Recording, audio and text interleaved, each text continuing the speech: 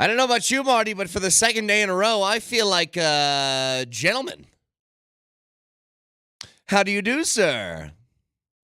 And good day to you as well. Is that what a gentleman sounds like? Why is my impression of a gentleman just a British man? That's what I feel like that is. Good Why day does to it you, work sir? out like that?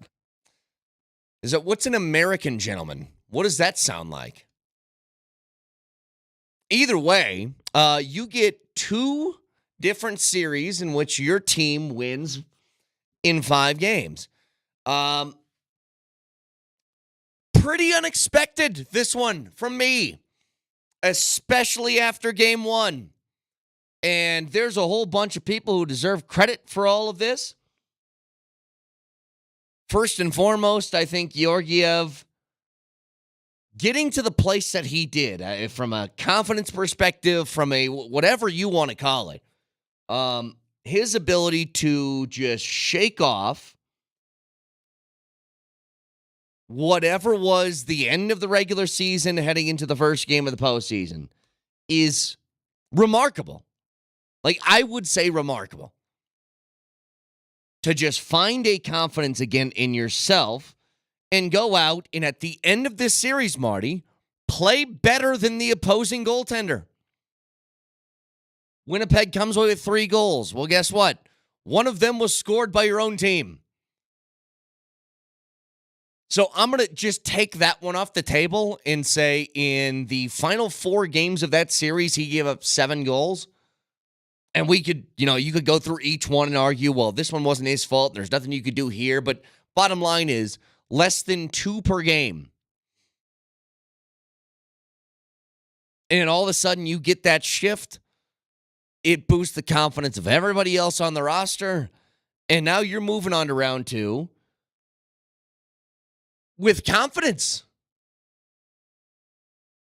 I mean, tonight what you have is a tied series. 2-2 between Vegas and Dallas. Whoever wins that is going to be the one waiting for you.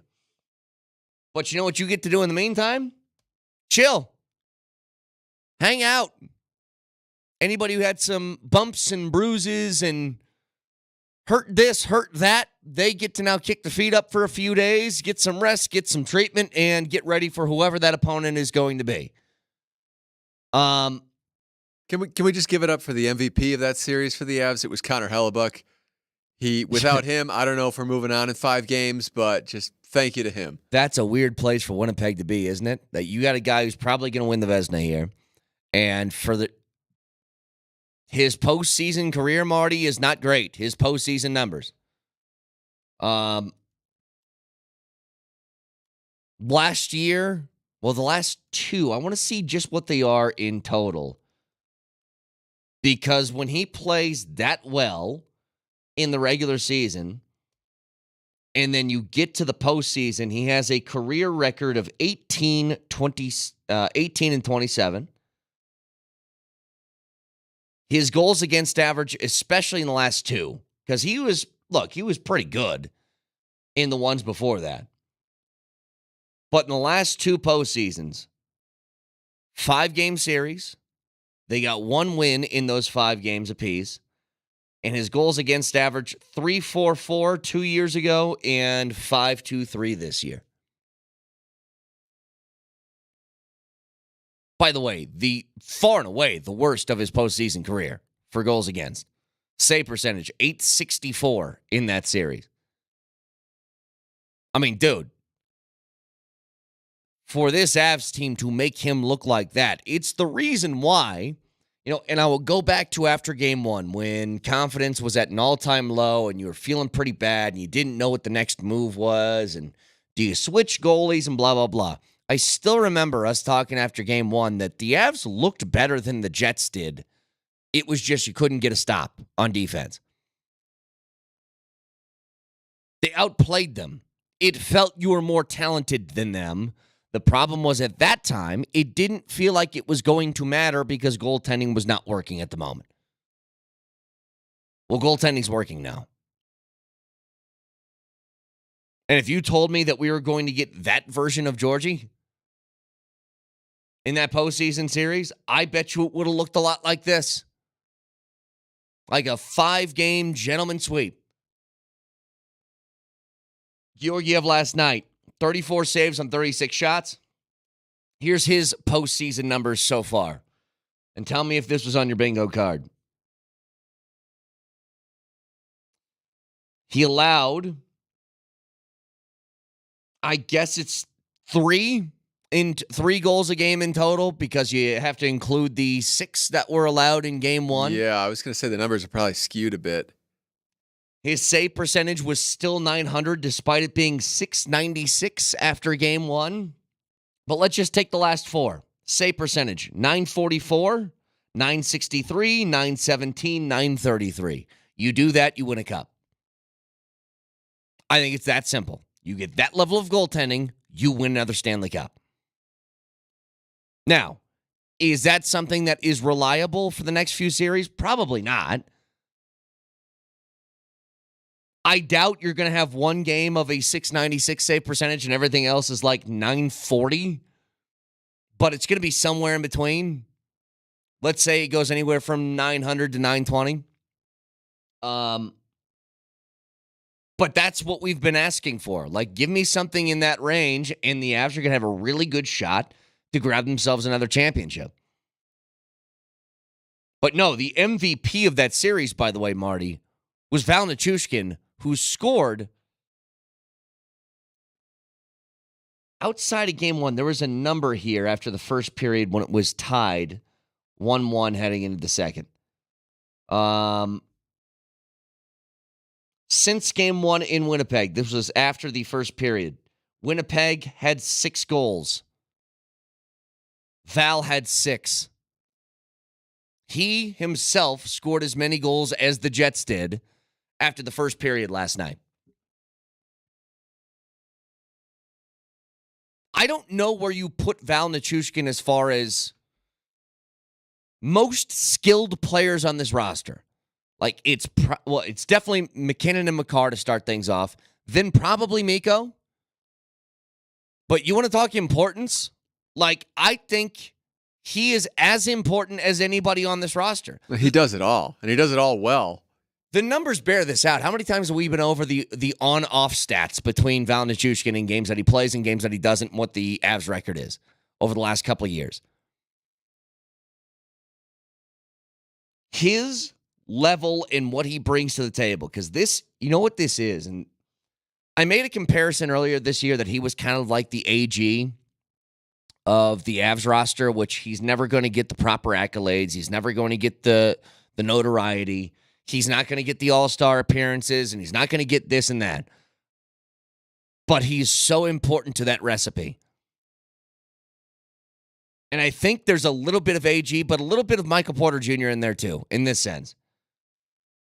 When teams are selling out to stop your top guys, when they're selling out to stop McKinnon, who still had a good series, but numbers-wise didn't, as far as his standard, grading on the McKinnon curve, right? They were selling out to stop him. Anytime he was near the puck, there were people flying at Nathan McKinnon. You need other people to step up when that happens. And that next tier of star player that you have on your team, that's where they have to step up. And now, it's the old, we got 2 good pass rushers, but we're going to double Von Miller, and here comes Bradley Chubb one-on-one on the other side. Win your matchup. Well, Val Nichushkin won all of his matchups. And that goes the same thing for Artturi Lehkonen in this series. That goes the same thing for a whole bunch of other guys. But Val has 7 goals in a single playoff series.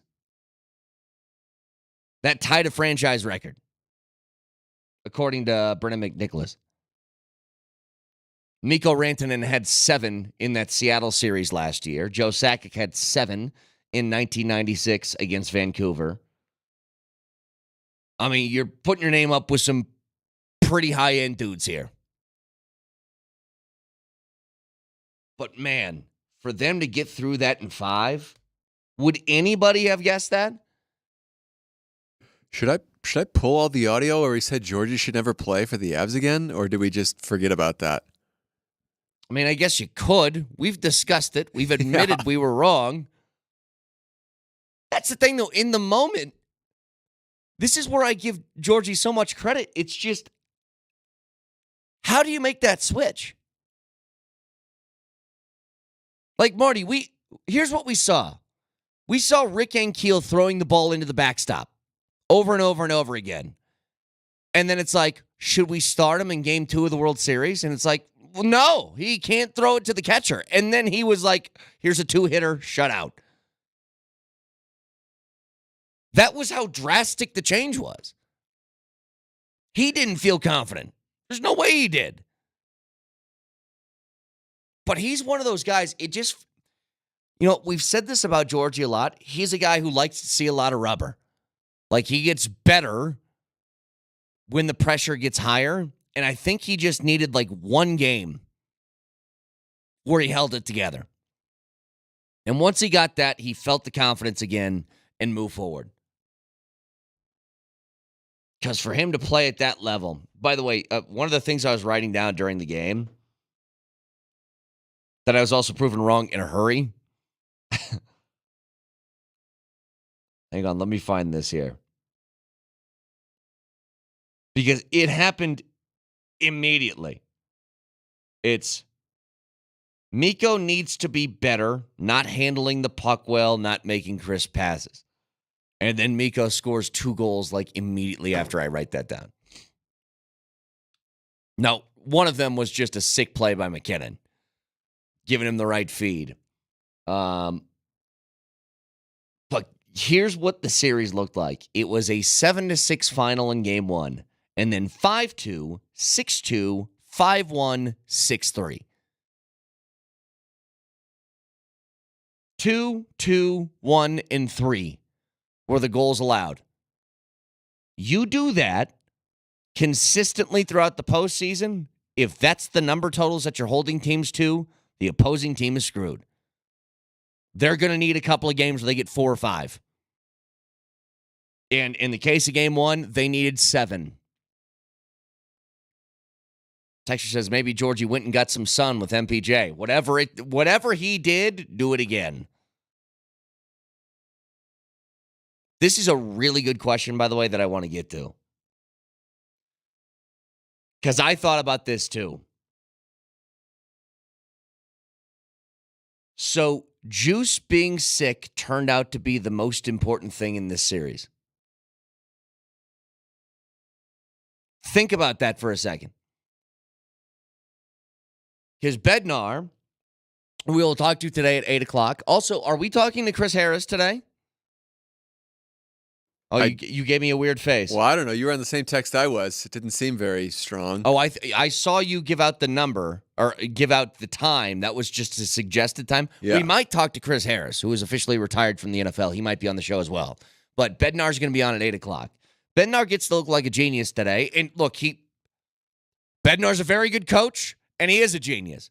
But what I'm saying is, I don't know if he sticks with Georgie if Juice isn't sick. But that's how the cards fell. He played the hand he was dealt. He was dealt at the time what felt like a 7-2 offsuit.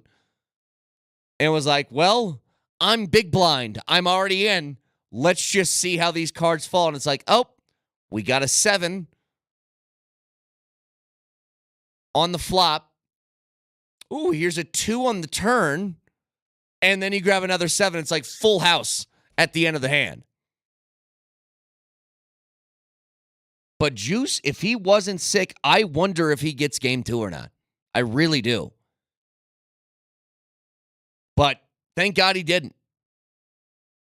Because we wouldn't have gotten this level of Georgiev that you hope carries on to the next round against whoever it's going to be between Dallas and Vegas. What are you hoping for there? Just a 7-game series?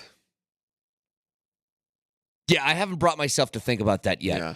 It's kind of like yesterday. It was like I didn't want to talk about Minnesota after the Lakers win. I just wanted to take the Lakers win for a day. So we'll just settle in with this win over the Jets today. We'll worry about that stuff tomorrow and through the rest of the week because we're going to have a few days off here from playoff games. We'll get to sleep a little bit. Thank God. There's nothing to do. Because I was this close to dropping at the end of the game, even though the game was great. I got no sleep the night before, and I got no sleep again for the second night in a row. So, get a little First of all, it's recovery. time. Georgie should not play another game in these playoffs. I mean, I got a whole bunch of those. I got a whole day's worth of that Well, stuff. if you want to do it, then go ahead and do it. I agreed. I would feel bad putting Vic on blast like that. Well, 303-504-0925. Shop Mazda text line. Talk more about this next.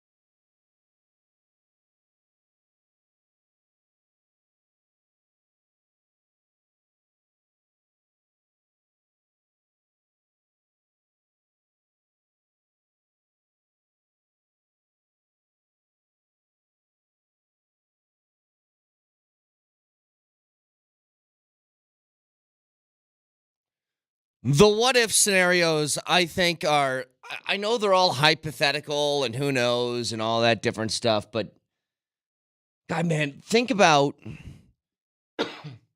throughout sports history how much could change with the what if stuff. For example, what if Kawhi Leonard's shot in Toronto that rattled around the rim 6 times and went in didn't go in? And the 76ers end up winning that series, and maybe Joel Embiid has a championship under his belt or something like that. Like, what if that happened? What if Kevin Durant's foot wasn't on the line in Brooklyn in the series they lost where it looked like he had a 3 to win it and said it was a tie, went into overtime? What if Ray Allen didn't hit the shot in Miami and Miami didn't get that first championship with LeBron? Would they have panicked and made some sort of move? Like, the what if scenarios are always fascinating things to me. Like, Marty, what if Jimmy Garoppolo didn't miss Emmanuel Sanders downfield in the Super Bowl? Is he still the quarterback there? Probably. What if Juice wasn't sick? What if he entered the postseason totally healthy? And Georgie lets up a 7 spot in game 1 after having a rough end of the regular season, and nobody has real confidence in him. Do you go to him in game 2? And if that happens, maybe you still win this series, but that's probably a permanent switch over to Juice. What was your feeling going into game 2 if Juice was healthy? Because it was kind of on the fence of whether he was going to be good to go or not. Did you think he was going to start? Were you surprised when Georgie got the start? Let's just say he didn't miss any time. I wasn't surprised that Georgie started because Juice wasn't available. And they aren't going to go to Prosvetov or Arvid Holm or whoever. They aren't doing that. But let's say he was healthy. Like, yeah, Marty, I think they switch. And I don't think anybody could blame him. And at that point, now what you've done is you've put all of your hopes and dreams into the hands of a 23-year-old kid who's barely played any games at the NHL level. And that's like a permanent switch now. Do the Avs still win that series? Yeah, maybe they do. But I bet they don't win it in 5. Like, at the end of the day, you might have gotten supremely lucky that Juice was sick when he was. Because maybe that saved you from making, I guess I was going to say a rash decision. I don't think it would have been rash at all, but it would have saved you from making that decision. So it's just like, I don't know, man. It's weird how stuff works out this way. And now you head into round number 2 with ultimate confidence in Georgiev, because how couldn't you? He's put up 4 straight games in which he gave up less than 2 goals per, I guess 2 goals exactly, but I mean, when you get Manson ring one off of off his own teammate in Lehkonen and going in the back of the net. Now, in fairness, you were paid back later in the game with the Jets scoring an own goal on their own with Pionk. Pionk had a rough one. But George, just the eye test is way better. Like, he is just more aggressive in the crease. Like, he just looks better. If you put a different uniform on him, you would just say that's a different guy. Like, if he didn't have number 40 on, and let's just say that, you know what, he wore Anunen's jersey, and they just told us that was Anunen, you'd be like, yeah, looks different. That's not the same guy. You know what I mean? But between the way that he stepped up his game, we talked already about Val Nichushkin and his importance to this roster. McKinnon, understanding the situation, right? I am going to get harassed anytime I touch the puck. Somebody is going to get a decent look somewhere. Finishes with 2 assists last night, including a great one to Mikko. Mikko, who I actually wrote down, hey, man, got to be better. And then immediately after that, he's like, okay, heard you. Bam, bam. Here's 2. Did Brett just write something down? That's it. I'm scoring. That's how it felt to me. But the thing that you love about this team is, you know, they're pretty healthy, but they're missing some bodies. Like Parisi was in and out of that game after taking that hit to the head. Oof. Brutal. So that wasn't like a concussion thing, right? I know they took him out to give him concussion protocol, but it looked like his neck got wrenched. Like took a hit from a guy's his butt cheek, really. Because he turned a little bit, takes the hit from the butt cheek, and his neck gets like. Think about that. If you get stiffened up your neck, and then you take a hit like that, and it kind of rips off to the side, that's gotta hurt. But he was kind of in and out last night. You don't have Druin. Me and Marty were just talking about this. I don't know when the next series would start. The lucky thing for when the Nuggets got done was their opponent was also done, so we knew immediately, okay, game starts Friday. That's the start of the second round. This series is tied 2-2 between Dallas and Vegas. Let's say that series goes 7. That game 7 would be on Sunday, right? Correct. The earliest you'd start that series is Tuesday, but I probably think they would get 2 days off, which means it wouldn't start till Wednesday. Well, guess what? That's a week from now. You're going to have a lot of time for guys who got some bumps and bruises to get those healed up, not to mention maybe a couple extra days for Druin to try and get back on the ice and practice a bit. So there's a benefit to this. The thing that sucks is the waiting. What happened to Kale late in that game? Like they called a major right away, then they looked at the play and it was like, nope, no penalty. Did he just get the wind knocked out of him? It looked something like that. I don't know. That was a big hit. I don't want to reduce that just to like got the wind knocked out, but yeah, he kind of had the look of somebody who got the wind knocked out of him, which is like, like if I knew a guy once, this is actually funny. You just cropped up a memory, Marty. I knew a guy once. It was I was playing football my freshman year in high school. And we were doing this drill. It was DBs versus wide receivers. I was playing DB, and it was kind of a jerk move on my part, but whatever. It was just the receiver runs 3 yards, hits a slant route, and your job was just to cover him. Now, you're supposed to hit and tackle him. But since we knew what the play was, I hit the kid pretty hard because I knew it was coming. And that kid hits the ground, he goes,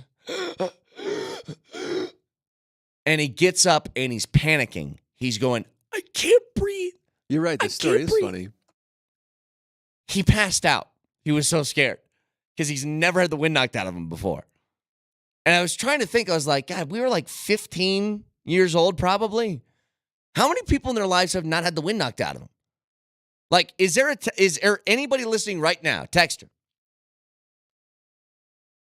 that you've never had the wind knocked out of you? Because it is a weird and kind of scary thing if you don't know what that is. You kind of feel like you're just dying. Like oxygen is not getting into your system and you can't take a deep breath. But it sucks. Like for a very non-scary situation, it feels horrifying. I've never had a panic attack. I'm sure it's kind of like the same thing. From what I've heard, people have panic attacks. It's like you feel like you're going to pass out and die when you're actually totally fine. But it looked a little bit like Kale had that, like just struggling to catch his breath a little bit. Let's hope anyway, because it was a big hit. And the reason they called it a major to start, was it just the follow-through with the elbow that made it look bad? Yeah, and I think just a superstar on the ground, they're like, whoa. No. Something's up here.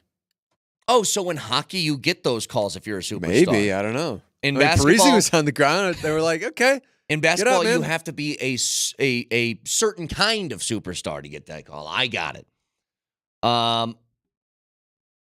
Wife never had that happen. If you didn't play as a kid, then maybe you didn't get the wind knocked out of you. That's what I'm thinking. Like everybody as a kid had to have that happen at some point. Dominique said that story sucked. I actually agree with you. You did qualify it a little too much. You're like, this is really funny. It's really bad to start a story like that. That is true. My bad. All I'm saying is, learn from it and let's just keep rolling. Getting the wind knocked out of you sucks. It sucks as bad as that story that I told. But here's what I love. And I think this is the difference, right? You need to have givens. And the givens are this. You need to have top-end players, superstar-level players that are playing that way when the postseason hits. That's a given. You need to have at least good goaltending. That's a given.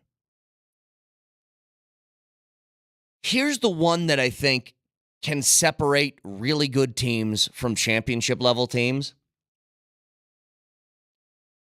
Do you got enough depth on your third and fourth lines to hold a very key advantage in the smaller minutes? Like the minutes where your top six isn't on the ice, do you have the dogs to go out there and win their battles? Because in the case of a guy like Yak Trennan, yeah, you do. And I felt like he was going to be one of those guys when the postseason rolls along, it gets a little bit more physical, the whistles stay in the pocket a little bit more. Like, his style of play was going to really help sort of buoy that bottom six of your forward group. Like, the goal that he scored, Marty, that was just straight grit and grinding it out, right? He's at the front of the net, puck's kind of off to the side. He throws it in front, battles through a couple of bodies, and then finds himself right place, right time. That's how they have to score, especially against a guy like Hellebuck. Like, I don't think Trennans and Duhaimes and guys like that are going to beat Hellebuck just off a wrister. They got to be grinders like that. And it just sort of gives me the same type of vibes as a couple of years ago of those third and fourth lines that you had a couple of years ago were just better than other teams, and it's where you had a distinct advantage where you probably were a net like +3 or 4 when those guys were on the ice in each series. That's where it matters. Texter says, was yesterday the first game without blood on the ice? I think it was, actually. No high sticks, no skates being on hands, no crew coming out scraping ice or blood off the ice. Yeah, the scrapers, they stayed in their corner. I think it was. But God, does that feel good? Because I needed some positivity. Do you remember after the first Avs game? So was that, where were we at in the Lakers series? Was that after the Nuggets won game one? They both had game ones. Like the Nuggets had game one on a Saturday and the Avs had game one on a Sunday. I know what it was. So it was after the Nuggets game 2 where Jamal hit the game winner. And we were like, oh my God, what a game. So cool. Do the Avs have a shot tonight? Like that was the difference in that show. It was the elation of Nuggets up 2-0 on the Lakers with a game winner from Jamal. And then it was like, and the Avs play tonight. Can Georgiev stop them at 5 goals? Like that was the distinct sort of juxtaposition between the two teams. The elation of one and the fear and terror and non-confidence of the other. And look where we're at now. Both teams did the same thing. They won a series in 5 games against a very tough opponent. And now, confidence is almost even between the two heading in round 2. Because what do the Nuggets get? They get what we think is the toughest team in the Western Conference as far as opponents. What are the Avs going to get? Probably the toughest team in the Western Conference as far as the opponents go, between Dallas or Vegas. So now they're like right back on par with each other. And you have a real opportunity here.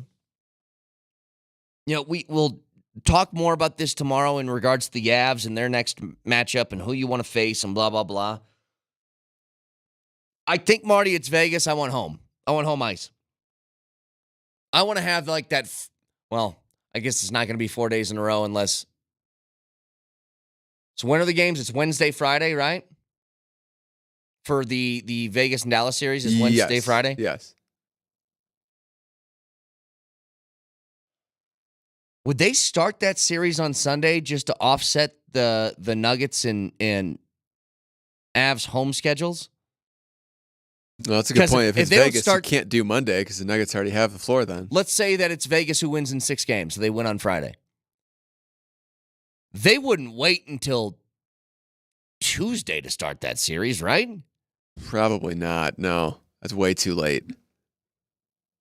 All right, so that's what I want. I want Vegas to win in 6, and I want that series to start on Sunday. And I want to go Ball Arena Friday, Ball Arena Sunday, Ball Arena Monday, Ball Arena Tuesday. That's what I want. 4 straight days of home playoff games. You don't want 7 games? Just beat the hell out of each other? I don't want that much rest. I don't want a full week off. Yeah. Like, I think the prime scenario is Vegas in 6, and you start that series on Sunday. So the Avs get Wednesday, Thursday, Friday, Saturday. That's 4 days off, 4 full days anyway. And then they play on that 5th day on Friday. So is it just the home ice? It's not Vegas? Like, say both teams would be starting at Ball Arena. Would you still want Vegas? I think so.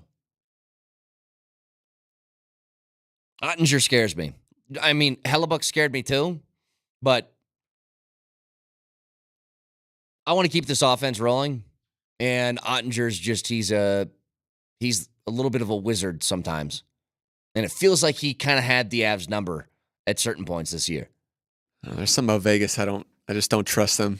I feel like they just constantly get lucky. See, I think Vegas is just going to turn into your Lakers, where it's always going to be scary. But God, would it feel good to beat that team? God, would it feel good? Yep, Marty, I made my decree. That's what I want.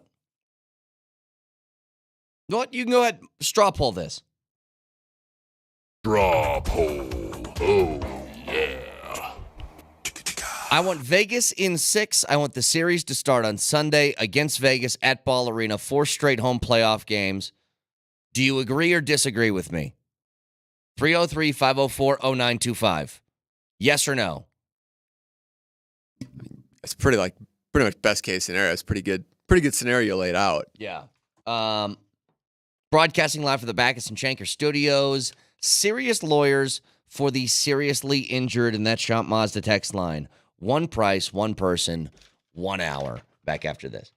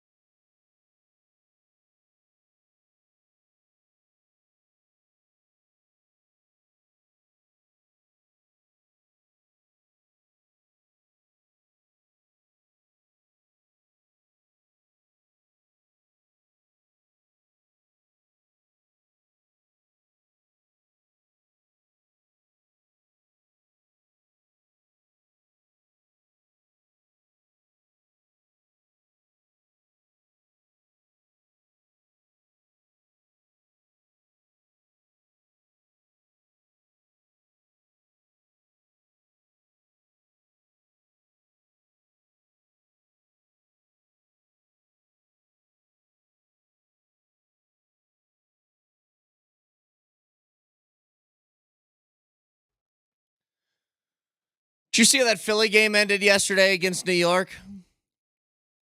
There's 25 or 26 seconds left on the clock, and the Knicks hold a 6-point lead. They foul Tyrese Maxey on a 3 in which he drains. They give up that lead, send it to OT, and Philly wins to stay alive with a 112-106 victory. And that makes it a 3-2 series. New York still leads it, but they gave them a glimmer of hope. And here's one thing I never want to hear again, ever. Don't tell me Joel Embiid does not have help, because Tyrese Maxey is a dude. Finished that game with 46 points on 17 of 30 from the field and 7 of 12 from 3. Like, I don't know how Philly thinks they get to play this game over and over again. And this isn't me ripping on Embiid. I know he's hurt right now. He's got a whole bunch of things that are ailing him. Now, he wasn't good last night. Like, you can tell me that Embiid had a triple-double, and he did. He had 19, 16, and 10. He also had 9 turnovers to only 7 made shots. It's almost a quadruple, huh? You can't lie to me and tell me that's a good game. That wasn't. In the same way, Marty, that I said, despite Jokic having 25, 20, and 9 in Game 5 against the Lakers, I don't think he played great.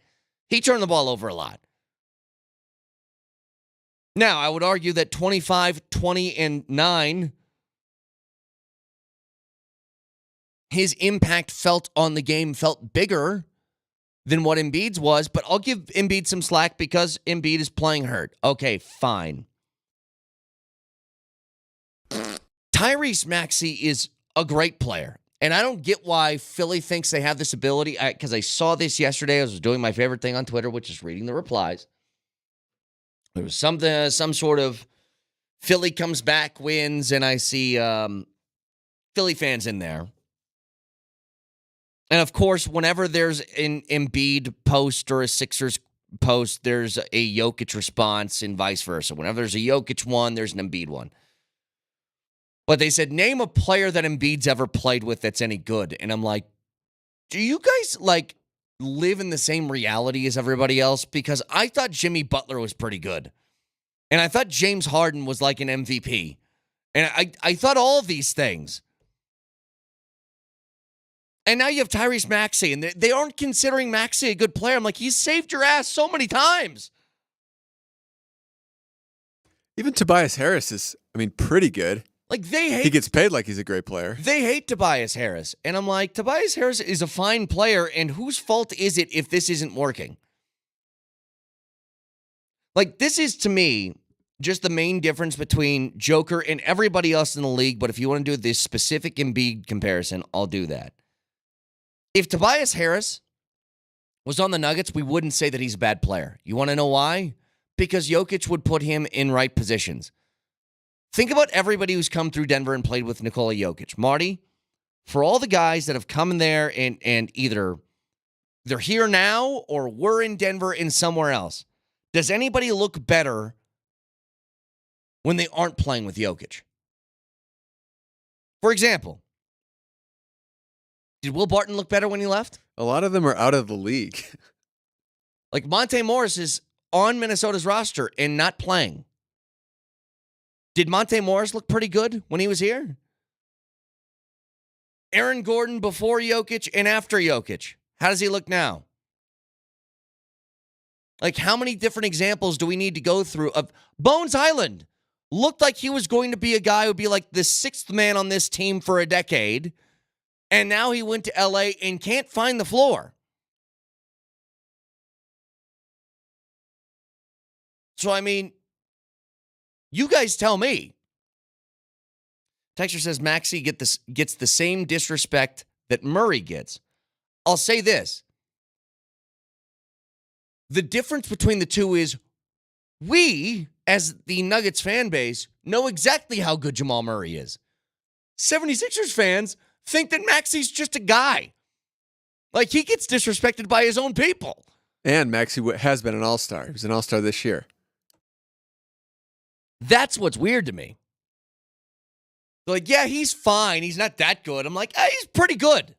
Like, Do you guys watch your own games? Because I watched just a few of yours. He's a pretty good player. Like, what are they expecting? Like, what would be a good player to them? I have no idea. Like, literally, Marty, with all the names that we just mentioned, I have no idea what a good player is to them. None. By the way, I've caught a whole bunch of these since the draft. Marty, have you been asked this? What do you think about Bo Nix? How many times has that been said to you? Yeah. So it happened to me again yesterday. And I started thinking about this. I was like, why am I so tepid on the idea of Bo Nix? And I hope, pray to God that changes. I hope I go to one training camp day, like the first day that we're out there for camp, and I watch him throw it and I go, oh, I get it now. I hope that happens. But I'll tell you why, because this is where I'm at. I think that Bo Nix feels a lot like Brock Purdy to me in this sense.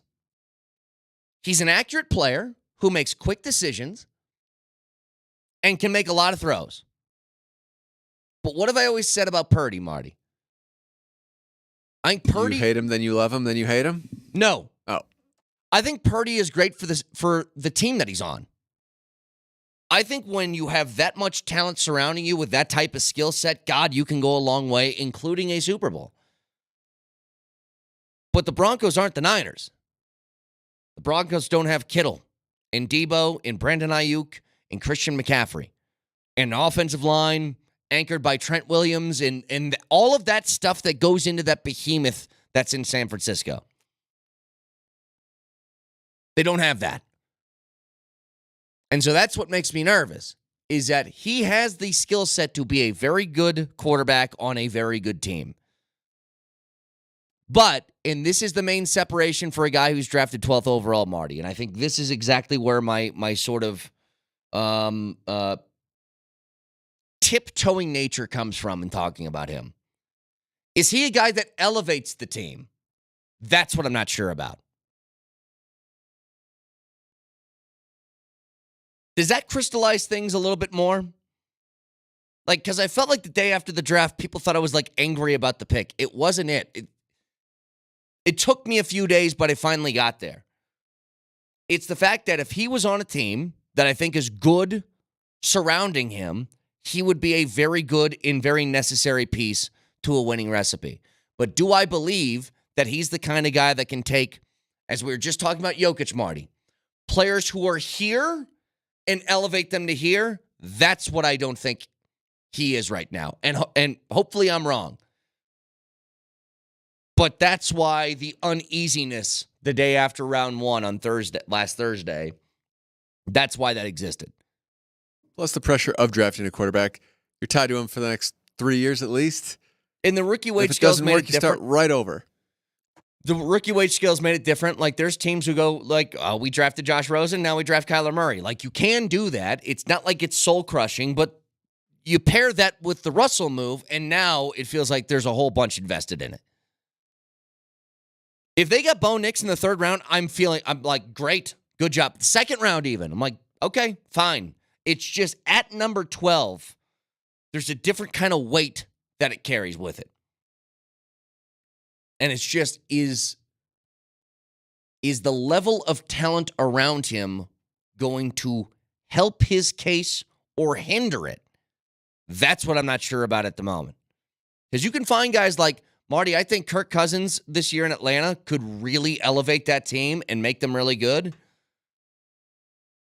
But I just saw it with my stupid team. Like, I don't think Goff is a great quarterback, but he's great for where he's at the moment. Hopefully they can do the same thing for Nix. 303-504-0925. Champ Mazda text line. If you guys want in, and the Altitude Sports Radio app is powered by the Wilhite Law Firm Injury Lawyers. Go to wilhitewins.com. That's wilhitewins.com. You can watch the show on the Safeway Twitch feed. Go to twitch.tv/AltitudeSR. And you can save big this Mother's Day at Safeway. Celebrate mom with fresh cut flowers and chocolate dipped strawberries. Shop in-store or on the Safeway app to discover great deals. What a win from the Avs yesterday. They close out the gentleman sweep much like the Nuggets did. Moshe Lombardi and Kane next.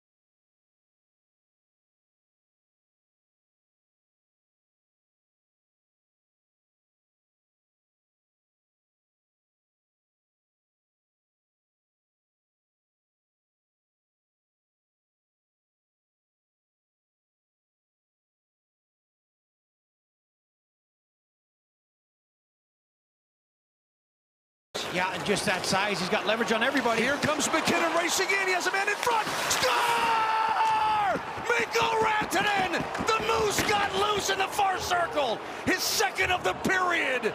Second of the series. And the Avs have taken a 5-3 lead.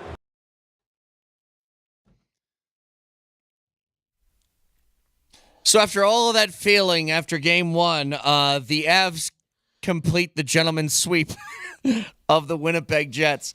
How weird. I mean, and amazing and all that stuff. Moj, I know we only got you for a few minutes this morning because you got to jump on the first wave of getting through customs again. But I'd like to be on the Coach Bednar wave. I would like to, but I'm not on that wave. I'm on the first wave. Why didn't you ask them to make a special dispensation since you're doing the show? Special wave just for Moj. That'd be great. Well, get on the Basically, third wave. the way it works in the postseason is this: the bus is leaving your hotel. If you're not on it, we don't care. well, okay. We only got limited minutes, Moj. So no more talk of when you leave on the bus. I want to get straight to the game. Yeah, let's do it. Because I genuinely am almost in disbelief at the difference between the two goaltenders in this series following how we felt at the end of the regular season and after game one. After the first period ended, Moj, yesterday, Val Nichushkin had as many goals as Winnipeg did after game one. He had 6. Winnipeg scored 6 since game one after the first period last night. And the Avs continue to roll. They make all the plays that they need to. Mikko comes alive for a couple. But what did you love the most about last night? I just love the intestinal fortitude that this team has. Again, you get a bad luck goal a minute 15 in. You know, Josh Manson's not trying to throw it off like an shin pad in the back of the net. You know what I mean? A little bit of a goal-mouth scramble. Guys, you think back to just how about a week and a half ago, Vic? Or I'll tell you what, more than that. Let's go back 2.5 weeks ago, toward the end of the regular season. And that happens. What's the feeling on that team? It's like, oh, no, are you kidding? One of these kind of things, right? Yeah. And if the crowds, oh, God, are you fans? Come on, man. This kind of thing. They said enough of that, man. They sucked it up and went right at it. Val scores, just a couple of minutes later, like 2 minutes and 5 seconds later to tie it up, and you're feeling, okay, feel good. And then, again, the Jets kept fighting back. They looked like a desperate team at times last night, and I knew that was going to be They the stemmed case. the tide early, the Avs did, because the Jets were out for blood early in that game. 100%. And we expected that. You're right, Vic. And then you just start doing this. You just start maintaining, stacking shifts. And what you saw there was a pedigree of a club that's won, a pedigree of a club that doesn't panic, a pedigree of a club that believes in itself. And if we play our game, we're going to be just fine. That's exactly what happened. Great win last night. 4 games in a row against the Winnipeg Jets. It's too bad that team had to be bounced out because I think they're still a really good hockey club. But nonetheless, the Avs are moving on to round number 2, baby. Let's go. The Avs were better from the get-go, from game one, when they put 6 on them. When they put 6 on them in game one, you just knew no good defense, no great goalie in the postseason who's ready to go gives up 6 in a game. It doesn't happen. Right. And the Avs were ready. They were better. Well, the Avs gave up 7 in that game, Vic. Yeah. But there were other circumstances, and we know what the circumstances were. Yeah. They were No trying doubt- to no fend doubt off about a it. disastrous finish. They were trying to you know what the Avs used game one for? They were trying to cinch the chaos that ended the season, and they finally did.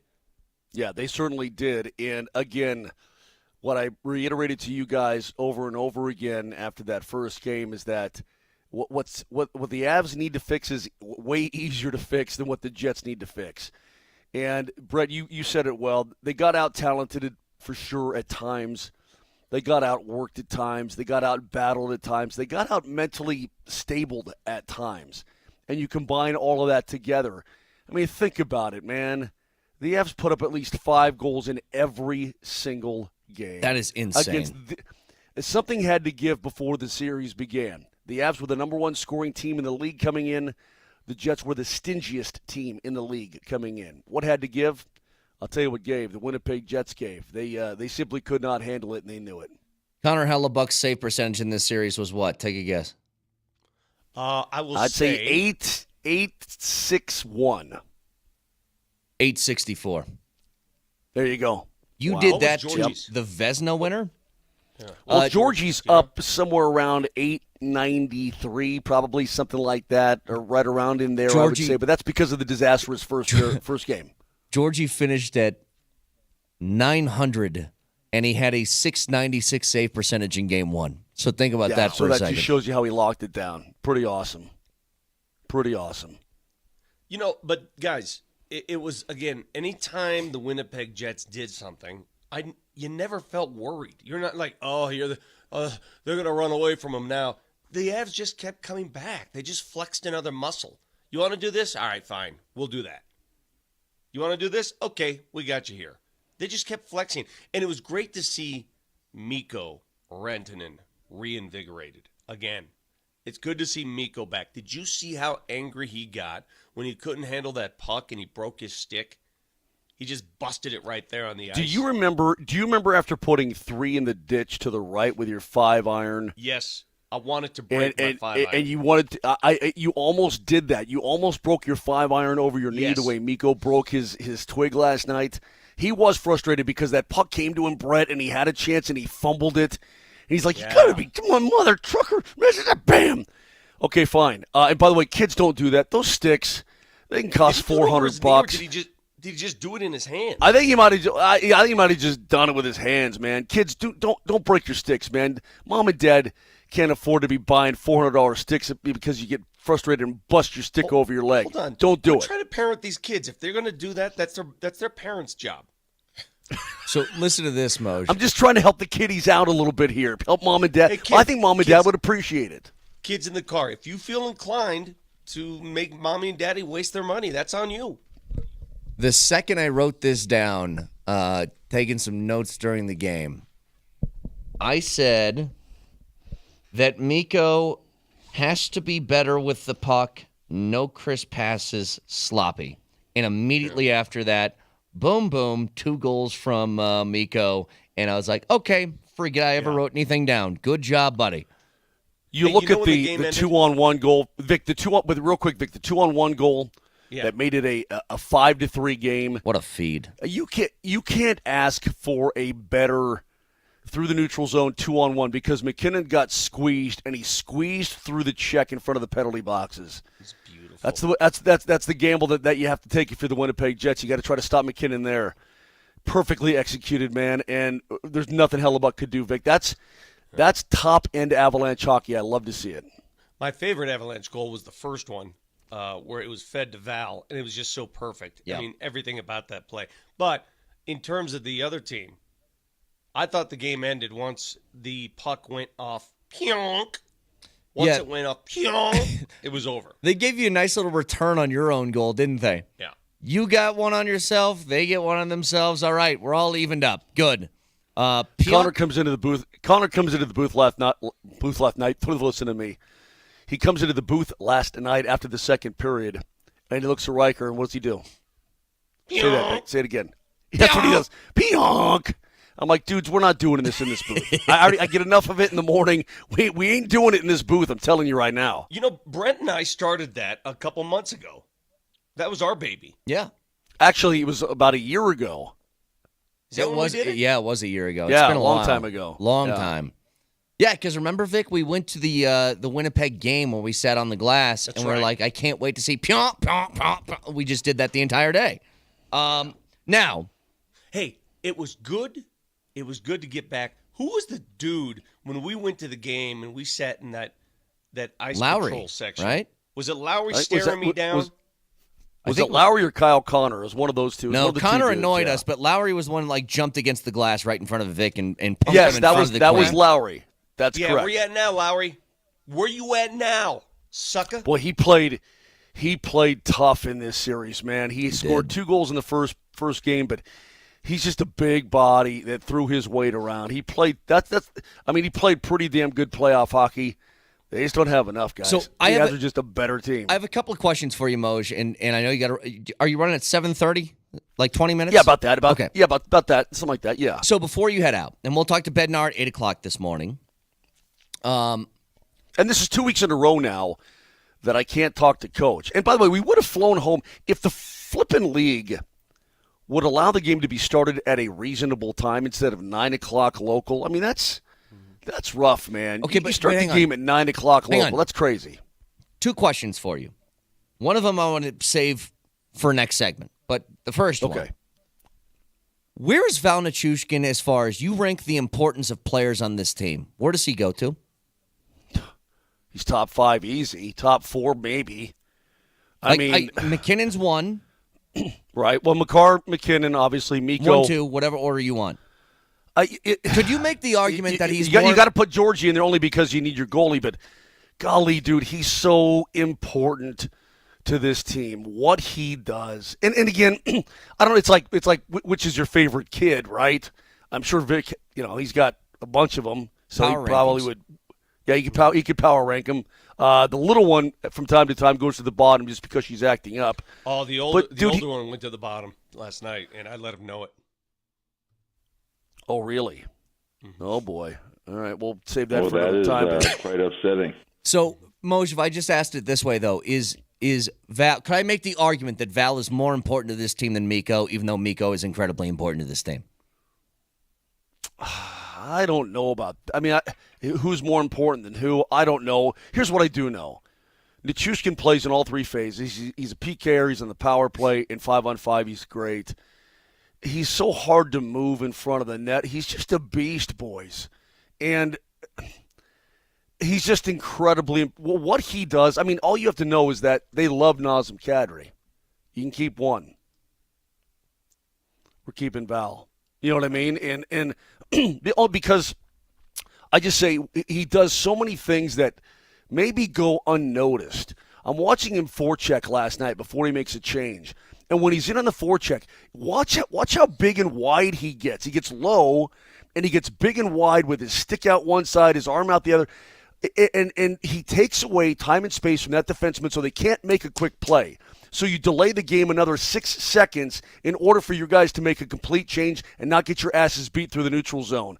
It's just all these little things that add up from Val Nichushkin, and he's such a good pursuer. He pursues, and it's noticeable, man. I don't know. I really like the guy as a guy. I've said that for a long time. He's a very interesting human being, and he's a terrific hockey player. Someday they're going to have to do a 30 for 30 for a guy who was a 10th overall pick and couldn't stay in the National Hockey League to where he is right now, doing what he does in the most important time of the year and what he did a couple of years ago.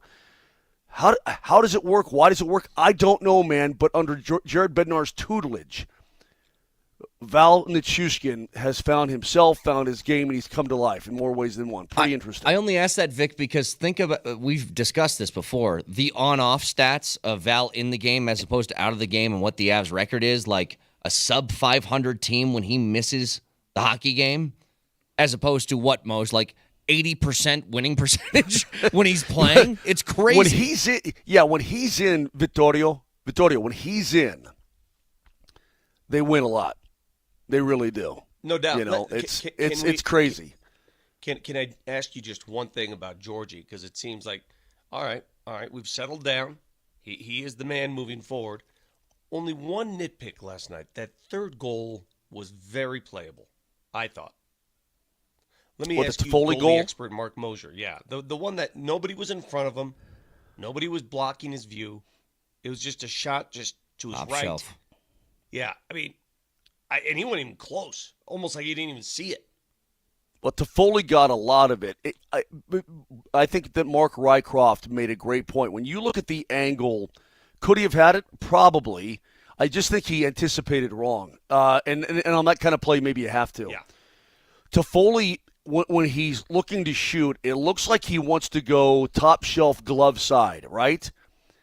And at the very last split second, he elects to go blocker side. It's pretty cool to watch it from behind, and Riker explains what a shooter's mind is thinking at that point, and he's like, okay, watch here. He's showing this, and then he goes here. It was a pretty damn good goal. If you want to say he should have had it, that's fine. I mean, maybe I think every goalie would like to have at least one back per game that they quote could have had. Nonetheless, man, the Avs put 5 on Hellebuck again. I mean, this guy hadn't given up these kind of goals in his career in a 5-game span. This from OptaStats. Connor Hellebuck's goals allowed per game this season. Regular season, 2.39. Postseason, 5.23.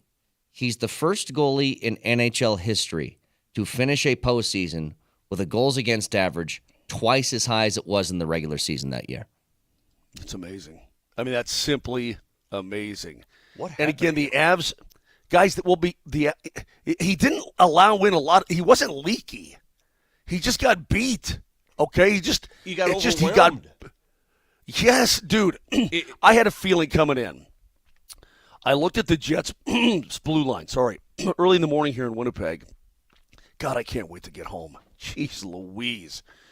I looked at the Winnipeg blue line, and I'm thinking to myself, there are things to be had here. Now, Josh Morris, he's such a good player. I mean, really, really good. But that blue line overall, I thought there are some opportunities for the Avalanche to exploit. And boy, did they take advantage of it. And they had the lines changing for Winnipeg. They had the D pairs changing, partly out of necessity because of the injury to Dillon. Rick Bowness went with different guys. Colin Miller was in last night. And it's what the Avalanche did to Winnipeg, not what they did to themselves. Well, let me tell you this. I'll throw this out there, and this relates directly to Georgiev. One of my favorite things in sports is the what-if game. What if this happened, then this totally changes? What if this... Here's the what-if for the Avs. What if Juice was healthy this entire postseason? What if he wasn't sick? Do we get this Georgie comeback or not? I want to discuss that next.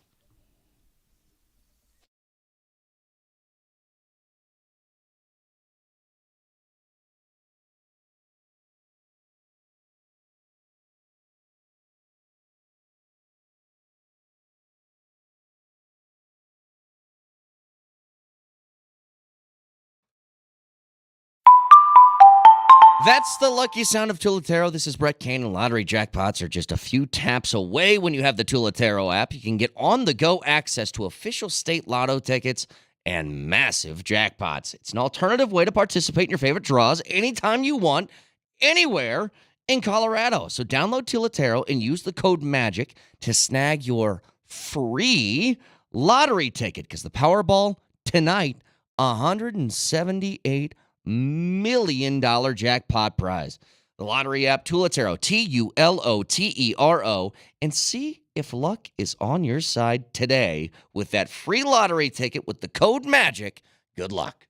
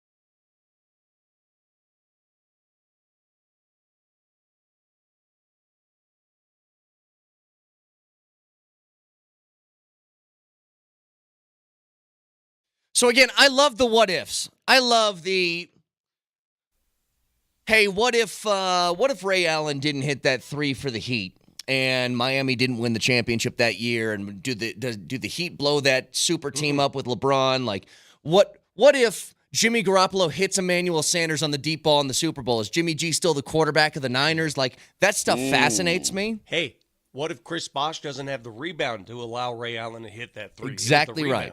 Exactly right. What if my aunt had Colognes?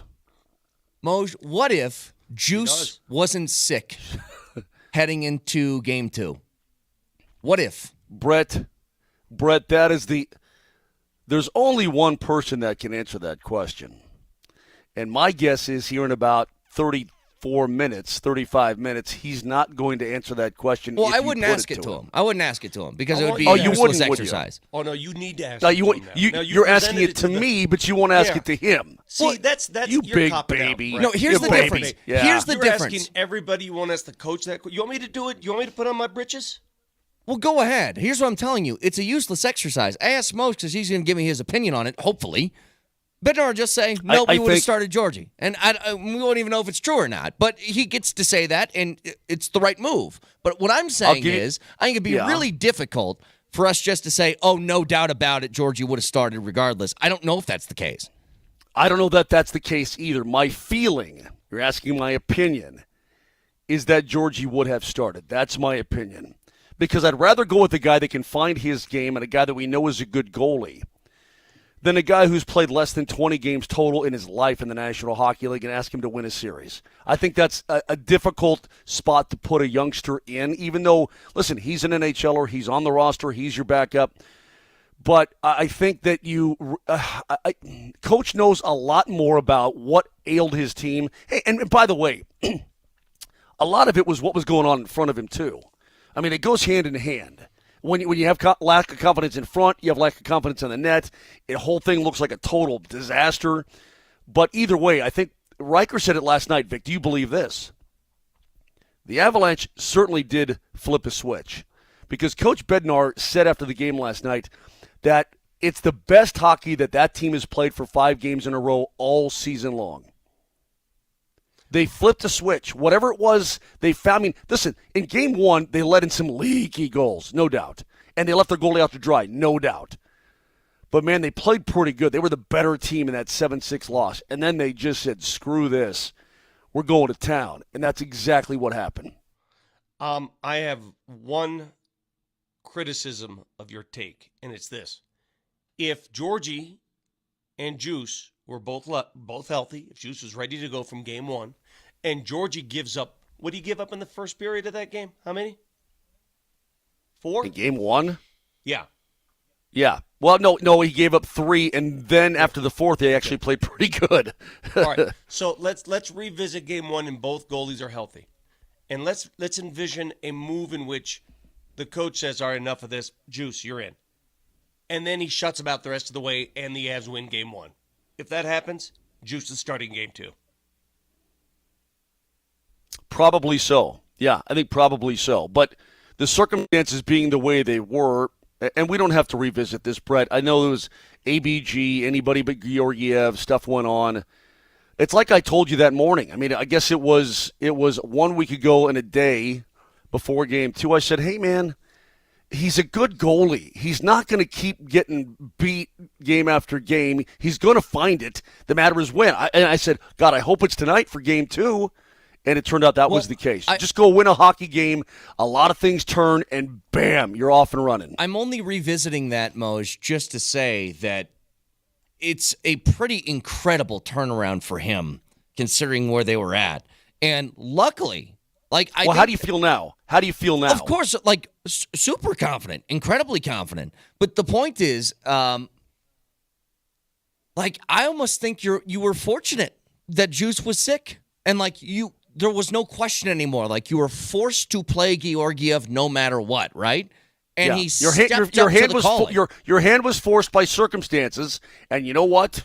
It worked, and it worked well. And now you head into round 2, and we can save the who would you rather have conversation for tomorrow because I just want to focus on them winning this series. You know, much like yesterday, we didn't talk about Minnesota because we just wanted to focus on the Nuggets beating the Lakers. But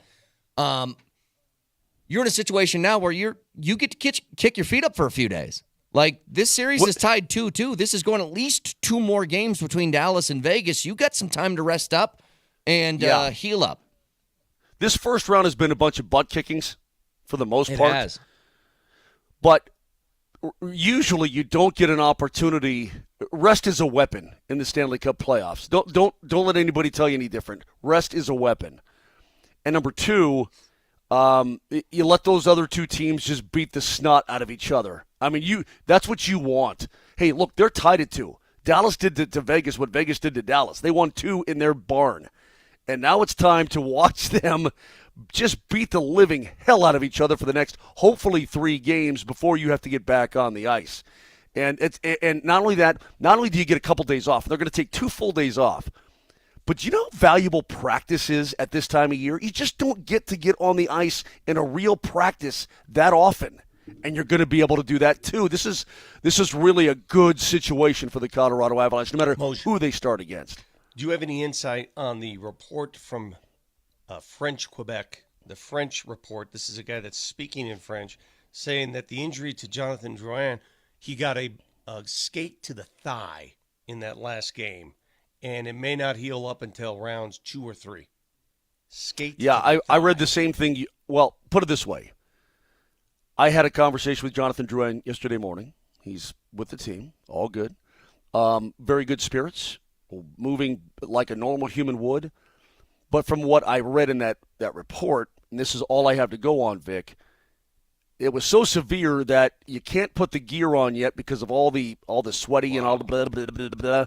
You don't want it to get infected. So you got to wait for it to heal more before you can actually put gear on to play the game of hockey. Now, he can work out. He can ride a bike. He can stay, physically active. He just can't put his gear on and get muckety-muck inside that wound. These skates, these blades that are causing this, how does that happen in the thigh area? Can you explain to me where and how? Well, yeah. I mean, Vic, there's once the shin pad comes up over the knee, there's nothing between the top of the shin pad and the pants. Okay. Okay. And then so when your why pants don't they make the ride pants up of Kevlar or something? Why don't they make the pants sort of stab resistant, so you're not getting the samurai sworded out there? Okay, you're not covered in body armor. There's going to be exposed parts of your body. They're going to catch blades and catch pucks and catch sticks. I mean, the same thing happened to Gabe Landeskog, if you recall. That's what started all of Gabe's problems. I know. When McCarr's skate went up and sliced him. These guys are running around with switchblades on their feet. Moshe, can I ask? Well, Vic, they have for over 100 years. What do you want me to say? What do you want me to do? Can I ask you something about as you await your second round opponent? Because this is it's pretty weird how a lot of this has been similar between the Nuggets and the Avs in that you've both closed out your opening round series in 5 games against tough opponents. Your toughest opponent might come in round 2 if you want to make it to the finals in your respective sports. Edmonton, if Vancouver gets through Nashville, and the Preds won last night, but if Vancouver gets through them, they got a 3-2 series lead. It's going to be a cakewalk for Edmonton because the Canucks are on their third-string goalie, and McPickles is going to absolutely tear that guy apart. Well, what I'm asking here is the rest of the Vegas and Dallas schedule is they play tonight, obviously, for Game 5. Game 6 will be on Friday. Game 7 is going to be on Sunday. So here's the question. If this series, that's if it goes 7. You're right. If it goes 7. If this series ends in 6, if this ends on Friday between those two, would the series start on Sunday? Because of the Nuggets conflicts, especially if it's Vegas, because they'd both be playing at home. That's a good point. What I heard is that TV is trying to move the East games up a little bit, like maybe one day earlier than it's already scheduled for. They're trying to get to the finish line here in the first round quicker because some series, have ended like that, right? 4 games to 1, done. 4 games to 1, 4 games to 1. So that's 3 teams in the East have already moved on, and they're just going to be sitting there with their teeth in their mouth like the Avs are. The Avs are the first team in the West to move on. 3 teams have already done that in the East, and they're trying to move it up a little bit so we can get this thing rolling. I don't really know, Brett, when that series would start, but let's say it does go. I mean, to come out of a 6-game series and then to have to play 2 days later, that's pretty tough for that team. Well, and that's what I was thinking for. Sometimes that's the way the cookie crumbles, brother. Well, I was thinking the other way, too. If it goes 7 and that series ends on Sunday, my guess is they wouldn't play Tuesday because that would be the day after Game 2. They would. Oh, they would play Tuesday. They definitely would. Once you get to that point, you're like, I don't care if you got no rest, bro. Nobody gives a rest. We're playing hockey. Yeah, we got to play hockey. Yeah, all right, gotcha. Yeah, pretty much.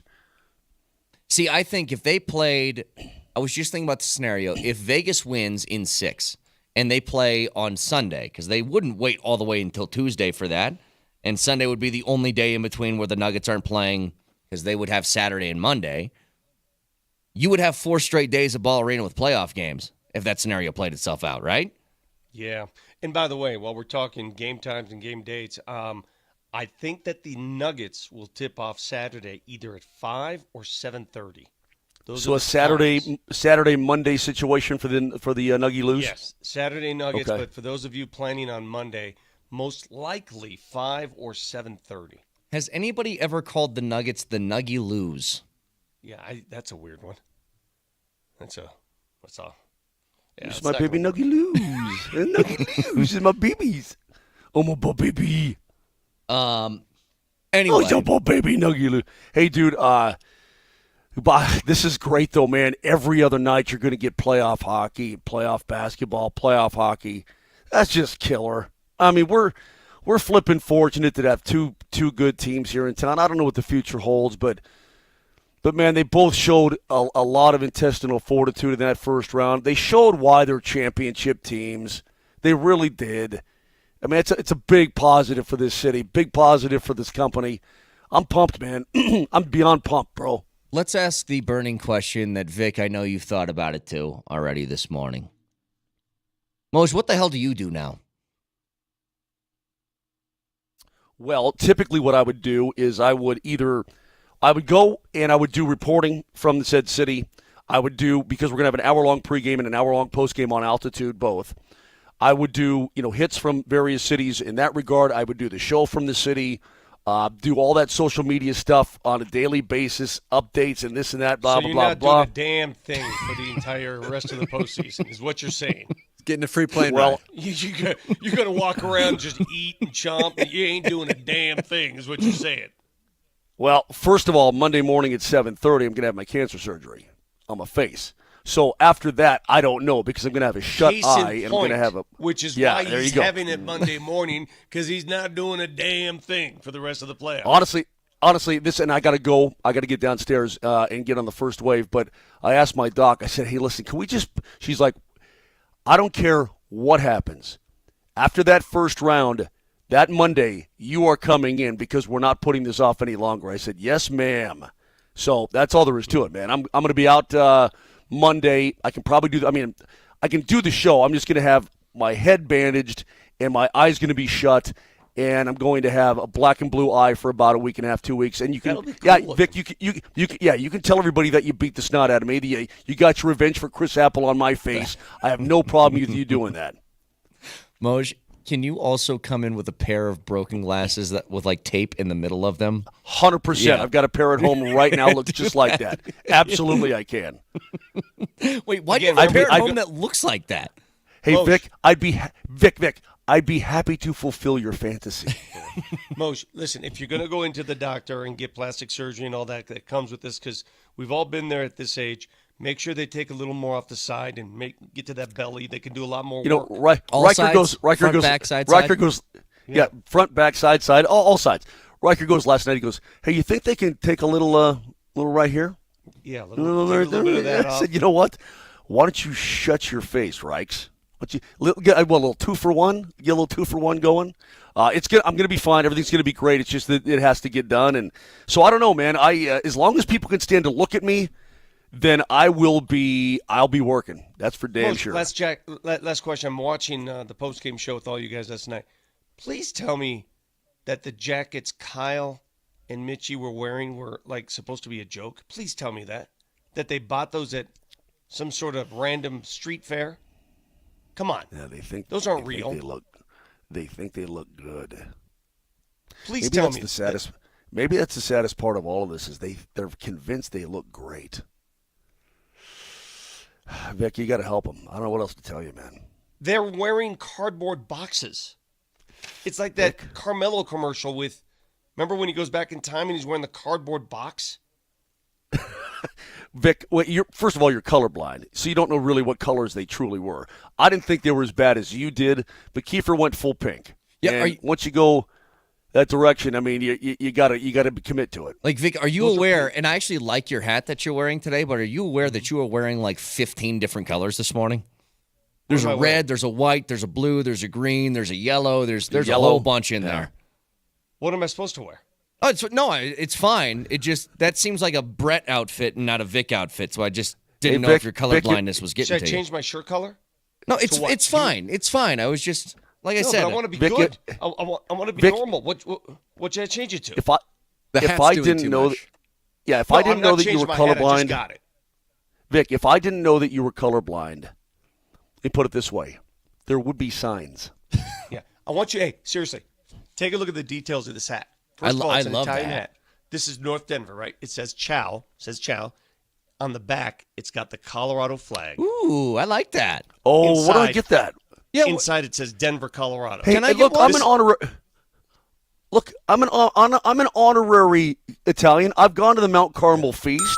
I've been to Italy and roamed the countryside. Moshe. Why don't I get one of those? I bought this last night. My spouse and I had dinner at Parisi in the Tennyson. With district Zach is what they call it, Parisi? in North Denver. Yeah, Zach Parisi. Must have been 3 a.m. Yeah, we had dinner there, and they sell these there. And as soon as I saw it, and I saw not only the Italian saying, but the Colorado flag. Not I'm enough on it. Colorado I'm going. Italian I'm pride. going. Get me This is one awesome. next time you go. Get me one. By the way, Moj, in I the gotta words of Vic's hat, ciao. Have a Ciao. good day. 303-504-0925. Back after this. Or as my daughter told me,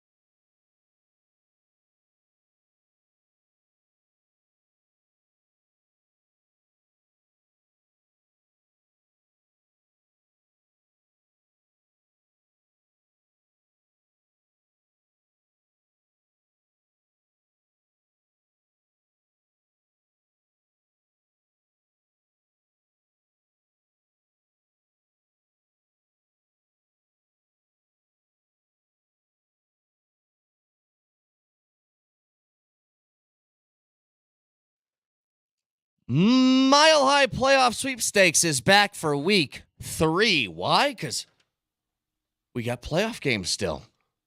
And tickets to a Nuggets playoff game at Ball Arena, an autographed jersey, an autographed ball, in Altitude Authentics gift card are on the line for 4 lucky winners to be announced on Friday at 5 p.m. And today we're looking ahead to the next round against Minnesota with our keywords. And our keyword for the show is walleye. It's the Minnesota state fish, I guess. Walleye. So text that in your first and last name to 303-504-0925 to enter. Each show has keywords today and tomorrow. You can get an extra entry online at nuggets.com/playoffs. Again, text walleye in your first and last name to 303-504-0925. Who comes up with these words? I'm Ron Burgundy, bro. I read what's on the paper. I don't know. I don't know anything else. Walleye. What the hell? Oh, by the way, is this shirt better with this hat? Yes, it is. Oh, so we're good? Yeah, you're good. All right. Mm-hmm. What's the difference? What's it? Well, I don't know that the shirt difference. is green. The other shirt was blue. So? I didn't say And? you had to change anything. I just said you had a whole bunch of colors going on because your hat is green, red, yellow, white, a whole lot. That's all I said. I thought you And? looked fine. Yeah, I just said I thought you looked fine. I think it's preposterous and repulsive that you consistently make fun of my disability on the air in a public forum. You make fun of me for being pale. That's a disability. Good point. Yeah. Hey, I read something about this year versus last year, Denver Nuggets. All right. And I want to go down this road because we're going to set up round 2 against Minnesota. This is a fact. Minnesota's a deeper team. They have a deeper bench. Okay. They got a bench that, hell, they got players that don't play for them that could play for the Nuggets, I think, right away. And I'm saying off the bench. Mm-hmm. They got some players. However, there's one thing the Nuggets have this year that they did not have last year. Everybody compares it to last year. Oh, well, Brucey B's gone, Jeff Gree's gone. They're not the same team. But they have something they didn't have last year. Do you know what that something is? Last year in the postseason, Michael Porter Jr. from 3 was shooting just under 20%. Yeah. This year in the postseason, he's shooting 45%. Marty, I believe you can go back to the tape before the playoffs started. I said, without Bruce Brown, your Bruce Brown replacement is not Christian Brown. It is Michael Porter Jr. That's what I said. Well, and whatever you said is perfect because he is playing 2 roles. He has improved his shooting, his all-around game. He is a different player than he was last year in the playoffs. He's 100% a different player. Yep. And that's a factor. Of course, because you get more can- from the starting 5 now. Can we agree on this, though? My wife actually asked me, what do I think about the Minnesota series? And I said, well, listen, I think the Nuggets starting 5 is a better starting 5, but they got to stay healthy. Mm-hmm. They got to stay healthy. If there's ever a series where little knick-knack injuries can really hurt you, this is it. They've got to somehow, and knock on wood, just knock on it because it's going to be very important. One of the reasons that the Nuggets made it look so easy in the postseason last year, no one got hurt. Already, we're through round 1 of this series. There have been more injuries than there were all of last postseason. Already. What, Reggie, Jamal, KCP? Yes, they had none of that last year. Nobody Now, was hurt last year. Luckily, those injuries aren't things that keep them out of games. Like, nobody's missed a game because of those yet, although Jamal almost But they're did. not 100%. Dude, Right. if you watch the other night, KCP couldn't even get any lift. Oh, I know. Yeah. The depth part, though, Hey, hold on a second. 5280. Here we go with Vic again. What the hell does that even mean? What do you mean, go with Vic again? I'm giving you some analysis comparing last year and this year. What are you talking about? Here we go with Vic again. What? No, I think that Vic's scaredy cat nature of round 1 was a little over the top just because it's the Lakers. Round 2, it's warranted. Like, Minnesota's really good. They were the number 1 this team is in the a Western good team. Conference. Yeah. Like, this Here you we aren't go with facing a Vic play-in. again on what? You aren't playing a play-in team anymore, dude. Like, this is a good Minnesota team who is very capable of winning a championship. Like, I'll say that. Very capable. I'm more shocked that the Queen of Chicken was interested in your analysis of I round know, 2. Me too. Me too. I feel like you made that if you part don't up. want us Yeah, to did talk that about actually the happen? games, if you don't want us to talk about the matchup, if you don't want us, these people who continue to quit, I tell you what, let's just talk about coffee Vic, this morning. Vic, ignore it. Just ignore it. You're doing fine. You're doing good. You mentioned the depth, though. The depth on that roster. Like, Monte Morris, if he was a Nugget, he would be playing all the time. Like, he's getting at least 15 minutes a night, I think, in the postseason if he's still No on doubt this about it. roster. And he is He's not even playing. playing for Minnesota. But they have Nikhil Alexander-Walker. They have Slow-Mo coming off the bench. They have Naz Reid coming off the bench. Like, they can throw some waves at you in ways that the Nuggets just can't. And that's why the starting five, and in particular, guys like Michael Porter Jr. are so important to this series. You need to dominate the starting 5 minutes. Yes, the Nuggets have the better starting five. They have the best starting five. So you are exactly right. And in the playoffs is when you get the most minutes. They're going to get 40-plus minutes. That's why it's vital to stay healthy. Any little injury derails the starting five, derails the plan. It puts people in positions that they're not used to playing. Can I give you, and we'll be joined by Jared Bednar in 10 minutes, so stick around for that. The winner of the first round of his playoff series, Jared Bednar, is going to join us here in just a little bit. But can I say this, Vic, as an advantage towards the Nuggets that I don't think was available in the first round against the Lakers? Yeah. Jokic had a pretty good series. I don't even think that was a great Joker series. He was pretty good. Now the numbers are going to say he was insane. Triple-double. Well, I know, but you know what? Joel Embiid had a triple-double last night, and he was awful. So we all kind of know, especially when you're grading on a Jokic curve, like we know what the great Jokic looks like and just your typical standard Jokic looks like. And I thought you got a standard Jokic for most of that series where he was really good at times. But I'll say this. Defensively, Vic, he was hurting a little bit because Anthony Davis did dominate him on the defensive side because the Nuggets weren't doubling because they didn't want to. They didn't want to leave somebody like LeBron open outside or D'Lo open outside. So Anthony Davis got his. Here's the advantage. They aren't going to get that in this series. Gobert is not going to dominate Joker, okay? And Karl Anthony Towns is more of a jump shooter now than he is a post player. Mm-hmm. That dominance inside that the Lakers had is not going to happen in Minnesota. And so now it's a bigger question of, can you contain Anthony Edwards to just standard, usual Anthony Edwards number and not let him go crazy? Close your eyes. Close them. And for all of you listening at home, feel free. This is a therapy session. I want you to close your eyes. I want you to take yourself back to last year's round one against the Minnesota Timberwolves. And I want you to imagine the Nuggets on the defensive end. And I want you to think about what was the most likely bucket that Minnesota scored. What comes to mind when you think of the Nuggets versus Minnesota last year in the playoffs? What was it? Ant driving unencumbered to the hole. Mm-hmm. They couldn't stop him. There were a couple games where it was like, okay, they couldn't stop him. You remember how LeBron was doing that in round one many, many times? That was Ant last year in the playoffs. They have to find a way to get the ball out of his hands. And I'm not sure if you saw what the Phoenix Suns started doing. They doubled him as soon as he got it. They just said, get it out of his hands. Because if you give him, I don't care who's in front of him. I don't care. Again, I repeat, I don't care who's in front of him. If you give him a runway to do that, you're not stopping him. Well, I know when the Suns started doing that, that's where you got like a 28-point Jaden McDaniels game because he was knocking down outside shots open. What game was that? That was game 2. Yeah, he was Jaden McDaniels because they were doubling Anthony Edwards over and over again. He was 10 of 17 from the field with 25 points because they had to leave somebody open and he was knocking down shots. But I'd rather bet on that than I would Anthony Edwards unimpeded to the hoop. And just as a reminder here, this series is going to go 6 or 7. It's going to be tough. As a reminder, last year, Minnesota did not have Naz Reid. They did not have Jaden McDaniels. And those are two huge pieces to what they do. Mm-hmm. It would be like the Nuggets not having who? It would Between be like those the two? Nuggets not having Michael Porter Jr., KCP, who? Take your pick. Aaron Gordon? Yeah, I would say like a KCP and MPJ sort of combo maybe. Yeah. Maybe not quite MPJ. Now watching the Suns melt down against the T-Wolves, not the same. The Suns are soft. They're not big enough. They're not big enough. The Nuggets are big. They got a front court that can match. What do you mean? They had Nurkic. And, yeah, they're not. They're soft.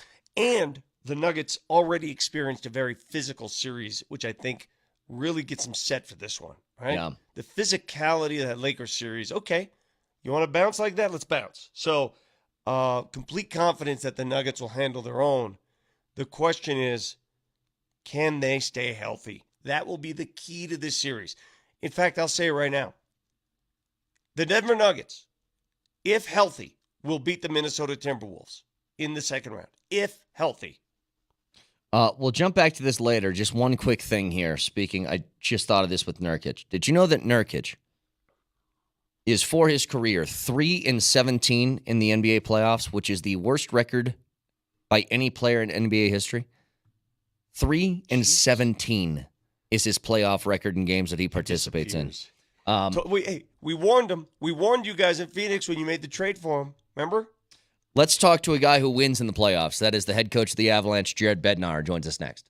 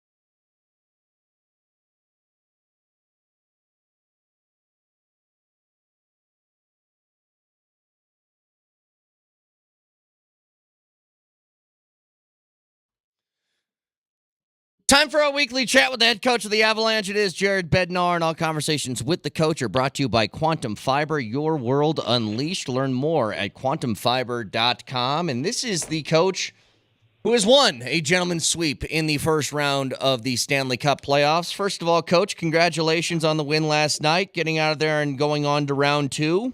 What do you think the flip was after game one? It was a 7-6 loss, and you guys just go through a tear the next 4 games. What was the change, you think? Well, I think the biggest change from game one to game 2, 3, 4, and 5 was the play of Gorgie and net. Yep. I liked their game in a lot of respects in game one as well. The work ethic from our whole entire team, the work from our forward group was really noticeable with our forecheck and just being relentless on pucks, and just their all-around game as a group of 12, I thought was outstanding in this round. We certainly had we made some mistakes in game one, so I think almost every game of the series we got a little bit better and a little bit tighter on the defensive side of things.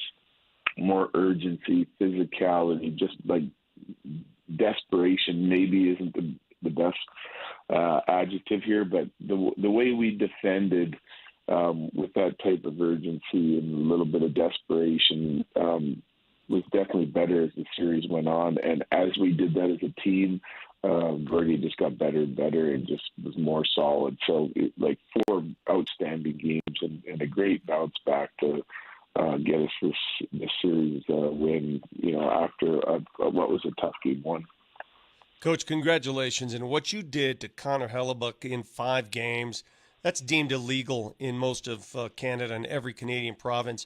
Now that the series is over and you can discuss a little bit about what your goals and strategies are, what'd you tell your skaters? What was the goal when facing a Hellebuck? Where did you want to put the puck? Well, there's no great spot to put it on him. He is such a solid positional goalie that you have to miss him. You're gonna have to beat him. And we snuck a couple through his 5-hole there. That wasn't necessarily the plan. It was all more based on what we had to do in front of him, the traffic, making sure that he just couldn't see things, and that's not easy to do against a big goalie. And that's part of what I say, with our forward group and the work they put in. It's getting 2 guys to the net and the third guy coming and the D being active. You have to create motion, screens, traffic. And we had a specific plan and how to do that. And you know what? It worked out really well in this series. I'm really happy with the way the guys executed our movement net front and how we were able to kind of get shots through, and just that was just trying to take our game to a whole new level. Come playoff time, and again, I thought the guys really did that as a group, and we got rewarded for it. So we just tried to stay with it and repeat it as much as we possibly could throughout the series. One of those forwards, Val, he tied a franchise record for goals in a series. He had 7. And I know we've talked about the importance of Val on this team over and over again, and what the record is with him on the ice as opposed to off the ice. But doesn't it feel like he's still underappreciated in hockey circles, what he brings to the table and what he makes your team? Yeah, I think so. Not by the guys in our room or our organization or even local media, because I think everyone gets it. It's just so obvious. But maybe around the league, I'd say yes. People. It's just because when you have guys like Kale, Taser, Mac, Miko, et cetera, they garner so much attention that when teams have to game plan, or even fans from across North America are watching, it's you get drawn to those guys because they're so dynamic. But guys like Val and Lecky, and I got a buddy that's coaching in college, and he watches us all the time, and he just started, texting me, and he's like, "Oh man, this 13, I love this 13." I'm like, "Yeah, he's been with us for a few years now." "Oh, I know, but like, I love this 13." Like there's still people in my circle popping out of the woodwork, talking about how good he is or how much they like him now, and he thinks, I mean, we've seen it, right? This time of year, he just more and more impactful as playoffs go on. It's crazy how good he is, really. Noticed last night there was a juncture in the game where Mikko had a shot, an opportunity, couldn't handle the puck, and then he snapped his stick. And then after that, it's almost like he snapped. Everything came together. He scored, connected on a couple goals. Do you think he needed to get to that point, and where is he mentally now? I think Mikko will be fine. Yeah, I think high expectations that our leaders have and our top producers have for themselves, I can see why that's a frustrating series, and I think that's normal, and I think that's okay. It just shows me that they care, and they like. I liked Mikko's series. I didn't love it, but when you take all the circumstances into it, like you're playing against Lowry, Niederreiter, Appleton, their two best D, and Morrissey, like all really good players. And when it comes to their forward matchup that they played against for the bulk of their minutes in the series in the Lowry line, like their sole objective is to make sure you don't score. Like that is it. Yep.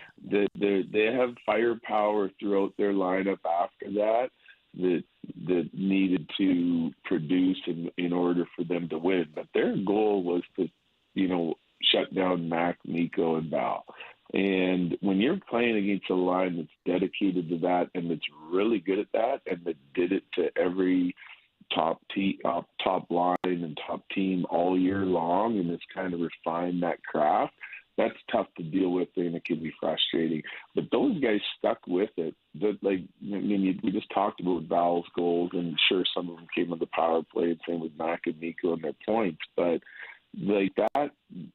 their numbers through the course of the series, just because Mikko, wasn't scoring, like he was still highly impactful. Even the first goal, our first goal last night was a thing of beauty, and it was 5 guys all involved, all touched the puck, some beautiful passing, just really intelligent play and great execution to get that goal. And Mikko ended up getting a point on it. Mac didn't, but he actually drove the puck all the way up the ice to kind of start the play. So I thought they were really impactful under tough circumstances. And this time of year, it's just about winning. It's not about their points or their goals or meeting personal expectations. I think they had a nice series, even though I understand why it would be a little bit frustrating for them. Head coach of the Avs, Jared Bednar, with us as he is every Wednesday. You started this off, Coach, talking about Georgiev was a big reason for the change in this series, and I think we can all agree for what the end of the regular season was going into Game 1 and the way that he shifted and played in Games 2 through 5 was remarkable. But I also noticed that the scoring chances maybe against him didn't come as frequently as they did beforehand. What changed defensively in front of Georgiev to make it maybe a little bit easier for him?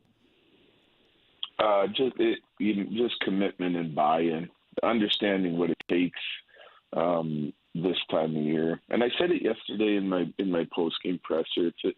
It's a little bit about where our team is at. I know, everyone outside of our locker room, was a little bit up, in a panic, concern. We really weren't in our locker room. We knew we didn't have a strong finish to the season at 5-5-2. It was not good enough, and you don't really want to stumble into the playoffs like that. But I know that there was part of our team just going let's just get to the playoffs healthy. It doesn't matter where we finish. I'm sure a team like Vegas is doing the same thing. When you play so hard all season long and you get a spot locked up, you want to try and finish as high as you can and get home ice. I understand all that. And we did, but it doesn't mean you're not going to have an off night when the team maybe comes in and just wants that particular game a little bit more than you. I didn't like the Dallas, the Winnipeg. Like when we're fighting for like specific seeding, those 2 games out of the last 10 could have helped us get to where we want to go with that seeding, right? But as a whole, I still felt like, like when our team needs to win and wants to win, we have the ability to elevate, and we did that, And I do think that poor play trickled into those defending details in game 1, which is why I don't like finishing like that, and I think it's a good lesson to our team. But man, when it mattered and we had to play well in this series. Like on the offensive side of it, that was as good a stretch of 5 games as I've seen all year. Like just the work ethic from our forwards was there was a lot of intensity and physicality and determination in our game. And as the series went on, we got better and better defensively, and Gorgie did as well. So it was a really nice series from our guys. Bedsy, you will never tell us deep down what your feelings are for next round, who you prefer to play, but how badly would you prefer the home ice? Well, that'd be nice. Yeah, I think that'd be nice.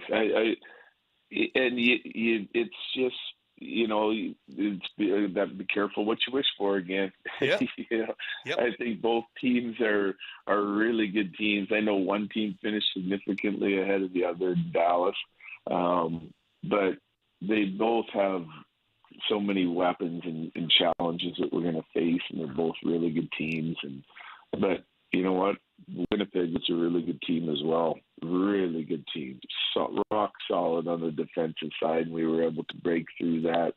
They have depth scoring. It's a deep team. We just faced well-coached team, and we were able to play our best for that 10-day stretch, and we'll have to do it again 3 more times to get where we want to go against all very, very good opponents, especially when you get now to the 8. As soon as you drop to the 16 teams, I just feel like the parity in our league is off the charts, and you go to 8 and it becomes even more so. But, we'll just try and play our best in every possible outing we can, and regardless of who we play. But playing at home would certainly be nice, but again, I'm not hoping or cheering for either one of those teams. And just see who we get, and we'll get as prepared as we can to kick off the series the right way.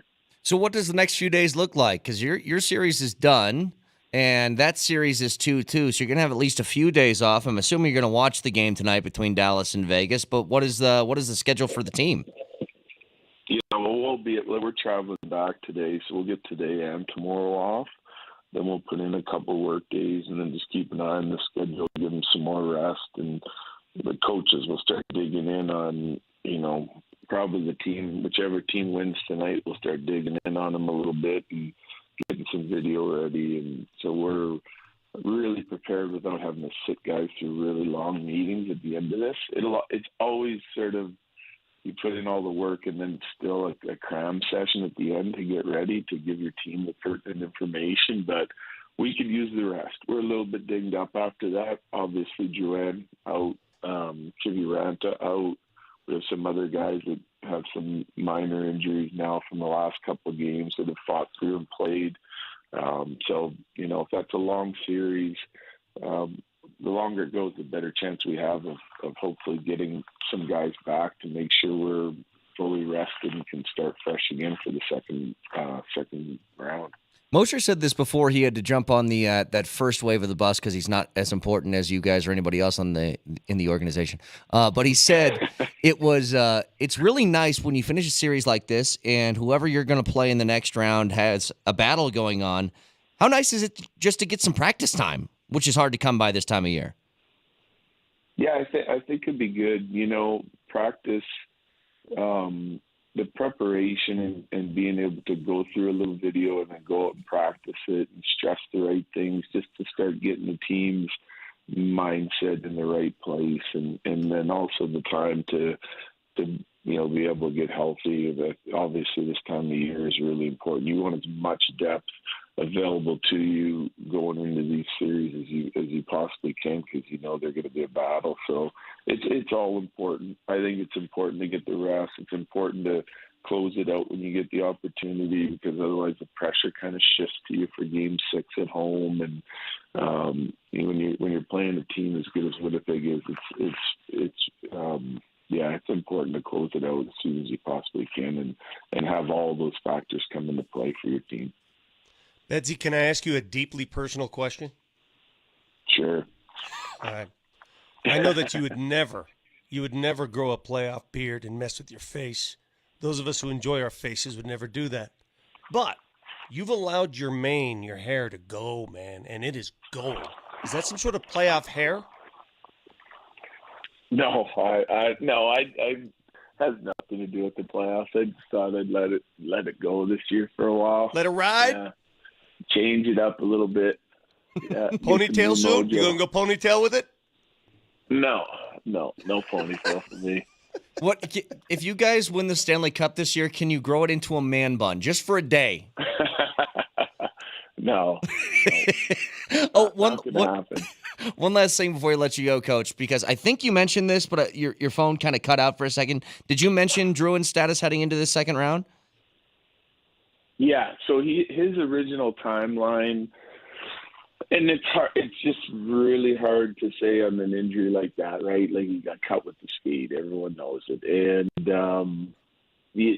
but originally it's like 4 weeks or less is what you're hoping for. So he's approaching the 2-week point now. The longer that series goes, the better chance he has of getting back sometime in round 2. So that's what we're hoping for. Hopefully it's a speedy recovery. Maybe it pushes towards the 3-week mark. Who knows? And we'll just see. But that'll be something by the time we start this series. Hopefully he can start getting on the ice and doing more in the gym to get to the point where he's a possibility. Mid-series. That'd be the ideal situation for us. Head coach of the Avs, Jared Bednar.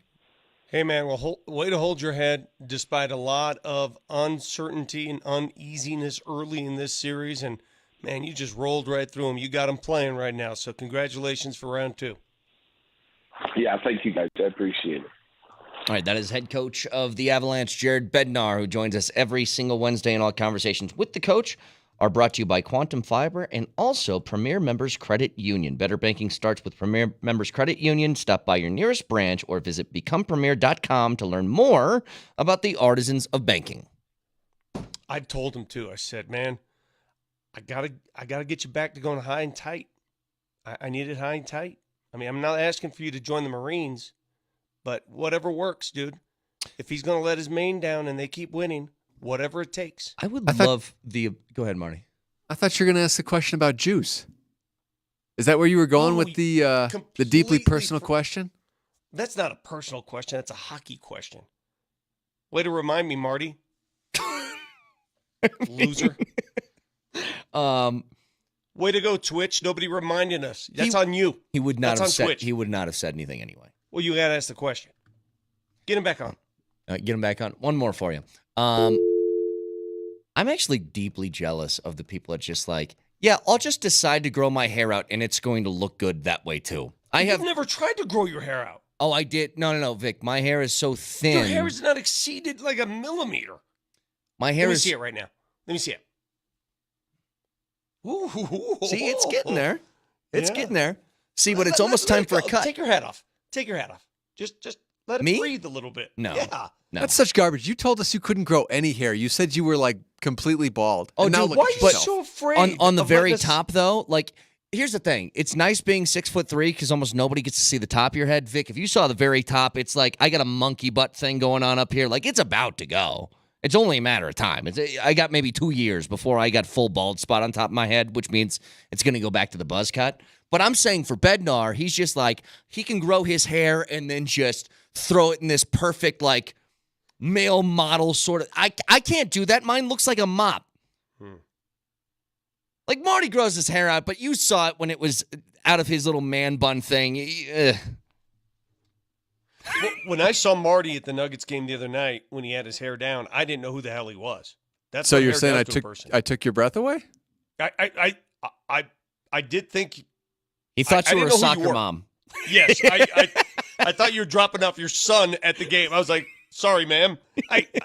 You would not recognize him. Put it that way. All right, 303-504-0925. You can check all that out in the podcast shortly if you missed any of that conversation with Coach Bednar. Back after this.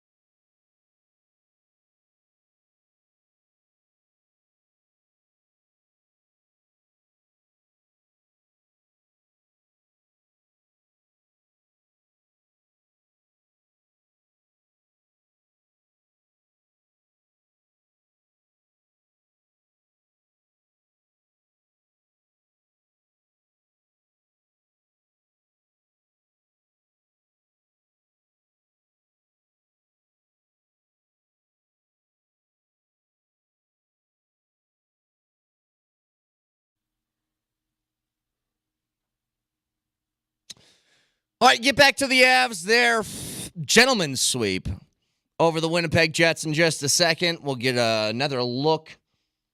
So we got a few days to talk about the Nuggets and T-Wolves series. But, Vic, I got to ask this question again. I'm sure this is happening to you almost every day. What do you think of Bo Nix? Like that whole thing. Got asked that again yesterday. And something clicked. And if you remember, after the day one Thursday first round draft, we talked about it on Friday. I think we were all like on the same page where we were like not angry, not happy, but somewhere in between. And I think I realized why now.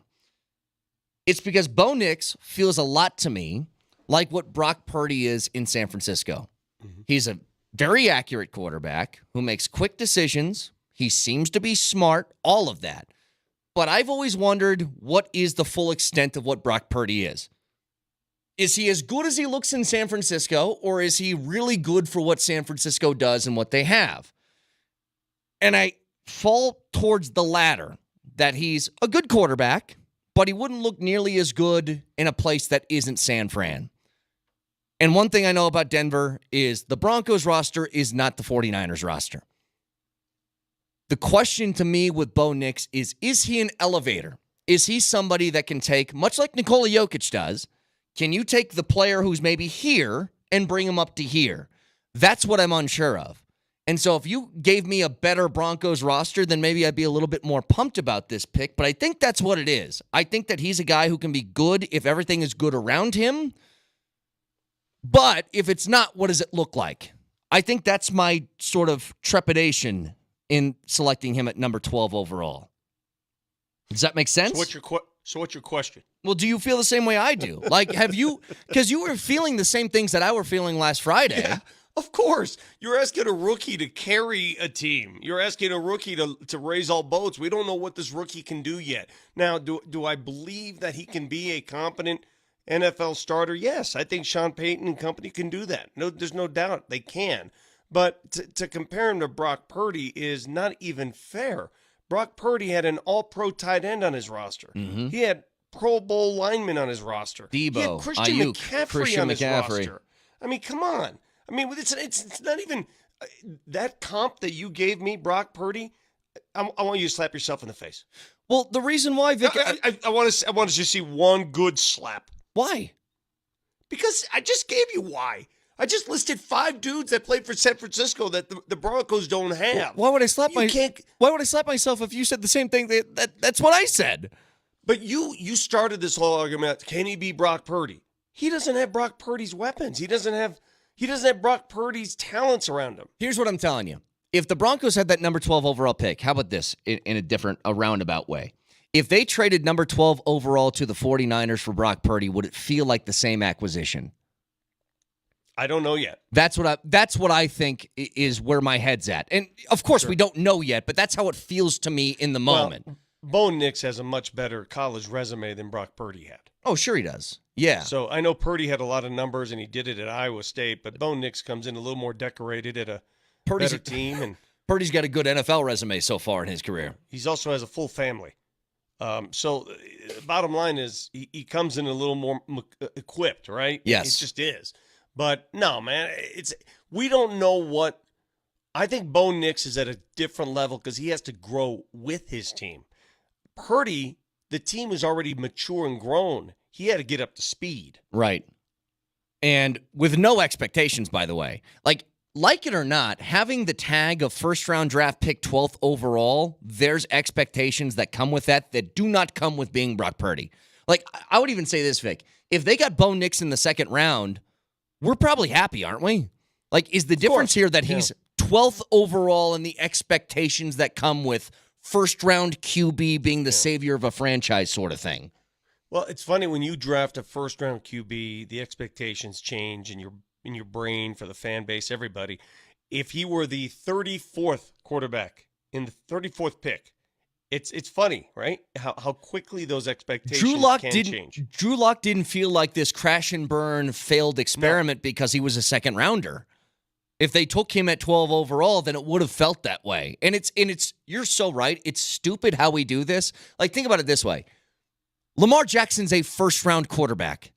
He was taken end of the 32nd. Exactly. Like, it's not that much different than taking a guy 36th, except for a first round, second round is the only difference in that. If you are given that first round label, it is boom or bust. Mm-hmm. It's boom or bust. If you're given a second round label or more, then show some patience. Like, you know what's funny, Vic? I'll give you the perfect example. Jerry Jeudy, I think by all indications, people would say he was a bust. Right? For where he was drafted, 15th overall, he did not live up to that expectation at all. You know who was the second rounder of that same draft? KJ Hamler. And nobody cares. He barely caught a pass for this team. Exactly right. Yeah. So what this tells us, 6 quarterbacks in the first 12 picks. That should never happen. You have 6 quarterback desperate teams. Mm-hmm. That's why it happens. That's why it happens. They're not the best players. Those 6 quarterbacks of the first 12 picks. They're not the best players. And because of that, how about this? For some reason in my head, it doesn't feel fair to compare him to like Caleb Williams or Jaden Daniels, but he should be. He's within 10 or 11 picks of those guys. But I'm like, let me compare him to J.J. McCarthy or let me compare him to Michael Penix. And I don't know, it must just be the number 6th that he was the 6th guy off the board as opposed to the 2nd. But it's just weird. You know, going back to your Brock Purdy reference, because I think the better question would be this, because I don't mind what you said. What if you inserted Bo Nix into San Francisco's offense? Well, that's what I'm wondering. Like, if he went there with his ability to process information, again, very accurate throw. There's no doubt about that. He was one of the most accurate quarterbacks in college football in recent history. I think he probably succeeds because I think most quarterbacks succeed in San Francisco. Because who hasn't? So the learning curve Jimmy G, here, like everybody. So the learning curve here is not only an NFL learning curve for a quarterback, it's a, can my teammates keep up with everybody else to make me look better? Yes. And that's a major concern that I have. I don't think some of these things, like for you just to pawn this off on, the offensive line, they were actually okay. Russell was running into sacks. And I'm like, I don't think it's that simple. Because I saw the last 2 games from Jarrett Stidham, and he was sacked just as much as Russell was. So, but according to Sean Payton, the last couple of press conferences, what was the problem in the last 2 games, Vic? Offensive line didn't protect well enough. Blah, blah, blah. The Broncos, by the way, decided not to pick up the option on Zach Wilson's 5th year, the 2nd overall draft pick from a couple years ago. That 5th option had to be like $20 million, yeah. Yeah, they're not picking it up, which is, it just lends a little more credence to what they're doing with him. It's a show me now. You got 1 year to show us what you can do. And if you earn it, great. Sight unseen for Bo Nix, how would you handicap the odds of him starting week 1 as opposed to a Zach Wilson or Jarrett Stidham? 75% Bo Nix. I think I'm with you. Yeah. So what would be the odds there? Well, the odds would be heavily favored in his direction, heavily stacked in his direction. Put him in gambling parlance. How would you, if you're a Vegas odds maker, where would you stack the odds? What is the math on that? What would you do? Well, it's 70. I just told you 75%. Help us out. We're math stupid. So what would those odds be? 3-1, right? Isn't that what it would be? Minus 310 says Tennis Pro. I'll take your word for it. Minus 310. Marty, you're noticeably quiet on this one. Well, I don't do live math. I just don't. Oh. If we did live math, this place would blow up. Brett's tried it, and it's gone bad 67% of the time. Give me that in Vegas odds, Marty. Minus 1,000. Michael Grant says it's minus 250 that you guys are stupid. I don't know what the answer is. That's why I'm asking you guys. If I give him a 75% chance to start, and I wanted you to be Vegas odds maker, how would you post that? Vic, my mind, like, it hurts right now. I feel like I'm growing a tumor live on the air just thinking about this. I seriously, I feel something back here. You're not the only one, because we've asked people here, and no one's coming in. Although Michael extended his answer. 250 divided by 1,000 is 1/4. You have him 75. I don't know what the hell you're saying. I'm just reading numbers. Which is 3/4. I don't know what that means. Go ahead. Just keep throwing numbers at me. I love how he's texting just like he's showing his work with each text. this. So ipso facto, Yeah. whatever. In fact, every text you send us confuse us even more. I know I'm more confused now than I was beforehand. Did you ever like have somebody look over your shoulder, try to teach you a math equation or anything, and you're not even close to understanding it, but you're so embarrassed that you don't understand it that you just go, Yeah. You know what I'm saying? Like, you don't want to even tell them at this point that you don't get it, but you're just going to concede. Yeah, got it. No, you give him a big and that's Got it. Oh, Well, I told you, see. Vic, I love, because you guys were talking about how you tie your shoes, and Marty does it stupid. You do. It's a stupid way to tie your shoes, Marty. Don't give me that face. But I was talking about how people do math in their heads, how everybody does it differently. And I realized that it was on full display when I play darts, and you're playing 301, you're watching guys count their numbers from their last round. Everybody does it differently. Like, I take basically the tens, I'll subtract that and then add whatever leftover number is left. But I see guys doing work on the board. It's nuts. Now, I don't know how you do math. Like, Vic, if I say, what's 86 minus 35? How do you do the math? Here's what I do. I go to Siri, or I go to my computer. What was that again? 86 minus 86. 35. Let me tell you something that happens to the human brain the older you get. All right? It's 51. Let me tell you something that happens. Those easy formulas that when you were 14, 15, that all that stuff that came easy, no problem. The older you get, it's mush. Division, all that stuff is mush. The basics, the essentials, mush. I don't know where they go to die. But I have useless information in my brain that, maybe today's kids that can do those numbers real quick, they can't do. Like directions for me, geography, easy. I know exactly where I am all the time. All the time. No problem. idea. People that come to Colorado, they don't know north, southwest. But that's hang on, amazing Vic, to me. That's unfair, because when you're from here, like if you No, said, but- if we were in Omaha, I could tell you every direction. I could tell you where to get somewhere. I don't need my Google Maps, nothing. If you're in a new place, it takes a long time before you figure that out. Yeah, but you're the same guy. We took you to L.A. and you thought the mountains there were the Rocky Mountains. And I was Vic, technically he asked correct. if we work on Arapaho. We've been here for 7 months. You are in a different world when it comes to directions and geography. Math on the fly. I'm telling you, my dad does math so weird. I don't know how they taught it in Europe in the 40s and 50s, but it works. So here's, just for example, this is how I would do the math. What was it, 86 minus 35? Is that what I said? So it's 86 minus 30, which is 56, and then minus 5 is 51. That's how I get there. T-Mac asked me, Vic, what are the two closest rivers to you right now if you're a geography expert? Clear Creek is about a half a mile away. That's the closest. And the next closest river, depends on what you're calling a river.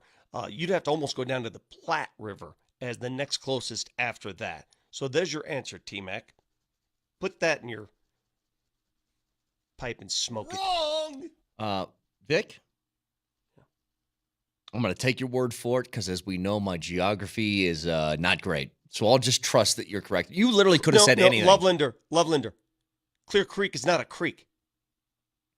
It Clear says Creek. creek. Is not a creek. It's not a creek. Come over here. It's not clear either. Where Coors beer is made, it's not a creek. That's a river. Do I have to teach kids the difference? You live here. Do you understand what that's a river? You live here.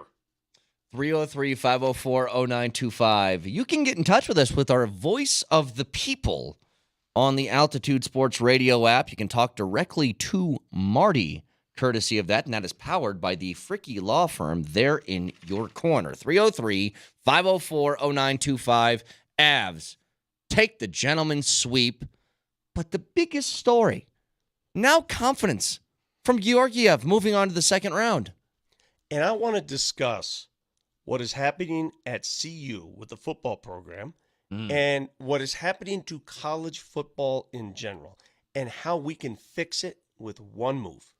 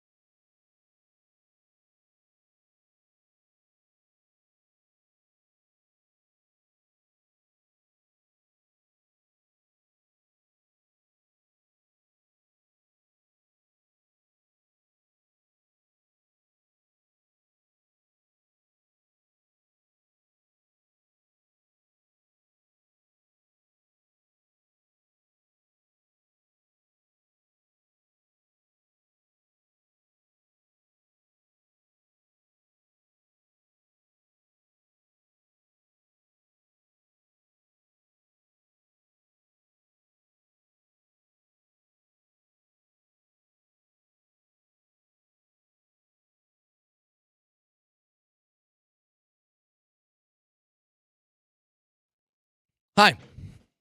Yeah, it's not a good thing when the music starts for about a minute and I'm the only one here and you guys aren't, and What do I you mean? can't start the show because I can't push the buttons.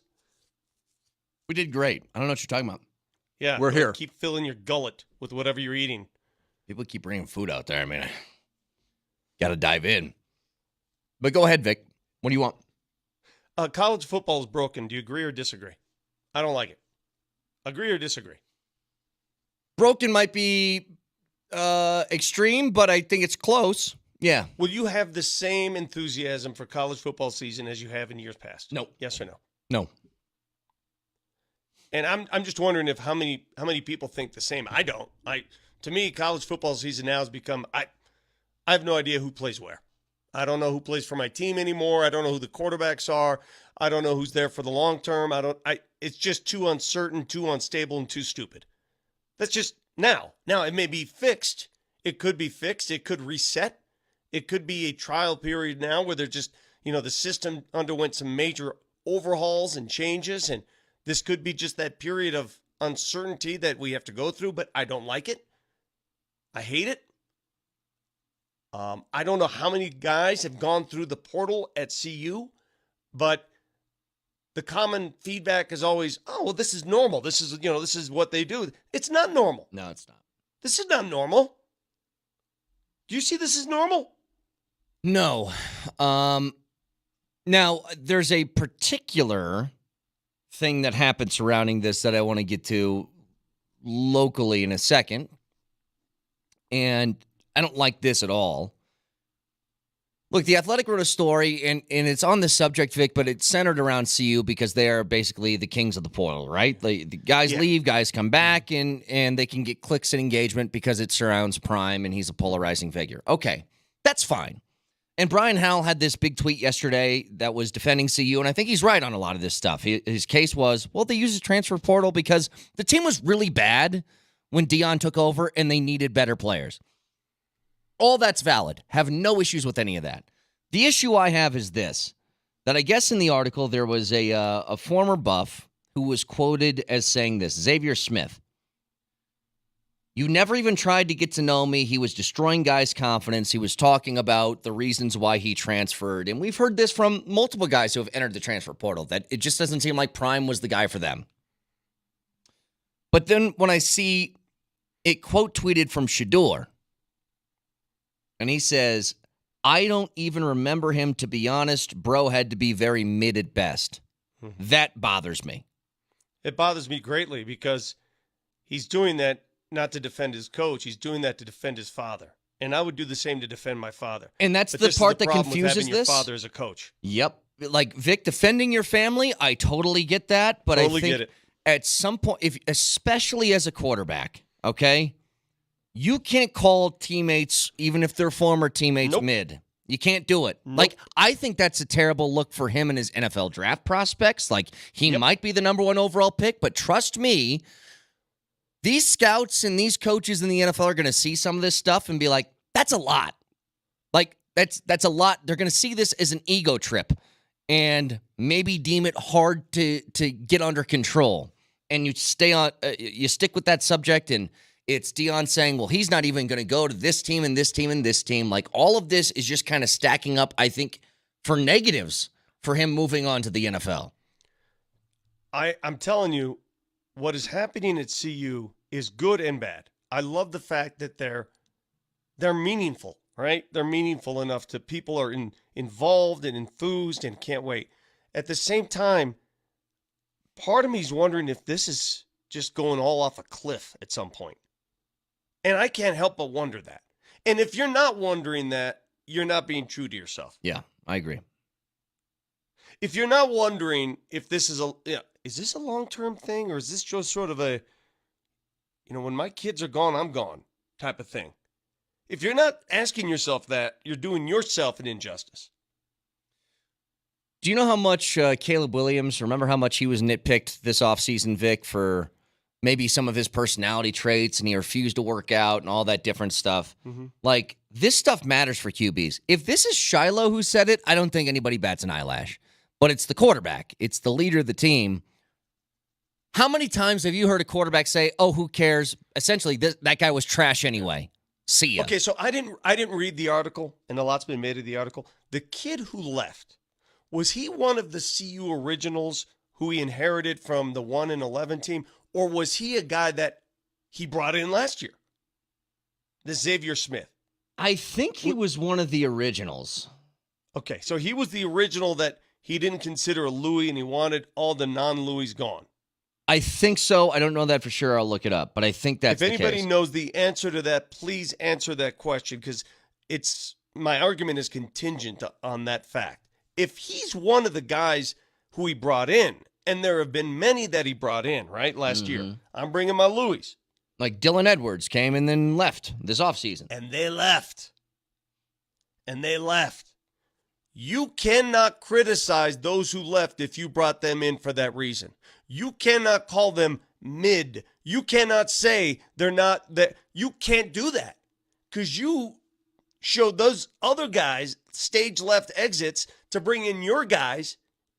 That's see how hypocritical that is? So I think that he was one of the originals. It says he now plays for Austin Peay. In his bio, he says, spent the 2022 season at Colorado, but did not see action for the Buffs. Okay, that could be a different story there. That could be a bitter kid who's just bitter. So I'm not going to take sides on he said, she said, all that stuff, right? Because bitter kids, bitter coaches, whatever. You don't want to be coached hard, so you blame the coach. This happens all the time. Any coach at any level knows that. Happens all the time. A coach gets blamed sometimes if a player's just not good enough. Sometimes a player gets blamed for bad coaching. We don't know the real answer. We don't know the answer. I do know this. The instability of a college football roster is untenable to me. The revolving door that's taking place at the college level right now and the way it's spinning, I can't keep up. I don't know who plays where. And I got a fix. It's an easy fix because the NCAA is thinking about making this part of the deal. And they should have done this years ago. Should have taken Jeremy Bloom's advice years ago. Just make the players employees. It's a business now anyway. Make them employees. You're an employee of the school. You work for the school. And guess what? When you're an employee and you get paid, you don't get that scholarship. You pay for that scholarship with your salary. You pay for that how would that fix scholarship the transfer? much the same way How would it fix the transfer issue, though? Every school has a different cost. Every school, you're an employee now. Will this other school hire you as an employee or just accept a scholarship? You are an employee of the school. You're making money for you and the school now. Like we are an employee of this radio station.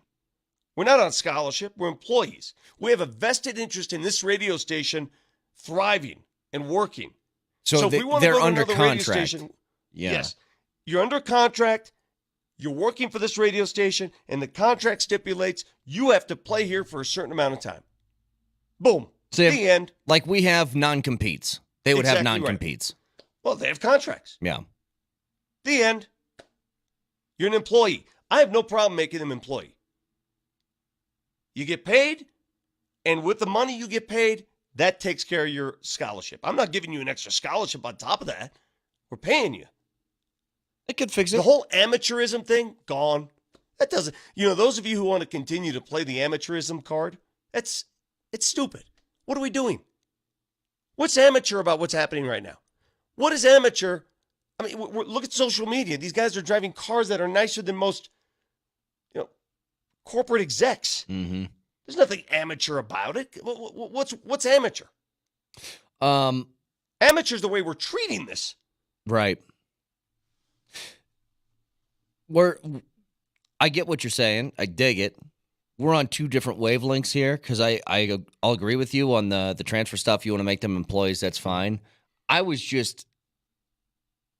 don't like the way that a quarterback said that, and especially one that is one of the best in the country. Well, you're hung up on Shador's approach. I am. Teammates. I guess it's sort of like I'm internally confused because part of me gets it. You want to stick up for your dad. The other part of me says he can stick up for himself. Like he's not a nobody. Prime is the most popular person in college football right now. But I just don't think a quarterback can say that about players even if they're gone. I've never heard of. Have you heard a quarterback that's done that for a guy that's like off the team that took a shot like that and just said, "Oh yeah, well the guy was mid anyway. He was trash. Who cares?" Oh, I'm sure it's taken place.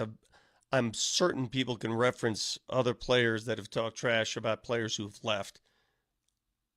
I just don't like this one. Mm-hmm. It just doesn't feel right. Yeah. I agree with you. It doesn't feel right.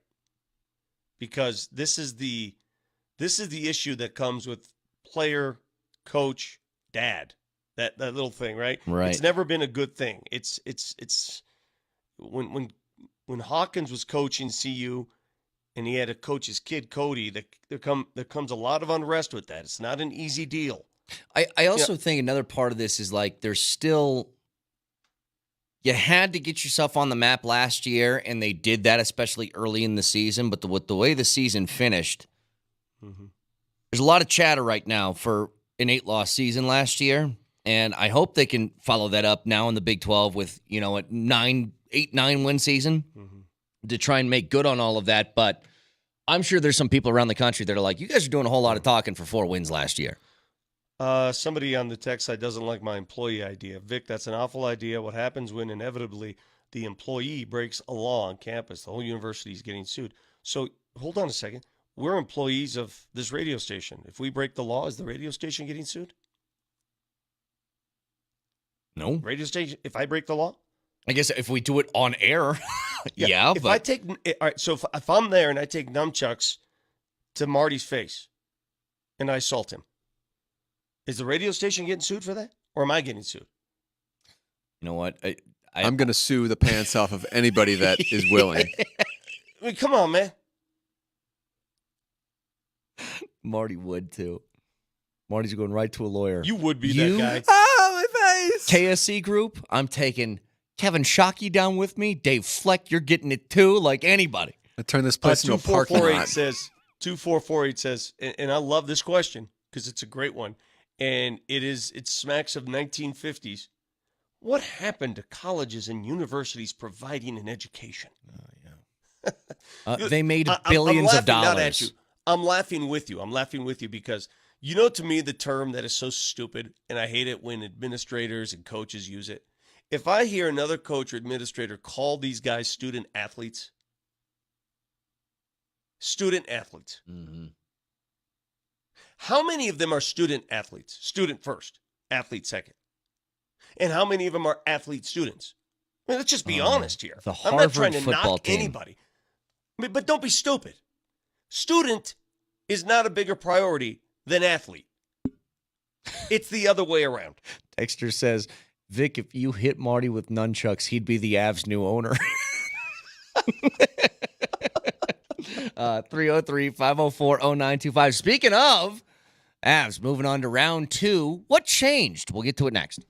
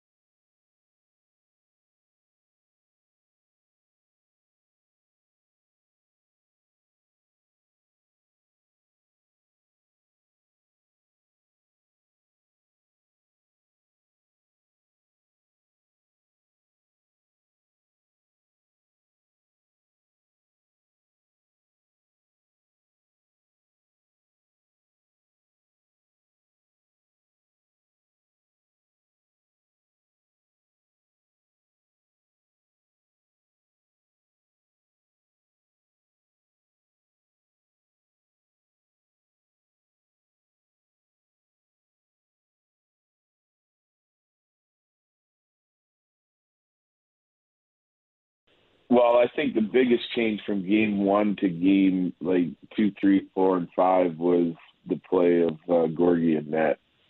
Yep. I liked their game in a lot of respects in game 1 as well. The work ethic from our whole entire team, the work from our forward group was really noticeable with our forecheck and just being relentless on pucks. And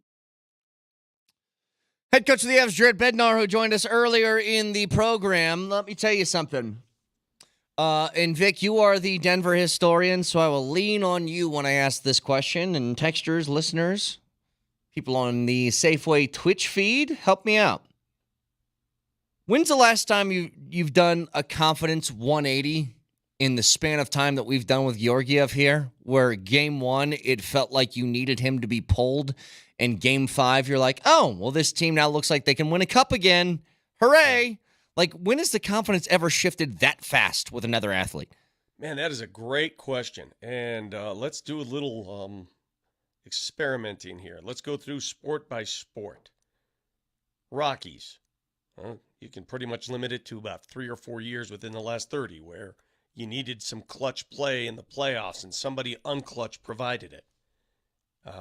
I don't know when or who that would be.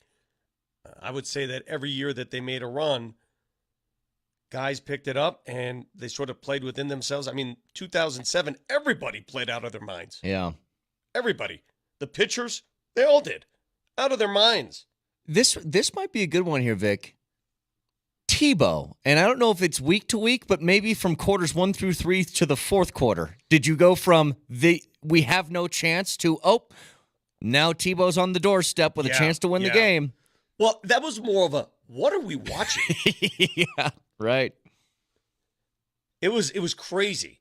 At the same time, it took the city by storm and the fan base. I mean, we were all brainwashed. Not all of us, because there are many of you out there who are not subject to it. I was. I'm going to raise my hand. Again, I've told you this. I used to do a weekly radio show with John Elway on another station back then, and he took on the GM role, and he had to bite his tongue every time we spoke about Tebow because we thought he was the future. Mm-hmm. And little did we know, at the back of Elway's mind, he's like, I'm trying to get rid of this guy. Can't play the position. Yeah. We're winning by virtue of luck. Mm-hmm. And he was right. He was right, and we were all wrong. Uh-huh. He was right. Now, did it make it fun still? Yeah, it was great. It was fun as hell. That whole season was like storybook. A couple other suggestions. Brock Osweiler in the Super Bowl run? Or Peyton Manning coming off the bench to lead the Super Bowl run? You know, the Brock Osweiler thing, we didn't have anything to compare it to. He didn't play much before that Super Bowl run. So he was handed the keys. I mean, it's not like he fell flat on his face before that. It's tough to think of the radical shift that has been made in 4 games. Somebody said J.R. Smith. J.R. Smith was a mess when he played for the Nuggets. You know, I'm getting a lot of people that are rewriting history. Did you see J.R. Smith go after George Karl on Twitter saying that, you know, if they had had Coach Malone, the Carmelo, Chauncey, J.R. years, they would have won a championship. And, you know, you can opine however you like. But I'd like to tell JR this. JR, if you were on Coach Malone's team, you'd be off the team. You were a mess when you were here. A bona fide, certifiable mess. You were a great player with enormous talent, but zero maturity. So before he goes off on coaches and rewrites the history books, if today's J.R. Smith, with his mentality today, do you know how much better a player he would have been had he employed that early in his career? How about this one, Vic? It's not the span of a couple of games, but Garrett Bowles, year to year. Yes. Do you remember how – that's a great one. He went from holding 72 to Pro Bowl. Yeah, a Pro Bowl level season. And worthy of a giant contract extension that year, too. Good one. God, the more I think about J.R. Smith, it really bothers me. He really found success late in his career playing with LeBron, playing with guys because he got more mature, because he finally figured it out. His first 10 years in this league, his first few years with the Nuggets, that guy was so good. He was so athletic. He was so I mean, if you trot him out there, he can hit a 3 from anywhere. But if anybody knew what was going on behind the scenes, he was a mess. Yeah. He would have never stayed on this team. Do you think J.R. Smith, when he was in his early 20s with the Nuggets, if he was introduced to this Nuggets team, he'd never stay on the team? No. There's no chance. Yeah, no way. Hell, I think George Karl, in some respects, deserves a Purple Heart for coaching some of those players. Yeah, there was a lot of egos on that roster. Now, how about this? With their win last night, the Avs win in 5. What's really interesting about where they find themselves now, and we'll get more into this tomorrow, especially with the result of the Dallas and Vegas game tonight, is kind of like what you want next. And it's interesting, Vic, because I think if we're just going strictly matchups, I think you probably want Dallas. But with Vegas, you get home ice in Game 1 and Game 7 if it's necessary. And those are it's an internal battle here over which of those is more important, because we just saw how good the Avs are at home. Give them an opportunity, they're going to crush you. Can I give you an opinion that I'll sort of take the same page I took with the Nuggets? Vegas scares a lot of Avalanche fans, and rightfully so. Vegas scares people, right? Defending champs. They won 4 straight against the Avs 3 years ago after dropping the first 2. I think sometimes if you want to get there, you got to beat a team like that. Much like the Nuggets beat the Lakers and finally got past them, past that hump. I want Vegas. I want home ice. I do too. And I want it this way, Vic. I want Vegas to close this thing out in 6. Yep. And I want us to start the Avs series on Sunday. I want Saturday, Sunday, Monday, Tuesday, all games at Ball Arena. That's what I want. Now, the other side would say, well, you don't want that Dallas goalie. You don't want. Then again, they were saying the same thing about Hellebuck, and they peppered him. See, and here's the thing with the Avs that I think is so fascinating. They play the way they played in games 2 through 5. I don't think anybody in this league was beating them. When they play at that level, I think they're the best team in the league. It's just a matter of, can you stay in that sort of disciplined sort of nature, not giving up really good scoring chances, capitalizing on your opportunities. That offense, everybody's got to be looking at that terrified, Vic. I mean, Bednar said games 2 through 5 was the best, well, I guess all 5 games in this series, was the best stretch of offensive play from his forwards he's seen all year. And how could it not be? Because those dudes, every time they got a sniffle of an opportunity, they were putting the puck on net and just horrifying Hellebuck. Give me home ice, man. Give me home ice. Give me the ability to start that series at Ball Arena. It is so loud and proud. Let's go there. And if you're afraid of Vegas at this point, then you're not winning the cup anyway. Mm-hmm. Yeah. In fact, why didn't you say that to me? Because you know how scaredy cat I am of the Lakers every year. If you would have put it that way, I would have been more at ease. I blame you. You should have said that. If you're scared of the Lakers, you're not winning the NBA title anyway. Why didn't you say that to me? Hey, Vic. See how at ease that puts people? There was nothing that was said that could have been said to you that would have made you feel that way. Now, you're a poor therapist. You're not very good at this. I, on the other hand, just put all Avalanche fans at ease. For those of you afraid of Vegas for recent history or whatnot, if you're not beating Vegas, if you're afraid of Vegas, you ain't winning the cup. So don't be afraid. There. Done. But your fear, your phobia, Lakers phobia is what you had. Well, that's 50 years deep. That's not 4 years deep. See, the Vegas phobia is just recent history. That's a 5-year phobia. Sure. That's nothing. It's not a 50-year thing that's in your blood. Marty, if I said to Vic, hey, if you're scared about losing to the Lakers, then you are the championship team anyway, what's his response? Nah, man, you don't know. You just don't get it, man. You're not a you native don't know, here. man. You don't understand what this fear means. You don't understand. It's not fear in the Nuggets. It's Brett, just fear of that history and no that whistle offense. and that team. Yeah. You're right.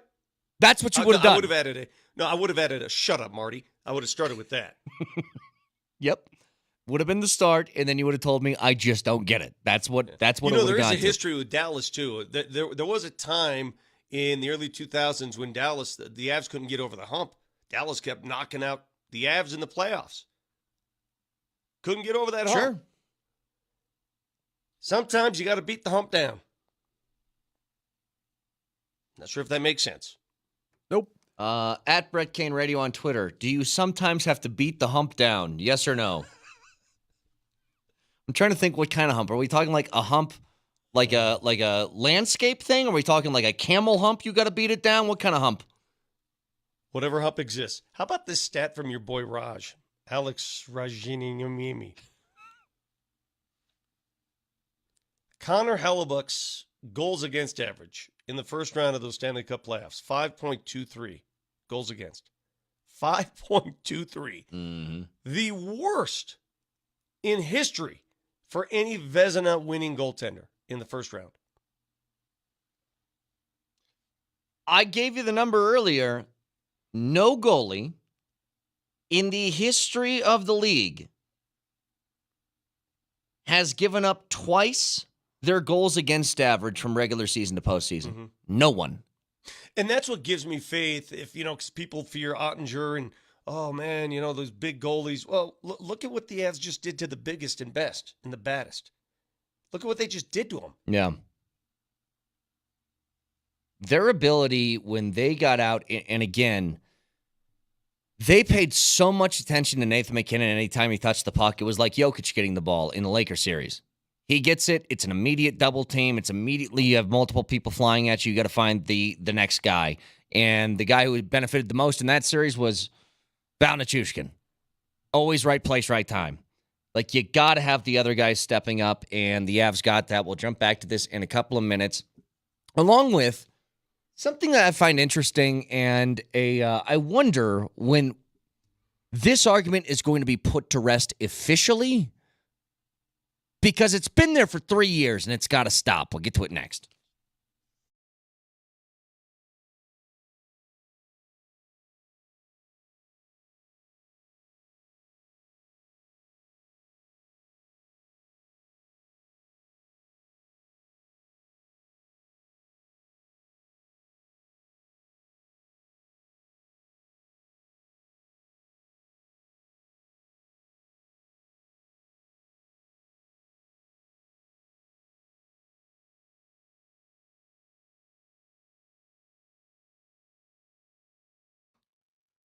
Circa Sports available in Colorado right now. This is Brett Kane, and if you download that app or you go to circasports.com, you can find things like betting on the series prices in the NBA, and as the Nuggets matchup against the Timberwolves is set, minus 185. The Nuggets are favored in that one. Also, night tonight, you got Western Conference playoff matchups tonight in the NHL. Dallas Stars minus 152 at home over the Golden Knights. You have Edmonton, a minus 185 favorite against the Kings, and you can check all of that out on the Circa Sportsbook. Tight money line splits. You won't find better odds anywhere else in the game. So go look for yourself, Circa Sports or circasports.com.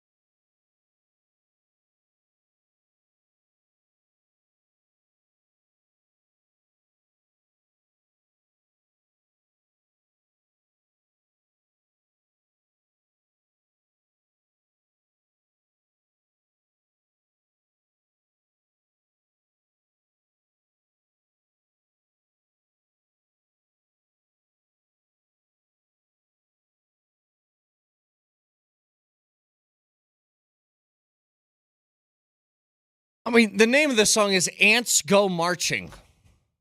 It's mislabeled. It's just ants marching. No, this says Ants Go Marching. Yeah. You know what that song reminds me of? That is as painful as the Rockies lost last night. Oh, come on. A game in which they led 5-0. So I think I read this correctly. That was the first game in MLB history where 5 runs were scored in the top of the first, 5 in the bottom of the ninth, and nothing in between. First ever. Dude, that's the third time this year I've seen Justin Lawrence completely implode. I know. That one's killing me, too. Because I felt like he was... I love that dude. It's just not working. What is his ERA this year? Holy moly. They were rolling. They were looking at a 5-0 triumph on the road. And then one inning, bam. Ooh, his They end up ERA is losing in 10. 7.2. Yuck. See, and I love Justin Lawrence, but dude, can't have that. Now, his ERA ballooned with not only that game, but the first Tampa game that he appeared in. He's been pretty good in between, but yuck. Here's what I want to ask you, Vic. Last night, before the Avs game, I'm watching Philly. I'm watching New York. New York has a chance to close out the series at home. 26 seconds left in the game. They are up 6 points. And that game goes into overtime, and Philly extends this to a game 6 in Philly. All because Tyrese Maxey went nuclear in that game. Yes, he did. And here's what I'm tired of hearing. And I'm not going to beat up on Embiid today. He didn't have a great game. Yes, he had a triple-double, but he turned the ball over 9 times. He only made 7 shots. This isn't about Embiid. This is about Maxey. And I've never seen this before, Vic, where a team's fan base is so actively interested in downplaying their own members of their team because they think it buoys the case of a superstar. Because I saw this happen so much yesterday when I was scrolling around on Twitter. Vic, they are saying, oh, Maxey's not even that good. He's just okay. And they're like, name the teammates that Embiid's had that are good. And I'm like, well, Jimmy Butler's pretty good, and James Harden's pretty good, and Ben Simmons was pretty good. And, you know, Tobias Harris, you guys crap on him all the time. He's a good player no matter what you say. And now they're trying to downplay Maxey, and I'm like, this guy's unbelievable. Yeah. Like, he gets 25 a night, and I don't know why they aren't like this. Us in Denver were like, Jamal Murray is so much better than he gets credit for. They don't do that with him. Like, what's the deal? Fine. Philly fans are Philly fans. That's what they are. But, you know, it's very much like the Joker dynamic in Denver. Embiid serves the same role in Philly. You got the bread, the consistent, the thing you need. It's necessary.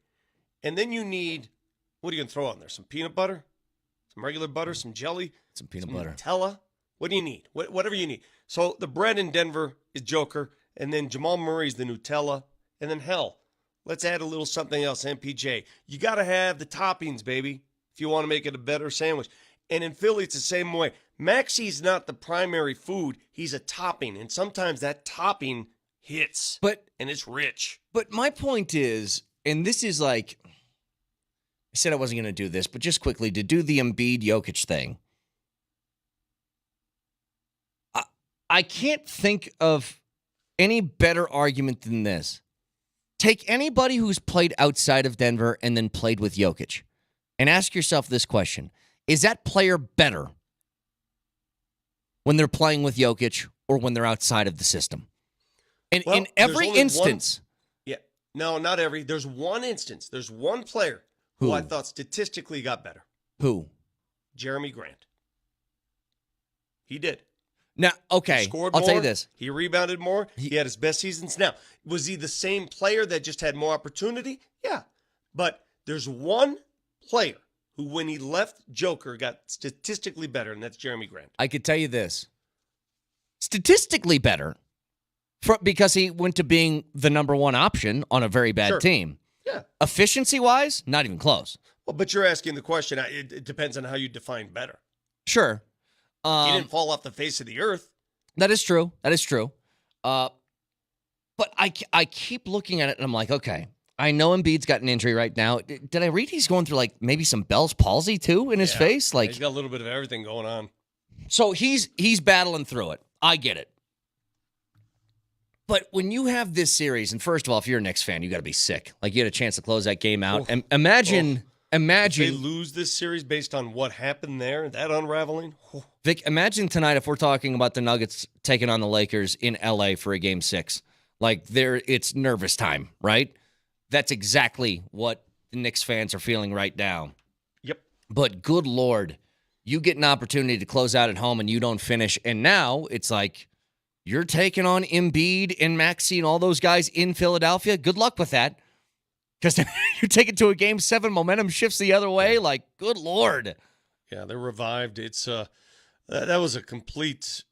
What was it? 24 seconds left. I think it was 26. When Maxey had the ball in his. Was it 26, and then he gets fouled on the 3. Single-handedly won that game. Yep. I mean, he sent it to overtime at least. Right. For a chance to win the game. Right. You know what? That game also, I don't know how closely you watched it. It also lends a different argument that I wanted to bring to the table. So much is made of the stars in the postseason, and you're not winning close games without stars. But you're not winning tight games without role players. AG made an offensive rebound in Game 5 against LA. He is the consummate role player on this team, and he makes the little plays, the tough plays. In that game, did you see who made the defensive play for Philly down the stretch? Nicholas Batum blocked a shot from Jalen Brunson that sent the game to overtime. He has made so many glue-like plays for Philly. Those players are so vital for a championship run. So necessary. How old is Nick Batum? It feels like he's been in the league 72. forever. Yeah. He's 35. God, he's been in the league forever. He's but only you're right. 35? I feel like he's 40. Yeah, his first year was 08 for Portland. So yeah, he's been around. How long is that? 16 years? Goodness. But you're right about that. You need role players that are like that. And the Nuggets have those in spades. And when I say that, it's not so much the bench depth, it's KCPs and AGs and Michael Porter Jr.'s. But go ahead. I want to ask you this because people are bringing it up, and we're going to dial it up even more in the next couple days as the Nuggets approach the Minnesota Timberwolves series. Paint me a scenario. Paint me a picture, honey. How do the Nuggets win this series? How's it going to look? What do they have to do to win this series? You contain Anthony Edwards, first of all. Don't give him straight line drives to the hoop like LeBron and the Lakers had all series. All right, so when you say contain him, what does that mean? 24 to 25 a night. All right, let me add something to that as I let you continue. In the 2 wins that the Denver Nuggets had against the T-Wolves this year, they split the series. In those 2 wins had something in common. Anthony Edwards scored a grand total of 0 points in both fourth quarters. 0. Mm-hmm. All right, go on. What else do they have to do? Now, can I make one amendment? When I say contain Anthony Edwards, can I do this? Make it difficult. Like, make him earn his buckets. Yeah. Don't give him the straight, I'm going to go dunk over people thing. Impede. Don't give him confidence. Correct. Because once he starts doing that, then he feels himself from 3 and all that stuff. Secondly, rebound. There's 2 7-footers on the floor on the opposite side. Mm-hmm. Box the hell out and make sure you don't give up second chance opportunities to that offense. That's the other thing. And also, I want guys to attack their bigs. I want Aaron Gordon cutting to the rim, and I want him to challenge guys like Gobert or Karl Anthony Towns if he's down low, try and get them in foul trouble and try and bother them. Who guards whom? Jokic on Gobert, Gordon on Cat, KCP on Edwards, and that leaves Porter on McDaniels and Murray on Conley. Yeah. You know, I would experiment, and I like everything you're saying. Clearly, it's what they're thinking. You have to maintain Anthony Edwards. You got to contain him somehow. I would allow Cat to try to beat you because once Cat gets a taste, he'll keep shooting. He'll keep gunning.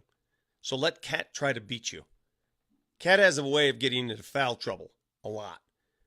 But if Anthony Edwards starts to muscle them inside, because that's a lot of what he did, I might think about moving AG to Anthony Edwards and maybe using his body a little bit on him. And then who goes to Towns? KCP? It'd have to be MPJ. Rotate over. Oh, yeah. That's a I good guess you're question. And that's the problem. Therein lies the problem with Minnesota. They're big, man. And then once they're done, Towns goes to the bench, Gobert goes to the bench. They bring in another 7-footer. They bring in Naz Reid. Porter might be 6'10". able to guard Towns, especially if he's doing his 3-point shooting thing. If he hangs around the perimeter, I get no problem with Porter being out there because he's tall enough to hang with him. The problem would be if Towns decides to go down low and try and bully him with size and weight. But if he wants to hang outside and shoot, then go ahead and let Porter guard him. Now, I'm going to tell you what. Can I give you I'll just tell you one? what Minnesota thinks. Can I give you one thing real quick? As far as this isn't you said a key or whatever the question was, this is a wish list item. Can I get some offensive confidence from Christian Brown? Like, if I get him playing that cut to the rim game and get some layups, I think that in the same way it does for Anthony Edwards, just in a much smaller case, can feed some confidence on the outside because they need to get I know the starting five is going to be the key, but they need something out of that bench. And they need something out of Christian or Peyton Watson. And Peyton's done okay, but Christian Brown, it just looks like he touches the basketball, Vic. He wants it out of his hands immediately. Yeah, he lost confidence every game that went by in that Lakers series, and you got to regain it. He managed to do that last year. If you remember the playoff run last year, Christian Brown's worst series was that Lakers series. The Lakers, yeah. And then the very following series in the NBA Finals, he shined. Yep. He bounced right back and looked great. So he's capable of doing so. We've seen it. We expect to see it again. He needs to. The last thing I'll add to this, I know what they're thinking in Minnesota. They're watching Jamal Murray with 2 game winners, and they're thinking, we got the Murray stopper in Jaden McDaniels. We got length. We got a 6'9" guy that's going to throw length at him. And I'm just curious to see what Jamal thinks about that and how he'll attack Jaden McDaniels, because that's who they'll throw on him. They'll throw Nickeil Alexander-Walker and Jaden McDaniels at him all day. Do you think they go back to the Towns guards Jokic, Gobert guards Gordon, and then Gobert kind of roams? It's a good question. Because if they're going to do the Jaden McDaniels thing on Murray, like, you can just do pick and roll with Jokic and just try and get a cross matchup with Towns or somebody and see if they can keep up. But here's the problem with guarding Joker. If they go with Towns on Joker, Towns will be he'll be in foul trouble every game. Right. He can't contain himself. We know how this works. Because Karl Anthony Towns, it's weird. It's a weird dynamic, and we've seen it for about 10 years now. When the Minnesota Timberwolves play the Nuggets, Karl Anthony Towns, for some reason, thinks he's got to outdo Joker, and he goes right at him, and he gets into foul trouble almost every time. In his mind, this is a personal battle between equals. 100%. When it's clearly not, but in his 100%. mind it is. Yes. He wants to outdo Joker. And Joker's like, yeah, whatever. No, I'm so with I you. hope they do that. I hope they put Cat on Joker. Because Cat will have 3 fouls in the first quarter. Well, and that's why I think that they start the game with Gobert away from him. The last thing they want is Gobert getting 2 fouls in the first quarter, and then they're like, okay, well, I guess we'll have to go Naz Reid and Karl Anthony Towns, but neither one of those guys has a chance against Joker. I think the worst thing that could happen for the Nuggets is when Karl Anthony Towns got hurt this year, Ant-Man established himself as the man. He was the alpha. And now everybody knows he's the man. It'd have been better off for the Nuggets if there was still some unrest on who the man was. Like, so I'm shooting, no, you're shooting. They know who the man is now. That 60-point game from Towns, that was before his injury, correct? Yes. And that's where some of that strife came in, where Anthony Edwards looked annoyed in that game. Exactly. He wouldn't shoot. Yeah. He wouldn't shoot. And then Chris Finch, a player scores 60 and he calls him out for playing selfishly after the game. I knew something was wrong after that game. I've never heard an instant where a player makes franchise history and the coach is pissed after the game. Vic, do you think it'll matter if the coach is not on the bench? Like, where's he going to be after his knee surgery? I think it does matter. I think, in the long haul, a coach needs to walk the sideline, run the sideline. A coach needs to see certain things. He needs to feel the game from that sideline. I don't know what they're going to do with Chris Finch. I know Mike Inori, who's another former Malone assistant. God, there's so many familiar people in this series from both fronts. He's going to play that role for the time being. But yeah, I think that adds up. Who ran into him? It was Conley. Yeah. Conley on his way out of bounds. Where do you think he'll be located during the games? He'll be on the They're little going to put him scooter, up right? by Kaz, where Kaz calls the game. Now, I have no idea. I don't know if they'll put him on a chair in the front and he just can't get up. I don't know. Remains to be seen. That's one of the intricacies of this series that we're about to find out how it affects both teams here. Tim Legler said whoever wins this series wins the championship. I agree. Because he doesn't think the Celtics have the firepower to beat either the Nuggets or the T-Wolves. Well, the Celtics now without Porzingis, they don't know when he's going to return. They expect him sometime. You know, he really strained his calf. He couldn't even walk on it. Right. Had to limp off. So, and that's what's God, that scares the hell out of me with Jamal. Like KCP's ankle injury, he sprained an ankle, and everybody sort of has a timeline on that. But when you've got a calf strain that's ready to go, that's almost like a don't push the red button. You just don't know when it's going to go. Well, and it could be like Jamal could look fine. Let's say that they win this series in, let's call it 6 against Minnesota, okay? You could be in the Western Conference Finals and be like, oh, his calf must be great because we didn't see anything crop up in the Minnesota series. Yeah. And then just one play could happen and you're right back to where it was. An inbound play. You're exactly right. And let me tell you, and I'll stress this again, the Nuggets have the better starting 5. Minnesota has the deeper team. Okay? The Nuggets have to stay healthy in this series. Any injury, any sustained injury to a starter that's going to miss games, trouble. By the way, Mile High playoff sweepstakes are back for week 3. Tickets to a Nuggets playoff game at Ball Arena, an autographed jersey, an autographed ball, and an Altitude Authentics gift card are on the line for 4 lucky winners to be announced on Friday at 5 p.m. And today, we're looking ahead to the Minnesota series. And the keyword for the show today is walleye. It's the Minnesota State fish. So text walleye and your first and last name to 303-504-0925 to enter. Each show has keywords today and tomorrow, and you get an extra entry online at nuggets.com/playoffs. So again, text walleye in your first and last name to 303-504-0925 to enter. Good luck, everybody. Hope you grab some of that stuff. Autographed jersey, autographed ball, take us to a game, Altitude Authentics gift cards. And come on. And a fun fact that Minnesota State fish is walleye. You can use that with your friends. Oh, great. Vic, you are a Colorado native. What is the Colorado State fish? Trout. I caught a fish once. It's a kind of trout. It's a greenback cutthroat trout. Damn straight. What's the flower? Columbine. Don't be stupid. Don't insult me. What's the tree? The big one? Pine? No, aspen? It's a blue spruce. Wrong. How is it not the aspen tree? Everybody comes to the mountains to see the aspens. Keep going. Come on. Let's see here. What's the state bird? Oh, I know this one. I know. Hold on a second. No, you don't. I know don't. this one. Yes, I do. I know this, and I'm going to be so mad at myself for not getting this one. Oh, God, I've heard this several different times. It's not the hummingbird. That's Castle Pines. It's not the eagle. It's not the hawk. It's not that one thing. Give it to me. It's the lark bunting bird. Yeah, I would have never known that. Yeah. I take that back. Is there anything else that I could ask you? I'm not a bird nerd. I would have said the magpie, Marty, because you know me and magpies. Oh, I certainly do.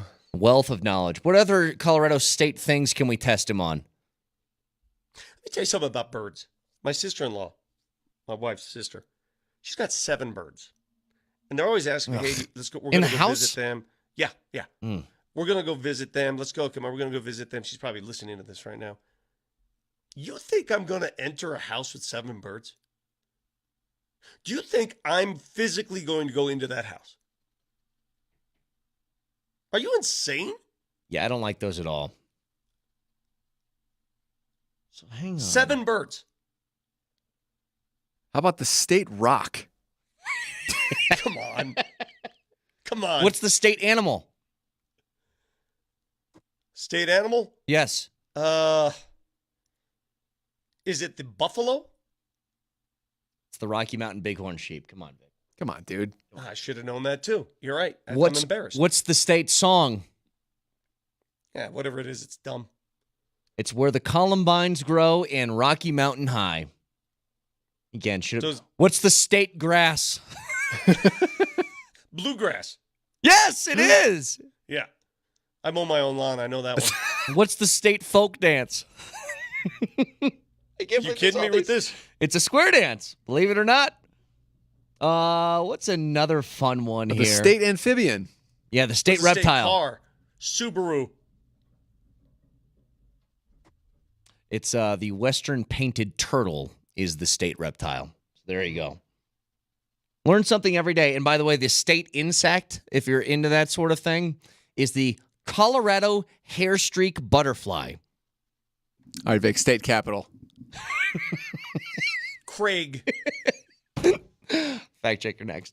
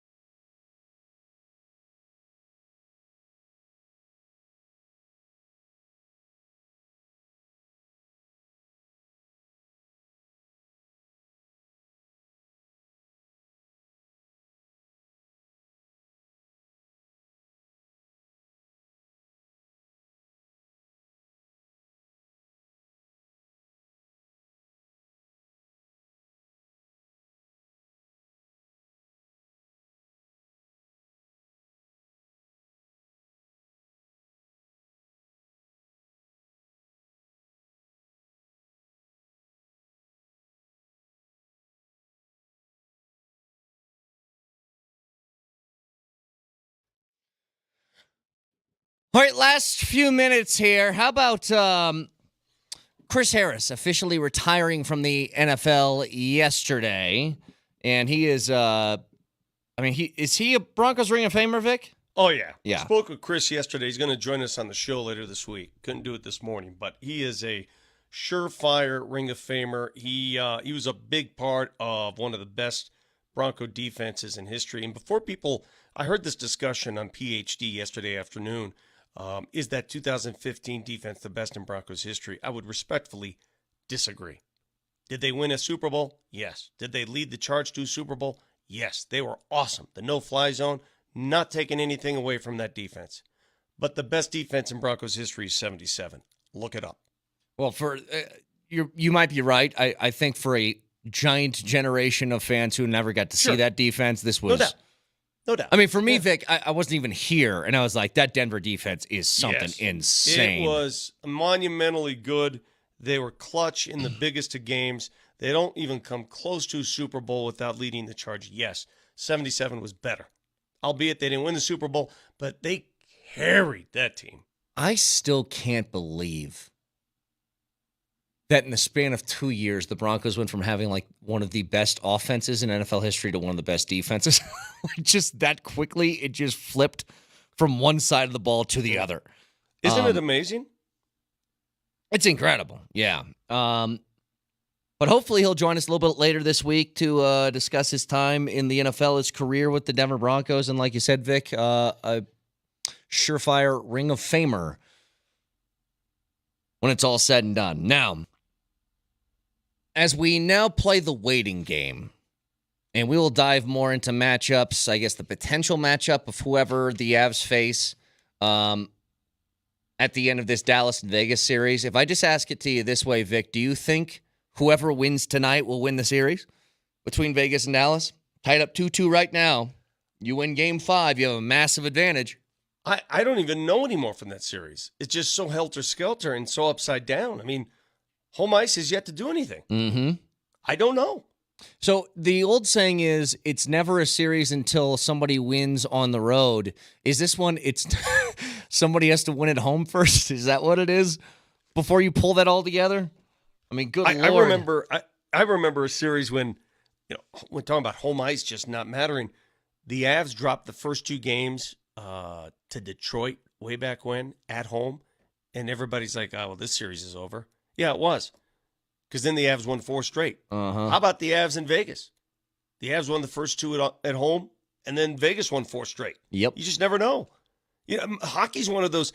Is momentum real in hockey as much as it is in other sports? Yeah, I would think so. I mean, I don't know what the difference would be here. But also tonight, we have not talked almost at all about this series. And I wonder why that is. Is it just you were so uber focused on Minnesota that you just didn't have much care right now for what's a 2-2 series tie between Dallas and LA? Because they're also one of those teams going to move on the Western Conference Finals, potentially have a chance at the Western Conference playoffs, potentially have a chance at the Western Conference Finals. I mean, Dallas and the Clippers knotted up at 2-2 after 4 games, and Kawhi has yet to play a game in that series, right? He's played 1 game. They lost that game. And I think he's deemed out for the next one, too. Man. If let me ask you this. And I hate to harp on it. I really do, because it is what it is. If the Nuggets had simply beaten the Spurs that night, they'd be looking at a Dallas Clippers matchup, which frankly is so much easier than the Minnesota Timberwolves. Of course. So much easier. Dallas is such a weird team to me because I feel like, Vic, obviously they're good. They won 50 games this year. They put themselves in, position. Wait, are they the 4 or 5 in this series? They're the 5, They're right? They're the 5. Clippers are home. They're the 4. But that team just feels like this, Vic. It's Luka and Kyrie and then a whole bunch of dudes. Mm-hmm. You know what I mean? Is there anybody on Dallas that scares you outside of their top 2 guys? Derek Jones Jr.? No. PJ Washington? Gafford? it just feels like if Luka and Kyrie can put together 70 combined points, then they win the game. If they can't, then they lose. They're just a weirdly constructed team. Very odd. I'm reading a tweet here from Coach Prime. Oh, it's getting nasty now. Again, well, everybody loves their family members. And I think when you combine family and sports, this is what you get. It's tough to play for your dad, man. Coaches and sons, it's tough. This is the dynamic you get. Shedeur Sanders snapped at that player because he took a shot at his dad. Yep. And I get it. I love the loyalty there. You know, we're all loyal to our family members. But when you cross that line from defending family to coach-player relationship, you're going to get some blowback, right? Mm-hmm. Coach Prime, somebody texted Deion Sanders saying, tell your son to stop act like he's the coldest out there, then put up a 4-8 season. Not sure who this person is that said that. And then Prime responded with, he will be a top 5 pick. Where your son going? LOLOL. I guess it's part of their personality, but do they have to respond to all these chirps? Like, or can they just let them go? I mean, maybe they enjoy it. The same on Twitter. I have no room. I have no room to criticize chirping back because I do the same thing. But I'm just telling, this is what you get though when you have that coach-son dynamic. Is this a fact? Is Coach Sanders more concerned about his sons than he is the other players on his team? Yes or no? Yes, of course he is. That's just What human dad wouldn't nature. be? Yeah, that's human nature. It's okay.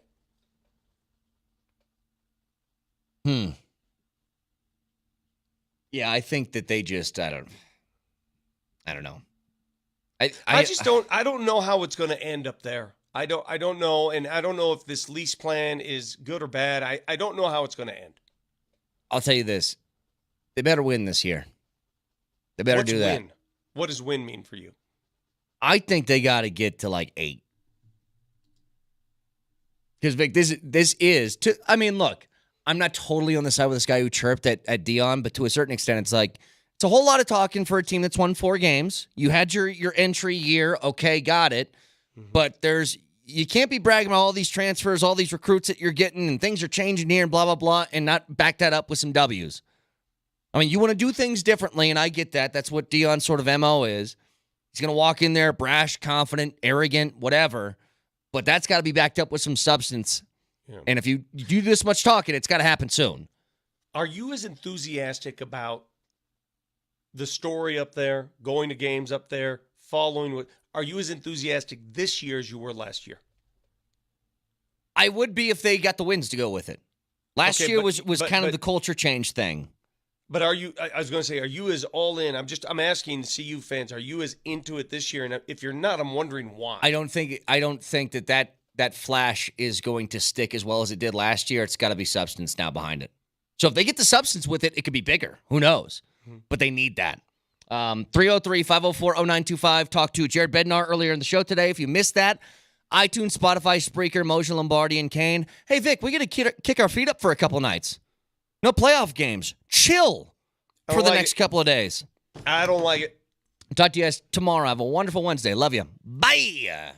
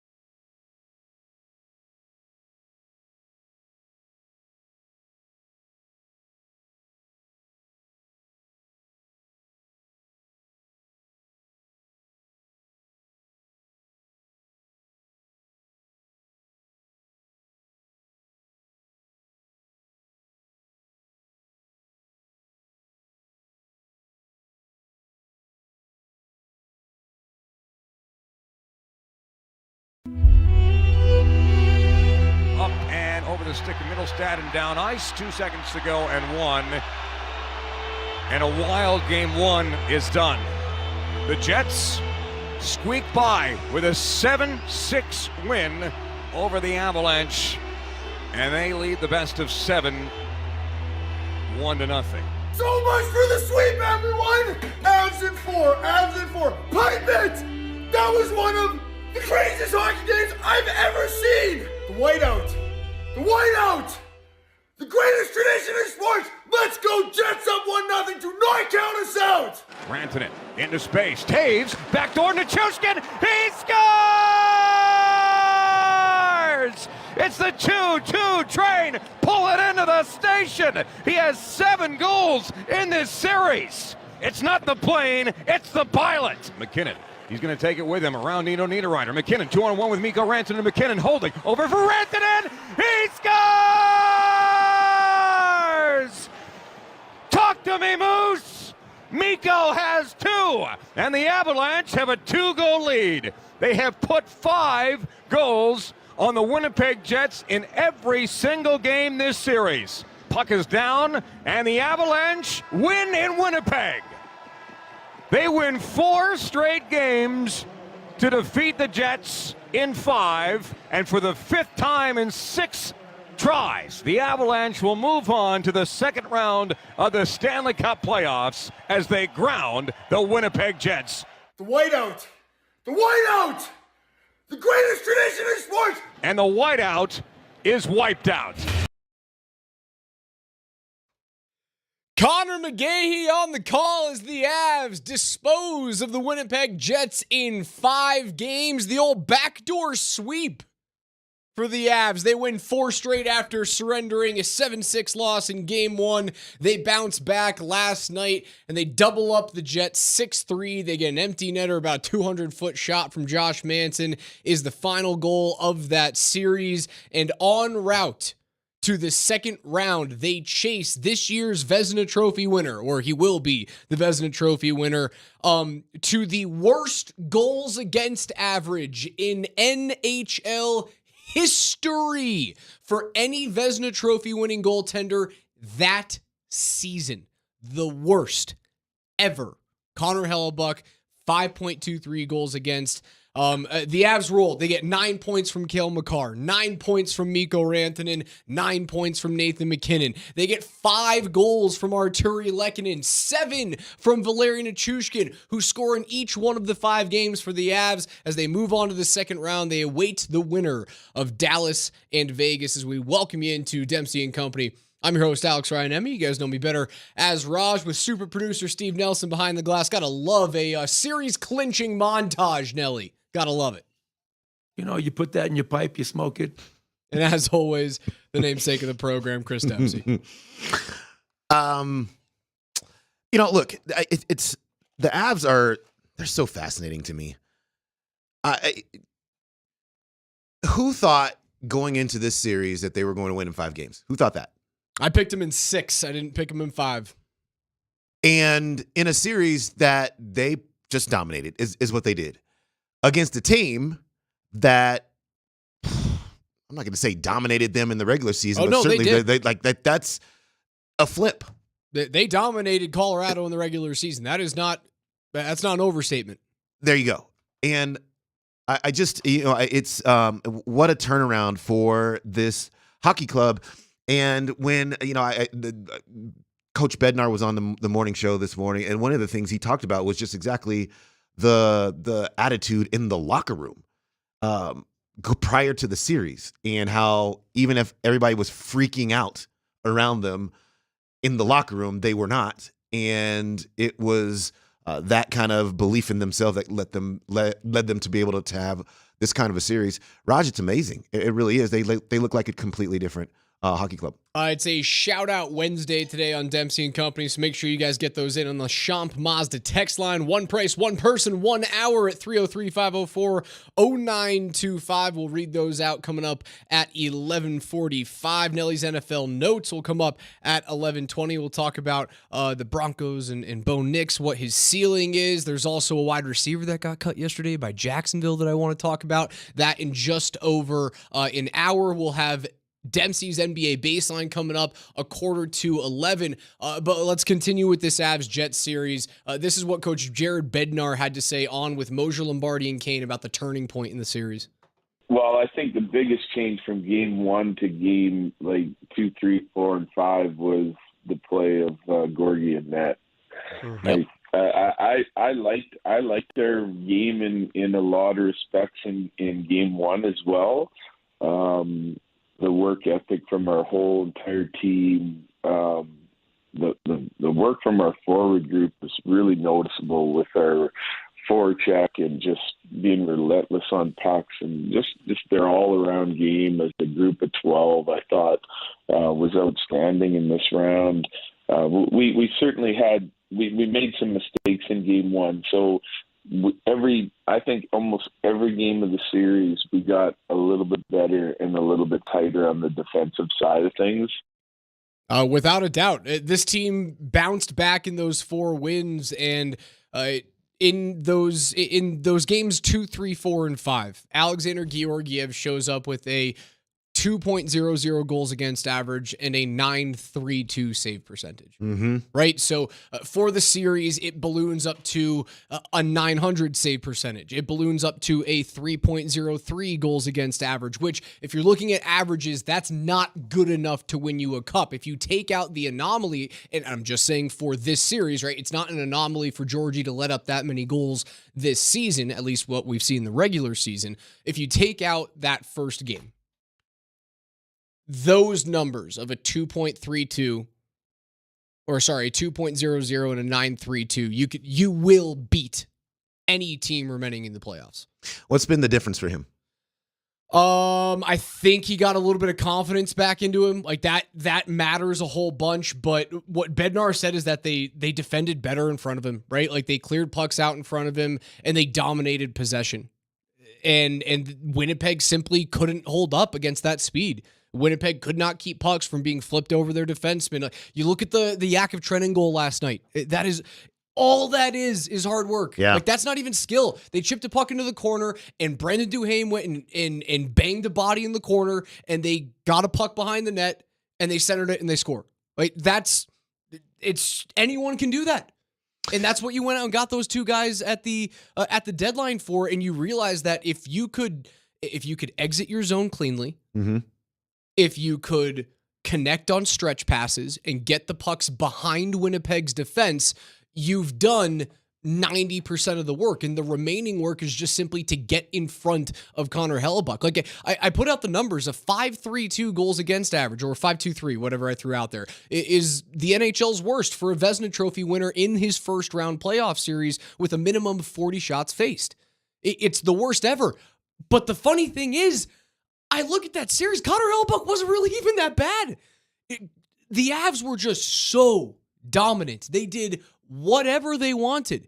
And their net front presence in the offensive zone was the main difference maker in this series. I just thought that they dominated the play from front to back, and it wasn't like a change. Like Jared Bednar didn't make a big philosophical change with this team. It was just, it's the playoffs. You guys either want to do this or you don't.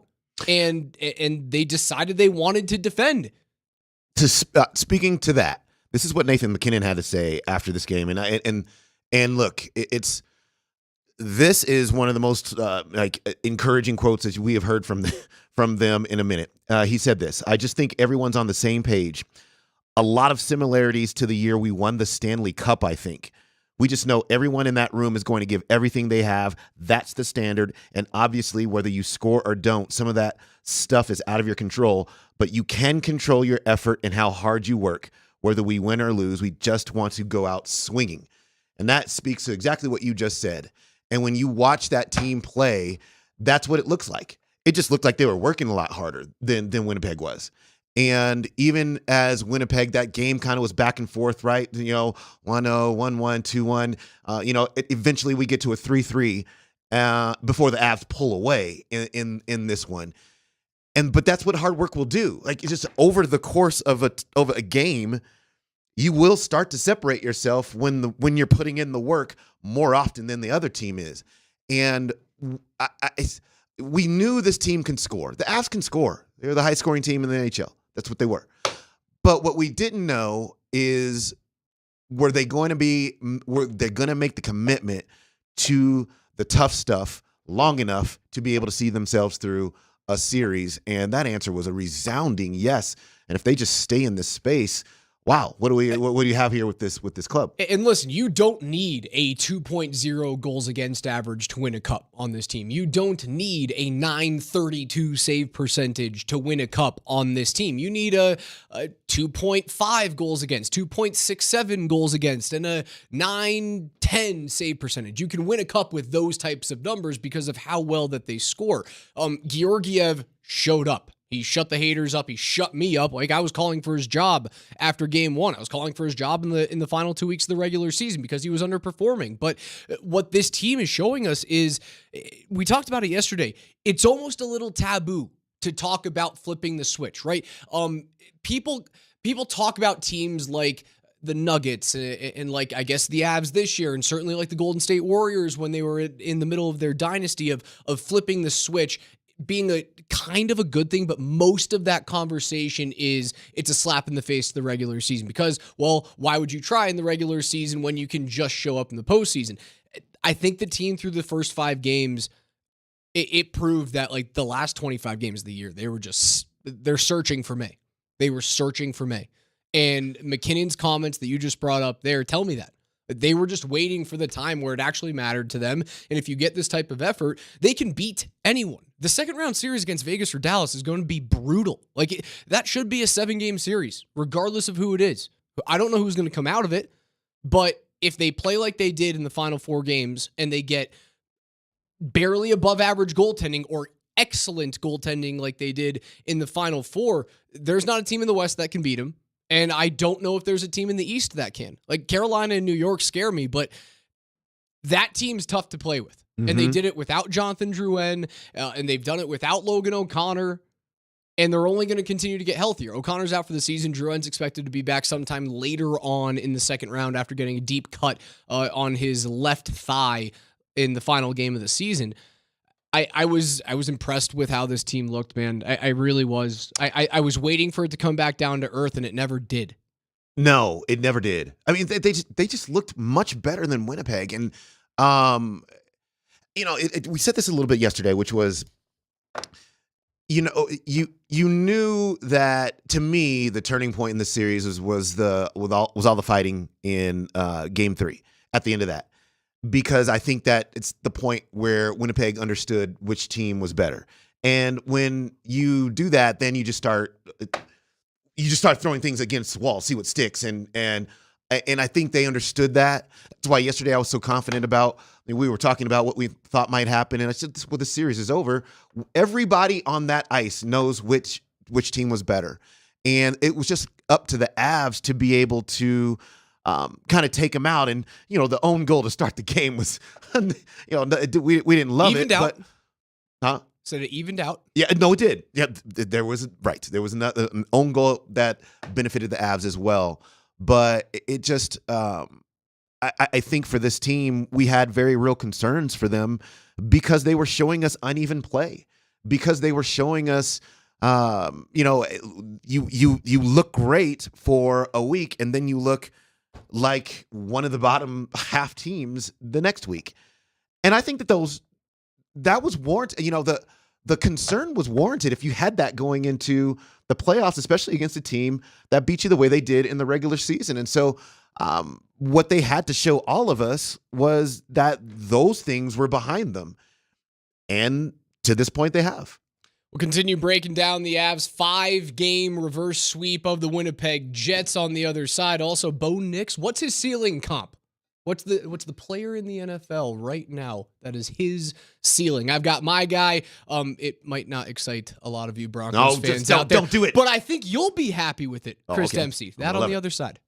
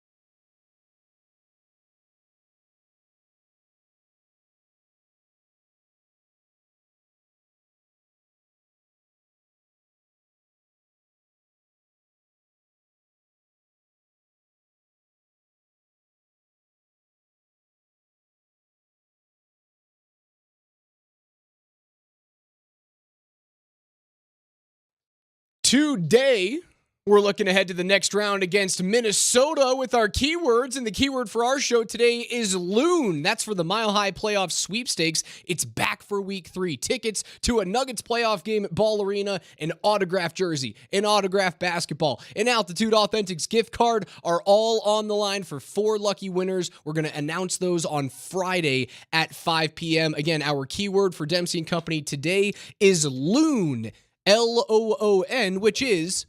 What is it? Minnesota state bird, the loon. Really? It's a waterfowl. It is? It is. Do you know what the state bird of Colorado is, Chris Dempsey? Oh, yeah. We learned this in school.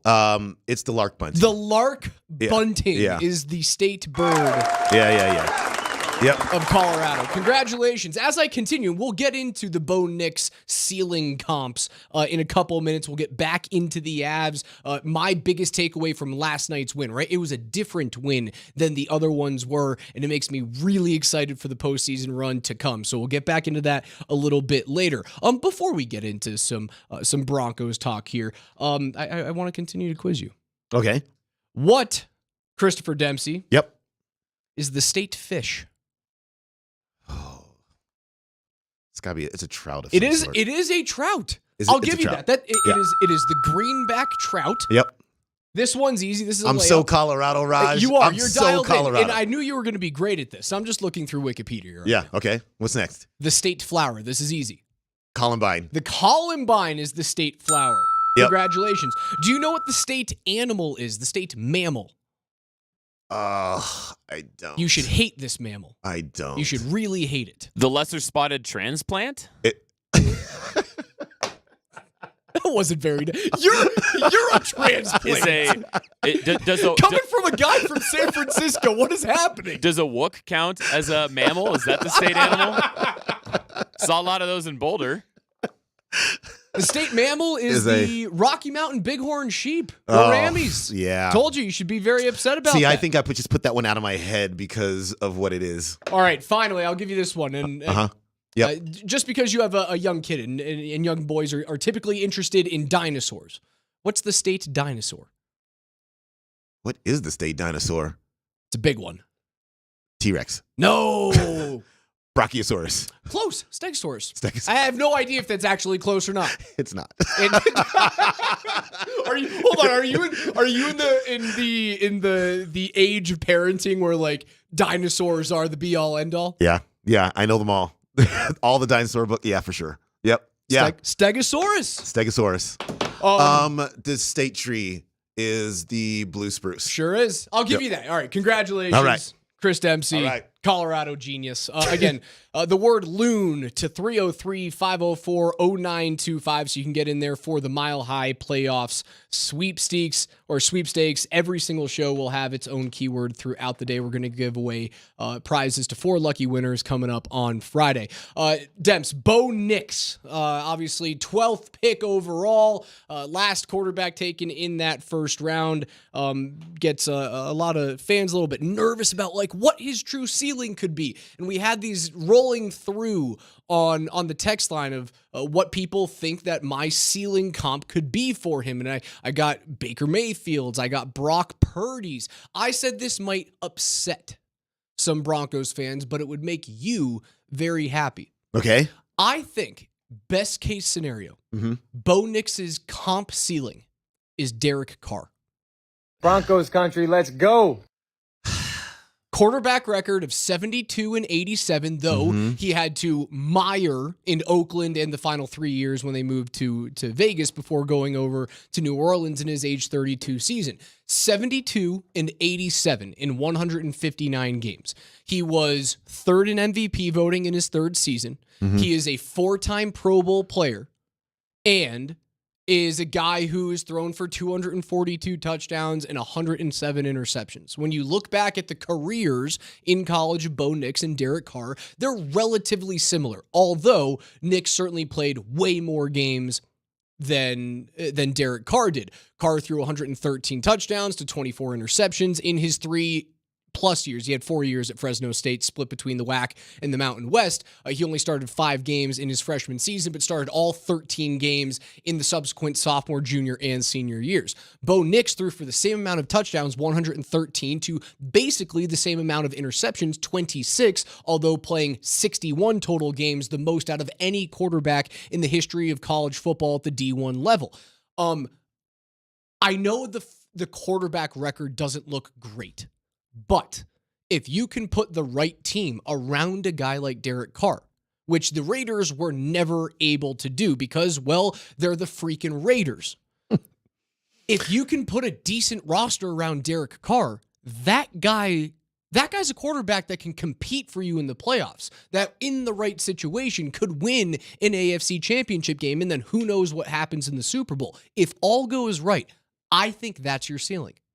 I don't think it's Brock Purdy. I don't think it's Baker Mayfield where it's like up and down and you just have to like eventually find like the right situation just once, because who knows what Baker Mayfield's going to be in the future. Like he's shown us really high levels of success and then he peaks back down and then shows what you can do in LA and then he peaks back down and then he goes off in Tampa Bay and then who knows what's going to happen next season. Derek Carr has been a pretty steady performer his entire career, and that's all that Sean Payton wants is steady. And I think that Bo Nix can be that. Yeah, well, I think he can be that too. I hope he's better than Derek Carr, though. I do. I don't think look, Derek Carr, look, from a physical standpoint, the arm talent, I think Derek Carr has more of that. Yes. Yes. There's a reason why he went, was he number 1 overall, or was it just his brother? Where's Derek Carr? I think it's just his brother. Derek Carr's a second rounder. His brother went number 1 to Houston. Right. Yeah. But I guess I don't know what I hope for Bo Nix. It's a good question, Raj. I don't know what his ceiling is, but I think what I hope is he does have a Brock Purdy type impact, whereas he's the kind of player that you can plug in and now everything kind of makes sense in your offense. Where with San Francisco, they still had success with. I mean, Jimmy G got him to the Super Bowl, even though he lost it. But they knew they wanted to move on from him. Trey Lance was a guy that just never worked out, and then they kind of lucked into a player that made everything kind of made the equation make sense. And I think for Bo Nix, that's what I think that's what I want from him. I want him to make the equation make sense. And for the Broncos, I think that just means I think the onus is on the organization to put really high-level skilled players around him. They're trying, and we'll see. I mean, they very actively got one of his wide receivers, his teammates from Oregon, and drafted him in Troy Franklin to the wide receiver room. So I think I don't know what player I would comp him with, but I think I know the kind of production I would like to see out of him on the field. And that, to me, could most mimic what Brock Purdy was able to do, and getting the ball to playmakers and then making some plays with his feet as well. I mean, I think Bo Nix will probably surprise some people. I think he can make a few plays with his feet. I mean, he's not a stationary target back there. So I guess I don't the Derek Carr thing is, it's cool. It's cool. But I think I want more. I don't know if you can ask for more. That's the thing. I feel like Derek Carr is a little bit of a letdown. Derek Carr's a letdown? Yeah. Because he just... I think he was a letdown because of the situation that he played in. But if you looked at him, like, that's a guy that took care of the football and got it out of his hands very quick and is a damn accurate thrower of the ball who does not throw interceptions. His career interception rate is a 1.9%. Like, this is the Derek Carr comp is exact. Like, if you asked, I guarantee, if you asked Sean Payton, I'm going to ask him when we get to training camp this year. Mm-hmm. If Bo Nix turns into Derek Carr, how happy are you? I bet you he would be over the moon. The quarterback record isn't great. He never got it done, right? Like Vegas never did anything. That's kind of but the point, he averaged 245 yards a game. If Bo Nix averages 245 yards a game, this is a home run selection at number 12. I don't think Derek Carr has had an underwhelming career. I think it's been a very respectable career for a second round draft pick. And it would be a very respectable career for a guy like Bo Nix. It would set you up for immense success if he was that guy. I don't think that's underwhelming whatsoever. I do. I do. And as you're talking, I'm busily trying to do, just make one quick calculation here, which is 14. So he threw for 322 yards per game with Oregon last year. See, it's like 245 isn't, like, to me, that's okay. Okay. But see, I think the Broncos want to throw the football and be dynamic throwing the football and be an offense that creates explosive plays down the field. And so I think 245 yards per game ain't going to be. The average last year was 219 league wide. 219. I know. That's an improvement by 25 yards. Quarterbacks last year, we watched this in the regular season when it was, well, Russell Wilson's having such he's amazing. Look at his numbers are on par with the top 5 or 10 quarterbacks. Quarterbacks had bad season last year. Like that's what happened. I'll go back the last 10 years. 2014 league average 236, 15 244, 16 242, 17 227, 2018's average was 238, 2019's was 235, 2020 at 240, 2021 at 228 yards, 2022 at 219. An average Derek Carr season, which I hope is the ceiling comp for Bo Nix, is above average every single year for the last decade. No, it's just not doing it for me. It's just not. It's just not. I mean, he presided over offenses that weren't that great. With the exception of the one Raiders offense. Well, there were a couple of them that were pretty good. The Amari Cooper, Darren Waller group earlier on, and then you had, I guess he had a little success with Devontae a little bit, but we're at beggars can't be choosers territory right now. No. We can be choosers. Yes, we can. We can. Look, I don't know what it looks like, but I guess what I have a vision of what I want the offense to look like overall. And so can we put numbers to that? Sure, maybe we can. But I think just the vision for me is that the offense is you have to deal when a team says we got to play the Broncos next, you know that you got to deal with an offense that's going to put points on the board and yards. And what that looks like in terms of the specific numbers for a quarterback, I guess I don't know. If you're going to read me off those averages and everything seems to be around 240 yards, then fine. But I think for me, it's what is the offense doing as a whole, and is the quarterback a significant driver of that success versus being a passenger along for the ride? And I think Bo Nix can be a significant driver of that success. Now, what that looks like number-wise, I'm not sure, but that's why I think I am a little bit on the Derek Carr, because I think when I think of him, I think of bland offenses. I think of maybe like he pops in this game that's like an eye-popping game, and you go, wait, hold on. He is a pretty good quarterback. And then he has these bleh performances, and then you go, oh, right, that's Derek Carr. That's right. He's not. I mean, he had 5 straight seasons of north of 4,000 yards. When's the last Bronco that threw for north of 4,000 yards? Is that 2014 Peyton Manning probably? Peyton Manning probably. Off the top of my head? You're telling you wouldn't take that? I think. I think I'm trying to convince you that that this is the comp, and you should be happy with it. But I'm convinced that this is the ceiling comp.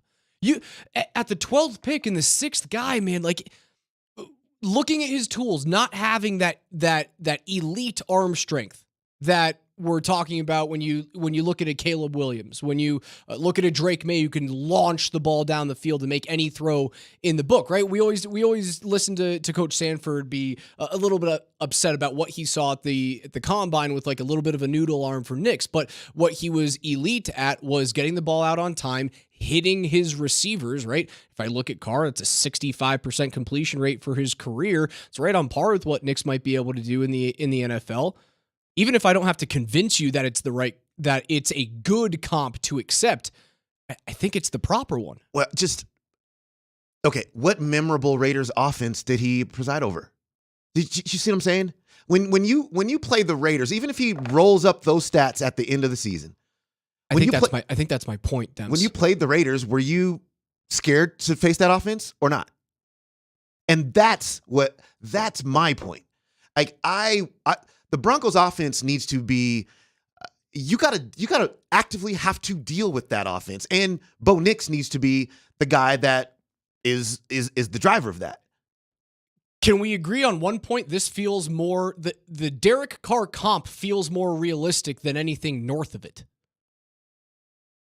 You are always a glass half full guy as compared to me, but from a realism standpoint, this 4,800 yards and 35 touchdowns to 8 interceptions, like you're hoping and praying, man. Why couldn't he throw 30 touchdowns and 8 interceptions?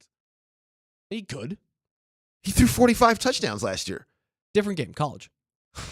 Same game. Get the ball to your receivers. Derek Carr threw 50 touchdowns in college for Fresno State. So why didn't he do it in the NFL? Because it's harder to do it in the NFL. I don't know, man. I'm not saying that Bo Nix is Drew Brees, but what I am saying is when you played a Drew Brees offense, you knew you better strap it up because they were coming at you. And I think for the Broncos, that's what I want to see. And whatever that means for the numbers for this particular individual, I think it just organically will mean that they're pretty good because if your offense is good, quarterback's probably throwing for a lot of yards and a lot of touchdowns. And that is how I'm sorting through Bo Nix right now versus like, is he this guy versus that guy? The Altitude Sports Radio app is powered by the Wilhite Law Firm. Injury lawyers, go to willhitewins.com. That is willhitewins.com. You can take us wherever you go. On the other side, Dempsey's going to bring us through a wild night in the NBA. Like a Reggie Miller type comeback last night between the Sixers and the New York Knicks. His baseline is next.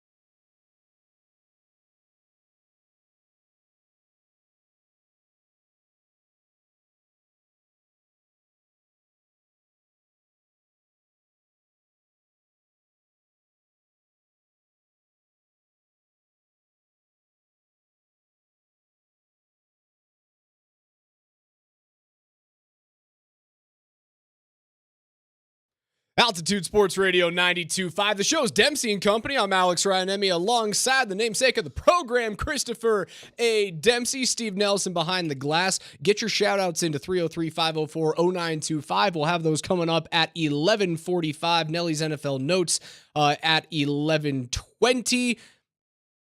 As always, you guys can hop onto the Altitude Sports Radio app and join in on the Voice of the People, powered by the Fricky Law Firm. They're in your corner. All you got to do, pop open the Altitude Sports Radio mobile app. On the bottom, there's a little microphone. Hit it, and then yell at us. And if it's good enough, I'll play it on the air. If it's not and you're mean, maybe I won't. The text line... Get that shot out of here. The text line comes in. They ask Nelly... They ask Nelly these sidebars all the time. Yeah. And someone goes, Nelly... Does Raj win arguments because they're actually well thought out, or he just wears down his opponent? How do you think I got my wife to marry me? How do you think I got Kevin Shockey to put me on the air? I just wear people down. I'm persistent. I'm the squeaky wheel, baby. I think it was Mark Twain who said, never argue with idiots because they'll drag you down to their level and then beat you with experience. You're always there. Pops right back up. Hey, I'm still here. Let's get into it. Dempsey's NBA baseline.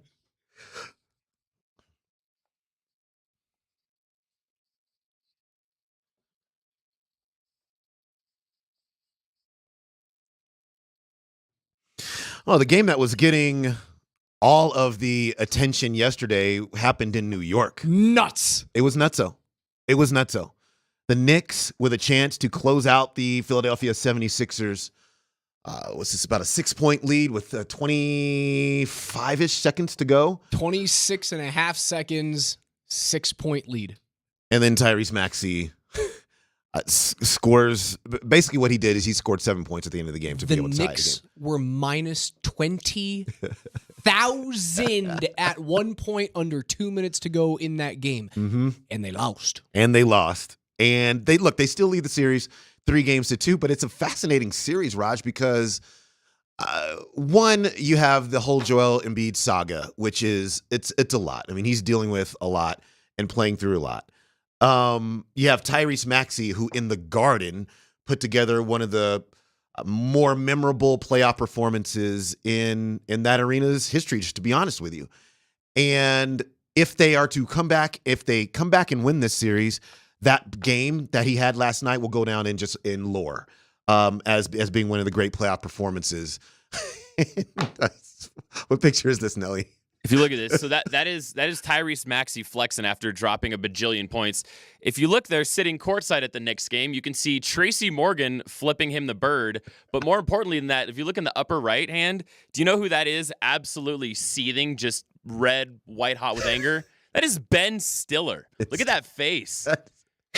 That's as mad as it gets, man. It's a mad. Knicks fans showed up to the Garden last night thinking this was going to be a coronation. They were moving on to the second round. But instead, they're going right back to Philadelphia to play in Game 6. But this poses a kind of an interesting, whatever. The atmosphere in Philadelphia was very pro-Knicks. And I to be honest with you, I was super surprised at it, except for this. Multiple Villanova players on the Knicks roster. And so obviously if you're playing in Philadelphia, you're going to have that contingent of fans who like their former Villanova players. And then it's super close to New York, so you're going to have a split there. So much so that Dr. J has now come out and said, Philly fans, we need you to be the majority of the fans in the arena in Game 6, not Knicks fans. It was basically embarrassing the last time around. So we'll see what that atmosphere looks like. Which is weird because Philly fan is normally rabid. And Raj, I'd never seen that in Philadelphia ever. Like that arena was taken over by Knicks fans. I've never seen a Sixers game in Philly. I've seen a Flyers game, a Phillies game, and I've never felt, and like I went to a Phillies Mets game, right? So again, like easy for a Mets fan to travel there and overwhelm that area. There's a ton of New Yorkers who live in that greater Philly area, New Jersey, the tri-state area. Right. What's about an hour train ride, something like that? If that. Yeah. You never felt like you could see another Met jersey in that place. You never felt the Flyers played the Sabres that day, so farther away from Buffalo, but still fans around the area. You never saw a Sabres jersey in that arena. Yeah. And it felt weird when we saw all of those videos after, what was it, Game 4? Yeah, in Philly? Yes. Last game. Game 4. Game 4. It felt weird when you just heard Knicks fans screaming and chanting, screw the Sixers. And Raj, the blue that was in there, so much blue. So we'll see what that looks like. That is a super interesting series.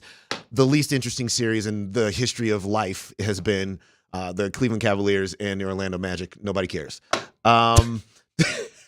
This is why I need the NBA baseline. It's like, well, should I actually watch that game? No. To save yourself all the time. Cleveland's winning that series 3-2. Every game is super boring. That's why I think they just stashed it on NBA TV is what they've done. The Milwaukee Bucks don't want to go away. They don't want to go away. Chris Middleton scored a bunch of points again. They're not playing with Lillard or Giannis, and they beat the Pacers yesterday to pull themselves within a game. They're down 3-2 in that series as well. But Raj, I got a question for you because this was brought up. I believe this was on Colin Cowherd's show after the Phoenix Suns were eliminated. And the question is this era of super teams over? Let's hear what Colin had to say. Take LeBron James out of it. When's the last time a super team worked? It is really difficult to microwave success in the NBA. The top 3 seeds in the West, Denver, OKC, and Minnesota, they put them in the oven. They baked for years. They didn't microwave them. In the East, the Celtics, Tatum and Jaylen Brown, that's their core. They've added pieces. They've subtracted pieces. That's their core. The Suns are a great message to other owners and GMs. Baking in the oven beats the microwave. The basketball culture in America, as we've noted several times, AAU basketball, it's gone south. That's why the best players are now Europeans. Everybody wants to get their bag. This guy gets a bucket. The Suns losing is a win for roster construction, patience, chemistry, the oven over the microwave. What I would say, Raj, is we'd already been there, though. I like that take a lot, but what the Nuggets had already shown you is that's how to do it. And in their own division, we saw teams use that blueprint to get better. Oklahoma City, and to a lesser extent, I think Minnesota, just because you did bring over Rudy Gobert, you did bring over Mike Conley. Right, but you have to supplement teams with other players, right? Like, you had to bring in Bruce Brown, you had to bring in KCP to win a championship. Like, Rudy Gobert is a much better player than those two guys. Or I don't want to say that. It sounds like I'm slapping KCP and Brucey in the face. Like, Gobert is more of a marquee name as a multi-defensive player of the year than those two guys are. Mike Conley, I think you can put in the same boat as a Kentavious Caldwell Pope or a Bruce Brown, right around the same thing. I think it ended in 2018 with Golden State when KD leave then after 2018, his second consecutive Finals MVP. I think it was 2019. They lost to the Raptors. That's when he left. And that was when he got injured. And they had gone to 5 straight NBA Finals. And I think that was the final year that you look at that. If you removed the Lakers bubble experiment for the super team to get it done, but it's not like it didn't have success. You won back-to-back championships with the Heat, super team. Golden State wins homegrown in 2015, but they don't win again until KD leaves and becomes the Finals MVP 2 years in a row. But Raj, so to that point, super though, team. I was going to say, however, everybody on that team except for KD was a drafted and developed talent. So if you add one superstar to a naturally grown team, is that a super team? Because they drafted and developed Curry. They drafted and developed Draymond. Same thing with Clay. It depends what the level of superstar is. Kevin Durant makes that team a super team. If you add an auxiliary piece, a Rudy Gobert, Mike Conley, KCP, then I would say no. But Kevin Durant changes that conversation. You remember when Toronto won? They get Kawhi Leonard and then he leads them to a title. I think the era of acquiring a superstar to enhance your equation, I don't think that's over. But I think this idea that even when you think about what Harden and KD and Kyrie tried to do in Brooklyn, the idea that three guys are going to get together and then that's just going to be, we're going to ride that to a title, I think those days are over. But also, I think in some of these instances, the stars are just older. In Phoenix, Bradley Beal he's got miles on him and a thick injury history. And so even though you're adding a great player to that equation, what kind of player are you really actually adding to that equation? And then on top of that, the finances these salaries are so high that you cannot construct a roster around these guys. And I think that is what's going to kill it ultimately is, can you get two of these guys? Sure. Should you ever have three? No. The cautionary tale to me for the Phoenix is there's $150 million in salary for three players. And then how are you even beginning to support those three with high-level role players when you can't pay for them? And then the NBA makes it a lot more difficult adding the second apron in, because they don't want they don't want this owner just to go, you know what, I'll pay the luxury tax. I don't care.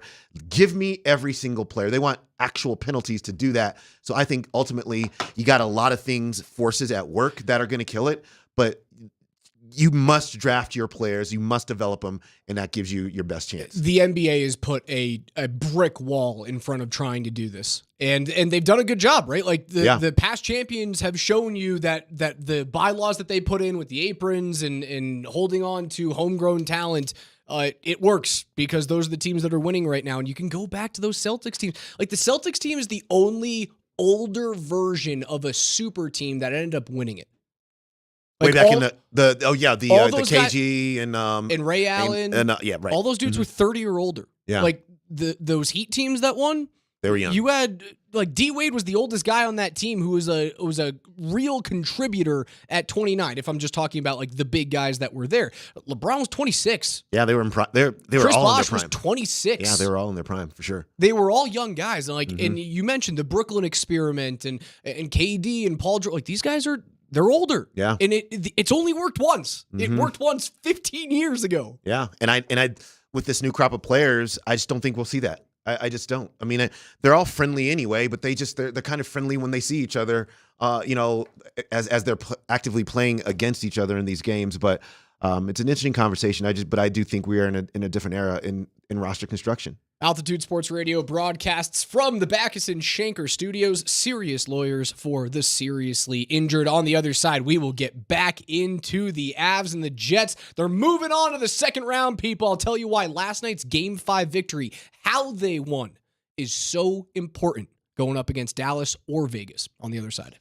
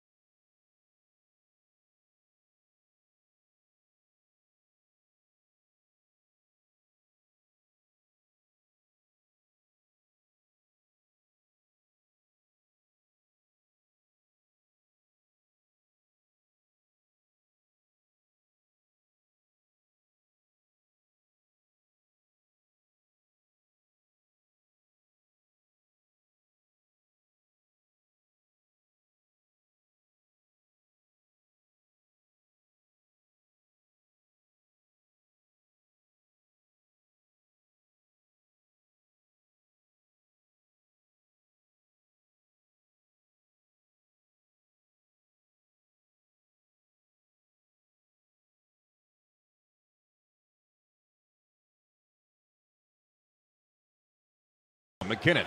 He's going to take it with him around Nino Niederreiter. McKinnon 2-on-1 with Mikko Rantanen. McKinnon holding over for Rantanen. He scores! Talk to me, Moose! Mikko has 2, and the Avalanche have a 2-goal lead. They have put 5 goals on the Winnipeg Jets in every single game this series. Nathan McKinnon waited to the perfect time to send it across to Mikko Rantanen, who put it through Hellebuck and in. And with 11:59 to go in the third period, the Avalanche have a 5-3 lead over the Winnipeg Jets in Game 5. Big O Tires are huge fans of Colorado hockey and want to invite all fans into any one of their locally owned and operated locations for all of your tire and service needs. Big O Tires, the team you trust. Connor McGahey, never been better. Talk to me, Moose. Get out of town. Avs win 6-3. They get rid of the Jets in 5 games. They will await the winner of Dallas and Vegas. Those 2 teams play Game 5 this evening. It's a series that's deadlocked at 2. No home team has won a game on their home ice through those first 4 games of the series. I want to get back into how the Avs won that Game 5 and how they ended up winning this series. And while you got very good goaltending from Alexander Georgiev, certainly in Games 2 through 4, I thought he was good enough last night. I wouldn't say he was like spectacular. He did make a couple of sensational saves, which are the ones that you needed him to make, right? I always looked back at that. There was a blocker save that he made on Nick Ehlers in Game 2, early on in Game 2, that I tweeted out and I said, that's the type of save that might get you back. Like, that's the type of save that you go, oh, like I got my juice back. I'm here. I'm feeling it. I've shaken off all the bad goals. And for me, from that point on, he's been a different goaltender.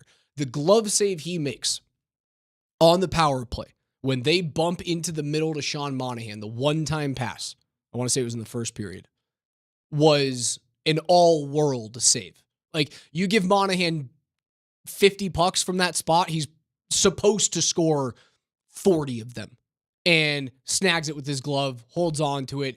Avs get out of the power play, and they go on to win this game 6-3. He makes a huge blocker save when Winnipeg was down 2 at the end to keep this thing, again, like within shouting distance. If you score that with a minute to go, who knows? Like, the building starts to erupt and maybe it all goes downhill. We've seen it happen this year. Like, Carolina scored 2 goals in under 15 seconds twice against the New York Islanders in their 5-game series win. He showed up in big spots, but last night, the numbers that you see, 3 goals against, .917 save percentage, a 6-3 win. That's the game that I've been telling you. This team is built to win a 6-3 hockey game. And they showed you that they can win different ones where they outscore their opponent like crazy and their opponent has nothing going. Winnipeg was creating good chances last night. They scored a beautiful power play goal from Morrissey, bomb of a one-timer. They had multiple odd man rushes that Georgie and the defense were able to stand up on. But the fact that you easy to do, the Avs historically are not great at closing out teams with a 3-1 lead. That's really, really exciting to me going into the second round, is that you win based on your blueprint, and they did that. And you did it on the road, Raj.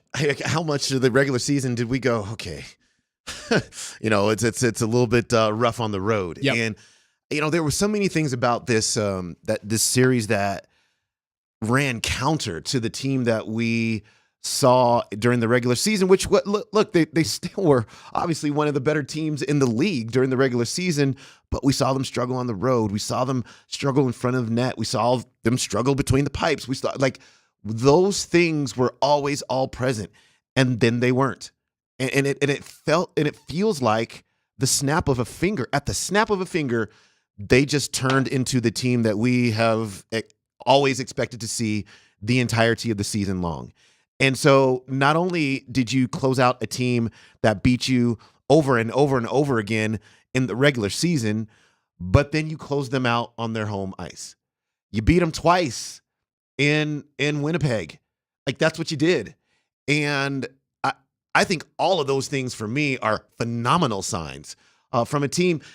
What they did, Raj, is they took every concern that we had and they checked that box. Yeah. They checked the box. Look at me. Shut up, Raj. Like that, it's Can they defend in the middle of the ice? Shut up, Raj. Can they handle getting out of their own zone cleanly?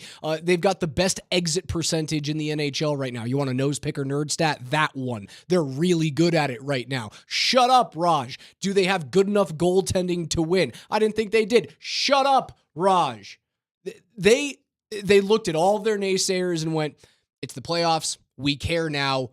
Look out. Now and remember what I said about these shows that I've gone on during the regular season and all these Western Conference contenders that when they asked me about the Avs, it was always from a point of concern.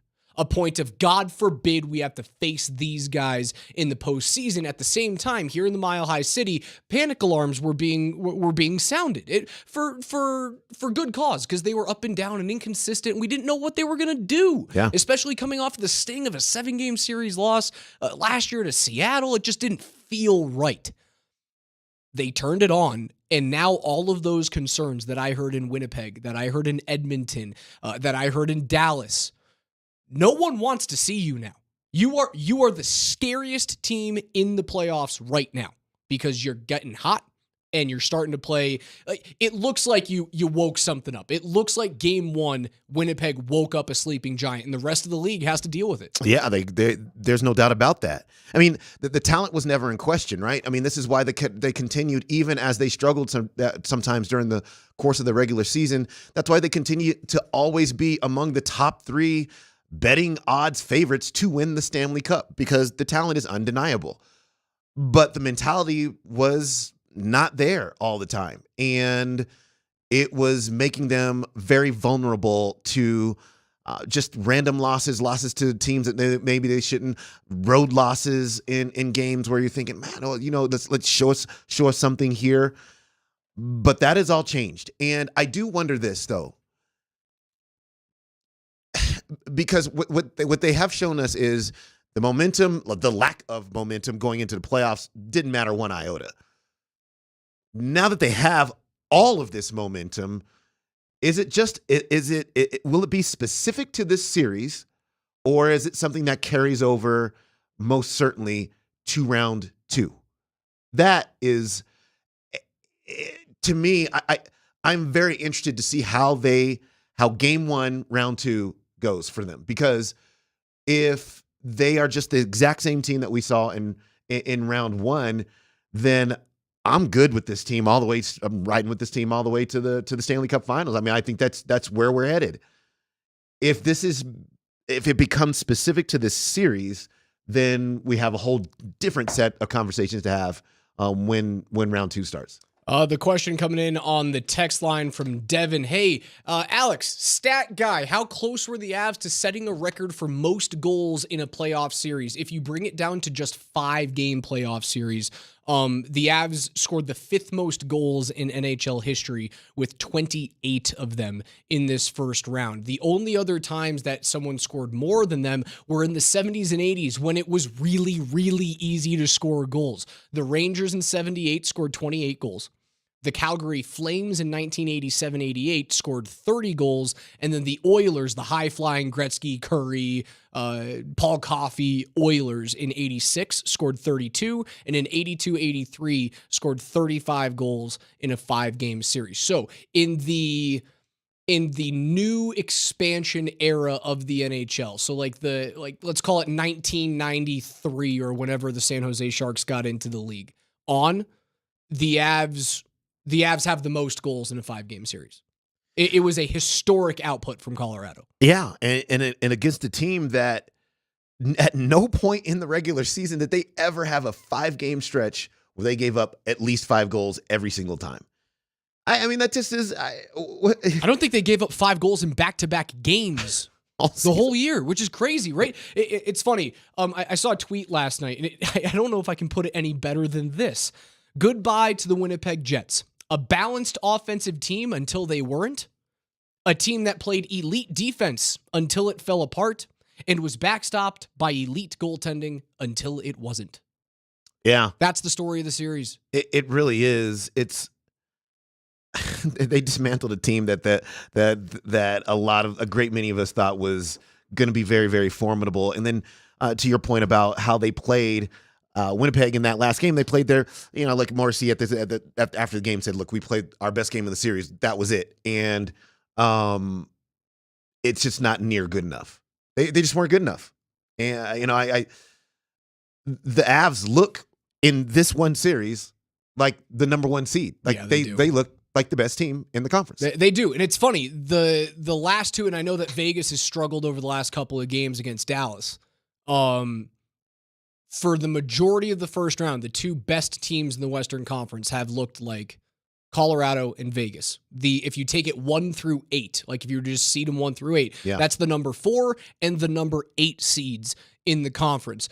They just so happen to be the last two Stanley Cup championship winners. I'm going to keep it going on my stats here, Demps. Yeah. The Avs and Nuggets have combined for series wins in the last 6 years. 17 series wins since 2019 combined between the two of them and counting, right? You'll have an opportunity that if both teams win championships this year, that'll get all the way up to 23. Right. From the years 2003 to 2018, they combined for 5 series wins over a 15-year stretch. Between the 8-year stretch in the 2010s of 2010 to 2018, prior to the Avs getting back into the first round of the playoffs, and that 2018 year, I believe, was game 82 against the T-Wolves when it didn't happen for the Nuggets. 0 series wins combined between the two teams.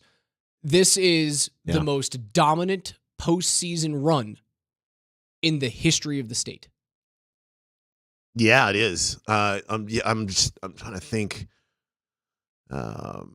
Because the Nuggets, even during the George Karl years, they always were in the playoffs, but they only got out of the first round one time. And that would have been 2003 to 2018, right, when the Avs were on the back half of that you can't really call it a dynasty. They won 2, they needed 3. They were on the back half of the Waugh, Forsberg, Foote, Sakic era. Right. And I think they only won 2 playoff series. No, 3. They would have won 3 playoff series in between then. Mm-hmm. That's it. Yeah. Yeah. Wow, man, that's, because the Nuggets would have had 2. Right. Getting to the Western Conference final. Yeah. Just that 1 year, and was that 2009. That's really, really interesting. It really does underscore. I mean, we're watching such great stuff from both of these teams, and for a lot of people, they just rolled right into this. It's like, hey, it's a good existence, man. It's a great existence. I mean, for some others of us, we've seen these franchises struggle. In particular, the Nuggets. I mean, when the Avs got to Colorado, I was just having this conversation not too long ago. They came in winning. It was like, hey, hi guys. These guys were the Quebec Nordiques. That guy's Joe Sakic. That guy's Patrick Waugh. And they're ready to win. Right. They immediately won the city's first major sports title, and at the same time, gosh, so when they were winning, then the Broncos would have been winning playoff games. 1996. So we'll go back to 95-96. In 95, the Broncos miss out on the playoffs in a 500 season at 8-8. In 96, they lose in the first round to Jacksonville. Yeah. Right after having a bye, and they should have won. They should have won 3 straight Super Bowls. Right, that's the one that kills Broncos fans every single year. 97-98, they go back to back, so they win. What is that? 6 games? Did they have a first round bye in each one of those? Let's call it 6. I think the second one I remember the revenge tour the following season, so they played Jacksonville again. It was like Jacksonville, I can't remember, and then Pittsburgh was the AFC Championship. So at least 6 wins, if not 7, in those 2 years. You missed the playoffs in 99. You lose in the wild card game in 2000.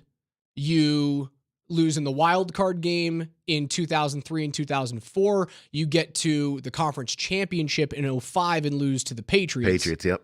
So you would have won 2 games that year. So between the years of 1996 and 2005, the Broncos combined for 9 total playoff wins in those years.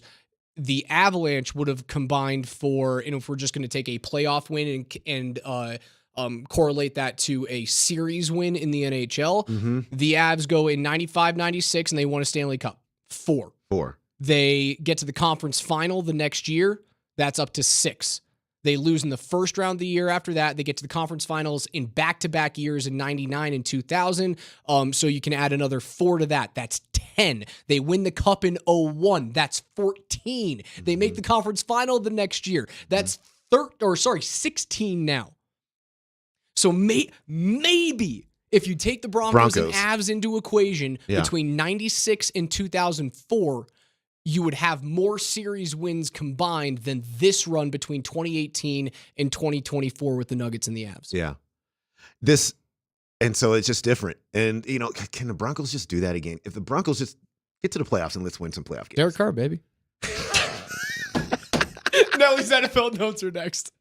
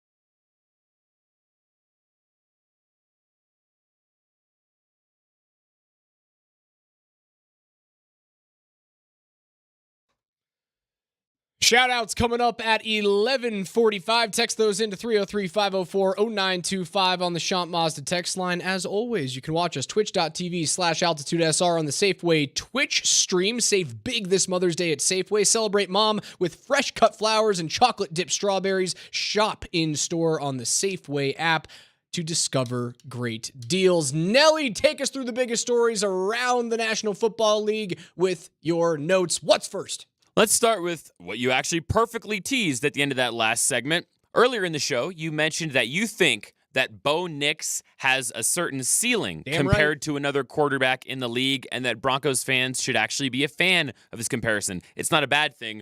Who is that player? That player, hate it or love it, is Derek Carr. Broncos country, let's go.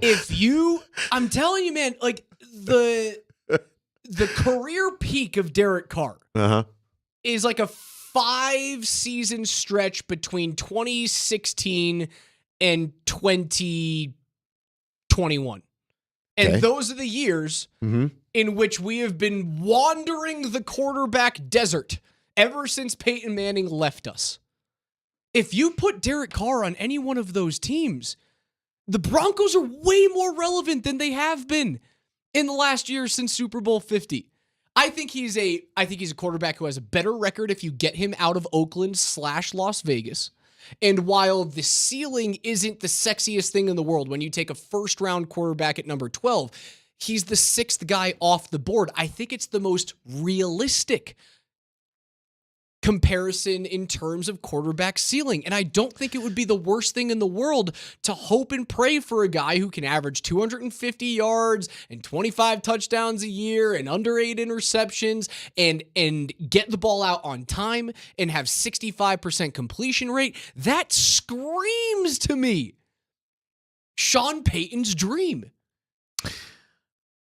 And yet he's 72-87 as a starter. I just can't get past that. I think that is where I hope that Bo Nix doesn't become Derek Carr, because he's 72-87 as a starter in his career. He's got his 3 seasons is an entire career of having a winning record as a starter. He threw for 228.1 yards per game last year. That's not good. It's not good. And he did have a good touchdown to interception ratio. It was 25-8, but no. But again, I think this. I don't. When the way I think about Bo Nix is how he helps enhance the entire equation. So I don't know what those numbers look like. I knew he threw for 45 touchdowns last year at Oregon. I know he threw for over 300 yards a game at Oregon. I know those things will drop. Obviously, in the NFL, the talent is much better. But I think what I hope to see from him over the course of his career is being the catalyst of an offense that is a dynamic offense that puts up points and yards, and you got to deal with it, and is efficient on third down, and doesn't go through these huge stretches in games where it bogs down. It's like, oh, the Broncos, they can't even convert on third down. They haven't gotten a first down in the last quarter and a half. We've seen so much of that. I don't want to see any more of that. I think Bo Nix is better than that.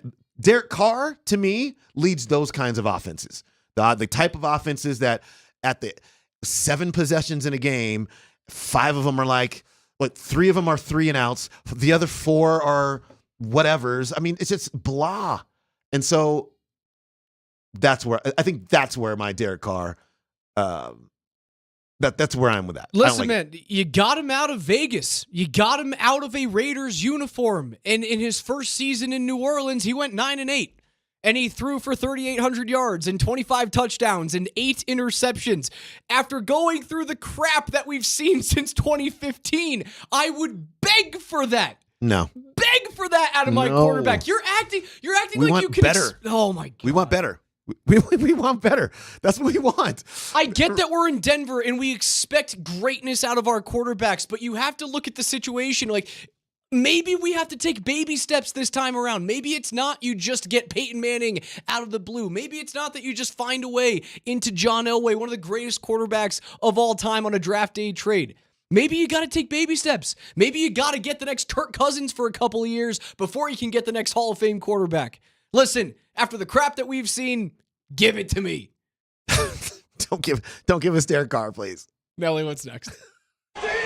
This segment is brought to you by Mountain High Appliance. We are Colorado's most complete local appliance store with locations in Denver, Louisville, Littleton, Colorado Springs, and Glenwood Springs, offering every major appliance line and brand. MountainHighAppliance.com. Speaking of Broncos quarterbacks, the team will not be picking up Zach Wilson's fifth-year option.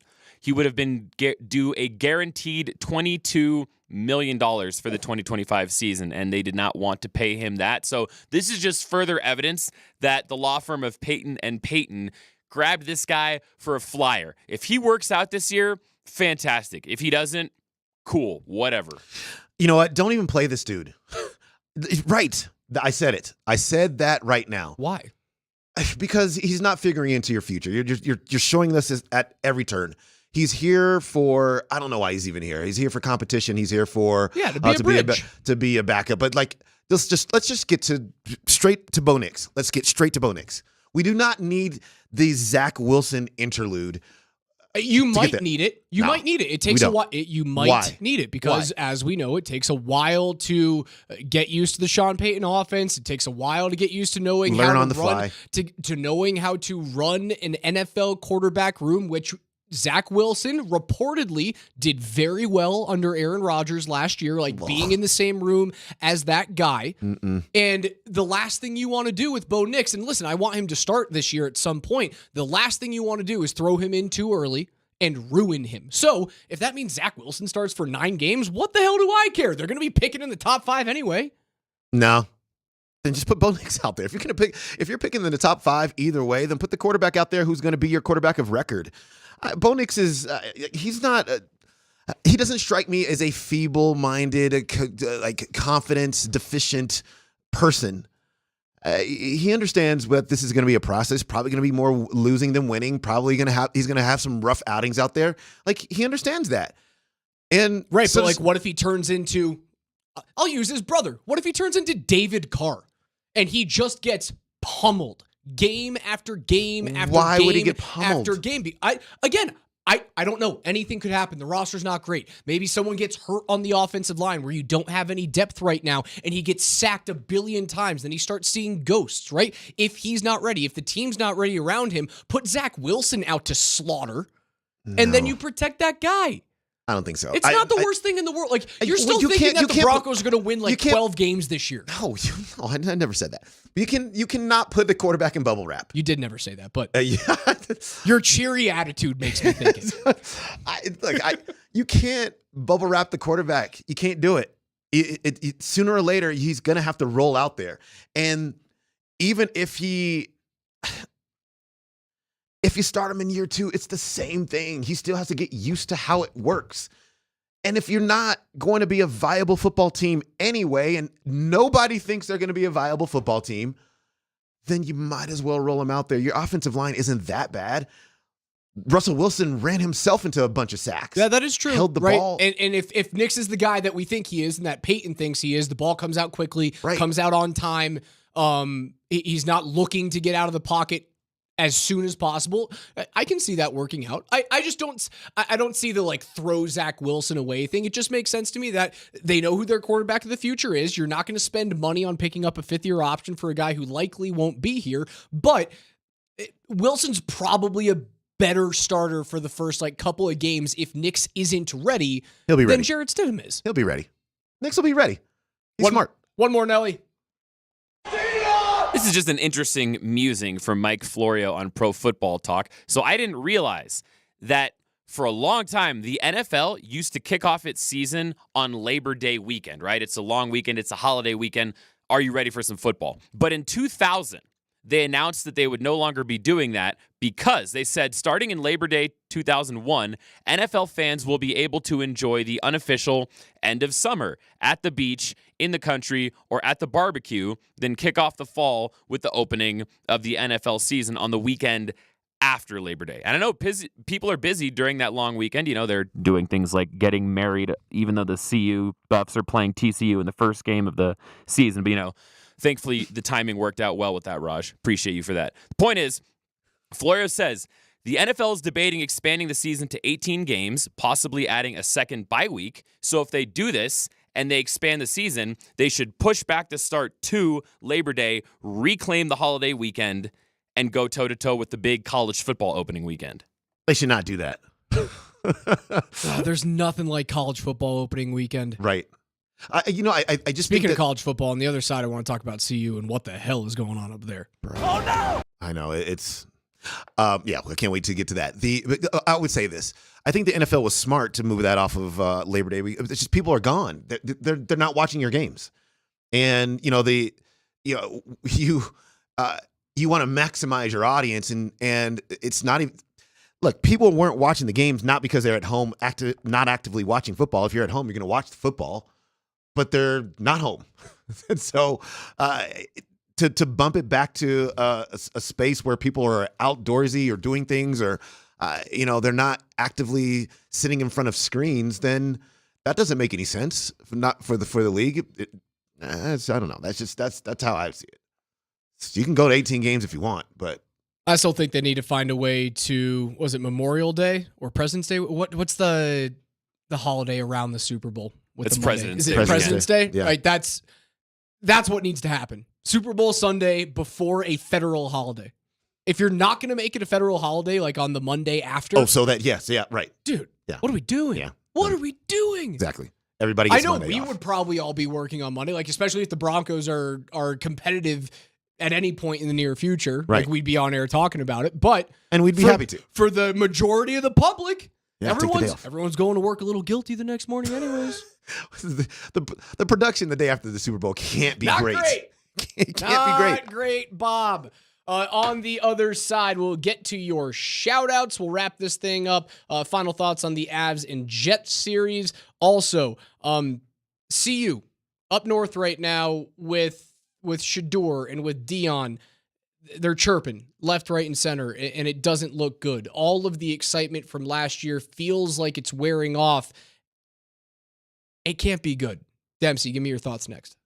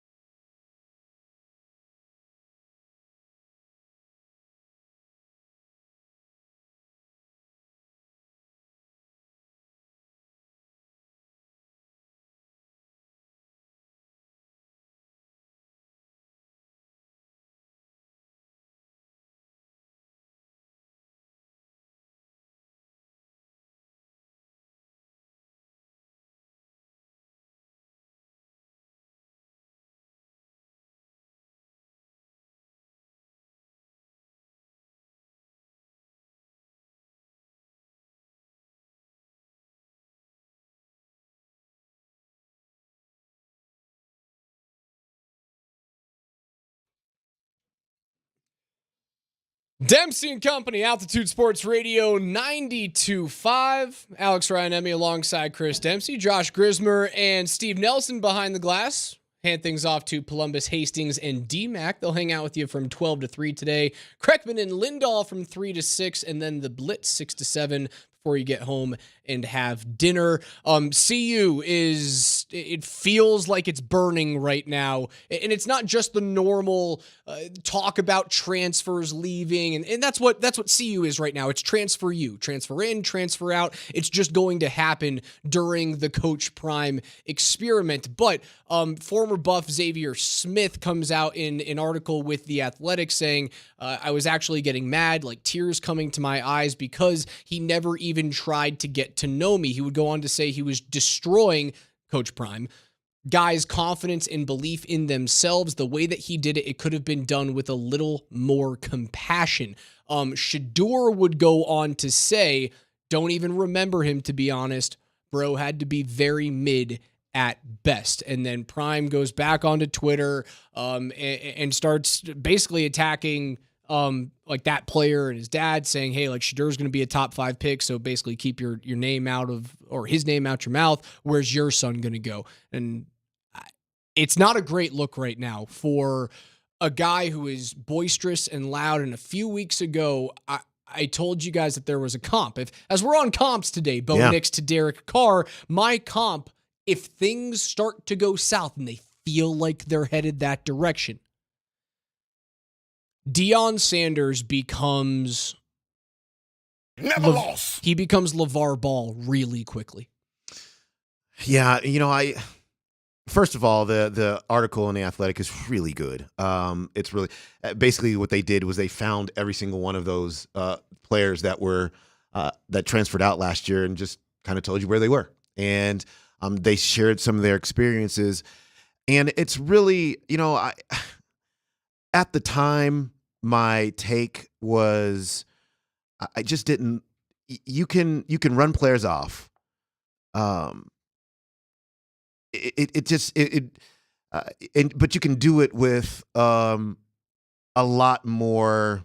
I want to be class is where you can do it, and I think the Xavier Smith quote really kind of underscores that. I don't think any of these players in this article were under any illusion about, I was going to stay and this was going to be great. Like, they understand what it is. And new coaches come in and they bring in their own players. And sometimes that means you have to go. But how you leave is also kind of important. And could you just kick guys out? Could you just lock doors on them, which was happening? All of a sudden, guys couldn't get into the facility to get a meal, to work out. All of a sudden, on a text thread, one of the offensive line was talking about the text thread, and a coach one day just texting, "Good luck, fellas," and then erased everybody off the text thread. Could you do those things? Yeah, you could. Should you do those things? No, you shouldn't. No, you shouldn't. You walk onto campus and you say, I care about these young men. I want to teach them to be great fathers and husbands and brothers and whatevers. But your example is the exact opposite of that. It's the exact opposite. And I promise you this, I'm never going to mince words. I love CU as much as any single person out there. You know this. But I am not going to mince words in these instances because that is without class. You are showing that you actually don't. I care about you for about as long as you can win me a game. And then when you can't, I don't care about you. That's actually the message that they're sending up there. And that's fine, but just say it. Just call it what it is. I want to see them win football games, and I want to see them. But this is some of this stuff is kind of hard to stomach. It just is, and Shedeur going on. Let's all just get after them, right? Like let's bully him on the way out. He's already gone. He doesn't have a right to articulate what his experience was on the way out. He doesn't have that right. He can't say that. He can't say that, hey, I would have liked a little bit more compassion. He's out of line for saying those things. No, he is not. Because anyways, but yeah, it's I just don't love everything that's happening up there. I just don't. It's still too early to diagnose what's happening with Sanders and CU football. Will it work? Is he here for the long term? But as this continues to happen, and as we see him be more and more outspoken about his kid and his guys, where he is far more outspoken about the people that are very, very close to him, and then Travis Hunter as well, right? He's an advocate for all of his players, but he is way louder for 3 guys in particular, 2 of which have his blood. And Raj is an advocate until he's not. Right. You know what I'm saying? I worry that you're getting into this situation. This was worst case scenario for me when this happened. Is Deion here to truly see this program turn around and prove that he can be a successful Division I football coach, like he said in his previous stops, right? Like, he stays until the job is done, and he felt like he had gotten the job done at Jackson State. He said he was going to stay until the job is done here at Colorado, but as we get farther and farther into this, like, dad coach feeling that I'm getting right now, I worry that worst case scenario could happen after Shedeur goes to the draft this year. And is he right? He's probably going to be a top 5 pick. Most likely, unless he does not continue his progression that he showed last year, right? Yeah. Unless he gets hurt. Especially what we saw with quarterbacks being drafted this year, right? Right. Expected to be a first-round quarterback this year. And it feels like we're inching closer and closer and closer to, well, kid's a first-round draft pick. Now I'm out of here. But the mission for CU will not have been accomplished. Mm-hmm. For Deion, it would have. For Shedeur and Travis, it would have. And maybe for Shiloh, it would have. But turning around the CU program, it requires more years. It requires long-term success, and not just like, hey, we had Deion Sanders for a couple of years, and then they go back to a 3-win program. That's worst-case scenario. But also, Raj, what kind of program are you running? Like, what kind of program are you running? Experimental right now. Don't tell us. No one else has done this. Well, but also, what are the tenets of your program? What are the pillars of your program? What are you about? Because what I think I'm hearing is just a lot of talk, and then the actions they're not aligning with the words. And it's a program that I think, it feels like a takeover, man. That's what it feels like. It feels like a takeover. And if he doesn't win, if he takes over, and then you don't win on top of that, where will you be as a program? Like that. They are towing this line of losing control. And okay, if you win football games, I'm sure, I'm not even actively looking at the text line. I'm sure there's a bunch of people like, doesn't matter. So, do you want to win or do you not want to win? It's pretty split. This is what I get all the time. And okay, fine. We all want to win. This one seems like it's coming with a cost. And the cost will be to the long-term health of your football program. I hope it doesn't come to that, but you know what I'm not going to do? I'm not going to not say it, because that's what it's starting to look like. The wins, they won 4 times. They won 4. And now you're going into the Big 12 conference, and we'll see if you can win more than 4. Because if you can't this year, then what? Your son's gone. Travis Hunter's gone. You had one recruit that was supposed to be a 5-star quarterback. He decided he's not coming to see you. You badmouth players on the way out. And this is what we're doing. Okay. Well, okay. We'll see what happens. It's Wednesday. Let's end on a positive note. Shout-outs.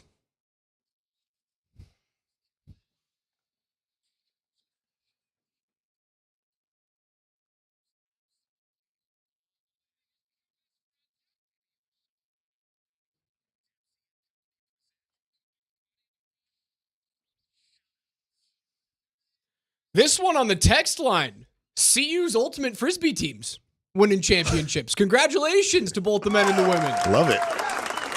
You got to run really fast to play Ultimate Frisbee. I've only done that one time. I used to be okay at it. I don't know if I can throw a Frisbee anymore.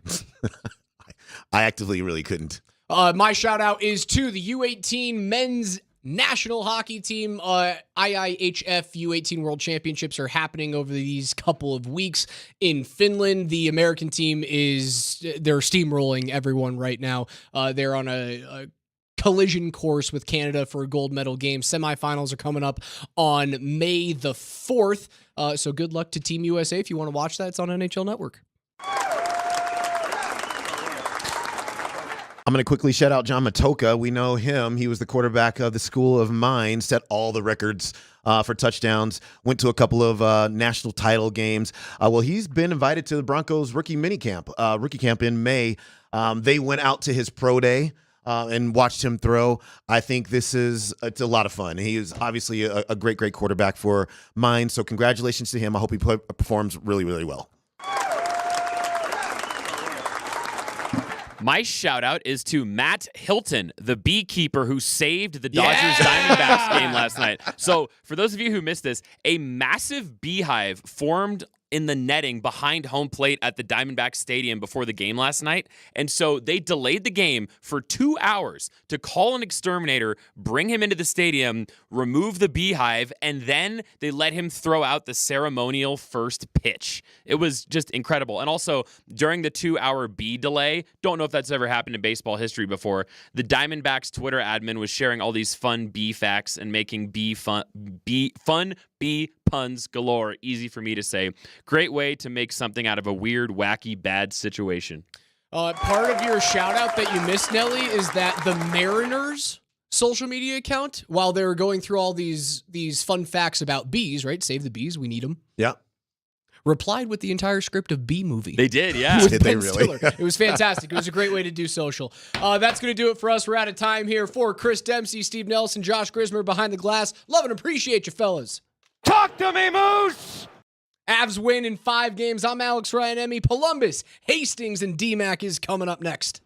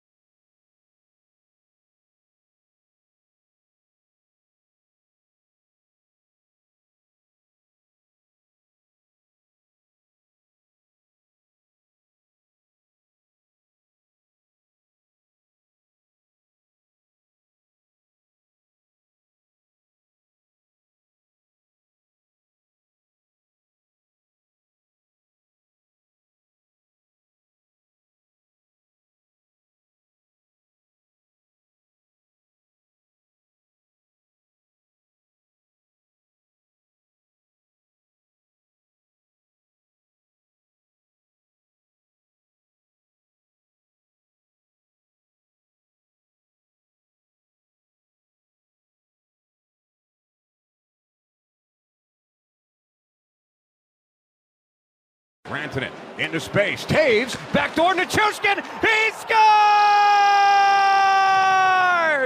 It's the 2-2 train pulling into the station. He has 7 goals in this series. That's deflected wide of the net. Trennan has it. Trennan off a body. Save made by Hellebuck. Trennan's got it back. He scores!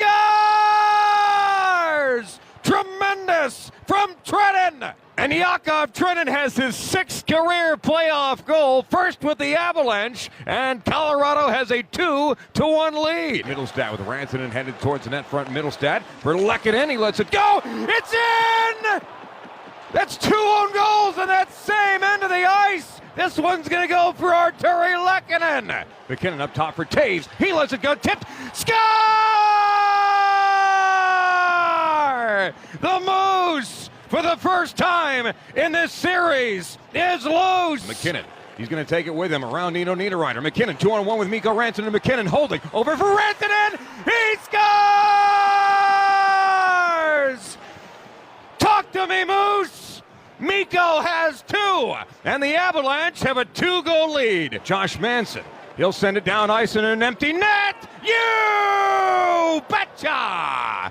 The Manimal puts the icing on the cake with 1.9 seconds to go in the hockey game. The Avalanche have put a touchdown on the Jets here in Winnipeg. Puck is down, and the Avalanche win in Winnipeg.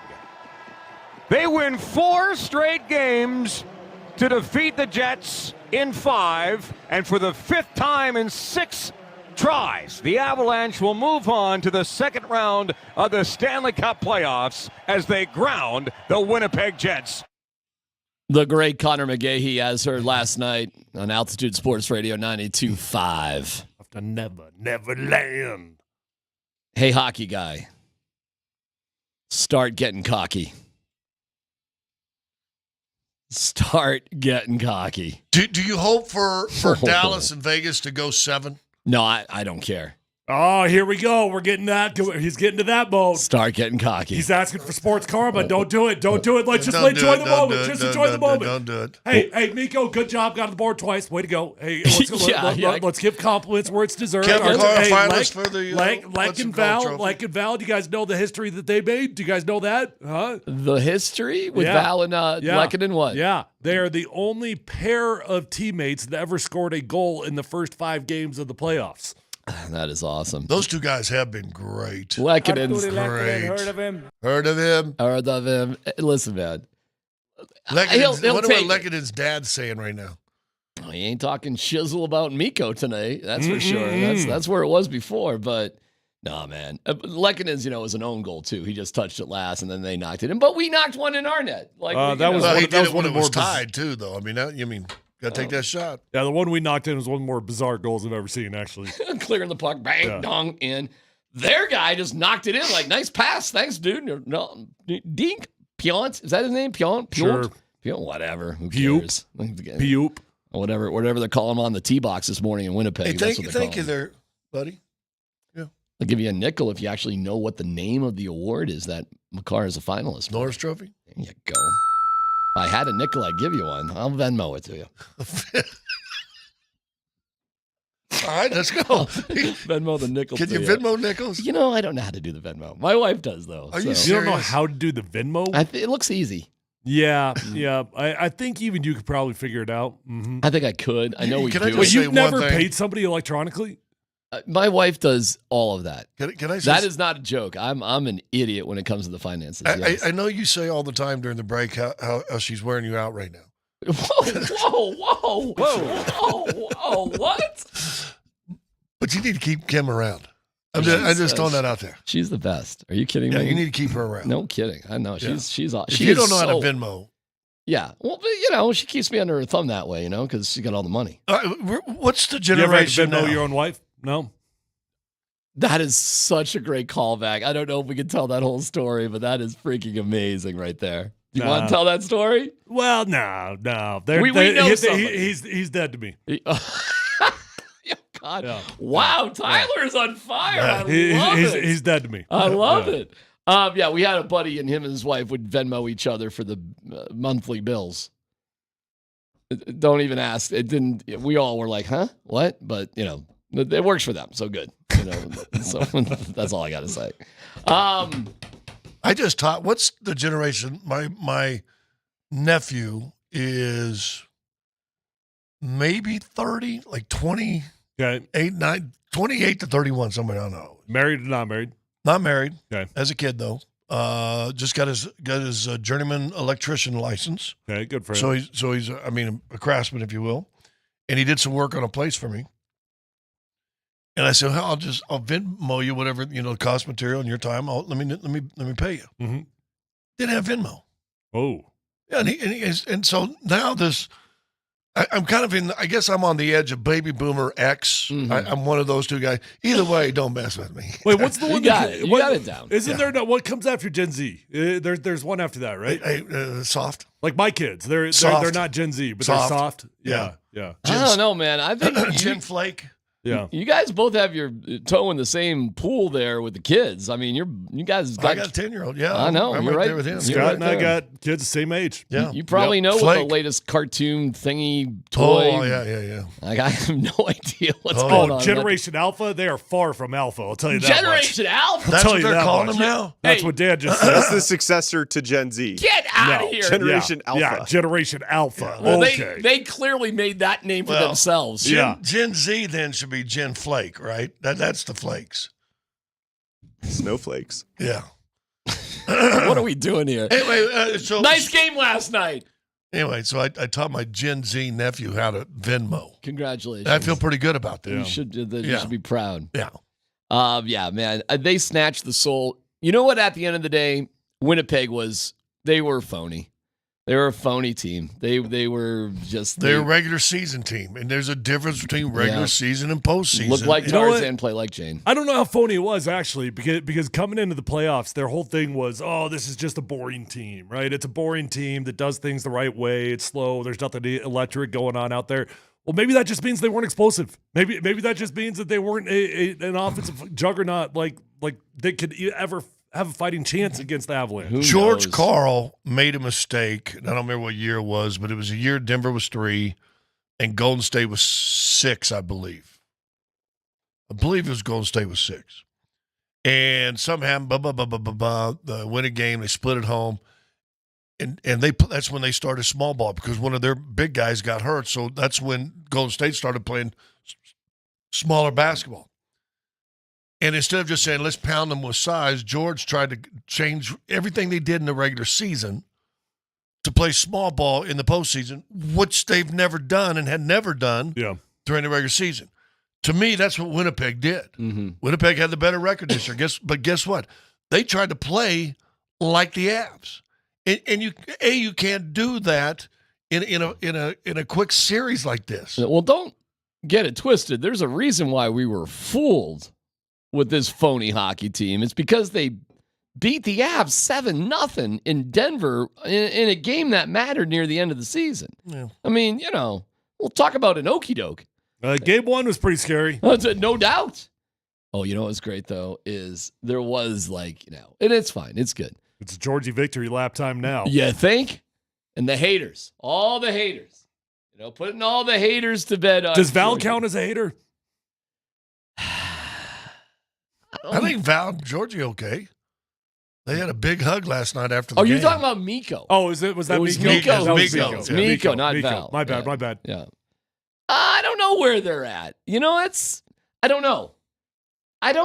I bet they're great. All it takes is a little success and everything's forgiven. It's the hockey goalie and their friendship with the other skaters on the ice is always different. A quirky deal. I'm not saying they can't be friends. I think Darcy. Hold on, no dumb question. Yeah. Are goalies treated like kickers? I would think it would be. I would think that goalies would be like on a pedestal. Not I would say that goalies are almost like starting pitchers. Yeah, that's what I would think. I would think like they're almost like by default a leader on the team. I think they are.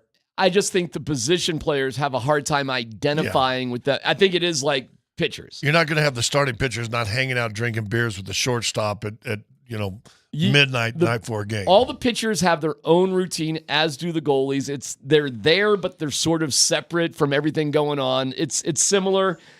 It's different, I suppose, in hockey because there's 2, maybe 3 guys. They have their own coach.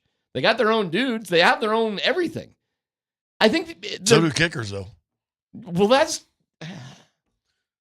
Kickers are pretty damn important these days. They are. I mean, it's. I mean, in my experience, kickers have become less and less outcasts. Over the years, they've actually become a part of things, and it's hard to explain, and I don't understand. I'm not sure I like it. Well, hold on, but they've become a part of things. Well, they're better athletes, that's for sure. Didn't McManus start hanging around with defensive guys and linemen? Well, my first kicker that was Prater. I mean, Prater was. You guys were roids together, right? Well, yeah, he was actually my supplier. Yeah, I mean, he was just like he was the dude, man. He was the dude in the locker room that everybody gravitated towards. What did he was a fun guy back in those days. Call him Prate Dog or something. What do you call him when he was doing that introduction? You know who they had? Yeah. He called himself the Hawk because he loved hawks. Oh. Yeah. Matt the Hawk Prater or something like that. Yeah. The story with the Hawks, there used to be trees at Dove Valley. Because there were trees, there were bunnies. Because there were bunnies, there were hawks. It's, there were a lot of bunny kills out there with hawks over the years. They used to put scarecrows in the middle of the in the field to scare away I don't know. They knocked all the trees down. Fake coyotes. Fake coyotes? Okay, all right. But they knocked all the trees down, so you don't, there's no bunnies anymore. There's no hawks either. Here is Yakov Trenin. Fourth liner got a goal. Got a goal. About Georgie and the haters. Yeah, Georgie was outstanding all series. I was very proud of him, how he just come back and shut up all the haters. Shut up all the haters. Shut up, D-Mac. Shut up all the haters. There's a new bite for us, right? Shut up all the haters. We're going to shut up all the haters. Shut up all the haters. I think as the season as the series started, you two would go in that boat. No, I never did that.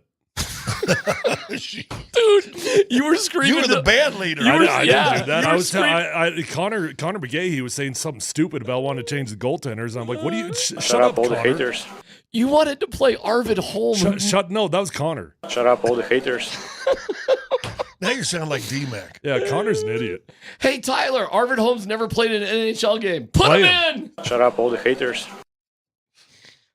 Hey, you don't get to distance yourself from that conversation too far, pal. Yeah, you might have not been on that one, but you're not too far behind me, pal. Dude, everybody and their brother knows that Annunen, if he was healthy, would have played in game 1 at some point. 5-3, 6-3, whatever. And likely, had he played in that game, likely he would have been the starter in game 2. But for whatever his sickness was, because they weren't going to stick in the dude who's never played in an NHL game, Georgie got one more shot. He got one more shot. Was still sick for game 2. And he was missing game 2. If Annunen was healthy for game 2, he probably is there. But it wasn't. And then they got Prosvetov. They did get Prosvetov up for game 2, but we're still going to stick with Georgie in this situation. And then they're not looking back. And look at that. Look how close it was. How crazy is that? And now Georgie, look at him now like, we believe in Georgie. Shut up, all the haters. Nah, but you don't expect out of Georgie. Even after the game last night, when he had the microphone in front of him, he's quiet, man. He's quiet, and he knows. Definitely not smart. It's not good sports karma to take a victory lap, and nor is he even trying. I kind of like that he's just kind of existing and trying not to stand out. Take a victory lap in June. Yeah. Well, that's the vibe they're putting out right now. And I do love it when you snatch the soul away from another team, because I do think the Nuggets have done that to the Lakers. And listening to Rick Bowness of the Jets, we'll have that coming up next. I think the Avalanche just did that to Winnipeg too. So, fellas, we are 2 for 2. It is May. Both teams are rolling. It's PHT on 92.5.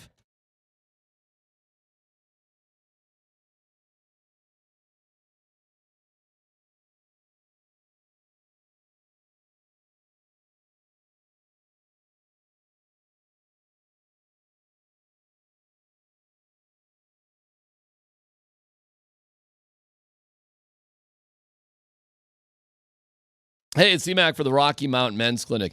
If you're suffering from erectile dysfunction, if you're just not feeling like yourself, Well, okay. Well, erectile dysfunction would do that. So would low testosterone. Either way, if you're suffering with ED, if you think that you're just not feeling like yourself because of low T, listen, this is a normal thing. It's not, guys just wait so long, way too long. So if you're feeling bummed out, if things aren't going your way, let's get you in a better state of mind. Let's get you straight at Rocky Mountain Men's Clinic. Okay, that's RockyMountainMen'sClinic.com. Take the low T quiz. Get a consult about ED.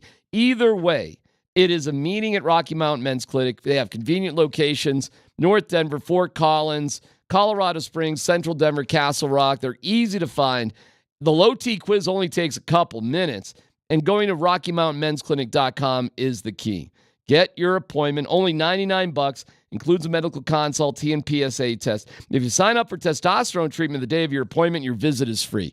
Get a hold of my friends at 720-440-7900, RockyMountainMen'sClinic.com.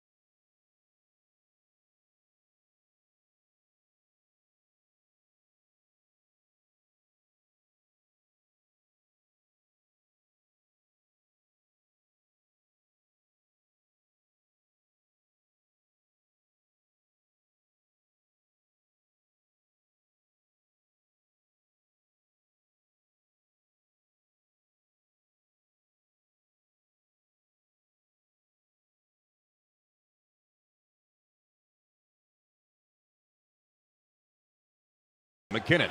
He's going to take it with him around Nino Niederreiter. McKinnon 2-on-1 with Mikko Rantanen. McKinnon holding over for Rantanen. He scores! Talk to me, Moose! Mikko has 2, and the Avalanche have a 2-goal lead. There you go, Mikko Rantanen. I want to know your name. Meanwhile, he's got 9 points. But you know what? I heard Bednar this morning with the boys, and he said he didn't love Mikko's game too. So anybody having some, hey, what's going on with Mikko? Bednar shared it. And Mikko was out there the day before they played in Winnipeg, working on stuff, just in his shorts on the ice, doing something. So it's legit. There was something going on. Early in the series, I mean, I put out a tweet, and hockey guy over here, but Mikko just looked like he just kind of looked slow. He didn't look like he was as engaged as sometimes he did at times. It was hard to explain. Scott's taking a victory lap over there. He wants me to pat him on the back. Well, there's something going on. You're right. Yeah, there was something going on. But listen, this is an experienced team, and your core has been there and done that. And one of the reasons I wasn't too afraid going to the end of the season, because I said, listen, I just think they looked like the Nuggets last year. They were tired of playing meaningless hockey. And you said, well, it could have been the one-seater. Yeah, okay, whatever. This is when it counts. This is when you want your team to go 20-4 or 16-4, right? This is the time of the season, 16-8, whatever it might be. This is the time you want them to do that. Well, here's Mac, McKinnon talking about that basically. Yeah, I think just over the years you just learn that there's going to be highs and lows, and it's how you react to it along the way. And super, super happy with everyone, how hard we worked and how hard we battled. This series was amazing. Before the series, I think we came in really humble. We weren't playing well. These guys just beat us 7-0, so it was a big wake-up call to how hard it takes to even win a series in this league. So super proud of the guys, and a lot of work left to do here. They look amazing. It's the best they've played all year. Good time for it. Well, like I said, I was on a team that I was on the second year of a back-to-back championship. And, dude, in the middle of the year, it was a slog fest. I mean, it was, from games 50 to 70, it was like, dude, you couldn't even keep your head above water. And I know it was more of the mental side than anything else. Had a couple injuries here and there. But then all of a sudden the playoffs started. And, listen, they ended up beating Portland that second year for a championship. But they're beating the Knicks, they're beating Boston, they're beating the Pacers. They were beating the best teams of the day, right, in the Eastern Conference. And I'm like, why was it so hard during the regular season? And I just think it's the mental grind that brings teams down a little bit. And here's Rick Bowness. They snatched a soul. They took Winnipeg's soul. Give them a lot of credit, man. They played great. There is no comparison to what we saw in the regular. Their intensity and their speed went way up in the playoffs from what we saw, and we knew that. So that was the biggest difference during the regular season to this right now, is their pace and their intensity at which they played with. They've won a Stanley Cup, and it showed itself this series. It did. They raised their battle level more than anything. They raised their battle level. The races, battles, in the playoffs, that's what it's going to come down to. Who's willing to go to the net harder, and who's willing to take a hit to make a play, who's willing to win battles in the corners and the boards. That's what it comes down to. Then the other things take into place. But that's the best they've played. And give them credit for that. I've been fortunate. We all know a lot of the Broncos guys for the back-to-back Super Bowl champion teams. I've had a fascinating conversation with a group of those guys over the years, and they, to a man, most of them that I've talked to, say this. If we hadn't lost to Jacksonville, we wouldn't have won 2 in a row. Some of those guys think, had they just won that first one, they might not have won another one. But because they lost, embarrassing way, and they learned from that, it made them more motivated to win the second one, not just the first one. Yeah, I think that can be true for unique teams. I think it's actually challenging to have a previous season really motivate you like that for most teams. But when you retain the core and at least your superstars are retained, previous failures certainly move forward into the current season. But more times than not, just so many bodies move in and out off of a team that you lose something. It's hard to even find something like that. So is it possible the Avalanche, just last year, what happened with Val, just they were just burned out. They had to work too hard to win the Central. Maybe this is the equivalent of their second year right now, really. Well, they're Maybe healthier too. Way I mean, you lost Kadri, which is a big thing, and you never replaced Kadri last year at all. And then the guy that was having a spectacular year, you lose him in the first round, and now they're able to just suck up on McHale or Makar and McKinnon. So have the Avs and Nuggets painfully lost the right way, where once they've won a championship, it actually is a little easier, not easy, but a little easier to win a second championship, both teams. Maybe. I mean, each team's got its own story, and each goes its own unique ways. I know this, though, man. I mean, watching, and this is no shot at the Nuggets at all. Definitely not a shot.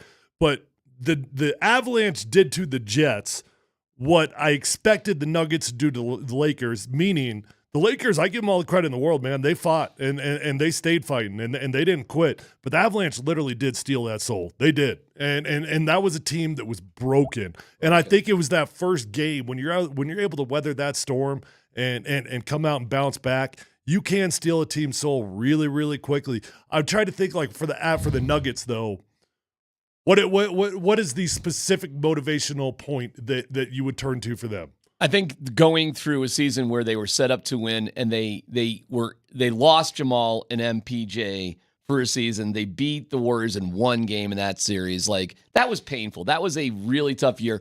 Going to the Western Conference Finals in the bubble against the Lakers after coming from behind twice, down 3-1 to get to that point, and then losing the Lakers.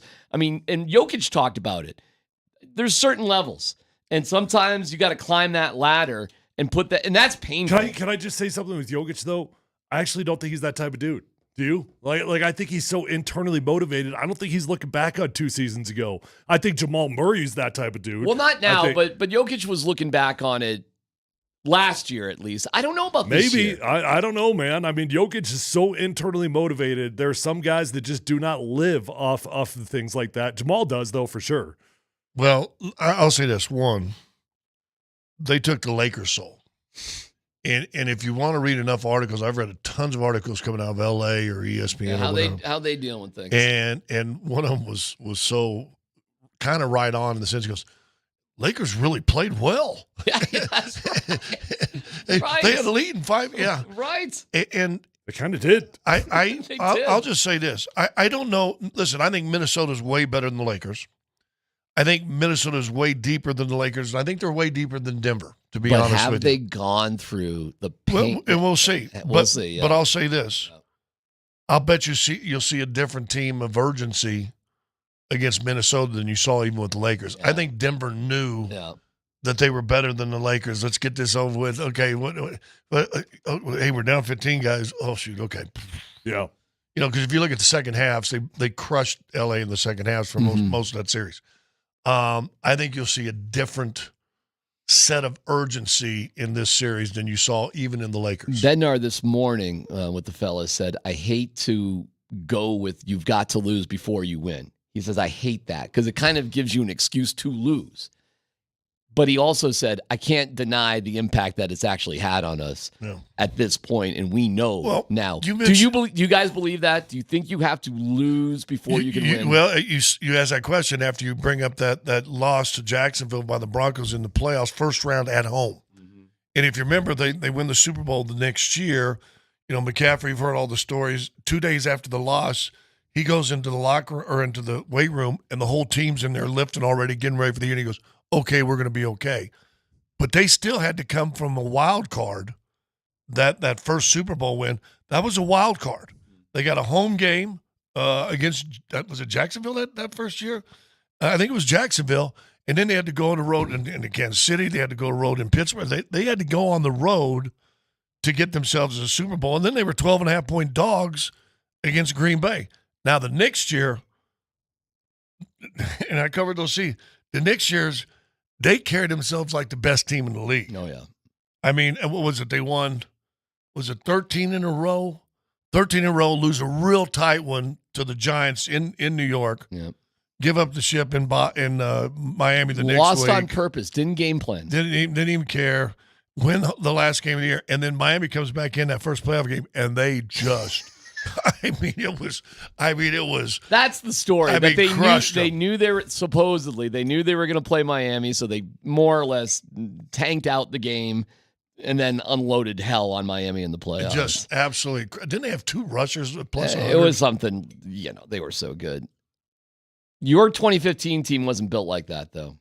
It wasn't. Well, I mean, you could make the argument 48. I mean, Yeah. it's not that different. They had the losing. The losing. But, like, after you won that Super Bowl, as we've seen, I mean, that truly was the end of it. I mean, look, you retired. Well, it was also an end of an era. That's what I was That's right. talking about the first time, when it's actually difficult to have a previous season carry over into the current season, because Right. look at all the guys that left. All the Right. guys that specifically the leader, the Right. dude, Peyton Manning, when he's done. Right. It's over at that point. Now you got to start a new identity. Well, you got to find a new and team. when the Broncos won their back-to-back year, they lost Elway, they lost Shannon Sharp, they lost Steve Atwater, and they lost Keith Burns, which were 4 of their big leaders. But the culture doesn't go entirely away, though, even with the new team, because you look at what happened with the Broncos in 2016. Hey, man, Trevor Siemian is running the ship. They still won 9 football games. They did. That was a pretty dang good football team. After Elway leaves, what happens then, right? It's still a respectable football team. Until they lost the first 4. They went 6-10 the next year, but 2 years later, just the next year, they made the playoffs again. They won 11 games. So they still were kind of there. With Greasy and Farad. And frankly, had they stuck with Bubby Brister, I guess I forgot they only won 6 games a year after. They I did. thought they were pretty good. They did, but Mike Terrell screwed Davis tore his ACL in Game 4. Yeah, and Mike, he made a mistake, and he's admitted it. They should have just started Bubby and just gone from there. Instead, they brought in Greasy just to pinch too quick. But it was all there, because the next year after that, they did go back to the playoffs. Well, Bubby thought he was going to start, but when they brought Bo Nix in and took his place, yeah, it was If over. Peyton Manning came back, if that happened in 2016, do you think the Broncos at least go to the playoffs? Oh, yeah, we go to the playoffs for sure. I mean, Trevor Siemian almost brought you there. In a lot of years, 9 wins gets you into the playoffs. I don't know if you win a championship. I don't know if you pull that off, because, man, that was a weird year. We were not the Avalanche right now. We were not the Nuggets right now. Right. Like we were winning a lot of ball games off of hard work and preparation, and I don't fully believe in luck. I think luck is where hard work and preparation combines, where those two things collide. Every now and then you got to get the ball to bounce your way, though, and you can't explain that. They did about 5 times. And that season, there were at least 4 Detroit, games. Cleveland, Kansas City. You know what? You know what's funny? After that Cleveland game, that's what I said to myself: we're going to win a Super Bowl. Wow. As bad as that game was, Yeah. and we should have lost that game 4 different times over. Peyton throws an interception in the overtime, and after that game, that's when I just knew, man, this is one of those. And that was on the road, right? Oh, yeah. So think Oh, of yeah. the 3 games I mentioned: Detroit, Cleveland, Kansas City. Came from behind, played crap most of the game, win them. Those were all road games. Oh yeah. I mean, that's you fought from behind to win 3 road games in the NFL. You know what? I gotta give props to 48 for 50 on this. The vibe at 50 was so different from the Broncos than 48. Like, it was more calm, it was more collected. First of all, the setting was better because You had a different coach. Yeah, Gary made a huge difference. Foxy, I love him, but he was freaking out in 48. And, you guys were just in the Santa Clara strip mall there. It was nothing fancy. It was perfect, actually. It was. Let me ask you a question, though, Tyler. If you knew Manning was coming back, would you have retired?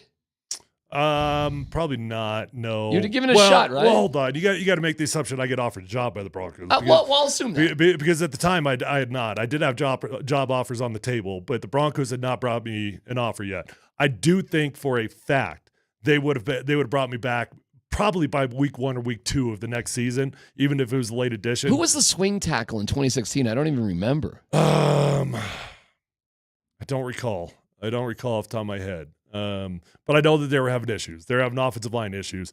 If I knew I could go back with Peyton and he was there, I had a job on the table, I probably would have, because the biggest reason, if I'm being honest, why I retired is because I didn't have an offer from the Broncos. Had I had an offer from the Broncos to stay in my own house, to not have to move, to not uproot my kids, I probably would have continued playing.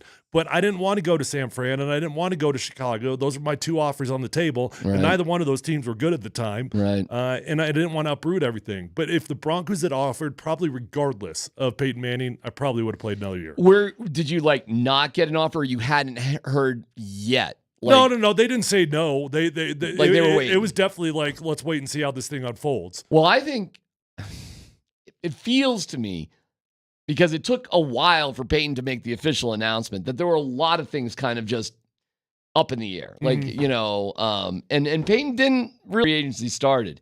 He took his time. I know it feels like it was a slam dunk. He was always going to retire, but he took a couple of vacations. He had a few speaking engagements. It didn't happen right away. Yeah. So that'd be interesting. But the difference is that was near the end of Elway's career and, of course, the end of Manning's career. We're in the middle of Jokic and Nathan McKinnon. All those guys. Every single guy. And name a star on either one of those teams that doesn't look like he's about to be here forever. The only one I can think of is KCP.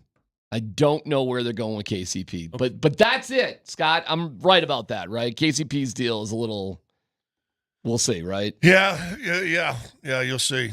Okay. You'll see. But that's it. Yeah.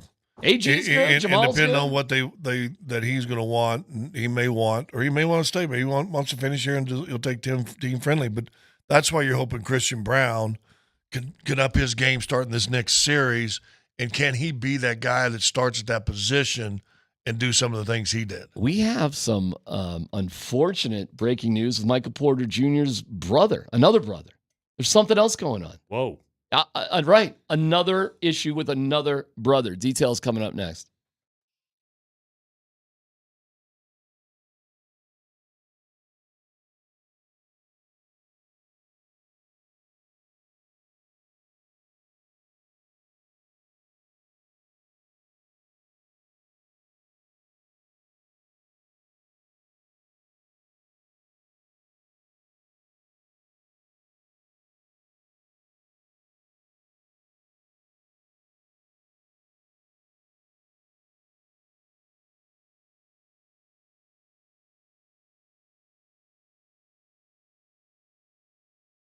Hey, it's C-Mac for Old Chicago. Oh, man, Old Chicago's been so great during the playoff run. We take a breather, but if you want just a great night out, or that great night out, you want it to come to your house, nobody's better for you than Old Chicago. Their menu is unbelievable. Absolutely delicious. A huge variety of foods. And the pizza, come on, man. First class all the way. A Colorado success story founded in 1976 in Boulder. And, man, they've been warming tummies and your soul at Old Chicago. The pizza, chicken bacon ranch, you got to give it a shot. Absolutely delicious. Ranch is the sauce. But it's not just pizza. I mean, from their fish and chips, salads, calzones, burgers. I mean, literally everything is good. And the experience, watching the game at Old Chicago, fantastic. Find your local Old Chicago at oldchicago.com. Find the food to your house for takeaway, delivery. Get that Old Chicago app and get $5 off your first order of $25. However you slice it up, your first choice has to be Old Chicago. Find your closest one at oldchicago.com.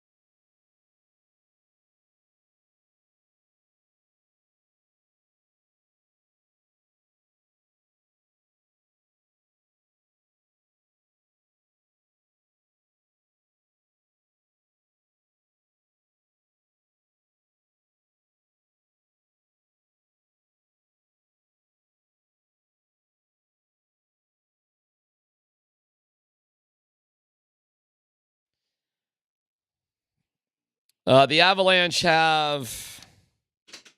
What is today? Wednesday, right? Today is Wednesday, May right? 1st.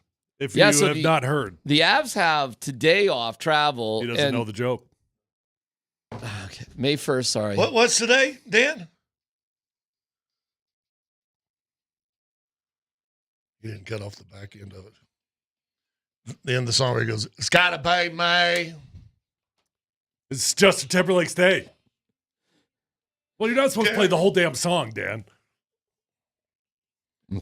Am I still listening for something, or did I already get the joke? Yeah, no, actually, I don't even blame you for not getting the joke right now. At this point, right? Yeah. Okay. The Avs There was.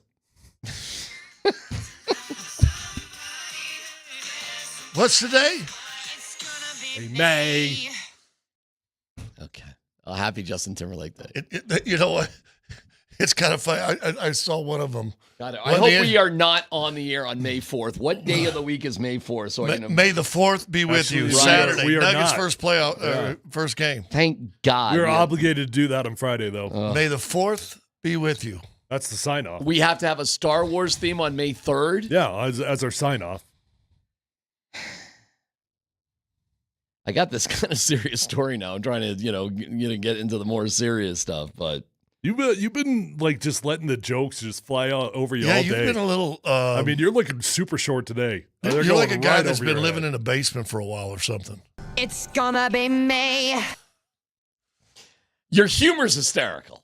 Yeah. You want to check the internet and see how that's all over the internet right now? I got a serious story. I do have a really serious story. Or you could just move it. That's what I was going to say. Yeah. I mean, at this point, it feels like you should move it. Because it's a little bit tough to transition into that now. What do you guys want to do? I know you're not. I know you're not very flexible. But we do have the ability to talk about whatever the hell we want to talk about. I can't do that. I'm not flexible in that. I am so non-pliable. It is How do you ride the bike so much and not be flexible? because you don't stretch when you ride a bike. You just You don't plow. stretch before you get on? No. I just like dumb. Wow. Did you know Dan got it? Wow. Wow.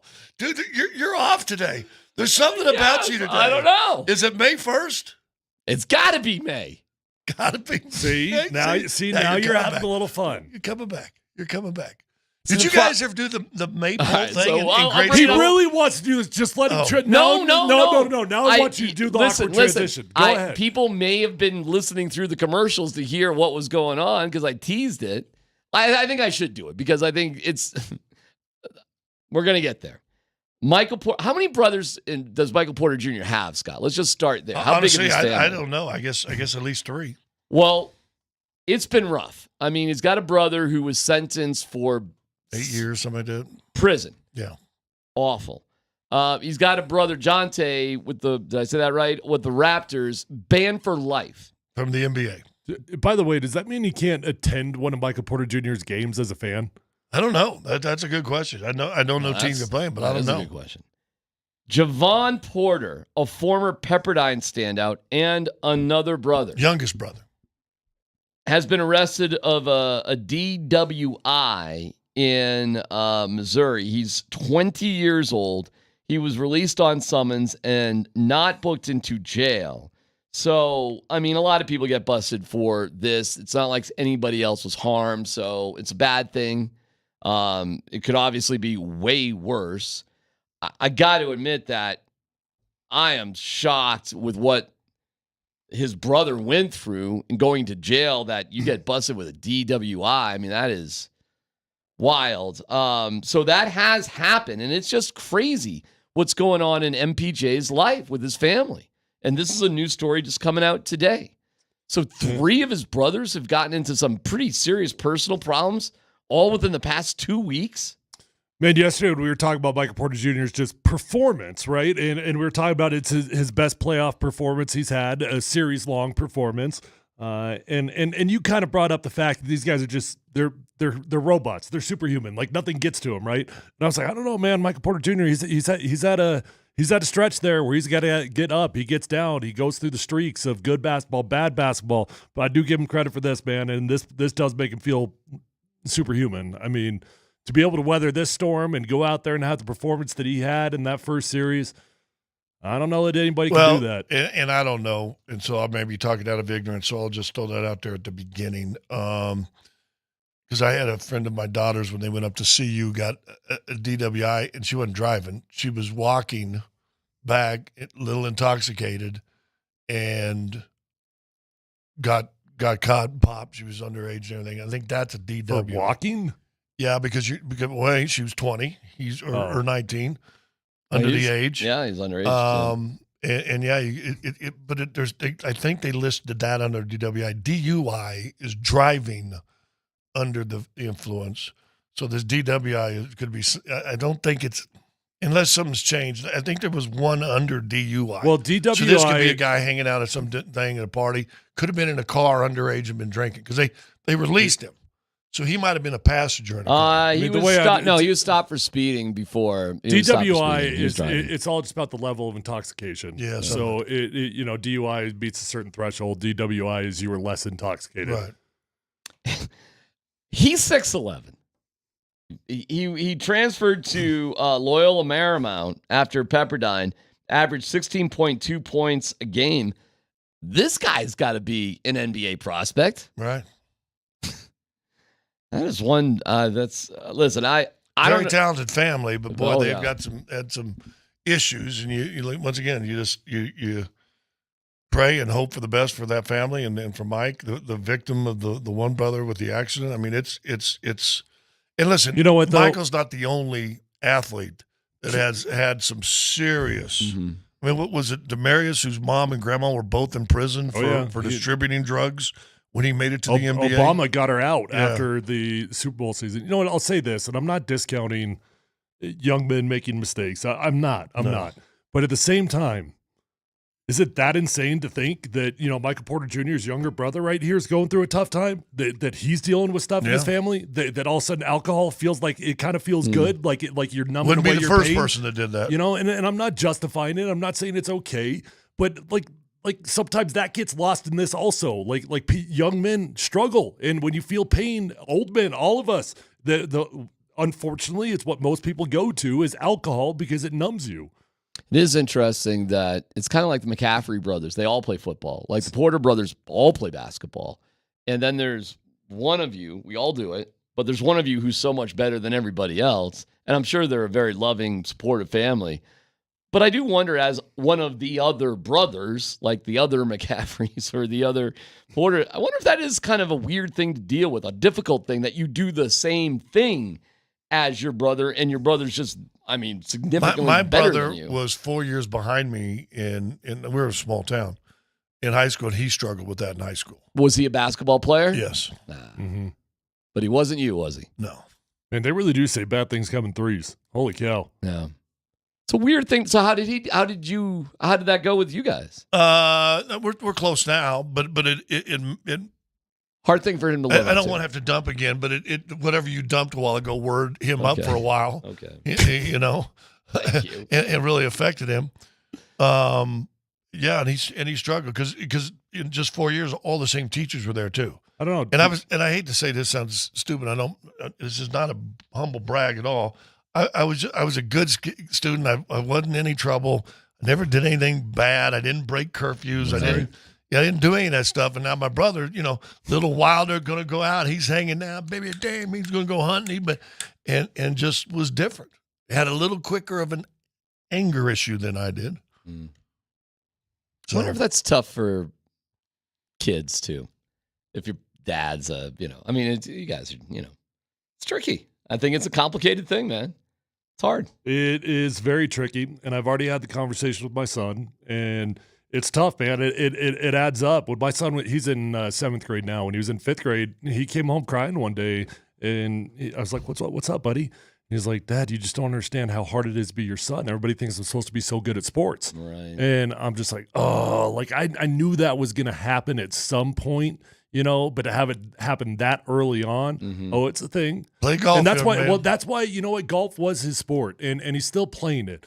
But now he wants to play football. Previously, he didn't want to play football, And I was freaking relieved, not because I'm anti-football, but because I'm like, go pave your own path, right? Like don't you don't have to be me. Don't try to be me.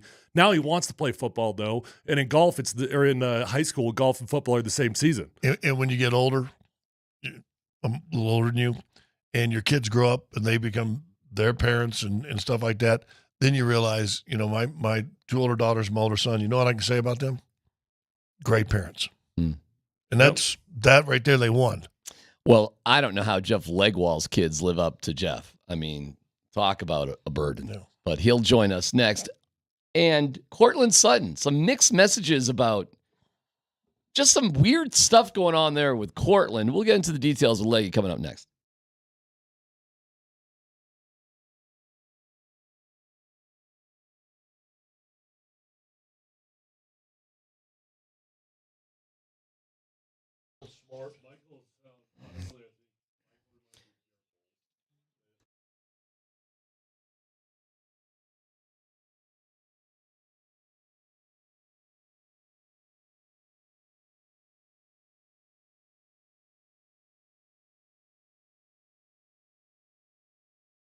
DMAC for Mike Maroney Automotive.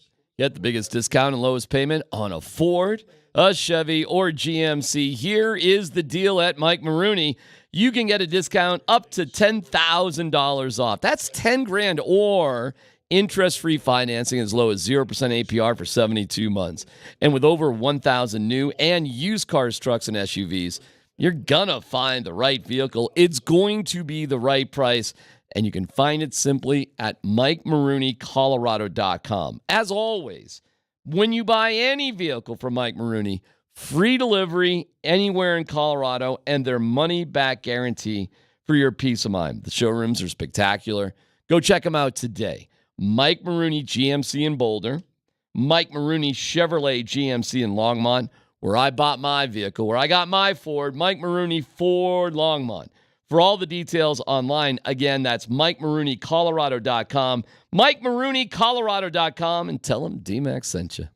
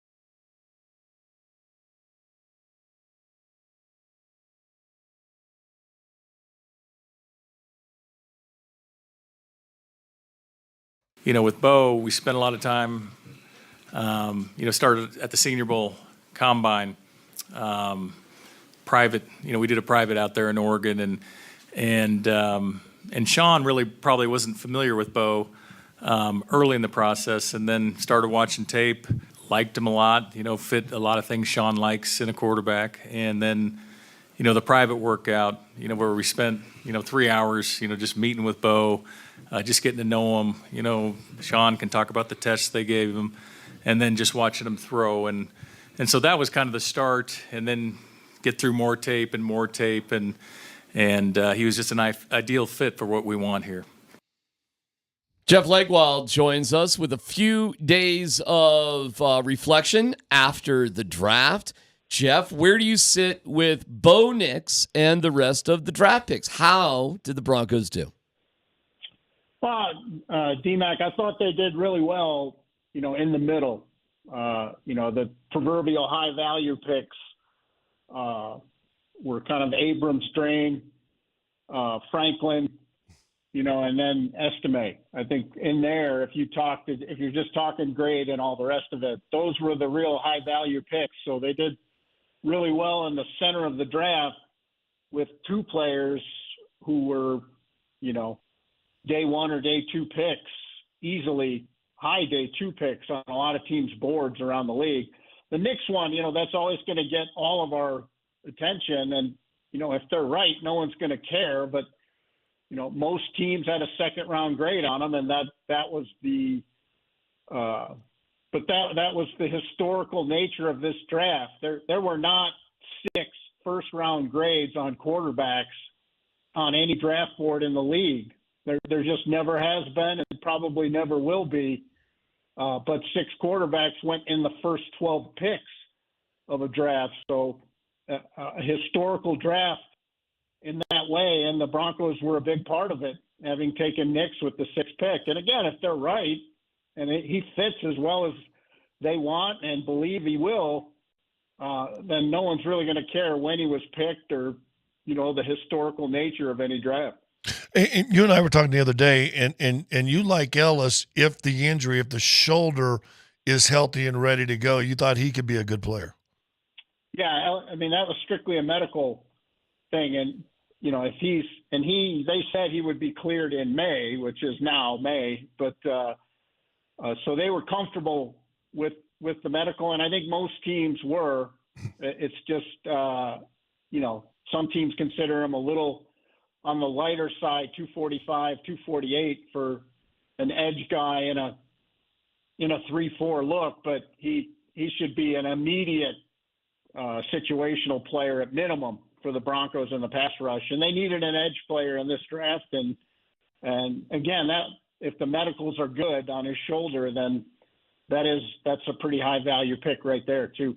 Yeah, I guess my favorite pick is same one as a lot of people. Man, Estime looks fun. He looks really, really fun. Like fun enough that he might be a starter on this team. I don't know if it happens this year or next, but I love that dude. But Jeff, I actually want to ask you something non-draft related about Courtland Sutton. So there's reports going out there that the Steelers are interested in trading for Courtland Sutton.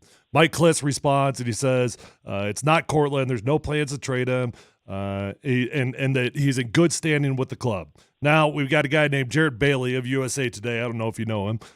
He puts out a report, says, contrary to reports, which I would imagine he's talking about Mike Klis's tweet, he says, wide receiver Courtland Sutton is not in good standing with the Denver Broncos. He wants a new contract. None of that has changed. So what do you know? Where is Courtland Sutton at right now? And is he in, quote-unquote, good standing with the team?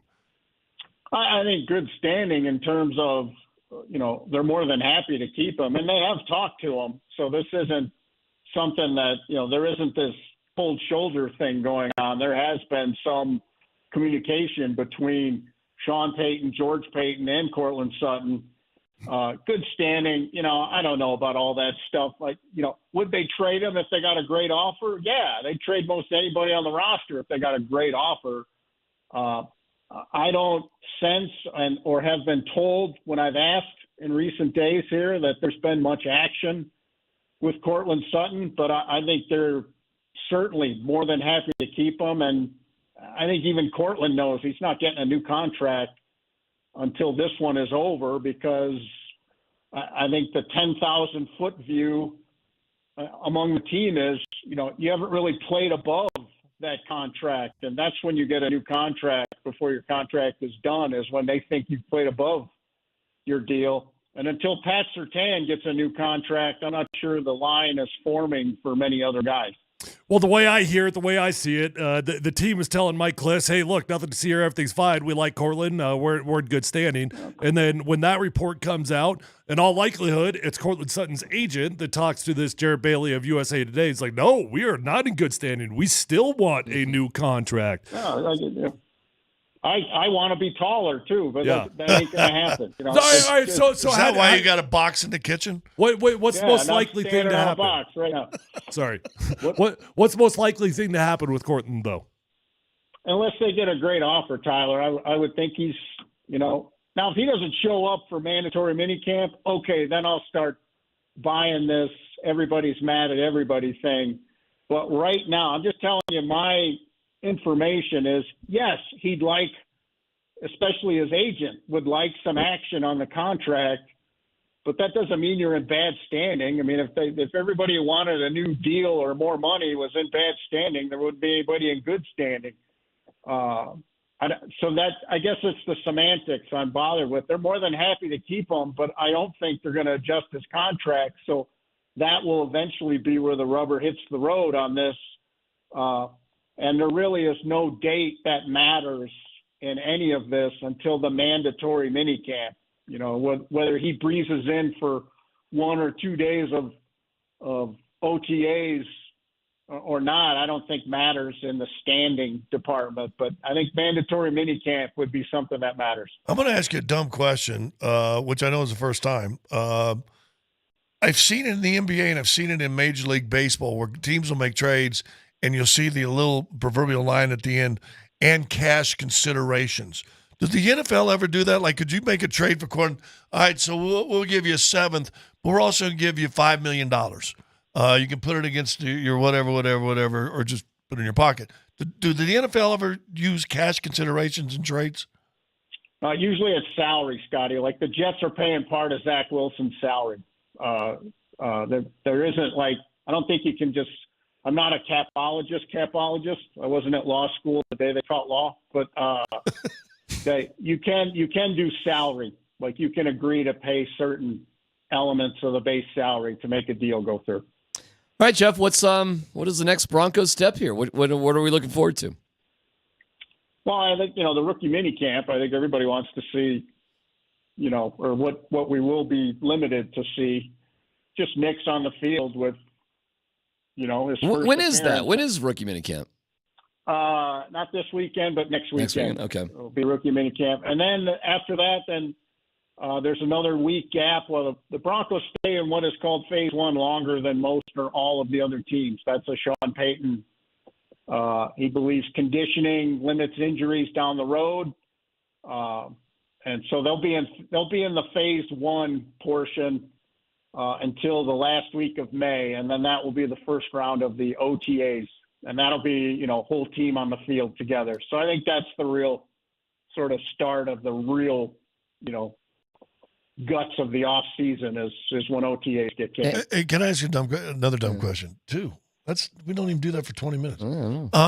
What do you think Drew Sanders' status is for this team? I want to see they drafted an edge player after saying they hadn't decided if Drew Sanders was going to be an edge player. So that I believe they'd still like him. In their heart of hearts, I think they would like him on the inside as kind of a replacement for Josie Jewell with more range. I think that's their hope, and that they could line him up in the edge at certain times in the nickel. I think that's their ultimate vision when they talk about vision for players.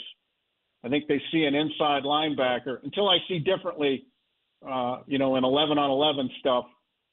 I think their vision is an inside linebacker who can bump out in rush situations when they'd like them to. But that's a great question, because after saying they had not decided, they then drafted an edge player who will contribute immediately.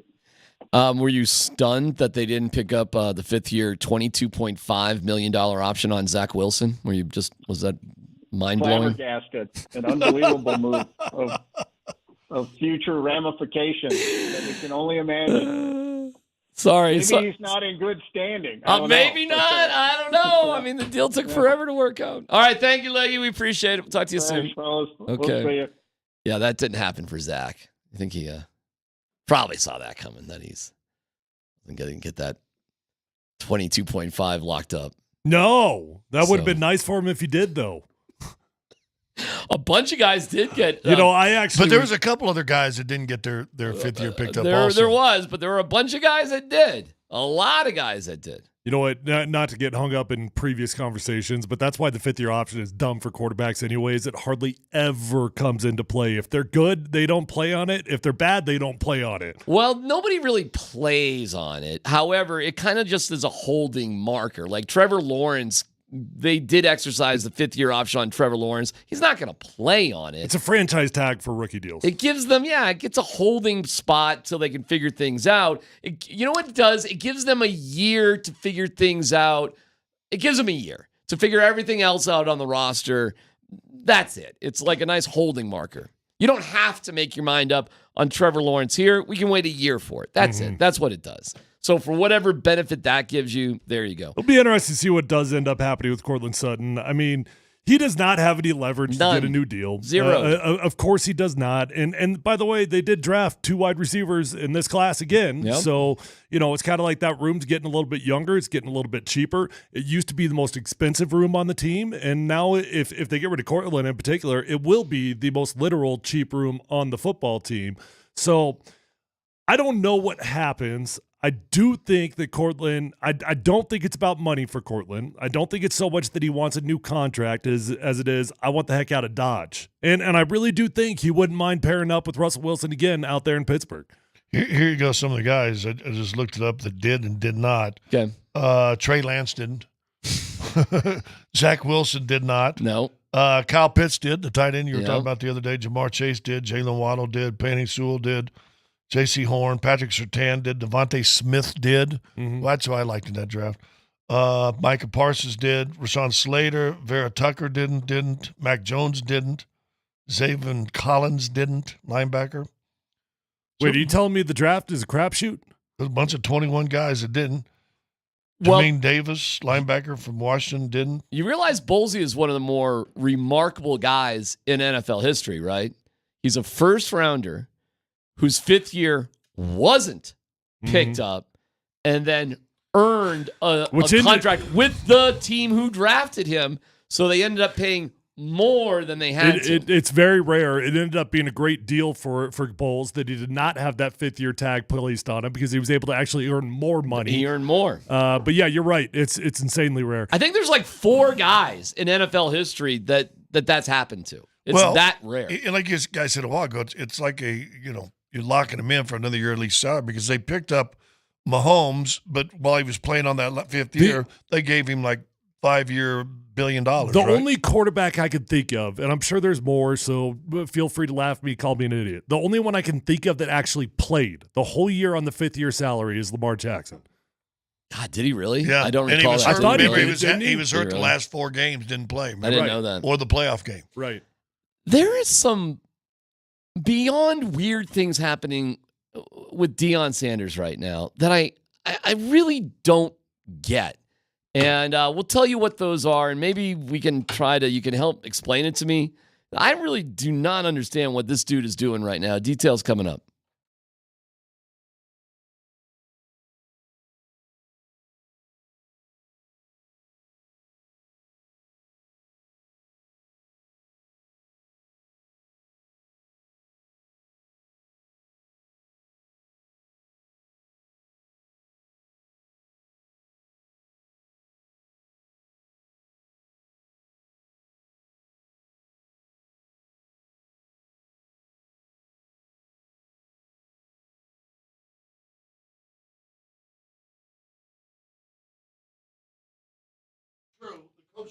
Hey, it is D-Mac, and yep, today was a bike day today. I love it. Had a nice ride to work and a ride home, and maybe make it a little bit extra longer. I'm in the maintenance portion of my journey with SOTA weight loss. I've had so many people come up to me and ask me about it. And you know what's really encouraging? People tell me they've joined up. They're doing it. They're into it. And I love that. You can come and talk to me about SOTA weight loss anytime you want. It's an at-home program available wherever you are, at home, at work, with nutritionist coaching. My nutritionist is Amanda. She's been amazing for me. The support and real help. It's 100% over the phone. And I was like a lot of people on SOTA. It was around 3.2 pounds of weight loss a week for the better part of 4 months, and 40 pounds gone. Easy. You get in a rhythm with it, and I'm in the maintenance phase. No problems right now. I've discovered a new way to live. SOTA's the #1 weight loss company in America for client satisfaction. Here's John. SOTA's a life-changing program with the best support staff. I have nothing but thanks and appreciation for all that SOTA has done for me. So find out for yourself. SOTA weightloss.com. That's SOTA weightloss.com. Say it with me. State of the art.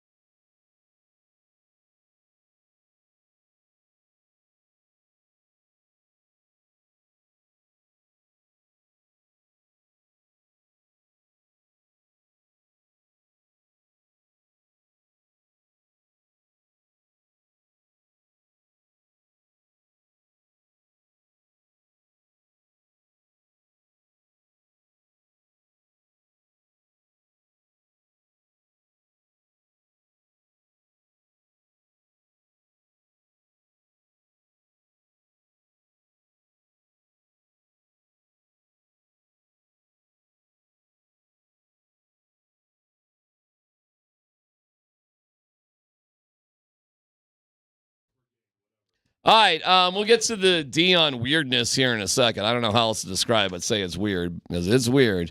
But here's what's not weird. Mile High Playoff Sweepstakes is back for Week 3. Tickets to a Nuggets playoff game at Ball Arena, an autographed jersey, an autographed ball, and an Altitude Authentics gift card on the line for 4 lucky winners. We're going to make the announcement Friday at 5 o'clock. Today, we're looking ahead to the round against Minnesota with our keywords. The keyword for our show, lakes. Land of 1,000, 10,000, 10,000 lakes? Yep. Lakes. Text lakes and your first and last name to 303-504-0925. 303-504-0925.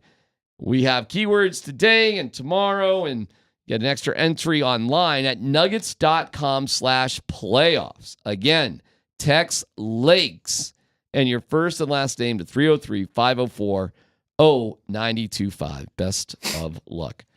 Okay. Tyler. Yeah. We're leaning on you for CU stuff. Why? Not kill the music. I didn't want the music. We don't know. Okay. All right. Because this is weird stuff. Why is Deion Sanders going back and forth on social media and basically ripping one of his ex-players? Why don't you explain the story better than me, but please explain what's going on here. Yeah, well, I mean, first things first, nobody hear me as if I'm justifying anything, because I don't like the situation. I don't. I don't like the situation at all, but I'm just going to tell you what the situation is, and so maybe that sounds like justification, but it's not. Here's what's going on. So was it Monday that we brought up the story of the former player that was ripping Deion a new one, that he didn't even try to learn his name. He didn't want to, he was hard on him. He was making him lose his confidence, all these sorts of things, right? So this guy comes out, which does feel like they're about once a month, somebody goes and finds one of these players that got kicked out of the team and writes a hit piece on Deion. Now, whether it's a hit piece or whether you think it's bad, that's fine. It's up to you to decide. But it is a little bit of old news in terms of every time we go back to this. This is one of those kids, not one of the kids he brought in as his Louis. This was an original kid on the team that he got rid of the worst roster in college football, and it's one of those guys that left, right? So this kid comes out, talks about Deion, ruins his confidence. Deion's a jerk, didn't learn his name, all those sorts of things. Mm-hmm. And, you know, I'm not dismissing what that kid said at all, but slightly, it's kind of like you got to understand, hey, what's he going to say? He was told he's not good enough to be on a football team, right? Is the dude going to be happy? Is he going to love Deion Sanders? No, of course he's not. So that part I sort of dismissed a little bit, but now I mean I can't dismiss what's going on right now. This is not a good look for anyone. It's not a good look for the team. It's not a good look for Deion or Shedeur. So Deion and Shedeur, actually I think Shedeur was the first one that did it. Shedeur wrote in response to that kid's article, Ion, apparently that means I don't. Ion. I don't know what that means. I was going to ask you. Well, it says, Ion even remember him, to be honest. Bro had to be very mid at best. So I'm going to take that as Ion means I don't. I don't remember this kid. Had to be mid at best.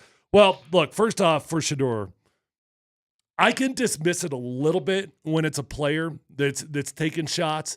Shedeur's the quarterback, though, and he's the coach's son. And, you know, like the dude's gone. Like, just let him be. Just let him be. If he wants to take shots at the program, just ignore it. You know, like when you're on top, you're supposed to just ignore people. Don't punch down. Don't punch down. Okay. Ion means I don't. Okay. Did you Google that, Urban Dictionary? Yeah, Ion means I don't. So no, I knew. Yeah, of course. So Shedeur's taking shots at this kid, saying he's mid at best, which, you know, like why? He's gone. He's gone. There's no reason to get involved in this. And now, unfortunately, Deion Sanders is playing the game as well, and it's just not a good look. Did Deion screenshot the kid's stats and make a comment about it? Yeah, so Deion screenshots the kid's stats, and the kid's stats say 8 solo. This is from after he transferred to Austin Peay. P-E-Y, how do you say that? Austin Peay, let's go P. Austin Peay. Yeah. The kid has 8 solo tackles. He's got 0 interceptions, and the stats are more or less just goose eggs across the board. So Deion actually retweets that screenshot, and he just writes, Lord Jesus, as in this kid sucked, right? Right. I don't like it. I don't love it. Deion does not need to be doing this stuff. But I saw Deion going back and forth with somebody else just about other random comments. Well, like so it's just like having Twitter beefs. Yeah, so then somebody tweets Deion like, hey, why is your son talking all this noise when he was a 4-win quarterback? And Deion wrote back, yeah, my son's going to be a top 5 draft pick. What's your son going to be? Who's he writing back to? Just people. I mean, yeah, he's like, I got time on my hands so I can do this. Like he's sitting around bored, just getting his Twitter fingers going. Yeah, I mean, look, I don't think Shedeur should be doing it, but it doesn't bother me as much when a player is engaging in this stuff. A coach, though, man, come on, let him go. It bothers me both. The coaches should be beneath, and I said the same thing to the Rockies when Juan Pierre left and went to Miami. They just dogged him. Didn't have no. Why? You let him go. He's not on your team anymore. Why do you need to justify it by crushing the guy? I know coaches and other organizations have done stuff like that in the past, but usually it's behind the scenes. I'm not saying it's the right thing. No. I think everybody does it behind the scenes. But this isn't behind the scenes. No, this is this is on Twitter. This is out front. And I know social media is king, but for Shedeur, I'm not giving him a pass because he's supposed to be a first pick in the draft, and you're best quarterback in the league, leader. And that's beneath him too. But here's where like my kind of Deion defense comes in just a little bit. Not in this. You can't do this. Like, don't do it. Now, why? It's like you got Twitter fingers as president. Just like why? You know? I don't know. You don't have to be doing it at all. But here's where I do defend Deion a little bit. Like, he's catching a lot of heat. He's catching a lot of strays from teams, from guys that he kicked off the team. They're on the team that he inherited. Mm-hmm. He got rid of the worst roster in college football, and there's a bunch of kids that are hurt by it.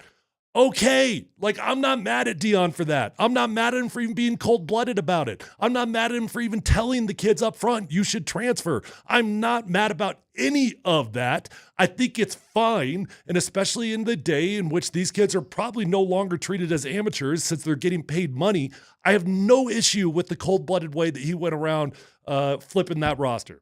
But now it's kind of like, just, they're gone. They're gone. Right. Just why? We don't have to do this. Deion, you're better than this. You don't need to do this. You're prime. You don't need to do this. It's not necessary. You know, he's not the first. I was just thinking about this. Who else? Do you remember when Calipari got to Kentucky?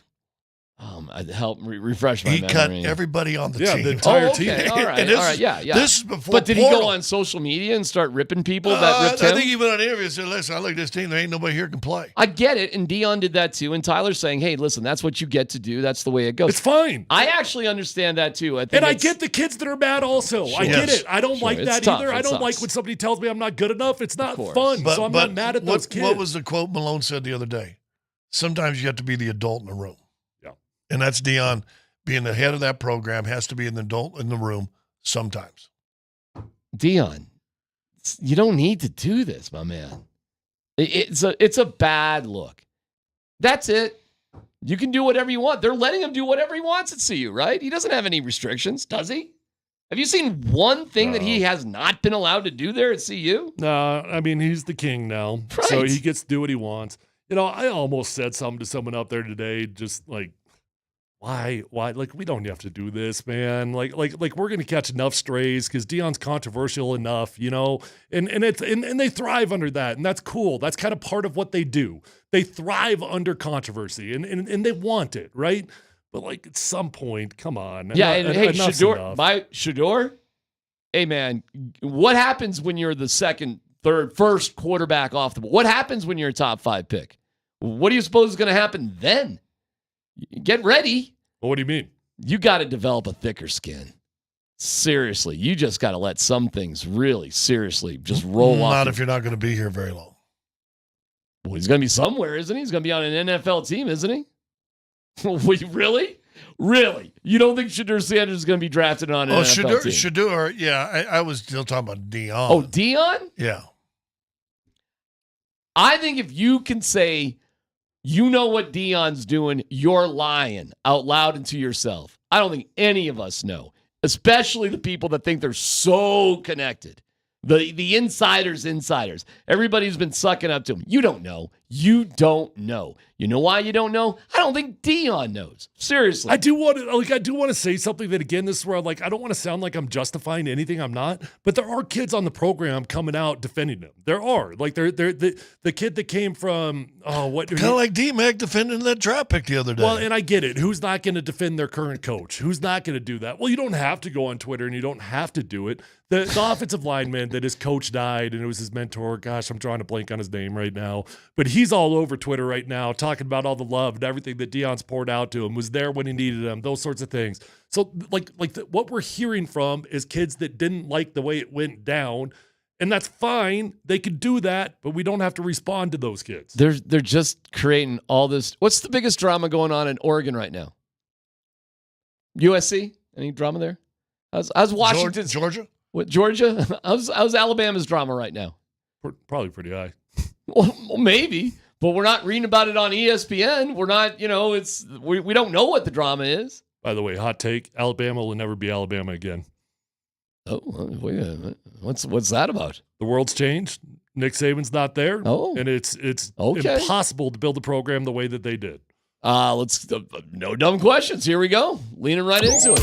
Columbus, Hastings, and DMAC present Dum Dum Dum Dum Dum. No Dumb Questions. This is your safe space. Safe place. I'm leaning into the segment. You're a smart guy. Send us your not dumb question now. Tweet it, text it, or Twitch it. It's No Dumb Questions. With thanks to Old Chicago Pizza and Tap Room. Visit oldchicago.com for a location near you. No dumb question.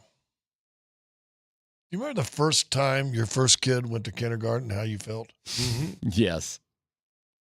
My daughter just had a baby and just got off maternity. Today's her first day at work. And she's like the strong kid of my kids. I mean, she's non-emotional, blah, blah, blah. So she had to drop her baby to daycare and do her first day at work today. I said, how you doing? She goes, I've cried like 4 times. Luckily, she has an office. So I just wondered, do you guys remember that first drop-off crying of joy? Are you kidding me? It was like one of the greatest days of our lives as parents. Somebody else is going to take care of my kid for free for the next 5 hours? Are you nuts? It was like one of the no tears here. No, you know what hit me was when my daughter got dropped off for the first time, and she just runs away. And she's totally happy, totally content. I'm like, no, you're supposed to need me. Like, no, why aren't you screaming for me? I need you to need me right now. This is where you guys got me. I really got to shut up because I'm not a girl dad, and you guys are. I think it's just different. Well, my first walked up to the bus stop, put on the thing, and then my wife at the time, we sprinted back to the house, got in the car, and then followed the bus to make sure she could get off in time. What? And yeah, here's my tears. Here's my no dumb question. DMAC didn't get emotional. Do you love your kids if you don't get emotional the first day you drop them off for kindergarten? I think I love my kids. I don't know. I tell them that, but oh, I was so happy. Are you kidding me? Oh my God! Just here's somebody else's prom for the next 4 hours. Oh my God. Well, and what am I saying? I was doing morning radio at the time. I did mornings for 20 years. It's not like I was around. I wasn't around at all for my kids during that time. That was my wife. So you didn't remember. So I bet you she cried. They grew up without me in their lives when they were super young. I was never part of them going to school. And you already left, probably. I left a long time ago.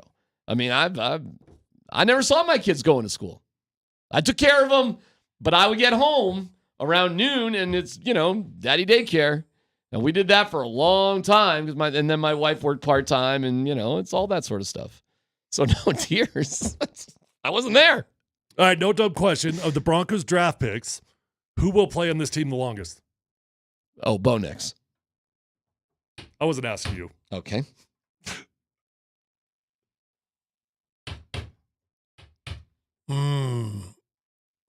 We could go through every player and project their future. That'd be fun to do, actually. We can do that. It's only 5 of them.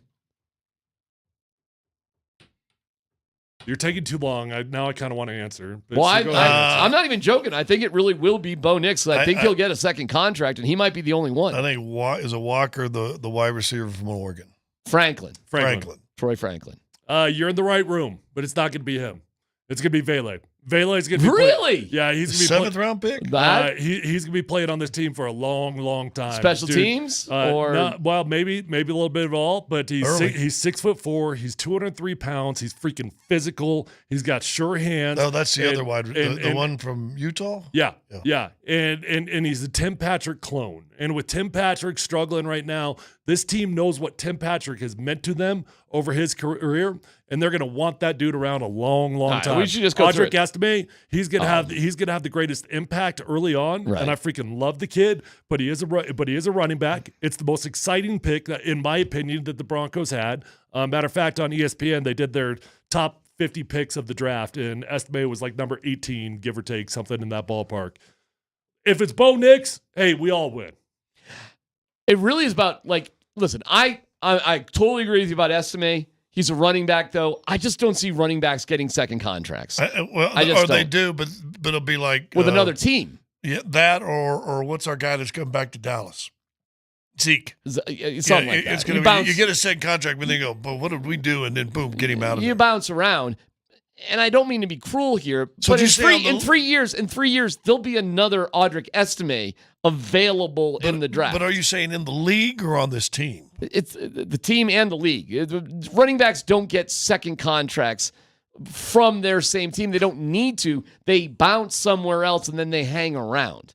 That's what happens. But Tyler, He'll be the most impactful rookie for the absolutely. first 2 years. But you asked who's going to be on the team the longest. Yep. Quarterbacks you have the most invested in. You want him on that wall. You need him on that wall. Well, Bo Nix has got the easiest path to another No contract doubt because about you have it. to be an outright failure to not get it. And same thing that Chicago said and New England said and the Giants have said. Tyler's actually got a good point with Vele because if you can sneakily be a Tim Patrick special teams wide You receiver, don't cost a dependable lot of guy, money. because he wasn't You're- asking about money. Yeah, you were just saying time. Right. Like it's easy to retain him. You know how Right. valuable he is. Right. Because Franklin, if he's any good, you might just lose him because of money coming down the line. He might just outprice Yeah, but himself. by the time he's priced, and if he's done anything, you may keep him. Maybe, but teams reinvent themselves in the receiver department all the time too, and they're very easy to replace through the draft. They are. So it probably actually is Bo Nix, frankly, or maybe Vele. It's a good point. And we, the Gargiulo. I mean, who knows? Who knows if he even makes the team? I think Vele's just got the easiest path based off expectation, Yeah. contract, all of the above, and the body type and the physicality. Bo Nix hits, then Franklin and Vele could be around for a while because if he hits, those two guys might be a big reason why he's hitting. Mm-hmm. Then you want to keep those guys. What you want is for Franklin, Vele, and Bo Nix to be Ring of Famers. That's what we all estimate would be amazing. But he's probably going to be unbelievably impactful, and then then he's a running back. He's a big guy who's going to take a lot of contact. You get the best out of him for the time that he's here, and you're grateful for it. I mean, that's the sad truth about running backs in the NFL these days. The sad truth for the Winnipeg Jets is that they had their soul snatched by the Avalanche. We'll get to that joyous story coming up next.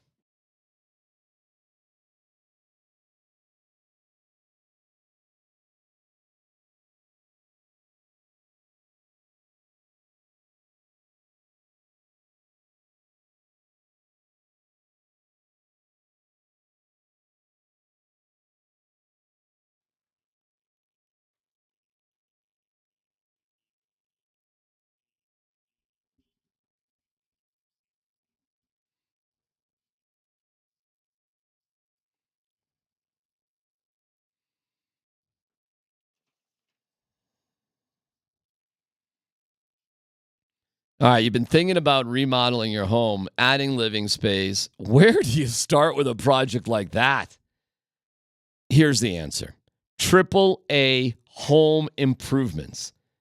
Dwight in Arvada. Our experience with our master bathroom update was great. Our project lead guy was amazing on keeping us informed on times and arrival, keeping us updated. We thank you very much. You also ended up doing our neighbor's patio last fall. It's AAA Home Improvements. The before and after photos are incredible. The stories are remarkable. And the team of master craftsmen that Toby Hurdle has associated with, next to none. 20 plus years of incredible home renovation, from design and engineering to permitting and final inspections, with no confusion in your communication. You know what's happening, and they deliver. The only thing about it, their schedule fills up quickly. So call today for a free, no obligation estimate. Check them out at aahomeimprovements.com. You've got to go to the website. aahomeimprovements.com. Quality at a fair price.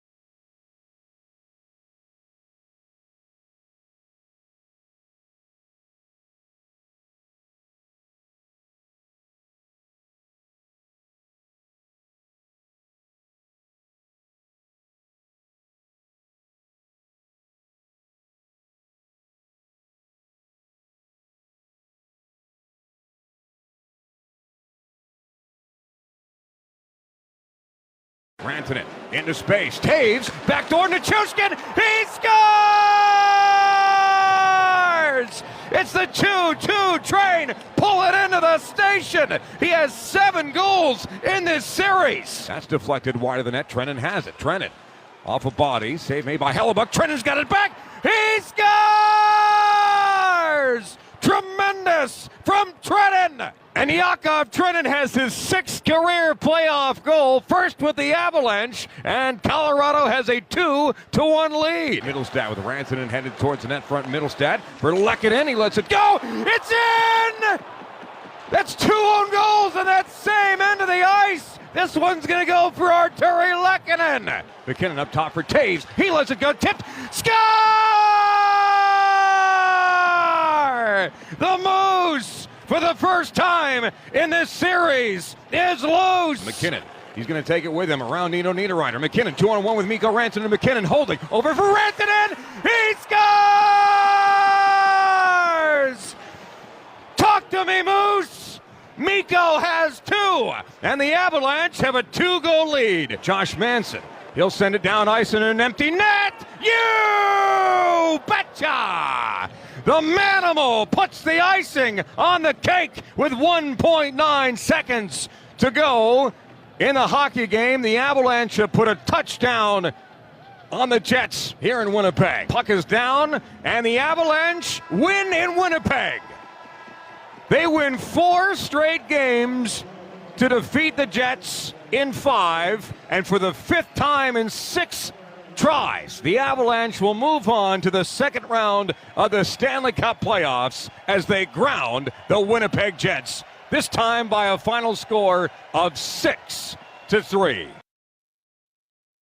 Yeah, Georgi was outstanding all series. I'm very proud of him, how he just come back and shut up all the haters.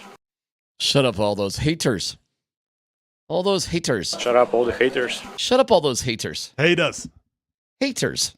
Help them out. Hate us. Shut up all those haters. Shut up all the haters. How do you say that in Boston? Hate us. Hate us. They'd have an F-bomb. I almost cursed again, but it wouldn't just be haters. It'd be their, you'd lean into it. Wouldn't be the first time today. I had to get pelted in the head by an ice cube to drop one of those. D-Mac just dropped it. That's the inner Boston just came out for a second there. Yeah, you ready, Dan? How do you say it in Boston? You say, hey, all. Dan, look at me. What? Hold on. Look at me. It's all those haters. All right. Whatever. You got to understand the point. I can talk New England now. Nope, 2 years. It's a struggle over there. No, it's been a tough 2 years for you and Dan. I got it. Favorite part of the Avs snatching the soul of the Winnipeg Jets was what? What's your favorite part of it? I mean, the haters. I guess you got to go Georgie, right? I think that's got to be first off, it's the most encouraging part if you want to talk about wanting to win a championship, because you knew you had offensive firepower. Shoot, you went into the playoffs with the number 1 offense in the league. That's what they were. So are we surprised that they're putting up 4, 5, 6 goals, a touchdown? That's a little excessive, but because you're going to get what some said the best. Well, it was and it was a damn good defense. Not just the goaltender, but that was a damn good defense. But they dismantled them. But Georgie's turnaround has got to be by far the most optimistic thing if you're looking long term here. That's you're right. That's the simple answer. I would say the defense in front of him was spectacular in this series. Now, I don't know if you guys watched the state for the whole game, but there was late in the last 4 or 5 minutes. I mean, Georgie made 2 or 3 phenomenal stops in that game when they pulled the goaltender at like 2.5, 250. I thought they waited too long to pull their goal. I thought they'd do it at about 5. I thought they would do it at 10. Like, what's the point Wall here? would have, right? Wall would have. Listen, this is the end of our season. I mean, seriously, what is the point? Who cares if you drop another 2 or 3 on empty But netters? Georgie was great. But I thought this series, the defense was the best 5-game stretch I've ever seen there, or at least 4-game stretch that they've ever played defensively in front of him. That's one. And again, you listen. We didn't get to see him last year against the Kraken. Nichushkin changes this team. Oh, he changes this team. Him and he was great on both ends. Val and Leck literally set a record for the only pair of teammates to ever score a goal in each of the first 5 games of the playoffs. I mean, sort of a unique record that you're talking about here, but I mean that's what you got. That's how fun that is. And it's a message to either Dallas or Vikings, the Vegas Knights, that it's not just McKinnon, it's not just Rantanen, it's not just Makar. They got other guys throwing stuff at you, and if Lehkonen and Nichushkin can keep playing like these in these series, you know what's going to happen is they're going to start concentrating, and then watch McKinnon and them guys blow up too. You know what? I call this the season of the hair. Because Georgie cut his hair. Bednar was asked about it. I know. Who asked him that? I forget. Vic this morning. Vic. It was great. You got it? I got it. Vic, I got to give Vic a gold star on this one.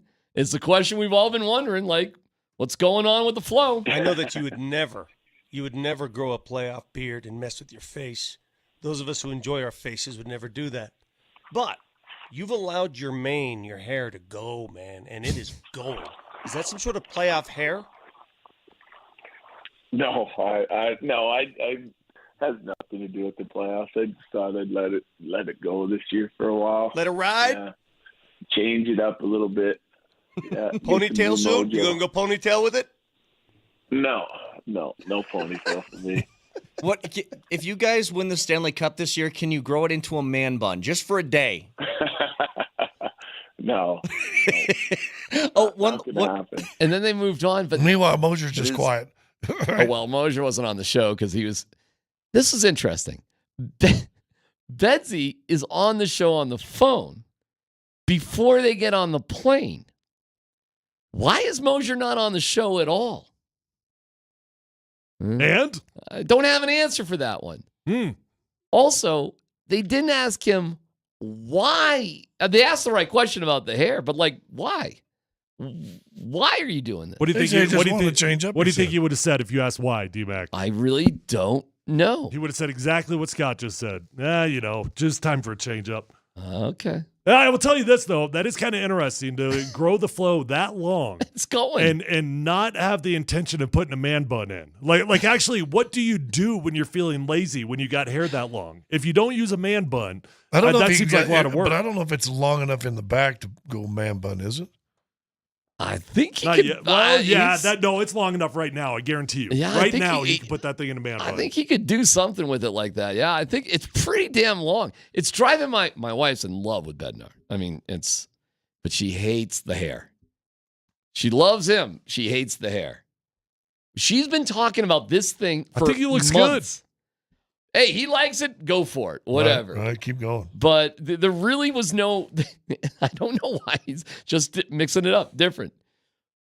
But it's not something you just do for the playoffs because we've been doing it all year. It takes a long time to get like that. Some people like to grow different hairs just because sometimes. No intention of cutting it off now. Which one have you grown the longest? I don't know. I can now put it in my mouth. As long as you've ever had that thing. Yeah, that's a good look. Well, this thing, double, triple. This thing is probably at its peak, but I had a full one 2 years ago. You know, my entire career, I never had a beard. I had a goatee. I had kind of like yours, the extended goatee. And I'm convinced, had I had this beard when I was playing, I at least would have made 2 or 3 Pro Bowls. I mean, this is a Pro Bowl beard. Like a Kelsey bro. Yeah. Connor McGahee's giving us an excuse why Mosier wasn't on the show. Do we want to hear what the excuse was? Sure. We were at a different hotel, so we had to be on the bus first and then go to the other hotel to pick up everyone else. So Moj had to be on the bus as the interview is going on. Staff goes to the airport first, team later. Connor, why don't you just focus on why you wanted to change the goaltender? I don't care. Hey, I know we gotta go to break, but I'm gonna do a Rockies historical note on the other side. Oh my God, the Rockies last night. We got Chris Marlowe though next. Chris Marlowe next. But I'm dying to talk about the Rockies, and I was like, does that make any sense today? Yeah. But I'm so glad that I have a partner in crime about the Rockies. We'll talk to Marlowe next because we got to frame that. I didn't know they were playing. Tyler, nobody. Again, so you're getting me to it. Just put a pin on it because it's awesome. and terrible at the same time. Of Yeah, course, right. it's the Rockies. PhD on 92.5.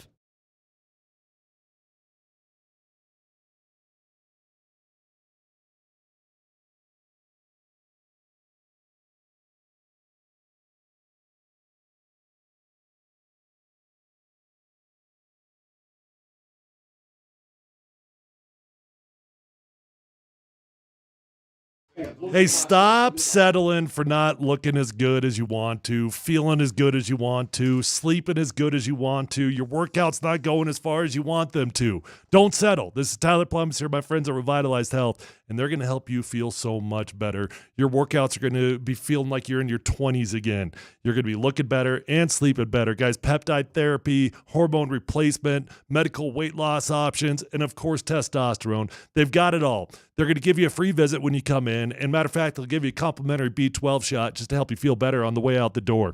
I've been working with them for 7 years. So when you go check them out, let them know that Tyler sent you on over. They've got 3 locations. Find them online at revitalized-health.com.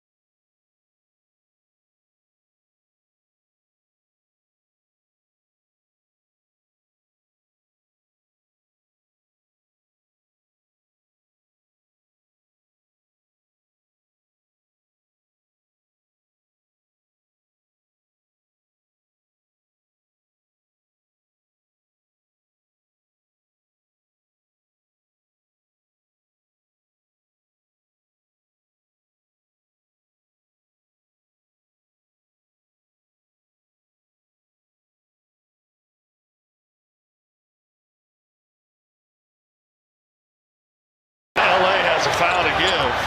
Murray around the corner. Murray pulls up. And he hits! 3.6 remaining. No timeouts. LeBron. Long range. No good! It's over here at Ball Arena. The Nuggets have come up clutch, and they have taken down the Lakers.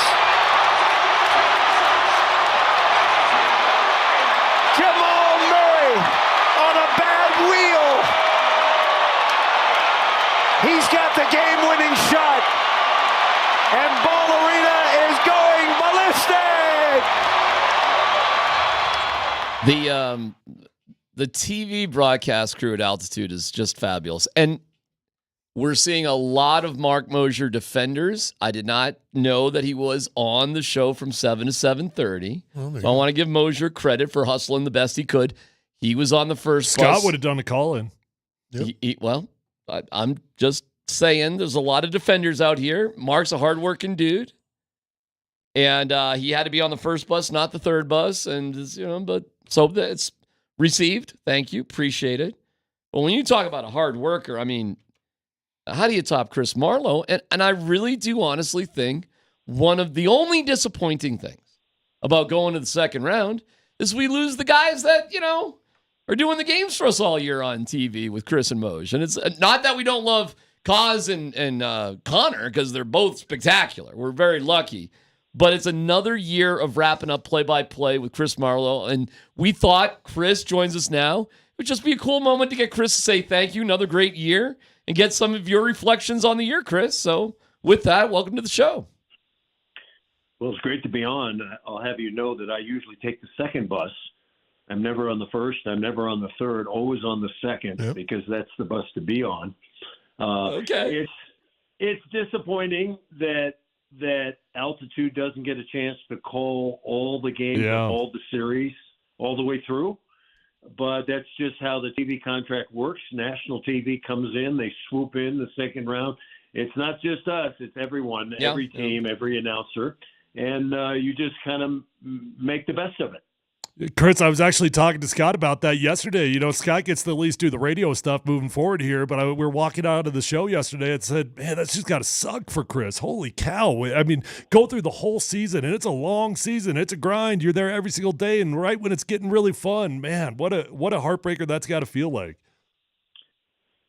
Well, there's plenty to do. As you guys have promoted, the Altitude is doing a 1-hour pregame show and a 1-hour postgame show on every home game and on every away game. And we're going to be in the arena and mixing with the crowd and saying hello and doing everything we can to support the team. We're out doing radio interviews and television interviews and shows like yours. So there's still plenty to do on the road to another championship, and we'll be up for it. Chris, help me out here, because last year I think they started those watch parties at Ball Arena for the road games. I don't know if they started it in that Lakers series, and I know they did it in the Miami series. Did you get down to any of those? And if so, what was kind of your memory of those events at Ball Arena, just people watching on the big screen? I don't think I was ever involved in the outside portion of that. I know, once you get to the playoffs, it's all good. It's all fun. It's crazy. The fans are just deliriously happy to have you there. Everybody's pulling in the same direction, which is really cool. They just want to see the Nuggets play their best and win all the games. You got to make sure you win all the games. And so I think there are a lot of things that are in the planning stage right now in terms of watch parties and get-togethers and sponsored events. And we're going to have to see how they all play out. But it's coming up fast. Saturday, someone asked me, well, what do you think about the Western Conference Finals? Well, I'm not really worried about that. I'm just thinking about Saturday. I'm like Malone. I'm a one-trick pony. I'm worried about Saturday. I'm worried about the first 5 minutes of the game. Are we ready to go? Are we ready to play? Can we defend a home court? And can we get off to a good start? Chris, volleyball, you're an Olympic star, right? Gold medalist. Gold medalist, yeah. Once upon a time, yes. You're a movie star, been in multiple movies, correct? Yep. Rounders? One or two, yeah. Whoa. What were you in Rounders? I was the television announcer calling the one of the big final hands with Johnny Chan. Cool, right? And that was really, you guys really, you really called it when it was live too, though, right? And they used that television production? They actually used my call there's one scene where Matt Damon and the girl are up in the apartment, and the girl comes up to see Matt Damon. I think she wants to, cuddle with him, and he's watching the finals of the 1987 World Championship of Poker, and you can hear my voice on the TV saying, "Johnny Chan's got him. He's got him." That's awesome. He just doesn't know it yet, but he's got him. Look at that face. Olympic star, hero, movie star, called a million Olympic volleyball matches, and never mind literally hundreds of Nuggets games. What did you see or call this year that's never happened before? What was unique that happened this year? I'm not sure that anything is really unique after you've been in the business for 40 years. Getting the two game winners and having the good fortune to be able to call both of those was pretty special in one little series. So I think that was really rewarding. The fact that the Nuggets were able to come back and win both those games. Whenever you call a game winner, I've called a bunch of those over the years. Scotty and I have. We've been there for a bunch of them, for Carmelo's game winners, for other Nuggets winners. Jokic, of course, has had a bunch of them. I don't know. I don't know. That'd be a good Scott Hastings question. He's actually been around longer than me. Was there anything unique about this year? I think the unique thing maybe is just trying to repeat as an NBA champion, since the Nuggets have never tried to do that. And I think they've navigated a good road here. I think Malone's done a terrific job. And I think they're in the right spot. If they're healthy, I think they can go all the way. But, you got the Murray ankle, you got the KCP ankle, you got the Reggie Jackson ankle.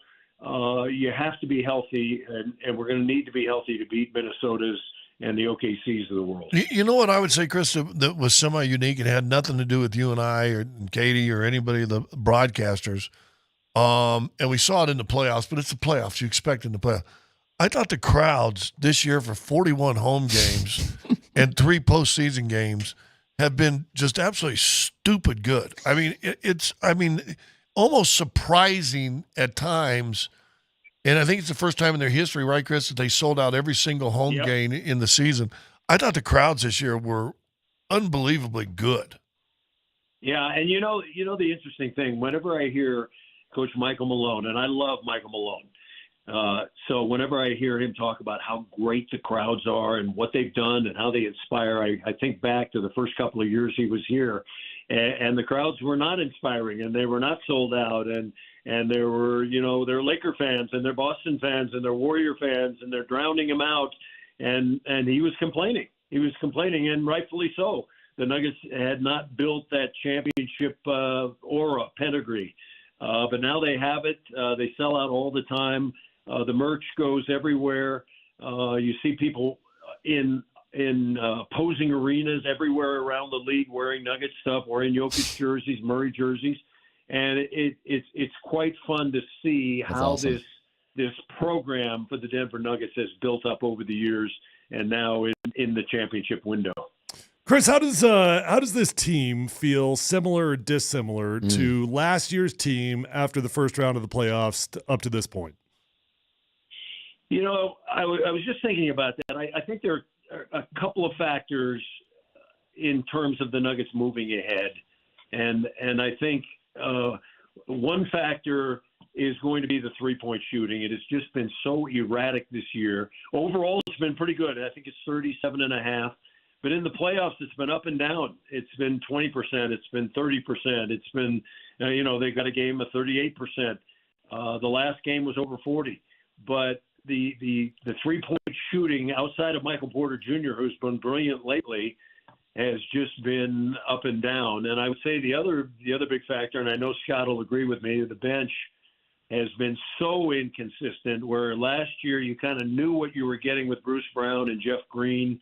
And if you got to Ish Smith, you just had a better idea of what you were going to get, just a little more consistent. Now, the Nuggets bench has had some really great highs where Reggie goes off and Christian Brown has a great game and Peyton Watson is out of this world. But the other night they got 13 points. Following a game 4 that they got 5. Exactly. The Lakers got 11. And so the Nuggets won by 2. So does that mean the bench won the day? Maybe. But I think against a team like Minnesota, I was just looking at their box score when they closed out the Phoenix Suns. They've got McDaniels, Towns, Gobert, Edwards, and Conley, a good starting 5, but not as good as the Nuggets. But they're playing 8 guys. Naz Reid, Nickeil Alexander-Walker, and Kyle Anderson come off the bench, and those 3 guys are good. Those 3 guys can score, they can defend, they can make threes, and they're long. And, our bench has to be much better than it's been. Just a little bit more consistent. Doesn't have to be great. You don't have to give me 30, 40 points, but you need to get 20. You need to get 20 or 25 per night. Chris, in honor of another season, amazingly well done, we give you this. Murray's got to go. Murray lets it fly. Yeah! Oh my God!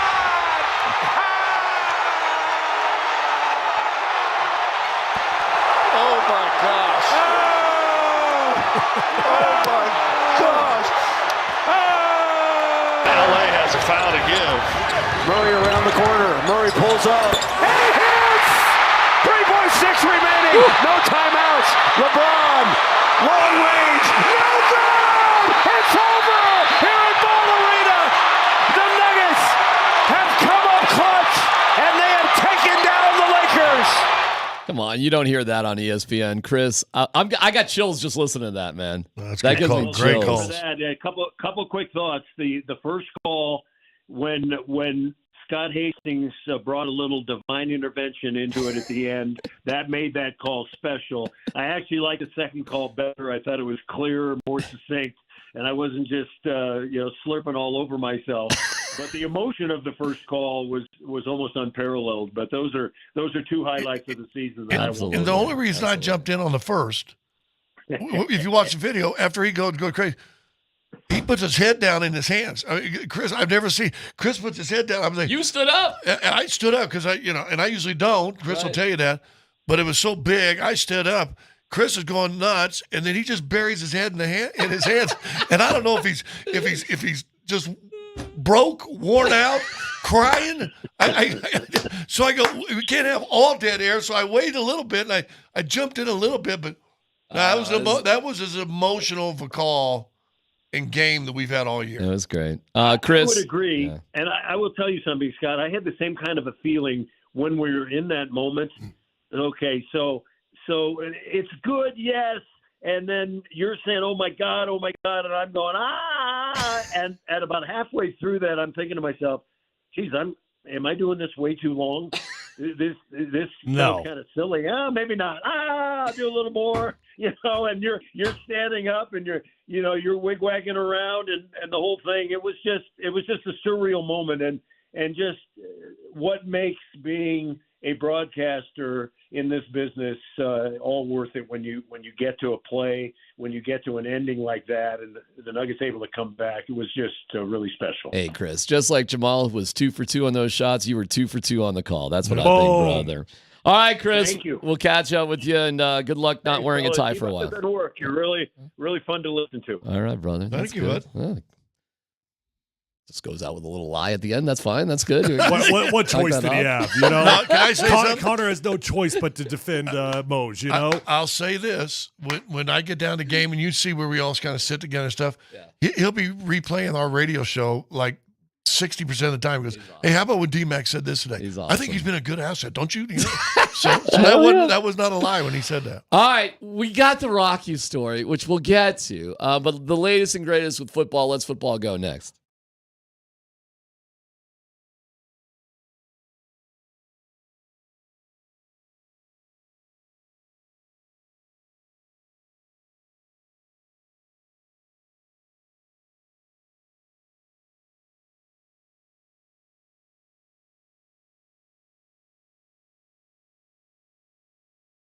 You know, it's easy for me. We just had Chris Marlowe on, the voice of the Nuggets on TV on Altitude. Chris gave me a shout out for losing weight this year. That might have been the best highlight for me. I'm sitting at home with my wife and my son, and we're watching the game, and all of a sudden I'm hearing about, well, D-Max lost, but blah blah blah blah blah. So that happened. Soda. Remarkable things are happening.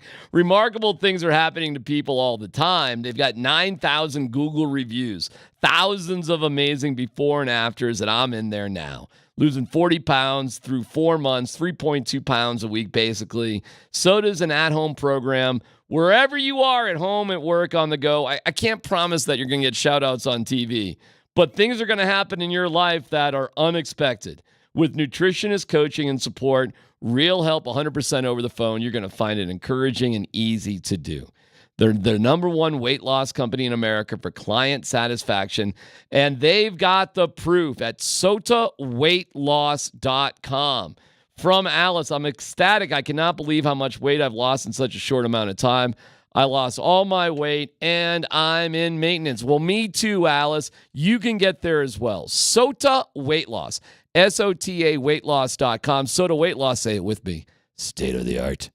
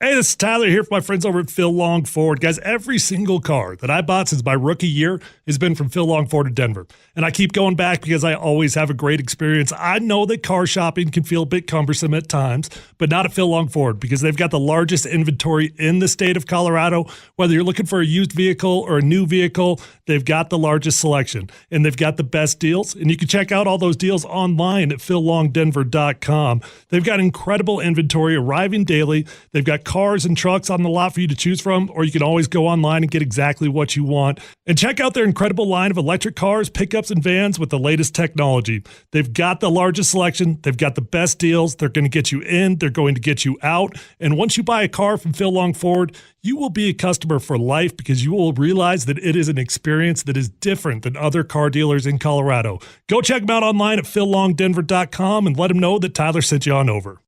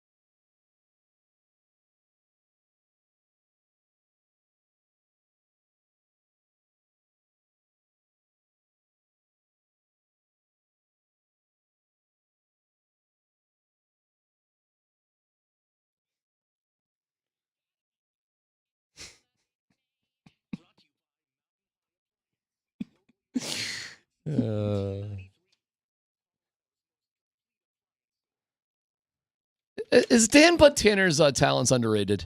Seriously. You crack me up with that every day. Every day I find that it's one of my favorite parts of the entire show, just seeing what he's going to do. To see over the last 2 years how he's improved, it's really been fun to watch. All right. Talking about me or MPJ, Scott? MountainHighAppliance.com, the most complete local appliance store with locations in Denver, Louisville, Littleton, Colorado Springs, and Glenwood Springs. We love you. MountainHighAppliance.com. Dan Bud Tanner, let's go. All right, couple of Broncos news and notes here, fellas. We touched on earlier with Legwald that the Broncos will not pick up the fifth-year option for newly acquired quarterback Zach Wilson. Also, there was a report today that the Pittsburgh Steelers could be close to trading for a big-name wide receiver. Now, Mike Klis quote tweets that and says, "It's not Courtland Sutton. No plans to trade him, as Peyton let Bronco land know in recent weeks." He used Bronco land. Sutton is in good standing. That from Mike Klis. Now, Jarrett Bailey of USA Today said, we think he's regarding Klis's tweet, contrary to reports, wide receiver Courtland Sutton is not in good standing with the Denver Broncos. He wants a new contract, and nothing has changed on that front. The Broncos aren't budging, citing that Sutton still has 2 years left on his deal. However, the Eagles just extended A.J. Brown, who had 2 years left on his current deal. You know, I guess good standing, if we're going to get hung up in the words good standing, I'm sure he is in good standing. I mean, the team's not mad at him. The team doesn't want him to leave. I don't think there might have been a time that they were hoping they could trade him, but that time has come and gone. And, you know, Sean Payton, he's getting closer to the season, and he realizes that he's got a better chance of winning with Courtland Sutton on the team. Yeah. However, I mean, if you follow the breadcrumbs here, okay, so Klis is being told by the team, hey, nothing to see here. Don't worry about it. We're totally fine. And the team probably is authentic when they say that. You know, we're not mad at him right now. Mm-hmm. Not going to give him a new deal, but we're not mad at him. But then the next stage, when you get to the USA Today reporter, Jared Bailey, that for sure, to me, seems like that is Courtland Sutton's camp. Like, okay, all right, well, Klis put out the report. We're in good standing. Hold on a second. Yeah, we know. But hold on a second. No, we are not in good standing. We still want more money. And when it's all said and done, I don't think it has anything to do with money. I just think Courtland wants out of Dodge. Yeah, I think it's a semantics thing. I think Mike's right, and I think that other report's right too. But Courtland has no leverage, right? Has zero leverage. He might have had a tiny bit before they drafted 2 wide receivers. I've seen guys hold out of these mini camps and whatever. You got nothing. The team can't trade you, doesn't want to trade you. You're stuck. Well, you say that, but more times than not, it ends up in the player's favor. But Legwald also said there's nothing to really discuss until mandatory camp comes and if he doesn't show up. Even that. I've seen guys skip that. Oh, we get fined, and they just forgive the fine too once everything gets settled down. Yeah, with the new deal. Usually. Oh, okay. You think? I'm not predicting that Courtland's going to get a new not. deal, but I mean, when you say that these players don't have leverage, that's not true. More times than not, they win in this situation. I don't think Courtland Sutton, for his ability and where he's at, has much leverage right now. I think he's got a pretty damn good deal, and I don't think there's a lot of teams. He's on the last year of it. Is that right? I think so. You know what? I don't know for sure. He got a $60 million deal. I know. He has made a lot of damn money. Okay, he's not a number one receiver. He's not. Hold on. That's relative to the team you play on. Well, okay. on this football team, he is the number one wide receiver. On a bad team, he's the number one receiver. For 25 other teams, he's not. But his contract, but for the record, his contract doesn't get him paid like number one, not even close. His contract gets him paid as a low 2, as a 3. I know it's a lot of money, but the figures are what they are. I get it, but he ain't getting. I don't know what he thinks he's worth, but so his salary this year is $13 million. That's about right. A number one wide receiver in this league is getting 20 plus. 20, yeah. Okay, he ain't that. How's Justin Simmons doing these days? What's going on with him? You got a job? No, but by his choice. I get it, but his choice is because he doesn't want the money that's being offered to him, right? Yes, I've been told that there's been one very respectable offer out there, one that financially he would have taken on the right team. But he is holding out a little bit, wanting to be on the right situation. Okay. It just didn't come to him quickly. I'm not saying he won't be on a team. I know he will. But people weren't leaping to sign him, and they wouldn't be leaping to sign Cortland Sutton either. Just it's a harsh reality check sometimes. Cortland would have a job in a heartbeat. It's just, but it's sure. the finances. So would Justin. Yeah. Dalton Reisner was an interesting case, though. Is Dalton still out there? Is he connected to any? Is he really? No team. Did he come No back team. with the? Was it the? He Colts? went to the Vikings last year, And he They ended picked the him up as in a starter. They picked him up in like week 5-ish, before 6, something like that. Played really good football, played rock solid football, and he's in the exact same situation as he was a year beforehand. Why? I don't get that. Well, there's obviously something missing in the film, right? Okay. I mean, All right. there's something missing. Okay. Next story, Dan. All right, guys, we mentioned this last week when Roger Goodell was on the Pat McAfee show, and he had talked about potentially adding an extra game to the regular season and limiting the preseason to 2 games. Well, some new news coming out today that the NFL could make a push for an 18-game regular season schedule before the end of the current collective bargaining agreement, according to a report. So the CBA is set to expire all the way in 2031. Yeah, that's ridiculous. The league just added a 17th game to the schedule back in 2020. So I guess my question to you guys is, 1, do you want the 18th game, limited preseason? And 2, what do you think the cap will be for regular season games in the NFL? If they go to 18, are we going to 20? Like, where does it end? It ends at 18 for sure. It ends at 18, and the cap's going to go up, and everybody's going to get paid more. It is a cash cow like you cannot believe. Anybody out there who says the NFL is less than, I don't know what you're looking at. Got me, because they get better ratings, more money. Payers are getting paid more than they ever have. The value of the teams is through the roof. It's as successful as it's ever been. And it's another thing you're getting that the NBA is trying to hook up onto. Now you're getting more venues that's playing with the big dog, right? Now that Amazon, for example, came in and took it and they had a little success, and I was like, hey, we'll grab some of this NBA stuff also. So as long as you keep having these players that are jumping in and say, what is it? Well, they've never gone down. Billion over $2. We got you. It's only gone up every single year. I mean, I don't know what the salary cap's going to be at. I disagree with D-Mac, though, that it ends at 18. As soon as it gets to 18, they're going to want it to be 20. As soon as it gets to 20, they're going to want it to be 22. That's the way that they're going to go, because there's always more money to be made, and that's how things keep going up. An owner never is satisfied with money, but I'll tell you this. Do I think it's going to happen? Yeah, I do.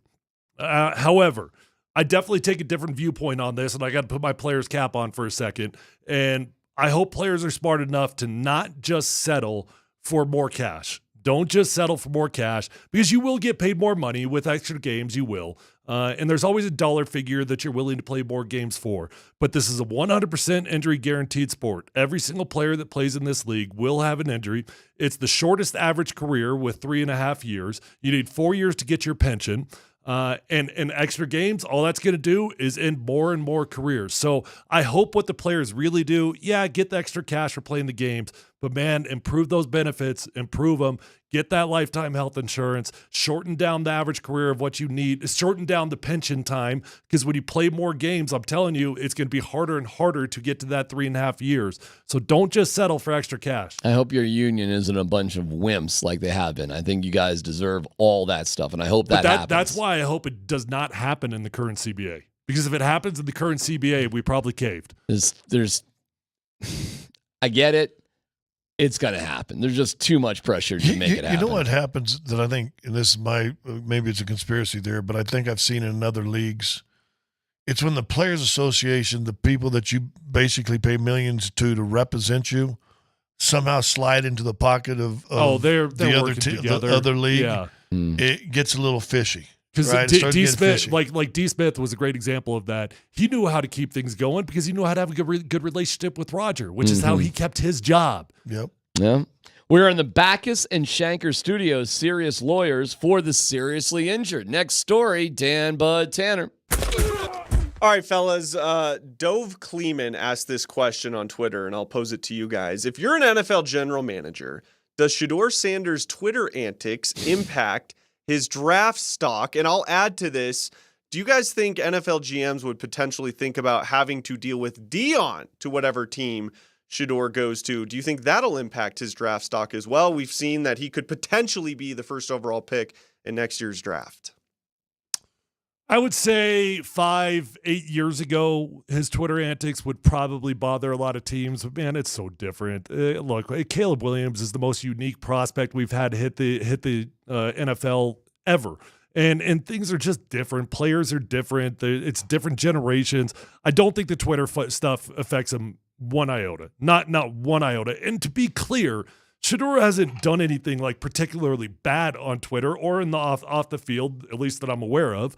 It's just like, do you agree with the personality? I do think that the dad could factor in for certain situations. I think it depends on the team and what they're looking for. The question is not what you're doing on Twitter. The question is, are you a mature person that we can trust with our multi-billion-dollar organization as the face of our organization? That was the conversation with Caleb Williams right now. He goes out and wins 8, 9, 10 games this year. Throws for 4,000 plus yards, has a 3-1 touchdown. Ain't no one going to care that he dogged some receiver who got in the He portal. does that. He'll be. Josh Allen had terrible stuff on Twitter, and nothing happened to that. Nothing. If Shedeur does it, the worst he'll finish is in third place for the Heisman. He'll be a slam dunk top 5 pick in the draft, and all the other garbage will be ignored. That's it. It ends on the field more than anything. And now if he goes out and has just an average year, can't stay upright. Listen, his touchdowns to interception last year was great, but he also took tons of sacks that, like you like to say when Russell was running around here, a lot of them were on him too. Well, then he'll be the 4th quarterback off the board, and a team with a better record who is doing kind of better will have to wonder, do we take this risk? And that's where it could have a bigger impact. Shedeur is just good, no matter how you look at it. I mean, if the definition is good, I got to be the first quarterback off the board. Well, I can't promise you that. The dude's going to be a first-round pick. He will be, and he's going to be making a whole lot of money. He's good, and whatever's going on Twitter ain't going to affect anything. It's going to be a fascinating year with everything with CU. By the way, is there other stuff with Shedeur? Like, we're talking about his Twitter antics. Like, is there other stuff with Shedeur than what happened today? I think. I think the watch thing in Oregon and it's his level all of this stuff. It's his level of maturity and the influence his dad has. That's it. And maybe the answer is he's mature and his dad's not a problem. And there you go. There's probably different situations, though, that the dad it's a benefit. There's other teams. I mean, Dallas, Jerry, whatever. I mean, that's right. I think it could impact him both positive and negative. The Cowboys are a fascinating team next year because what are they going to do with Dak and how close is Prime with Jerry Jones? That is going to be fascinating. Good story. Is that it? You got one more? Were we good? Very quickly, Miami Dolphins owner Stephen Ross has turned down a $10 billion offer I'm so for glad you brought control this of the up. franchise, I'm Hard sorry, Rock what? Stadium, Yeah. and the Formula One Miami Grand Prix, according to USA Today. He got a $10 billion offer? $10 billion offer From who? offer from an F1 dude, Ken Griffin. Yep. What team? I don't know. F1. Ken's the dude. Okay. $10 billion. And by the way, Tyler, the Dolphins are valued at $5.7 billion. The Broncos just sold for 4.3 or whatever it was. Well, but the Washington went for 6 point. I got it. 6.05. So I mean, and I get it. Rob Walton, Greg Penner, they don't need Buddy. Fine, but I mean, why would you not just flip this thing? In 2 years, you could double your investment. What else do you get? You get the Dolphins, the stadium, and what else? The Grand Prix, the Miami Grand Prix.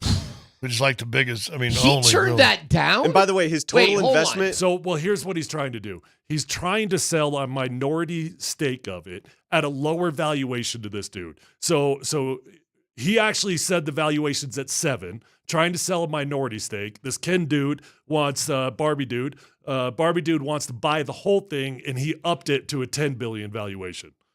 And by the way, Ross, who's 83, purchased 50% of the Dolphins as well as the stadium and surrounding land in 2008 for $550 million. Well, so he went on to purchase another 45%. So his total investment was $1 billion. So he could flip $1 billion into 10 with this offer that's reportedly on the table. He's 83, huh? Oh, you know what? Maybe this dude doesn't have anything to do with F1. It just says he's a hedge fund guy. Maybe I was just merging the F1 Miami Grand Prix with it. Well, yeah, because Well, I asked about that because I'm watching, the F1 series on Netflix, and I'm like, wow, okay. Yeah, I might have just merged that. Okay. 83. Well, you want to have something to do when you wake up in the day, I suppose. I guess he's rich already. His family's rich already. I don't know if he cares about passing it down to his kids, but on the surface, how do you not just sell at $10 billion? I mean, I don't know. That is especially at 83. Every owner in the kinda, NFL is probably furious at him right now for not selling the team. Well, but here's the issue I had with. I don't have an issue with the Penners, but I really did wonder in 10 years when the lease comes up with the stadium, and we see what the value of these football teams are the Walton Penner Group real? I mean, the Broncos are going to be worth $20 billion in like 10 years. Are they already? They're getting there. They're getting there. And like that's a big number for a team and no stadium. That being said, though, you know what's unique about our ownership here with the Broncos? There aren't richer owners. You know what Rob Walton's net worth is? It's like $86 billion. Yeah, 77.5 is what right. it says. Probably in the 80s. So they are the wealthiest of all the owners, which is really wild to think of. So maybe they just don't care?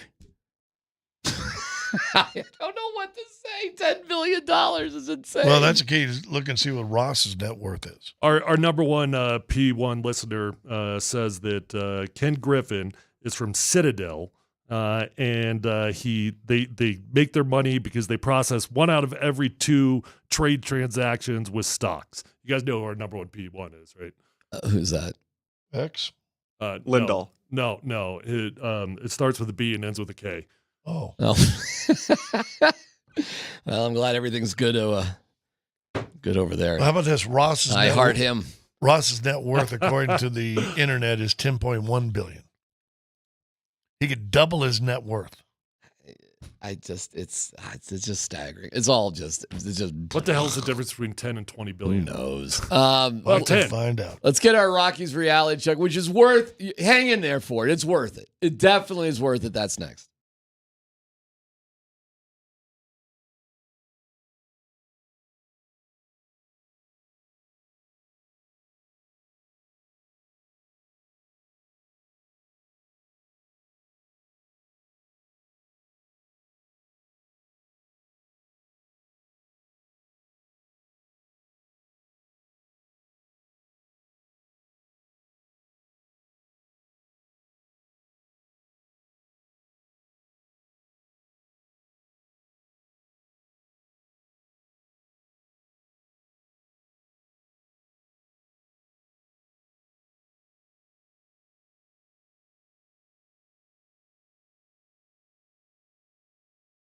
All right, check it out, guys. I know there's a lot of options out there for testosterone if that's what you need, but you got to know there's so much more to your overall health and wellness than just getting shot up with testosterone, and that's where my friends over at Revitalize Health come into play.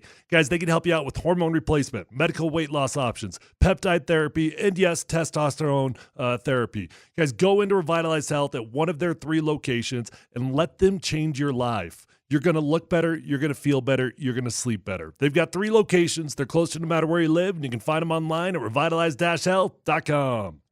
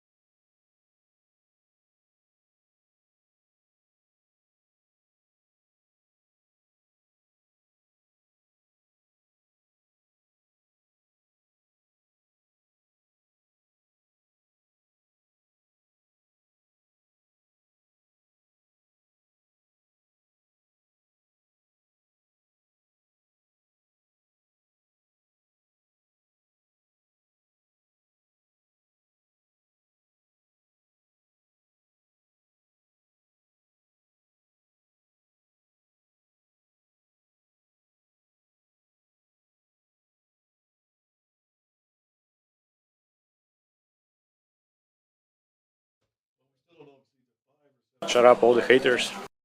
Shut up, all the haters. Shut up, all the haters. Shut up, all you haters. Hate us. All you haters. D-Mac's gonna hate. Shut up, all the haters. Shut up, all the haters. That's what Schnurr said. All right, let me get to this Rockies thing real quick. And I wouldn't normally bring up baseball, but this is... What's really going on at 20th and Blake? That's a fair ball. He squirts it up the line. Carroll's home. Here comes Gurriel. Walker into third. Moreno a 2-run double, and it's 14-1 on opening night. Let's keep it real with the Colorado Rockies. And back lifts his ball high and deep to right. How about a walk-off Brady? Here's your Rockies reality check on Columbus, Hastings, and D-Mac. How about that? We got a little production. That's great. It makes everything well better. done, DT. So I'm watching the game. Best thing you've done in the last Scott 2 years, Scott dog. knows how to carry on a joke. That's man. a go, brother. Rockies reality check. I am watching the beginning of the game. 5-0 first inning.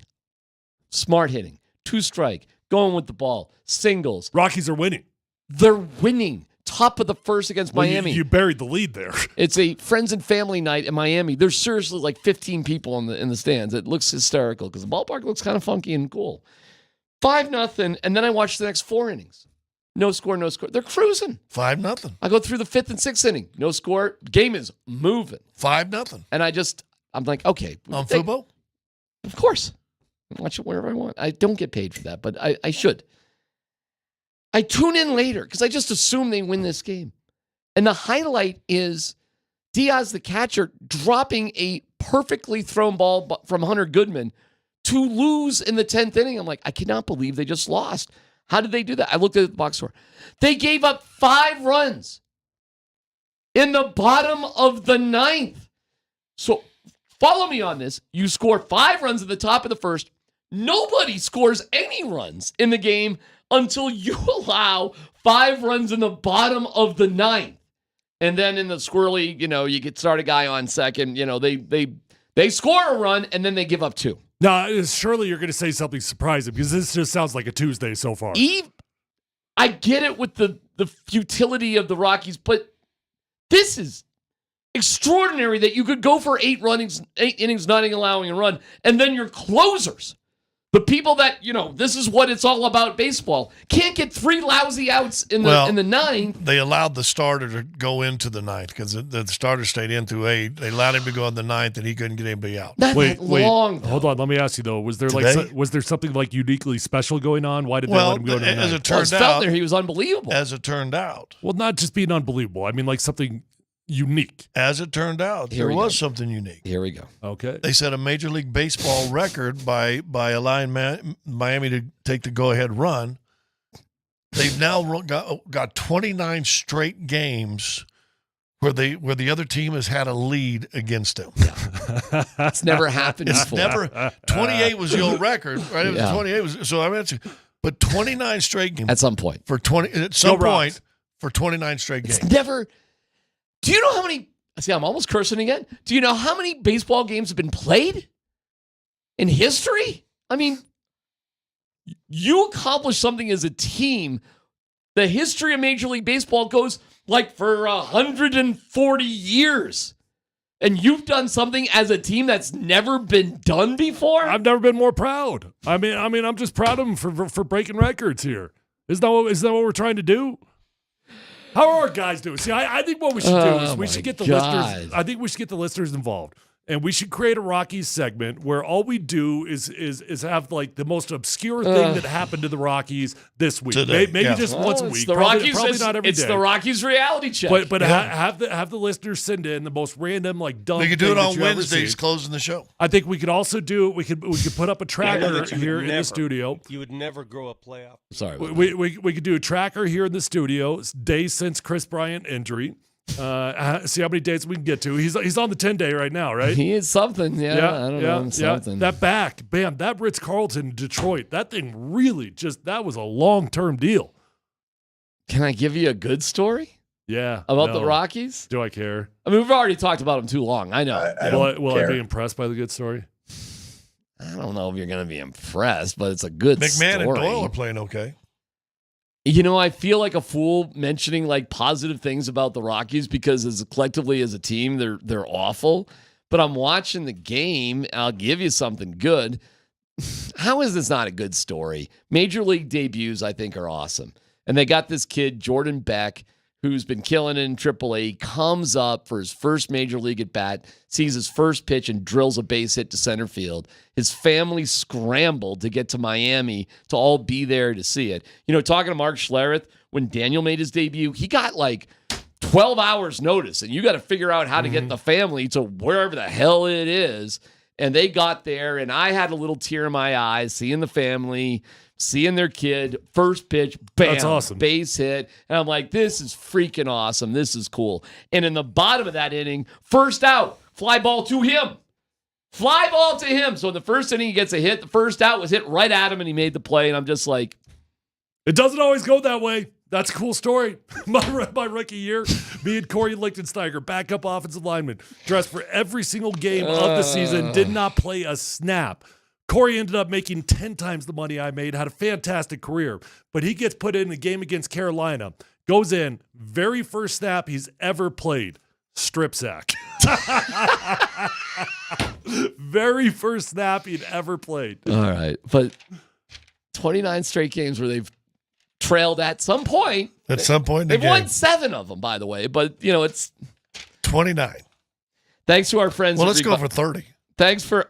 That's Do what you I'm have saying. a choice? Well. Thanks to our friends at Revitalize Health. Visit them at revitalize-health.com. They took it to the bottom of the 9th where they could have beat that streak. If they got any pride at all, they'll go for 30, Scott. Well, today at 4:40, you can watch it on Fubo or whatever you've done. Or There's not. other I don't- carriers. I know there are. All right, extraordinary job, Dan. Grizz gets a gold star for contributions today, no doubt about it. Oh no, Grizz was on top of. Wow, Dan, you're just shrugging your shoulders at Grizz. Hey, Well, you can't even let me give Grizz a compliment without. Dan, how many years have you had to work with Grizz? It's been about 4 months now. Okay. Yeah. It's Kreckman and Lindahl coming next on Altitude Sports Radio 92.5. It's gonna be May.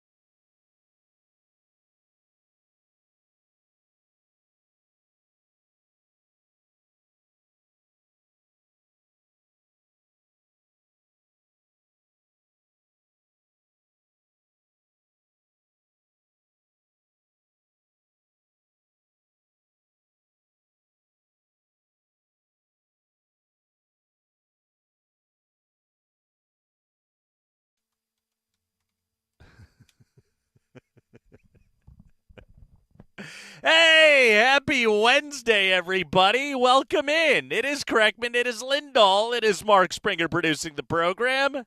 It is the Kreckman and Lindahl Show. We are with you, and we are thrilled to be with you on a Wednesday afternoon to discuss the Avalanche doing away with the Winnipeg Jets by a final score of 6-3 last night at the Canada Life Center. No more life for the Winnipeg Jets. The whiteout fails, Andy.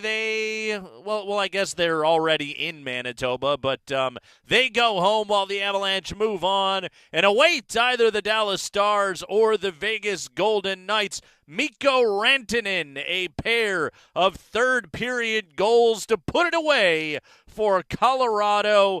Andy, every series is its own story, its own novel, if you will, is its own journey. And was this series ever a journey, namely, for our friend Alexander Georgiev? You heard his fight song right there in the open. Game 1 really couldn't have gone any worse for our dude. And he buckled down the rest of that series. Defensively, the Avalanche tightened a bunch of things up. They win the series in 5. Andy, I will just say this and go ahead and reveal this. This is not the way that you and I thought this thing was going to go after we watched Game 1. Not in the slightest bit. What a series for Georgie and the Avalanche to rip this thing off and be done in 5 and to pull the gentleman's sweep. A truly remarkable turnaround for Colorado and a great series victory. Yeah, no, I knew it was going to go this way. I felt confidence. I knew totally. it all along. Oh, totally. Yeah. No concerns at all after Game 1. Again, after losing 7-0 to these guys right at the end of the regular season, no concerns. No. Yeah, it was a crazy series. I thought they could win it. I didn't know if they would. I didn't know if they'd turn it around. And frankly, Georgie had the best mental turnaround, I think, of anyone I've seen in a long time. Yep. And look, when I talk about the stuff with Georgie and the mental part of it, I'm talking about not trusting his defense not necessarily trusting him. I think one of the things the Avs have done throughout the series is he didn't have to worry about the backside guy just camping out by himself anymore. You know what I mean? You could see him. He got more confident with the glove. He was almost cocky with the glove at points last night. I think Mark Mosier pointed out he was venturing behind the net to play the puck, something he wasn't doing early on. So, I mean, a tip of the cap not only to Georgie himself, but the defensive play around him to make him feel so confident about things again and really getting back to the Avs team that we all know and love. Now, with that said, his team is streaky. And so they're on a good streak right now. I'd like this Dallas-Vegas series to just go ahead and wrap up if it can so we can get back to playing some hockey. This is for once in the playoffs. So I'm like, I don't know that I need them having a good 5-7 days off. So yeah, I don't know if rest is necessarily what this team needs.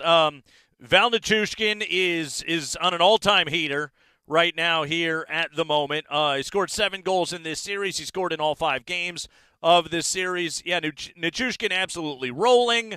McKinnon, Makar, and Rantanen, 7 assists apiece in the series. They are all playing out of their minds right now. Georgie, terrific. Again, gave up the 7 goals in Game 1. 2 goals allowed per contest every game for the remainder of this series. You know, last night, the Toffoli goal, that's probably a save an NHL goaltender makes. You want to have that one back. First one was, nothing but muck, and the other one's a power play goal that just had eyes. So, all in all, another good game out of Alexander Georgiev, 34 saves on 36 shots. He tightened up tremendously as this series went along.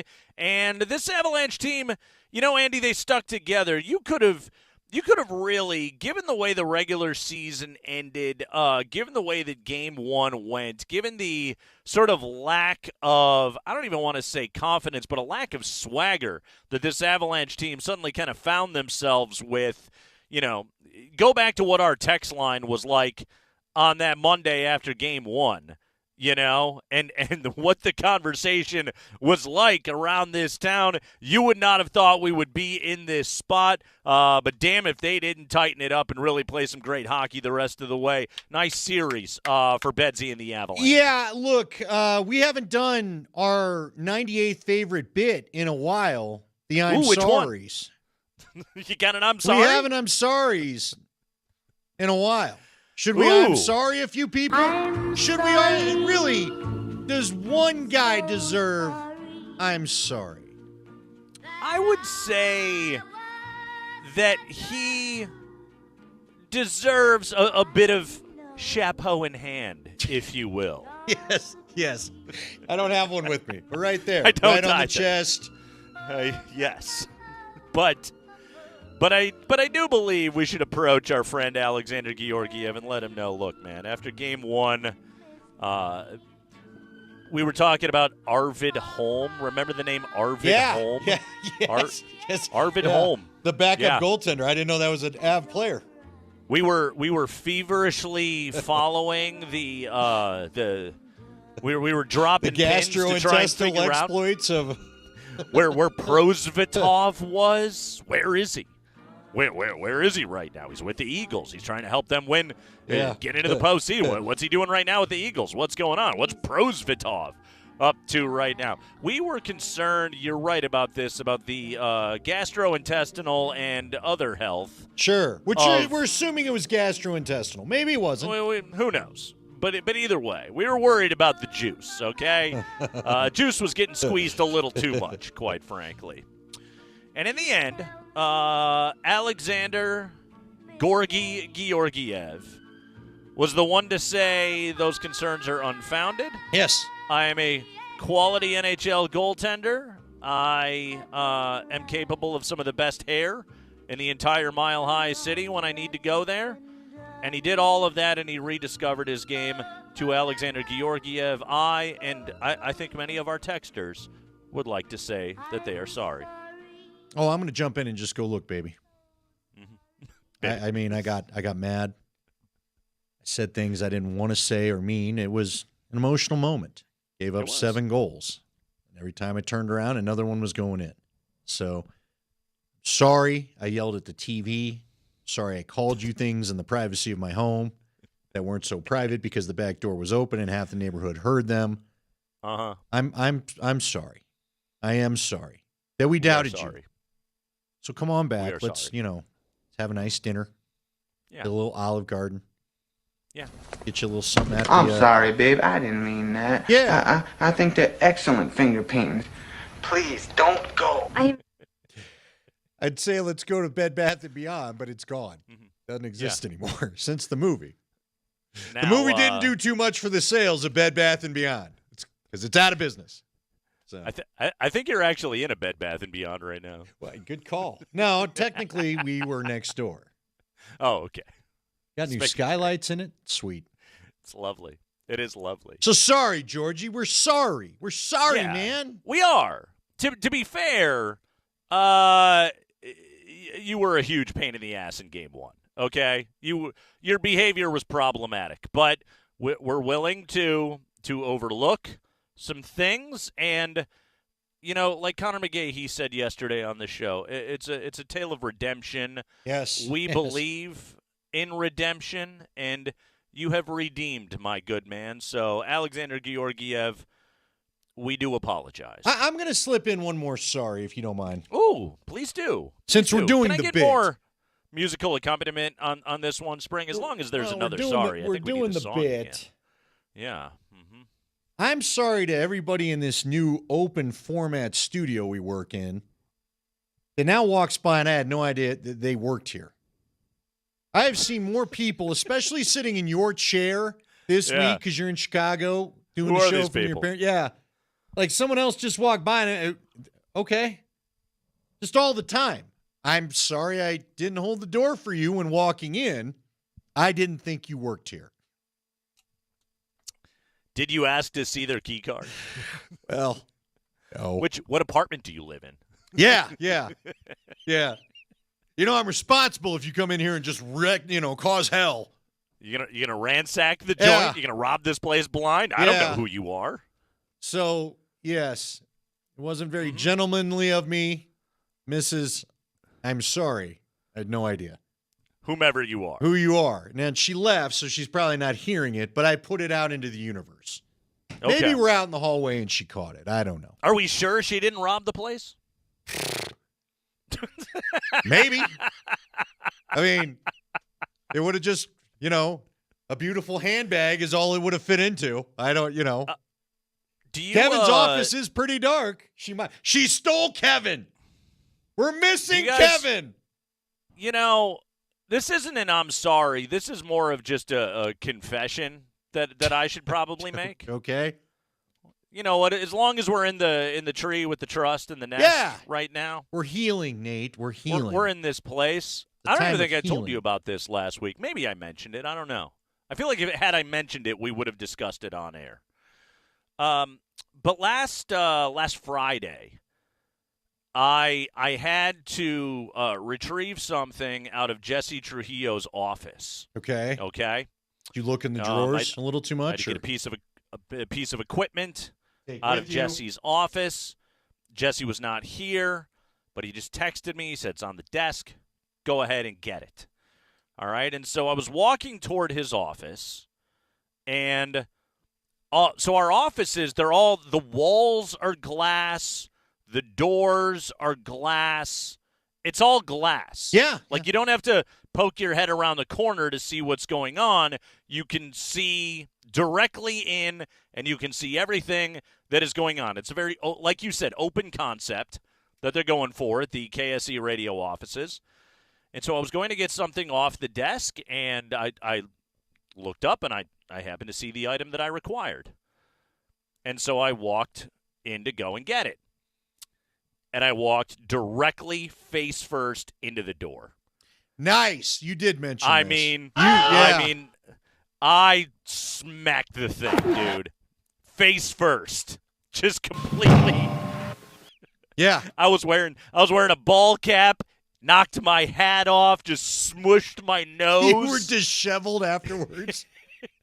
I stumbled back. Did you look to see if anybody else saw it? I did. Because it was all right in the middle Yeah. of the open space. But it was Friday afternoon, and so nobody was in the office. And so I had to stop, and I turned around, and nobody was there. I was like, well, nobody spotted it. I may have done some damage to the door hardware. I was walking at a good pace. You had business. You were on a mission. Smacked directly into the door. And I'm not going to lie, I was stunned for a moment. For a moment there, it took me a second to kind of get the bearings, be like, oh, yeah, you need to open the door, idiot. Yeah. So I did that, and I got the stuff. But, yeah, in our beautiful new facilities with the glass doors and the glass walls to the offices, I walked directly into a glass door. Okay, look at Spring in the camera. You see him? I see him. Yeah, he's talking to Kevin. Uh-huh. So there may be some words. Maybe I think you'll get an update on what happened to that door when we get to break. That's. Did it? I mean, he came walking in with some pace now. Did it cost me? They might, yeah. Have they been? That wasn't the normal Kevin. Kevin saunters around in normal pace. I mean, he was really? All of a sudden, he emerged out of nowhere, and he came in here with a purpose and a fire to the walk. Now I know who broke Jesse's door. It's Yeah, good to way know. to go. Yeah, Now, hey, fortunately, you know what? It wasn't Jesse's girl. Exactly. The glass didn't shatter. I just. That doesn't mean it's on the track anymore. It's not. It wasn't. It's I pretty did thick that paint at glass. a Sam Goody back in the day. It was a glass wall, and we were going back out into the mall, and I was talking to my buddy, and like you said, without nary even a break, I mean, I hit this thing and it reverberated the walls so bad it knocked tapes off the side wall. Sorry about that. Just scuffled into the mall, went about my business. Wasn't exactly the nice price, was it? No, it wasn't. No. And then you got that stinging thing right on the face. Yeah. Yeah. Mm-hmm. I wonder if Jesse could find. There's another person. All right. Who else is walking around My God. this place? I wonder if Kevin can find the video of the security camera of you walking into the glass door. Oh, I hope it's out there. I hope it is. We need to release that I on smacked Altitude Twitter if it's there, because everyone has the same reaction. You're not worried if you're hurt, even though you may be. You're like, who saw it? Exactly. And I turned around and nobody was there. Yeah. The thing was, though, it was loud. Like, I smacked that thing with my face. With my big, dumb face. That's how you know nobody was on that side of the office. Uh-huh. Where you were did they tell all? us. You came back in here and you go, yeah, I just walked into Jesse's door. That thing's not sliding properly anymore. Okay, I did. I remember I did that. confess it already. I thought didn't maybe we know. were going to find out you went digging through the drawers or something.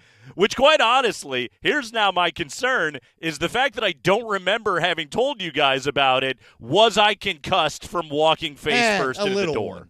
Itty bitty. Just as small. Yeah, just back a in the day. smidge. You miss it. You miss a few minutes of your day.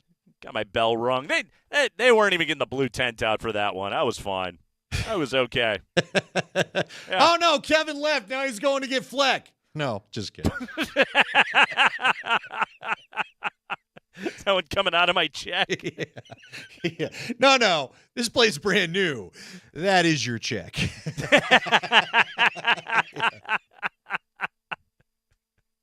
I've now, between the glass doors and the 4-ton pure steel door that we have getting into our studio, I've suffered numerous injuries as a result of our beautiful new studio space. That's why It's you're a hiding out dangerous at your place to parents' work. house. That's why I'm here now. Did you get a haircut while you were there? No. Okay. Looks like you did. No. This last week. This is Your hair was higher last week. You've got was. you've got the sorry shower from Seinfeld. You've got this low flow shower, so your I, hair doesn't have the same volume. I shampooed today. Yeah. Oh, all of good. that. What, with what? Good for you, bud. Putty? little Garnier Fructis. Okay. Do you smell fruity? You smell coconutty? That's what I was going for. Let's take What a break. for When you? we come back. Ain't nobody around you. Are you just whiffing yourself up in your dad's basement?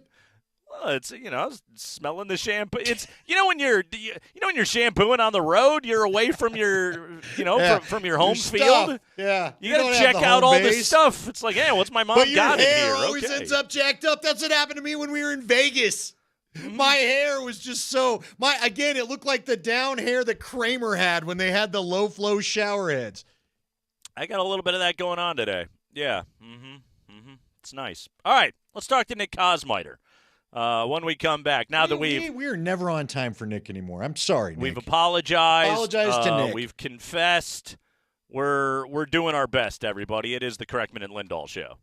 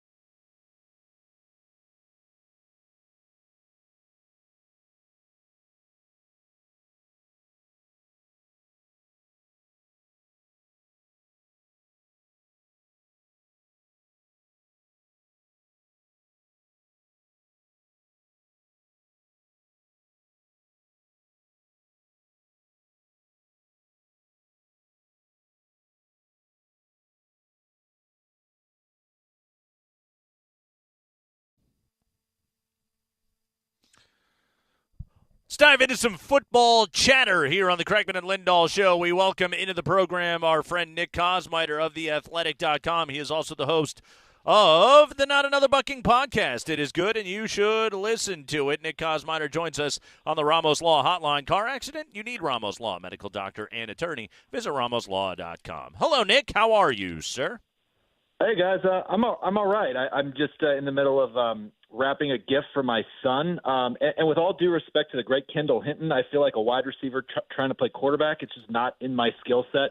I'm usually like just put it in the bag kind of guy, but I'm trying to wrap at least one, and yeah, it's just not going well. Too much tape, too much wrapping paper. So that's what's going on with me. Wait, now what is it though? Is he listening? Can you tell us? Did you get one of those funky gifts that doesn't have a box? Really, is that the problem? No, it's a very simple, easy to wrap box. I'm the problem. It's like a ring toss game, and but yeah, it's always something.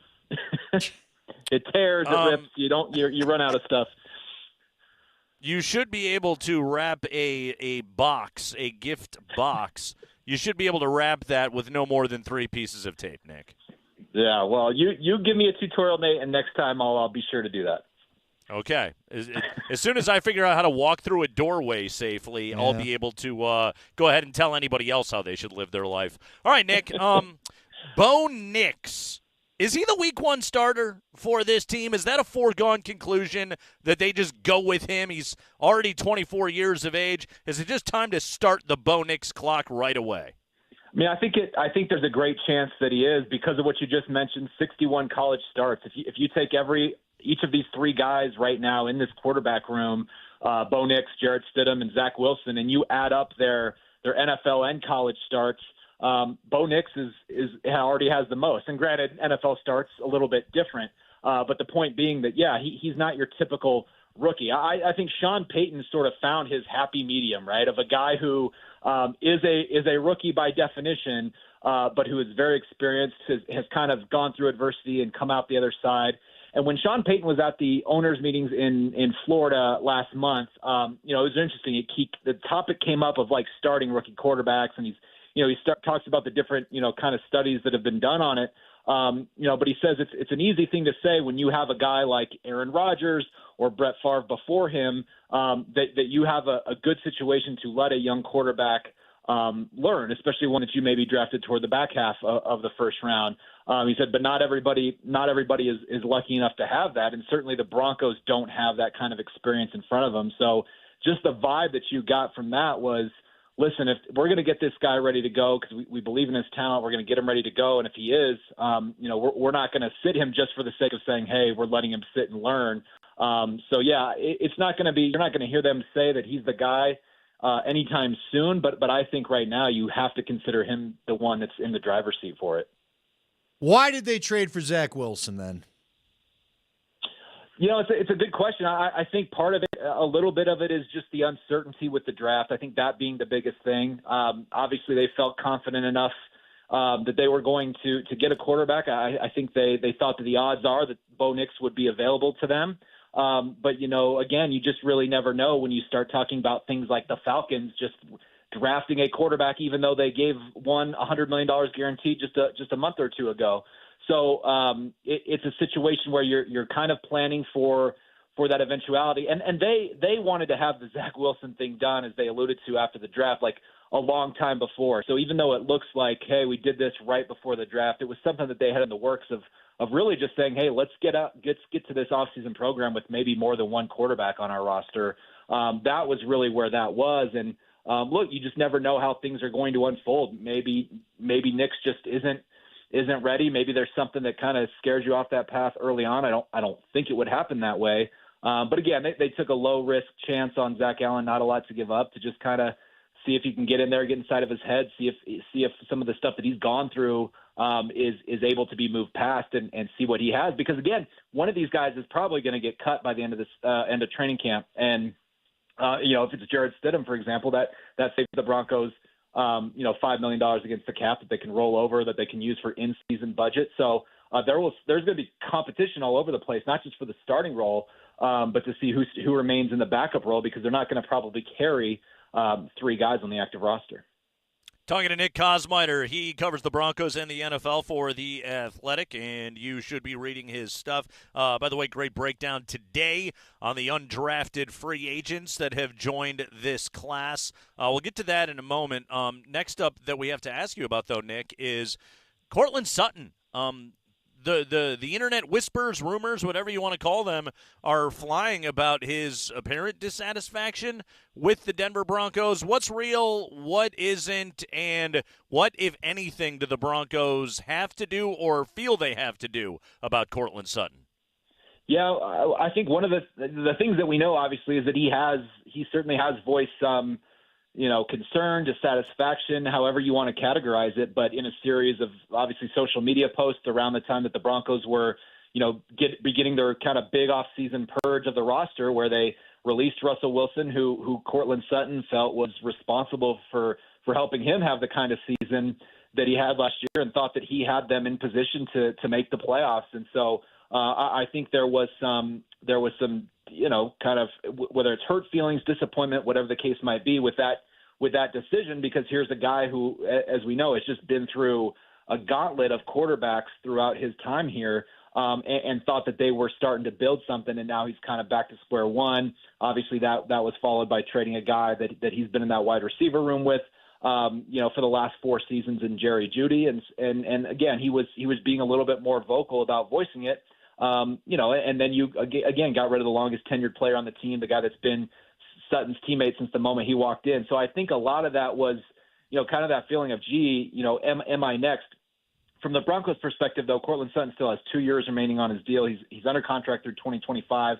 He had a $2 million guarantee kick in at the start of this offseason, and that's it in terms of the remaining money. But he's poised to make $17 million this season currently with the contract that he has, and the Broncos view him as their top target in that room right now. So I would be surprised if there was anything done. Obviously, you guys mentioned it, the rumors, a lot of that was flying out there yesterday, and I think when you have that combined with the fact that he hasn't been at the voluntary offseason program for the first time in his career, I think all those things are going to be natural. But as I understand it, the way it stands now, the Broncos don't have any plans on trading Courtland Sutton. The first chance to see how maybe whether this is something that he's really a move that he's really trying to make would be when mandatory minicamp arrives in the middle of June. Until then, he's not required to be there. The Broncos, obviously can't make him be there, won't make him be there. So that middle of June will be the time to keep an eye on if nothing has happened before then. Favorite draft pick not named Knicks? For me, it's Audric Estime, and I think the reason is it's just I think the 5th round where they got him, I think there's value at that position there. And this is a guy who he's not even 21 years old yet, and he only has 2 real college seasons of wear on his leg. He was a guy that got to Notre Dame when he was 17 years old, didn't really play that first year. I think he had 7 carries. Didn't really get on the field, which, talking to his position coach the last 2 years, when he came and sort of met Estime, watched him on film, watched him in camp, he was stunned that he hadn't gotten time as a true freshman. But that, I think, now is of benefit to both he and now the Broncos, because this is a guy that's coming in fresh, just an absolute bowling ball of a runner when he needs to be. I think that's something that's going to be critical for the Broncos as they try to get better in the red zone. They could not run the ball down there last year. But he's not just a power back. He's a guy that can kind of separate when he gets into space, even if his straight line speed numbers didn't wow you, and certainly might have been the reason that he fell a little bit in the draft. But I think they potentially landed the steal in that one because, again, the positional value, the fact that he's got a lot left, and sort of the need that they had there with both Javonte Williams and Samaje Perine entering the final years of their contract. Nick Kosmider covering the Broncos. Today he broke down the undrafted free agent class that the team put into place. Obviously, last year we saw another couple of undrafted free agents make the team, have impacts on the season. Jaleel McLaughlin certainly right at the top of that list. Okay, so taking a look at this class, Nick, who do you like? How do you feel about my dude Frank Crum out of Wyoming? Yeah, he I would say is the guy that has probably the best chance if you just look at what he did at college. Again, a guy with a wealth of experience there at Wyoming. Played a lot of football games. 6'8", 315 pounds. Has that pro size, and our Dane Brugler had him with a 6th round grade. Certainly a guy that could have gotten drafted. And so you look at the room there. Garrett Bowles, again, a guy going into the last year of his deal. They signed Matt Parrott, the veteran, to be sort of a swing tackle this year. They like a couple of these guys that are in that room. Alex Palczewski was one of those aforementioned undrafted free agents that made the initial 53-man roster last year, even though he went on to IR right after that. He's still in that room. But again, there's plenty of room for competition for really anything up until I would say that swing tackle role that they're gonna take a look at.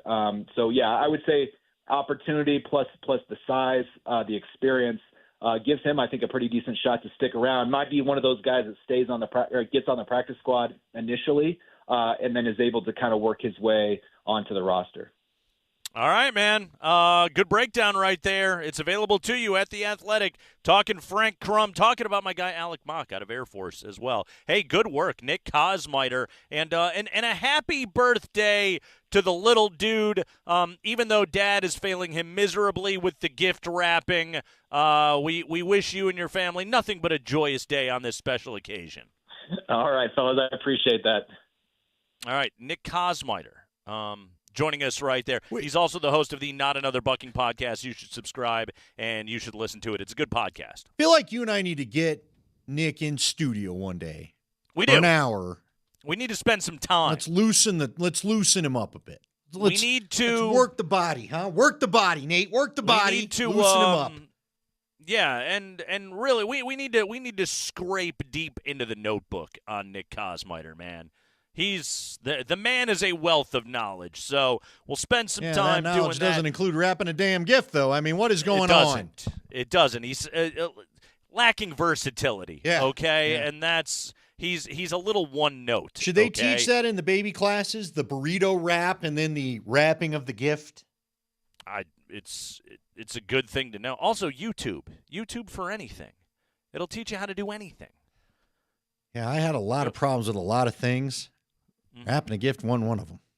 It's hey, you and me both. Again, I don't know how to walk into a room without injuring myself, but I do know how to wrap a gift. So I at least have that. Yeah, I got here. One thing. I can get cocky about that. All right, it's Nate and Andy. We're with you here on a Wednesday afternoon. Hey, Andy, we got a pretty good giveaway that we got here. We got a little Mile High Playoffs sweepstakes going on. We've got tickets, we've got autographed gear, we've got an Altitude Authentics gift card to give away this week on Altitude Sports Radio 92.5, but you need to know a keyword. There's a keyword that you must know. I'll tell you what that is on the other side on the Crackman and Lindahl Show. Uh-huh.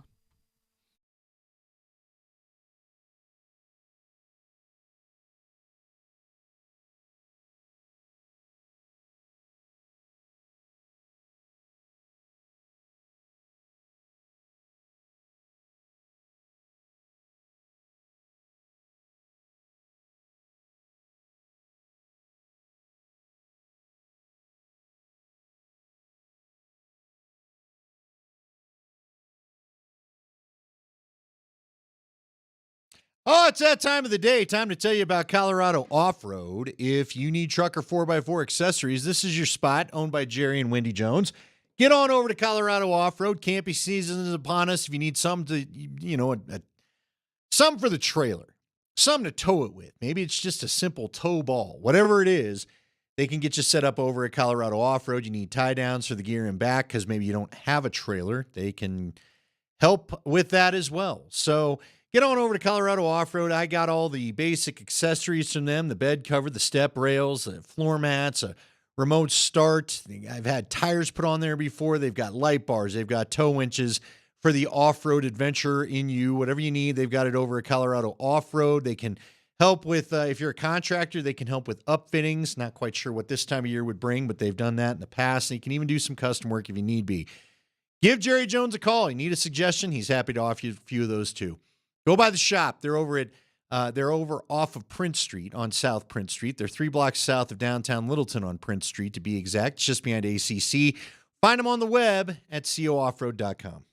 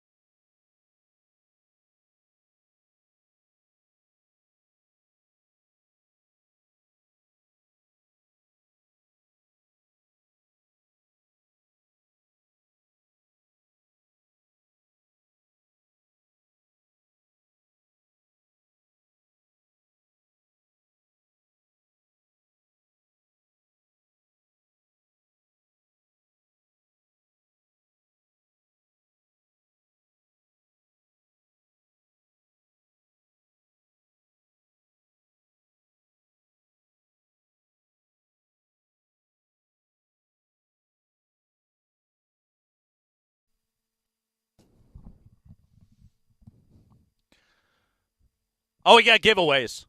We got a sweepstakes. It's all happening right now here on the Kreckman and Lindahl Show. You know what I call this one, Andy? I call this a gentleman's sweepstakes. Nice. Thank you. Thank you. We've had 2 of them in the last 2 days, 2 gentlemanly sweeps. The Mile High Playoff Sweepstakes is back for Week 3. Tickets to a Nuggets playoff game at Ball Arena, an autographed jersey and autographed ball, and an Altitude Authentics gift card are on the line for 4 lucky winners to be announced this Friday at 5 p.m. Today, we're looking ahead to the next round against Minnesota with our key words. And the key word for our show is Gopher. Gopher. Say again. Hold on. What? Gopher. Text Gopher. And your first and last name to 303-504-0925. You going to see the Gophers? Each show has keywords today and tomorrow. You can get an extra entry online at nuggets.com/playoffs. Again, text Gopher. And your first and last name to 303-504-0925 to enter. Best of luck to you. So you're saying gopher. Not gopher. Gopher. Gopher. Look. You going to see the Gophers? Yeah. Look, Wisconsin guy. It's Minnesota, actually. In English, please. It's from Fargo. It's a movie. Yeah, I know. I saw that. Hey, that one I saw. Good I caught job. the wood chipper one. Yeah, thank you. Yeah, yes. Speaking of Minnesota, Andy, before we get to the Timberwolves, let's check in on our other friends from Minnesota. How are things going with the Sausage afternoon affair today? Guaranteed Rate Field on the south side of Chicago. Twins, White Sox. How'd this one wrap up, Spring? In every possible way. Strike 3 called, and the Twins sweep the White Sox again. A 10-game winning streak, a perfect road trip, and the Twins are now 17-13 as Rocco Baldelli and the Twins begin the month of May with their 10th straight victory. Wow. Well, yes. Thank you, Rally Sausage.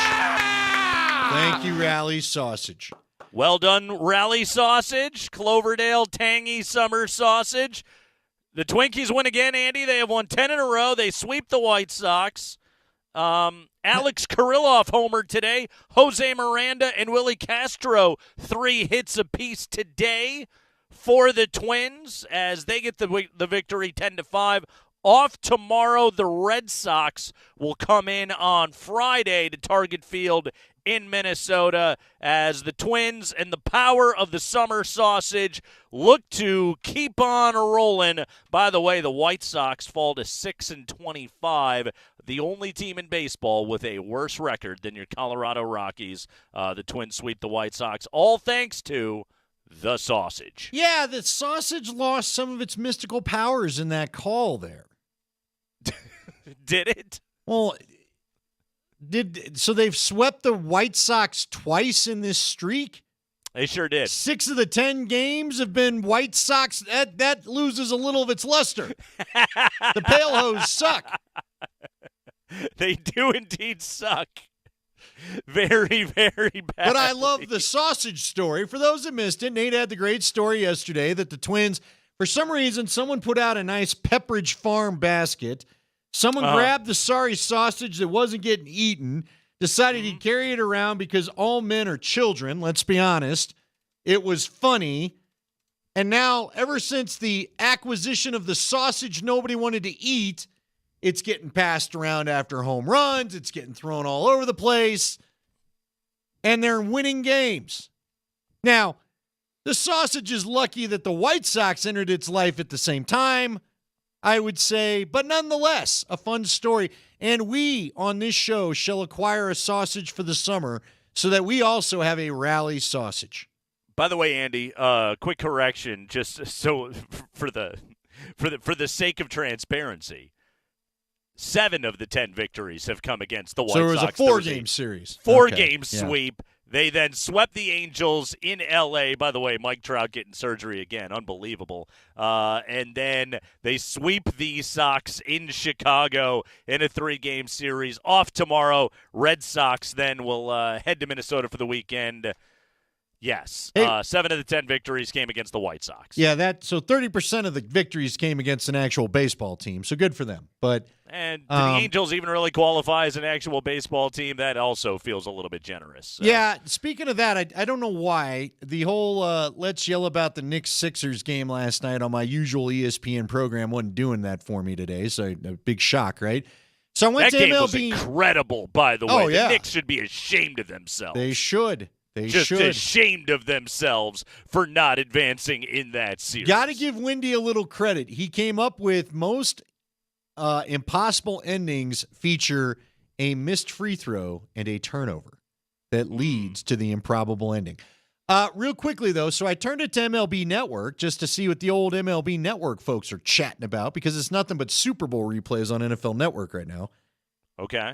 And, gosh, I one of the old ESPN baseball guys who now works for MLB Network, and I'm spacing his name. If you saw his face, you know him. It's not. I want to say he looks like Carl Ravitch, but it's not Carl Ravitch. He's got the big. Brian Kenny. Yes. He's got the classic TV guy hair, right? Yep. Anyway, Brian Kenny's going off about how the Mike Trout era is over because this is now his 3rd year where he'll likely miss significant time with an injury. Mad Dog comes on. Mad Dog's telling him he's wrong. They did the whole let's get big mad about it thing. But it got me thinking. Can you have an era when you didn't win a World Series or a championship? Like, I understand Mike Trout's been the best center fielder, if not the best player in baseball for a heck of a run, and just listening to them list the injuries, you realize how young this guy came in. Kind of like LeBron, Trout just shows up and handles all the pressure you want to put on the kid. But can we really call it the Mike Trout era, considering they've just really been a non-factor in the baseball world? Yeah, you can because he's a 3-time MVP. Because he's a surefire Hall of Famer? And a surefire Hall of Famer. Baseball is a sport where your individual brilliance and team success, this sounds stupid, they don't have to align. But see, I get that. Because you can be a generational player like Mike Trout has been, but you can also be on an unbelievably inept franchise that can't figure anything out and can't figure out how to surround you with enough talent to win, even when they had you and a prime Shohei Ohtani and couldn't win crap. Like, that's the Angels should be ashamed of themselves. They have wasted one of the great careers in the history of the game. I get what you're saying because baseball for a team sport often involves individual, like a bad pitch can still be run down by a great outfield play. Speaking of being ashamed of themselves, how long before we just call Justin Lawrence not the closer anymore? I'm just asking. Here's my question. I know he's got sweet hair and profiles for all the stuff you want when it comes to closer guy, but come on, man. Here's my question, though. Who else is going to close? Who else can they put in there? Yeah, you should have Feltner, just let him go until it's done. A 5-0 game yesterday. They're trying to get Feltner to the finish line. A little bit of a choppy start to the 9th. He was going for the Maddox, by the way, the complete game shutout on fewer than 100 pitches. And then Lawrence comes in and just pukes all over the thing. And the Rockies lose in 10. A game that they led 5-0 going to the bottom of the 9th, and they lost. They're 7-22. By the way, shout out to the Rocks. They've made more history, Andy. Oh, good.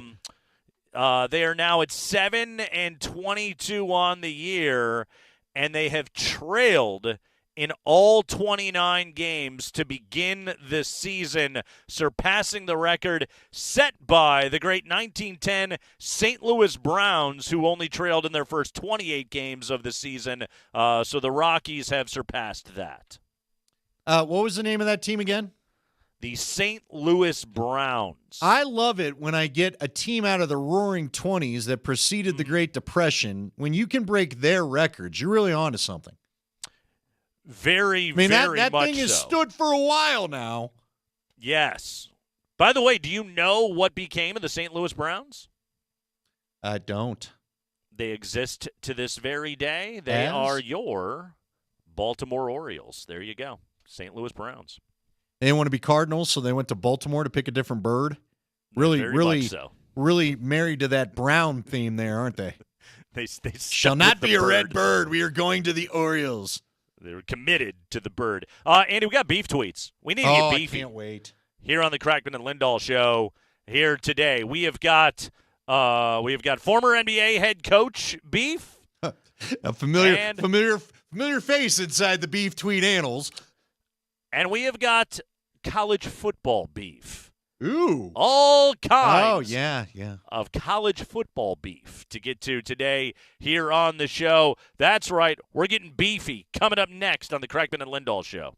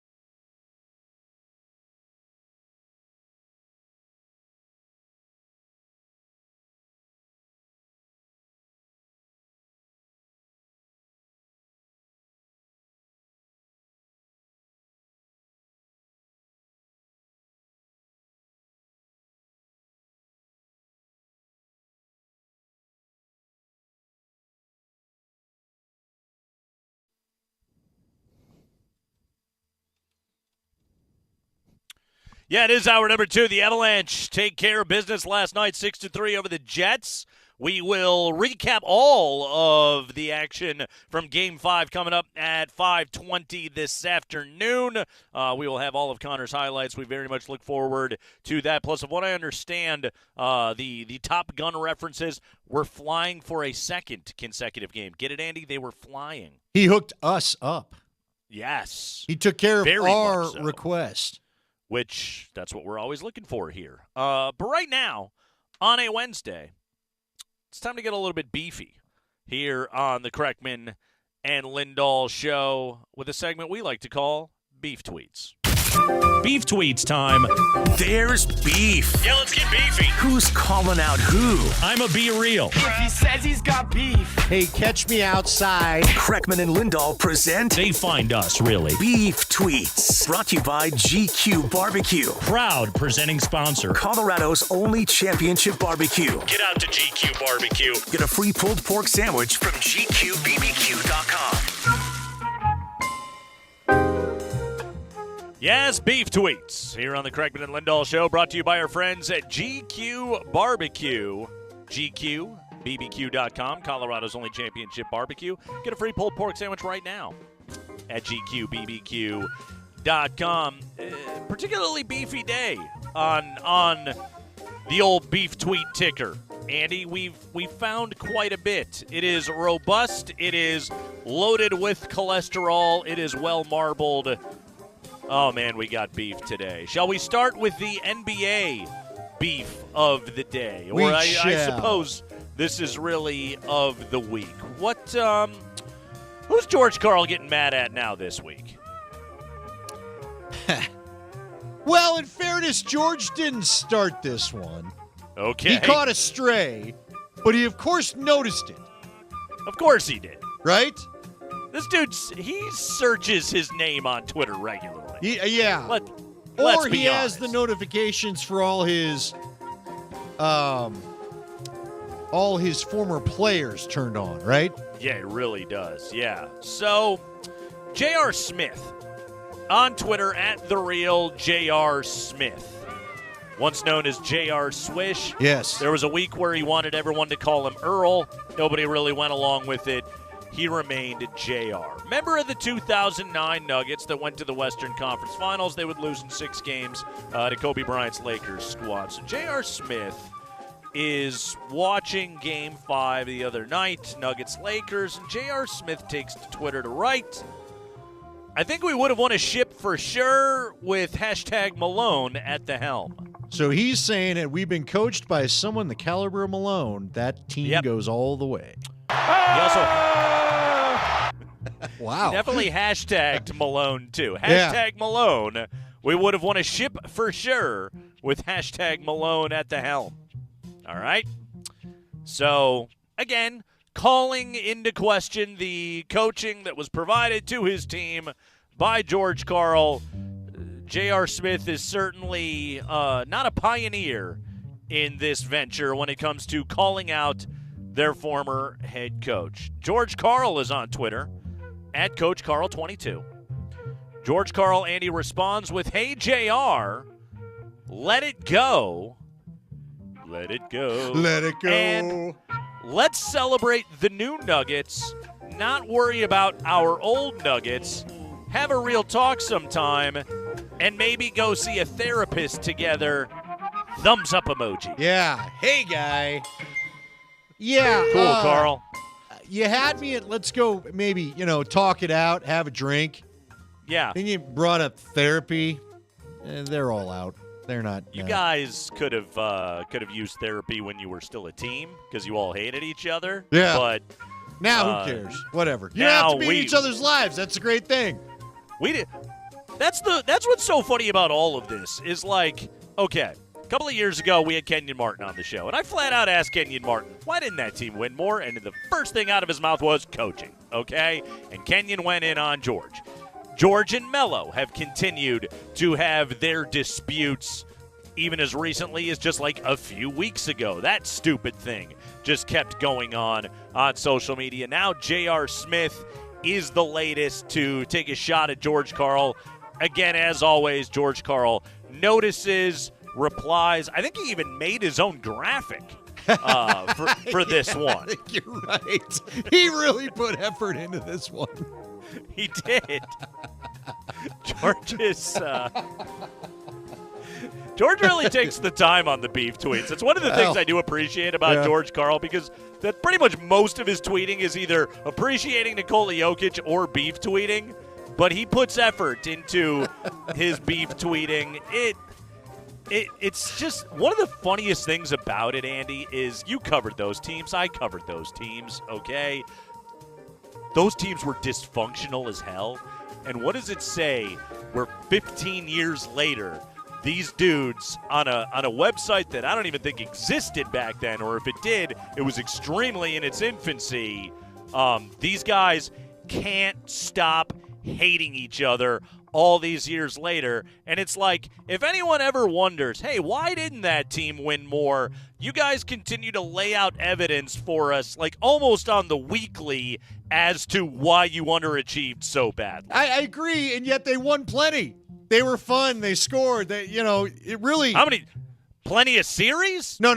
You're right. No, in the playoffs, they didn't do any winning. Any winning. I'm sorry. None. When the stress got high. Yes. When, they actually had to pull together and execute, didn't exactly happen. When it came time, the playoffs are about the half-court game. Those are the teams that taught me that. I didn't get it.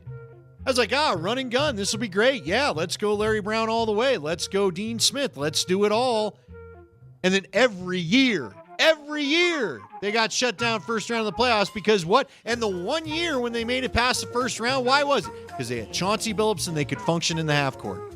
Yep. Helped an awful lot. God.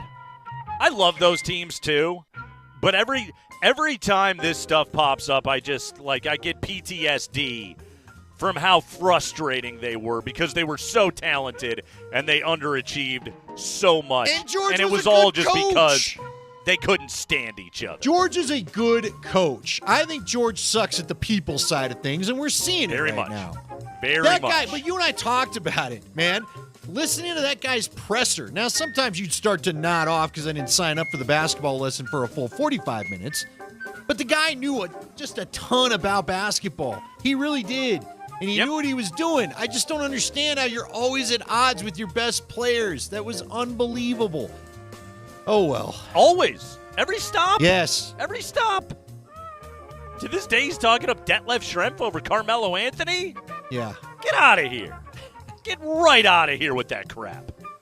All right, Andy, we got college football beef. The beef continues. Well. Deion has been... Apparently, Deion's got free time today, and he's been quite active with the thumbs. So what's going on with the Buffs right now? Well, listen. Deion is... he's going through the transfer portal's all the rage, okay? Now, you got to help me out. This safety was... Because here's what I'm waiting for. Some of the beef to show up from the players maybe from last year. But this is Xavier Smith, right? The story we've all heard. Xavier Smith talking about how he got kicked out when Deion first showed up. And he had talked about it there was the story, was in The Athletic, right? I think I saw it. Okay. So he told The Athletic how he was treated, how it hurt him. He talked about Deion's coaching style, how he didn't show up for a TV show, all that other. Look, stories dissimilar to what we saw. There's the other story in there of the offensive lineman that said, Wiley, I remember Wiley, thought to be a pretty good offensive line prospect, said he got a text from one of the offensive line coaches. Loadholt's the current head coach. I don't know if he was running the offensive line when that was said, but one of the O-line coaches basically sent 5 guys, good luck, fellas, and removed them from the chat. It's hardcore up there. Gold business. But who's really the beef tweet didn't come from Deion because I haven't seen a Deion beef tweet, but it's Shedeur that actually took issues with things. Deion one-upped it all. Okay, I didn't see the Deion one. I saw Shedeur basically quote tweeting the Athletic story and saying, "Well, I don't remember you, so you must not have been very good." Which is what happened. Okay, in the story, Xavier Smith A safe he talked some trash about Shedeur Sanders. And there was a clapback that came from one of Smith's new teammates at Austin Peay, okay? So Smith critiqued Deion in the Athletic story. Shedeur didn't like it to the point where he dismissed the kid's tenure while he was at Colorado. Shedeur tweeting, quote, LOL. I don't know. It's I don't. It's slang, I guess, for I don't. I don't? Okay, I didn't know that. I'm glad I have you here. I didn't even remember him, TBH. Bro had to be very mid at best. I know this because the tweet was sent to me by someone asking me what the hell is he saying, and I said he's saying I don't remember you. Okay. So again, dudes are now trash talking Shedeur. Deion doesn't like that. So Prime tweeted today that he had time, and apparently Jaheim Ward, who is one of Xavier Smith's new teammates at Austin Peay, who's defending his guy, to which somebody then quote tweeted his stats, and Deion quote tweeted the stats tweet and just said, Lord Jesus. Lord Jesus. Taking a shot, essentially. And basically, let's be honest, he's calling the kid trash. All right? Deion's calling the kid trash right there on Twitter, taking umbrage with this. All right, Andy. All right. This Deion stuff, and it's everybody has gotten really fixated on the portal and the amount of players that have been exiting. In fact, CBS Sports said that 61% of the players that transferred into Colorado last year are already gone. But, like, that part of it, I've gotten pretty used to that. I'm pretty numb to the transfer portal stuff when it comes to Deion's teams. Honestly, okay? Nate, it's the wave of the future. Guys, there's a lot of coaches that believe I won't take the high schoolers till I know they're good. I'll sign them as free agents, quote unquote. And it is, and Deion just happens to be doing it, I think, at a more extreme level than everybody else. So, like, there's all of this, like, oh, what is going on? And look, when Cormani McClain is leaving the program, former five-star corner, it's not ideal. You know that to be the case, but also this is just the way that Deion and Colorado are doing business right now, okay? So that bothers me not in the slightest. Crapping on a college kid on Twitter in the name of defending your kids. So we're pretty good, and you shouldn't need to defend in that manner. It's a bad look for Deion Sanders. Well, it goes... It really is, Andy. Like, that's the one where it's like, dude, you were 4-8 last year. Maybe you should be taking all of this free time you have this afternoon and, I don't know, figuring out how to win some games in your conference rather than trashing a dude sticking up for his teammate on Twitter. Like, this feels like it should be below Deion, and yet he has willfully he's dived into this thing head first, and I don't think it's a good look. But it's Deion, right? It is. It's Deion's personality from the time he was a player. If you're going to talk, he's going to clap back. That's what he's doing there. But it goes to show you why some of the kids, why they get there. I'm with you on this, Nate. You're right. He has to learn that Coach Prime and Prime Time need to probably be different people. Prime Time, to me, is the personality clapping back at this. Coach Prime can't be Prime Time, so to speak. Unless it's with other coaches or whatever, if that's what he wants to do. But it is also why it's this kind of stuff that's going to have half the college football world, if not most of the college football world, gunning for him. It's why you're going to get Dan Lanning not afraid to let the ABC cameras put out to the world, we are gonna boat race these guys if we get a chance, because we don't play for clicks and we don't do. And the play for clicks thing, remember, that was kind of what Cormani McClain threw out there too. So clearly, it's something that maybe touches an issue, because that seems to be the go-to phrase. It seems to get that. He was trying to get somebody fired up, so that's why he said what he said. this is going to be interesting to watch, but it's also why this program will not be for everybody. You have to understand that I'll do a Top Gun reference now. Deion's mouth is writing checks that the kids' bodies are going to have to cash, so to speak. Yeah. Because they're the ones that are going to be on the field. And there's going to be another Oregon on the schedule this year, if not multiple Oregons, where they are in the locker room firing up about we're going to teach these guys about how we play football and not clicks and all that kind of stuff. So I have no problem with Deion turning over his roster. That's what happens in college football. You absolutely have to do that. I'd like it if at some point he just stayed above some of the nonsense. Stay above. Do you think it's because his kid, if it wasn't, let's say it was you know it, Andy. Yeah. You know it. I don't even know what player to pick out, but pick your favorite player that's not a Sanders. If it's Shedeur, Shiloh, or Travis Hunter, he will jump right in. If it's not, I don't even think he notices it. I think you're probably I don't even think he's aware that it happens. I think you're probably right. It's Crackman and Lindahl. That is Beef Tweets. It's brought to you by it was beefy. Beef stew was beefy.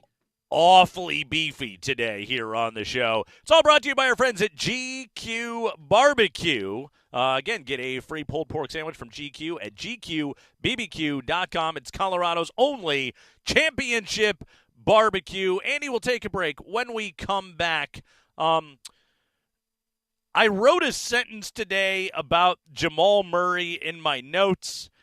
And, in fact, I'll just read it to you right now, and we'll come back and we'll talk about it.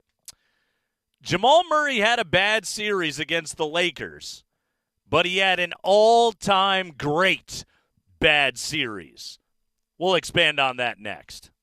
You've got Crackman and Lindahl on Altitude Sports Radio 92.5. Hey, Colorado. At Phil Long Ford of Denver's Commercial Vehicle Center, we take your business further. With Colorado's largest selection of work-ready trucks, flatbeds, service bodies, cargo vans, and passenger vans, our commercial experts are here to help you every step of the way. We'll find the perfect vehicle for all your business needs. That's why Colorado businesses drive Phil Long Ford of Denver. Go online at phillongdenver.com or come see us at 7977 West Tufts off Wadsworth, just south of Hampton. Save big this Mother's Day at Safeway. Celebrate Mom with fresh-cut flowers and chocolate-dipped strawberries. Safeway has your celebration covered. Download the new and improved Safeway app for the latest deals, rewards, and perks. Sometimes the unexpected is just around the corner. A sudden swerve, a moment's distraction, and life takes a turn. At Fricky Law Firm, we're trusted legal experts in rideshare and vehicle accidents in Colorado. If you've been injured, we navigate the legal maze in Colorado. We're from Colorado and have been protecting your rights for over 50 years. If you've been in a crash, visit Fricky.com. Fricky Law Firm, where every turn leads to a fair outcome. Fricky.com. Looking for some fun and excitement day or night? Grab those crazy friends and family and head up to Central City. Visit a craft brewery, try a new Asian restaurant, explore shops and galleries too. Celebrate the perks of adulthood, Central City style, with hundreds of slots, table games, sports books, live entertainment, and bars open 24/7. You can even grab a hotel room too. Take the quick, easy Central City Parkway, I-70 to exit 243. Your 4 lanes to fun. Next time you're a Ball Arena sports fans, I will meet you at Chillville. Enjoy a delicious frozen cocktail made with real fruit juice, strawberry, mango, or my favorite, the coconut. You can mix the flavors however you like. Plus, each comes with a candy fruit slice. See you at Chillville. Off the main escalator, just turn left right there, section 112 at Ball Arena. Chillville, where every sip is a mini vacation. At Shane Company, we believe everybody is made to shine. This Mother's Day, help Mom shine her brightest with fine jewelry she'll hold close to her heart. From exquisite diamonds to rubies to sapphires in every color of the rainbow, Shane Company sources the most beautiful and rare gemstones from around the world. So on Mom's special day, she can light up the room. Each piece of Shane Company jewelry is uniquely designed and expertly crafted to last forever. She will wear it with pride and cherish it forever. Find a Mother's Day gift crafted with the greatest care. Earrings that match her spark, layered bracelets and stackable rings to express her style, a necklace with a vibrant gemstone, a ring with a meaningful engraving. Give Mom fine jewelry that sparkles as bright as she does. We are all made to shine. Shane Company. Fine jewelry since 1929. Andy Lindahl with my friend Jerry Jones from Colorado Off-Road, and I understand camping is one of your busiest seasons. Absolutely, Andy. You need to get your vehicle ready, whether it's a fifth wheel hitch, a ball mount, maybe just simply tie downs in the vehicle to tow your equipment and your family. Remember, stop on in and see how we can help you. Colorado Off-Road is located 3 blocks south of historic downtown Littleton on Prince Street by Arapahoe Community College. 303-761-1264 or cooffroad.com. It's Window Nation's semi-annual sale, and it's a big deal. Right now, get 50% off all windows along with no interest for 5 years. Plus bonus savings when you schedule a consult today at 866-90-NATION or windownation.com. Kreckman and Lindahl. Do you do the shirtless lawn mow?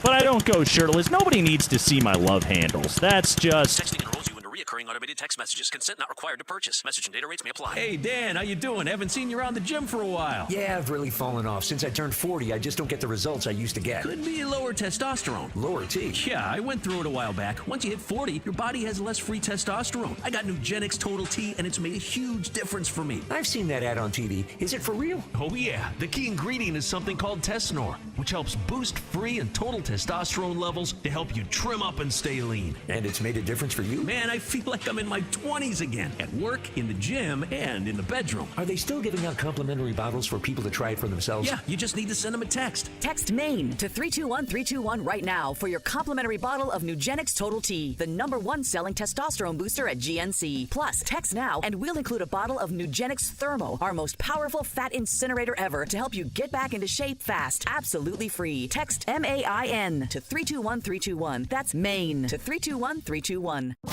Kreckman and Lindahl. Presented by Colorado Off-Road. Colorado grown, Colorado owned. Colorado Off-Road. Online at cooffroad.com.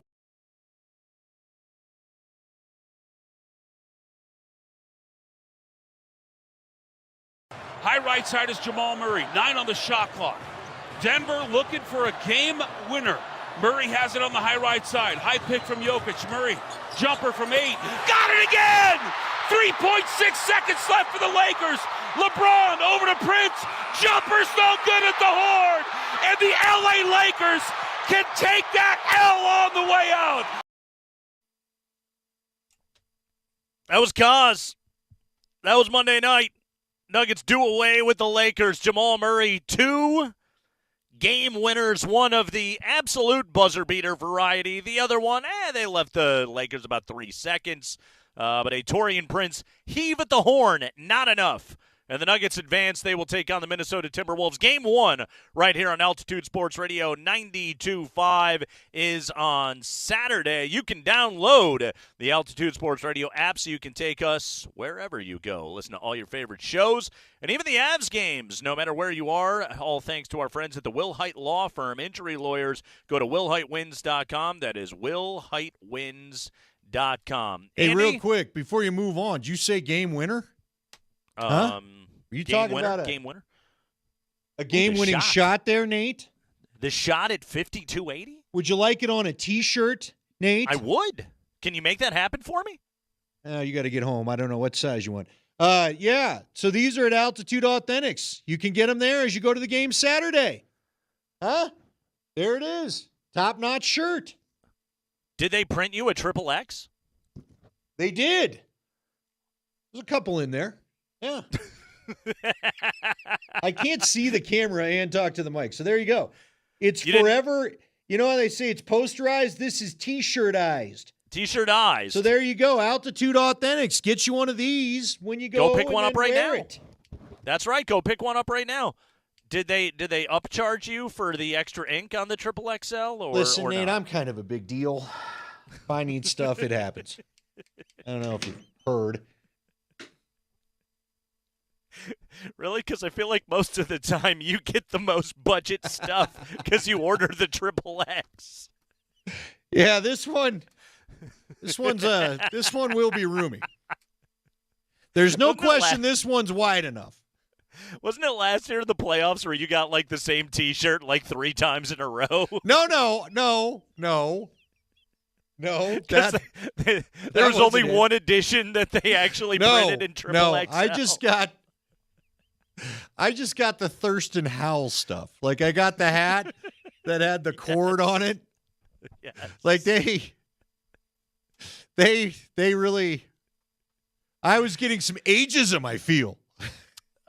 Hey, he looks like an old guy that might go hang out at a golf course. Give him this hat. Ageism, okay. Well, the rope hat is kind of that's a step above, right? Isn't the rope hat kind of a, you know what I'm talking about, that little cord that goes over the bill? Several versions of ism was what you were dealing with, I feel like. I just felt like it was the sensible stuff. That's all. Okay. Meanwhile, although I will say I couldn't do the flat billed hats you were getting. So the Rob Trujillo flat is a tray that a waiter walks around with. Yes. So hey, they have them at Triple XL. If you're one of the bigger amongst us, head out to Altitude Authentic. Maybe not for everybody, Nate. I'm sure they do. The Triple X thing started with the Avs shirt I bought there that one day. Is Andy a big deal or a big deal? Which one is it? Well, little A, little B. You don't know. Double big. Double big. Just take your small hair and move on to the next exercise. My pinhead. Your hair is screwing with me today, man. It's like, it's not. It's very nice. Looks nice. But it's not. Of course, the last time I saw you looked like you rolled out of bed and came in here. You were going to go do a Johnny Rotten shoot after you were done. So I guess the fact it's comb, maybe that's what's throwing me off. The Beavis thing. Did your dad comb that? Did your dad comb that hair today? Could he not take it anymore? If you're going to live in my house, you're going to comb your hair.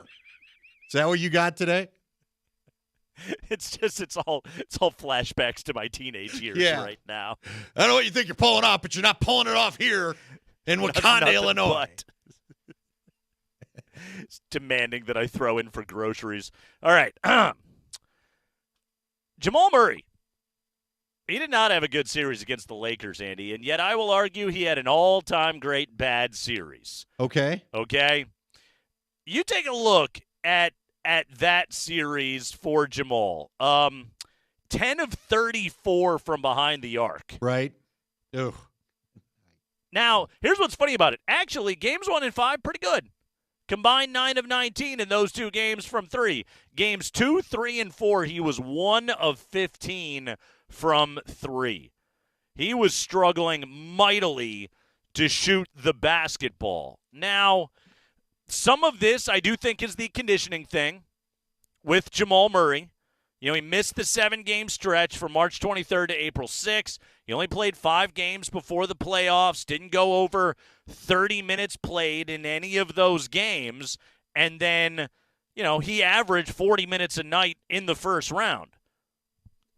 That's a big ask to make of a dude of, okay, now it's playoff basketball and your usage, both in terms of having the ball and minutes played, is going to go up. Shot over 50% in each of the last 5 games played that he played in the regular season. Shot only 40% in the first round from the field against the Lakers. Like, we're talking about a guy, Andy, that his fourth quarter play was the reason they won games 2 and 5 in that series. He hit the game winners in both of those games, literally to the point where they make a T-shirt out of it now, and they're selling it at Altitude Authentics. And yet, that was a bad series from Jamal Murray. I could make an argument that was his worst career playoff series that he's ever had. And yet, what are we going to remember? 2-game winners, 2 all-time shots in the history of the franchise that he put up in that series. Yeah, it's kind of like the Super Bowl. I always go to the Rams-Titans where everyone calls it a great Super Bowl because of the ending, when really most of that game sucked and was boring. Yeah. It is how you finish. It is what we remember in modern times. But look, I do think there's something to be said, because you're right, the numbers are all-time bad. I didn't even realize how bad they were until you read them. But I do think there's something to be said. And look, Georgie falls into this category a little bit too after game one anyway. When, like, Jamal had 2 games where nothing was going for him. He had no reason to be confident, yet he knew. Nate, here's the thing about Murray and Jokic that is so special. Here's the reason why both guys have to be on the floor at the end of the game no matter what. Neither of them are afraid to be the guy that takes and misses the shot. There are a lot of guys that are afraid to be the dude that misses the shot and leads SportsCenter because you missed the shot or you didn't whatever, you know. And look, frankly, I'm not sure anybody. I mean, again, we won't know until maybe a Jamal and a Jokic are gone. Who else has the guts, if not something a little lower, to take the shot at the end of the game? And you know, and look at Murray. Now, I guess what Murray had working for him was both games were tied, right? So if you missed, you don't lose. But you and I both know, the whole town knows, Murray's taking that shot whether they're down or not. He doesn't care. It's his shot, and he let it be known. So I do think there is something to be celebrated when you've had that bad a game as you described and you still are not afraid to be the one to have the ball in your hands at the end of the game. So now bum leg, and he will see Jaden McDaniels and Nickeil Alexander-Walker in this next round. Now, last year in the series against Minnesota, five-game first-round series, if you remember, McDaniels did not play. He was out because he got big mad and then punched a wall and broke his hand, so he wasn't able to go. He did see a lot of his countryman, Nickeil Alexander-Walker, who is a great, not a good, a great perimeter defender. And in that series, Jamal shot 47% from the field, 43% from three, 91% from the line. This year in 3 games that he played against the Timberwolves, he was over 50% from three, 44% from the field. The numbers are actually pretty good that he has put up against the Minnesota Timberwolves. Bad calf, tough matchup with the guys that are going to be defending him, especially in the big minutes in this series. I think the matchup gets tougher for him, Andy, but I do think his conditioning is going to be better. The one question that we don't know how to measure is how is his calf holding up and how solid is his base going to feel going up against a pretty physical and a pretty lengthy matchup on the perimeter. Yeah.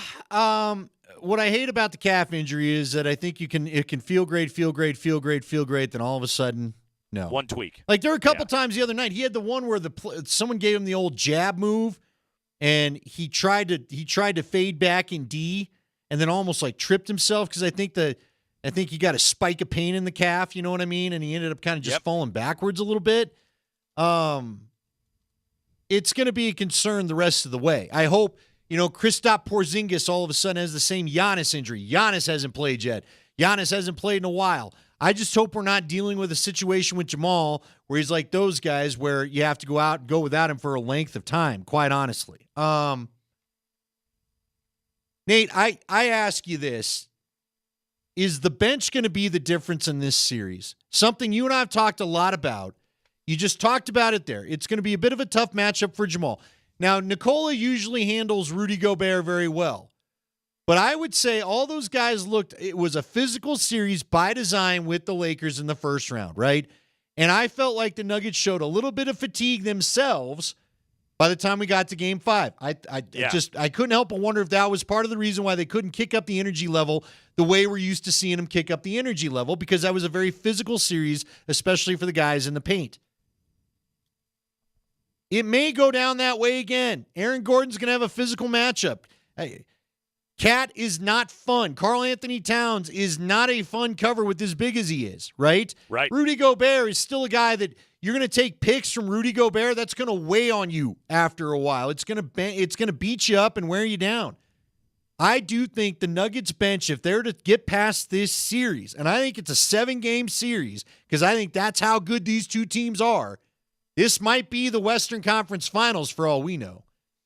But I think the bench has to be better than they were this last round, or I don't think the Nuggets are getting out of this. Christian Braun cannot look lost and afraid in the middle of a Game 5 like he did the other night. And I hate calling the kid out because he's been a major contributor to their playoff success. But the reality is you cannot look the way you did in Game 5 where it was clear you didn't even want to put up a shot. Lakers guys were backing off of you to the paint, to the top of the key as you were at the three-point line, begging you to shoot the ball. And all you wanted to do was try to force a pass into Aaron Gordon, who was doubled. That cannot happen this series. Cannot happen. Reggie got to make shots, too. In some ways, the shots that Reggie made in Game 5 was almost the difference between winning and losing that game with as close as things were. If he's going to make shots, that's going to go a long way. And that's his job is simply make or miss. And if he makes his shots, they've got a chance to be able to go far. Speaking of the bench, Peyton Watson going to join us tomorrow on the show. Spring, what are we doing? 3 o'clock? 3 o'clock. 3 o'clock. Right at the top of the show. Don't show up late. We're gonna meander right in at 3 o'clock, and we are gonna chat with Peyton Watson tomorrow on the show. Very much looking forward to that. Timberwolves have a damn good bench as well. Naz Reid was the 6th man of the year. They got Slow-Mo. They got Monte Morris. Nickeil Alexander-Walker will be coming off the bench in this series. Karl Anthony Towns, we saw his minutes kick up as the series went along against Phoenix. He was out for a month, finally did come back, and ended up playing pretty well in that series. There's a lot of interesting factors going into this thing between the Nuggets and the Minnesota Timberwolves. One of those factors is familiarity. How will that play itself out? We'll talk about that next on the Kreckman and Lindahl Show.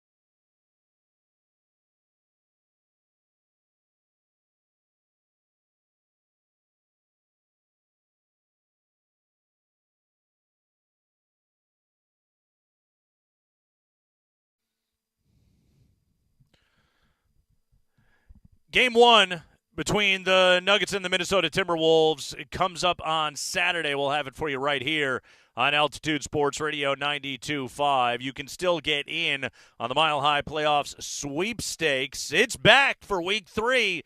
Tickets to a Nuggets playoff game at Ball Arena, an autographed jersey, an autographed ball, and an Altitude Authentics gift card. They're all on the line for 4 lucky winners to be announced Friday at 5 o'clock. Today, we are looking ahead to the next round against Minnesota with our key words, and the key word for today is gopher.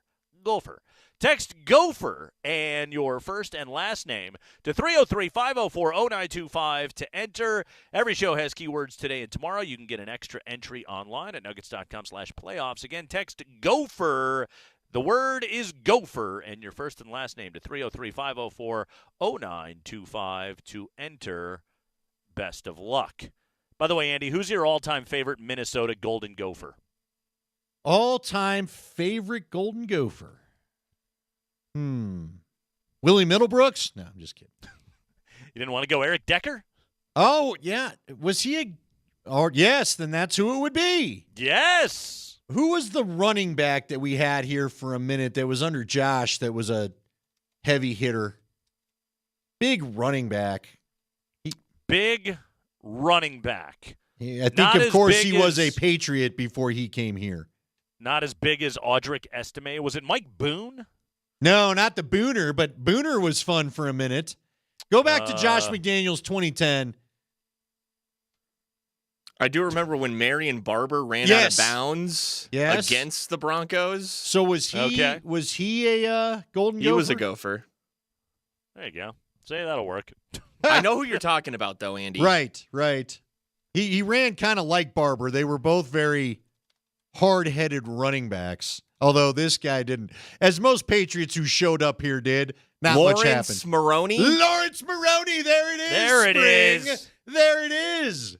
There it is. Oh, we need some Lawrence Maroney in our life, except it turns out he didn't tell you he retired. He just took the paycheck. He's in the room. He's not really interested in playing, though. Remember Lamont Jordan? Did you ever hear the stories of Lamont Jordan? I know of Lamont Jordan. I do not know Lamont Jordan's stories. Apparently, Lamont liked to, he'd be at his locker, half asleep, towel over his face or whatever, grabbing a nap. He'd hear Josh coming in and he'd jump up. All right, guys, this is what we got to do. Josh would walk out. He'd go right back to sleeping in his locker. There was a time where Jeb Putzier, I'll just out all the names. Jeb Putzier told me they were watching some tape. And I guess Lamont Jordan made a run. And he's like, and Josh is just up at the front of the meeting room. This is the kind of effort we need. These are the kind of guys we're looking for. Fighting for every yard. And Jeb was like, it was a 3-yard run, bro. Calm down.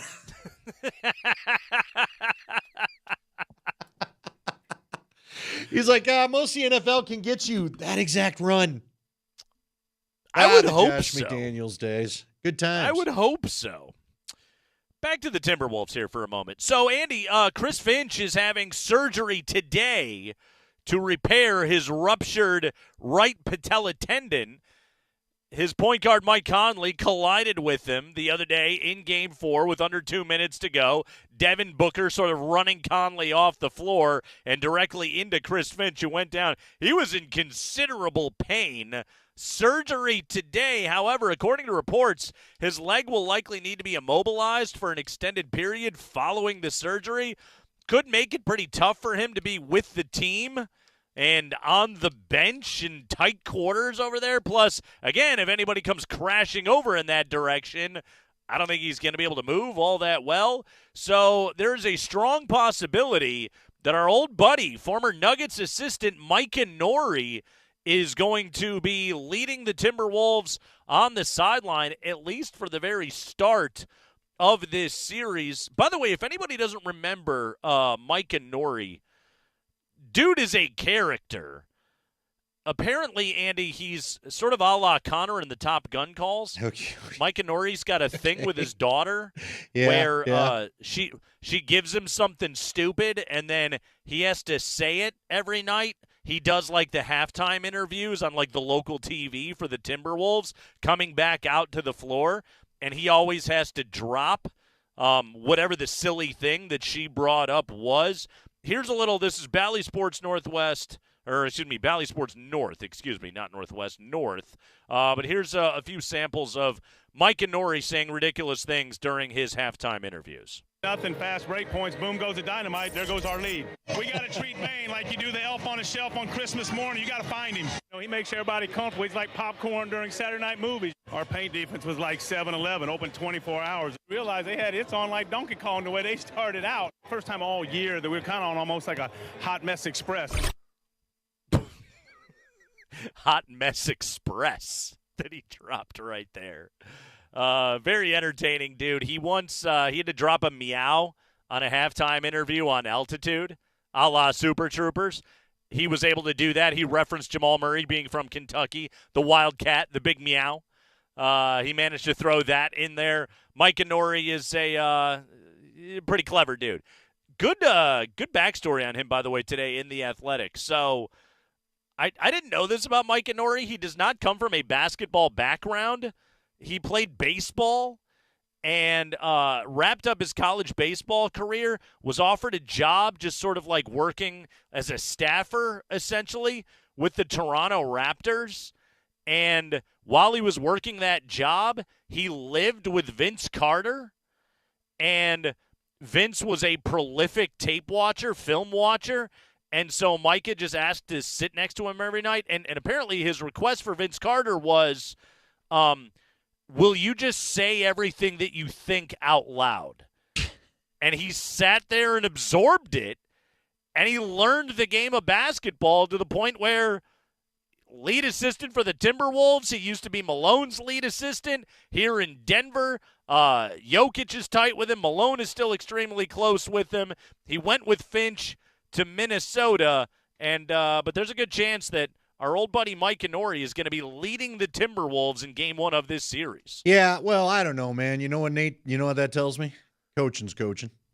That's right. I don't know, man. You know what? Coaching's coaching. Yeah, thank you. That's why. It doesn't matter the sport you come from. You know what, though? I feel like the T-Wolves are how would they set this up in the NBA? I knew this had happened somehow. Do you realize that Hugh Freeze back in 2019 coached from a hospital bed for Liberty against Syracuse? So he was in a hospital, was telling the coaches what to do in the booth while he sat in the hospital, which, again, was relayed down to the field. We can't get a little something like that going on now? Huh? Can't hook up? I mean, they don't wear headsets. Well, okay, guess what? Tough now. Wear an Apple earpiece or whatever. Would that break an NBA rule, having a headset? Like, what? That couldn't hurt anything, could it? I don't think that's allowed in the NBA. Why not, though? I mean, what are you learning that you don't know? I mean, I know it's not allowed in baseball. Yeah, like they were busting Apple Watches back in the day with the Houston Astros because of signals and pitch signals and signs and all that kind of stuff. But sure, yeah, none of that going on in basketball, huh? Zoom That's call? A good question. Can't Zoom call that sucker? It's a little. Thing about basketball coaching is you sort of got to be like right on top of it in some split-second all right, situations. Then, Boogermobile. What about the Boogermobile? Give him the Boogermobile. He'll be raised up from everybody. He can drive the Dr. Evil cart up and down the sideline. We could suspend him from the ceiling in a cable like he's Rocky the super mascot. You just got to hope that he's able to breathe the whole time. Hey, instead of zip line camera, zip line coach. He's Malone gets jealous. He gets it too. They're both just hanging over like the puppet master over the game. All right. Seriously, floating coaches. Floating coaches. It's the next cool thing, huh? Get a hologram Chris Finch to be able to coach the Timberwolves. Well, what if he gets? Remember the old QB1 that was in the bar? Give him one of those. There you go. Here's the play. They never had a basketball one. They never had a point guard one. Did they? Look at how unamused by all of this Springer is. You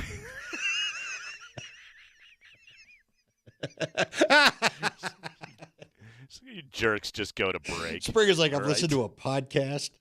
It's ranked the 15th best podcast in the nation, unlike your show. Actually, it's just 19th. He's just moved up one. Moved up one. That's it. That's all I needed. You want to see what 19 had going on. I was going to say, what are they talking about in Cincinnati today? Give What's me going 17. on with those guys? This is the Kreckman and Lindahl Show. We got football news, and then Avalanche, the gentleman sweep over the Winnipeg Jets. We relive all of Game 5. We will do it next hour on the Kreckman and Lindahl Show on Altitude Sports Radio, 92.5.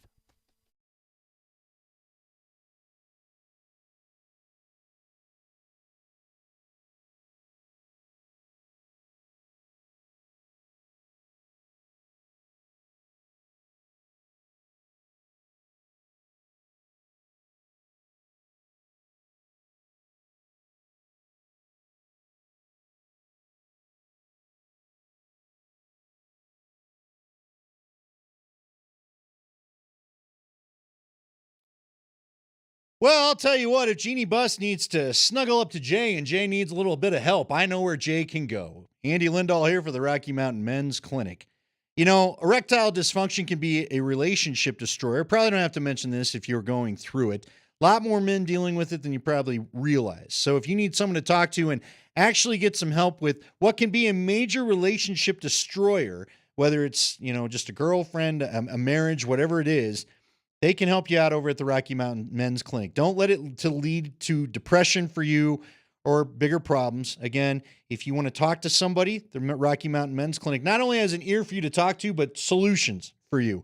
They have treatments with success rates well over 90% and some treatments that can have you lasting more than an hour. The Rocky Mountain Men's Clinic has served the Front Range of Colorado for nearly a decade and successfully treated tens of thousands of men. They know what they're talking about. Good, friendly service, and they'll make you feel comfortable. Your initial visit is only $99, includes a medical consult with a Colorado licensed medical provider, a TMPSA test, and if medically advised, you'll get a test dose, and if the dose doesn't work in the office, your visit is free, so nothing to lose. 5 locations in Denver to serve you. Give them a call, 720-440-7900, or visit them at RockyMountainMen'sClinic.com.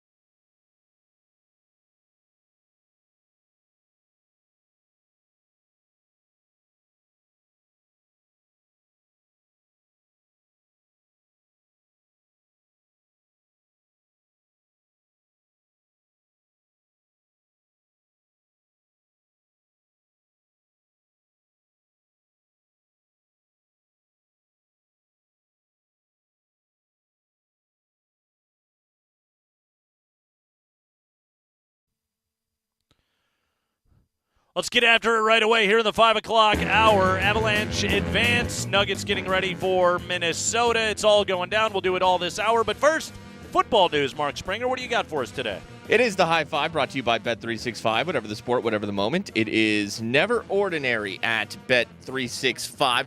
Thought this would be a fun way to kick off today's High Five. Let's look at the odds to win the 2024 NFL Offensive Rookie of the Year. These odds are courtesy of Bet365. Caleb Williams is your favorite at plus 225. Marvin Harrison Jr. plus 600. Jaden Daniels plus 700. J.J. McCarthy plus 1,100. Malik Neighbors plus 1,100. Rome Odunze plus 1,200. Drake May plus 1,400. Xavier Worthy, the Chiefs receiver, plus 1,600. Three dudes at plus 2,000. One of them is the first running back off the board in the second round, 46th overall. Jonathan Brooks out of the University of Texas to the Carolina Panthers. Fantasy alert right there.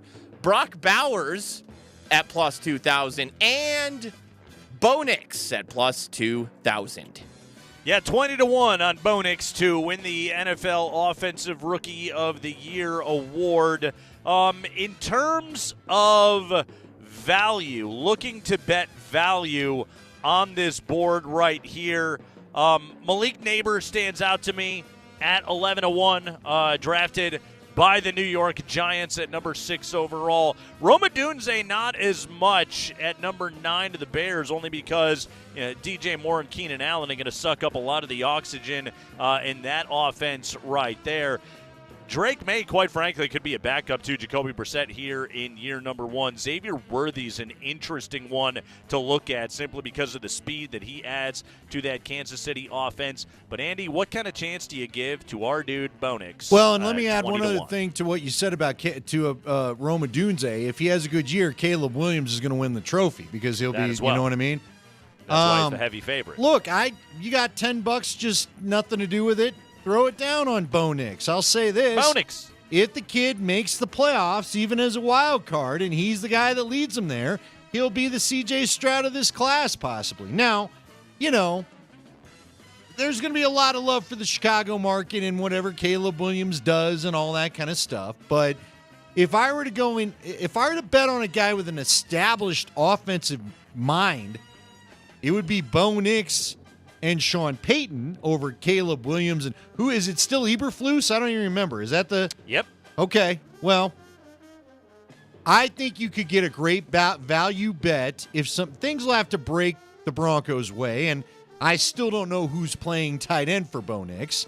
But look, like I said, Nate, you got a couple bucks you don't mind losing, throw it down. Who knows? Well, am I wrong? Yes. You're not going to go put a major bid down on it, right? It's a hell of an advertisement for making that bet. If you have money you want to set on fire, if you don't need Bo that Nix cup of coffee, for Offensive Rookie of the Year.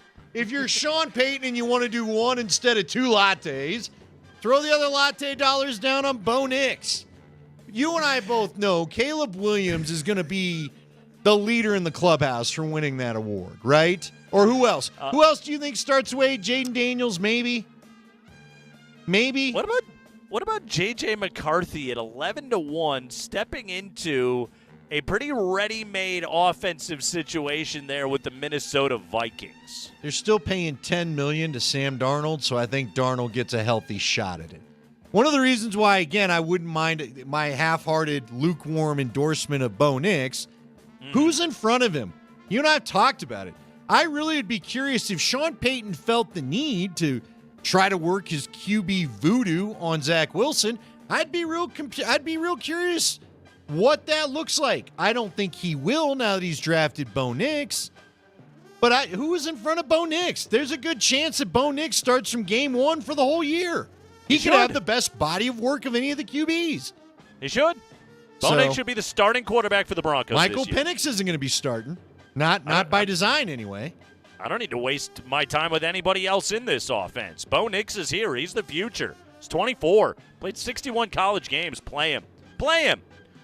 That said, I don't think he wins Offensive Rookie of the Year. But to Andy's point, yes, if you don't want $10, Bo Nix, Sure. Offensive Rookie of the Year. $2,000 plus $2,000. What does that pull you off, Nate?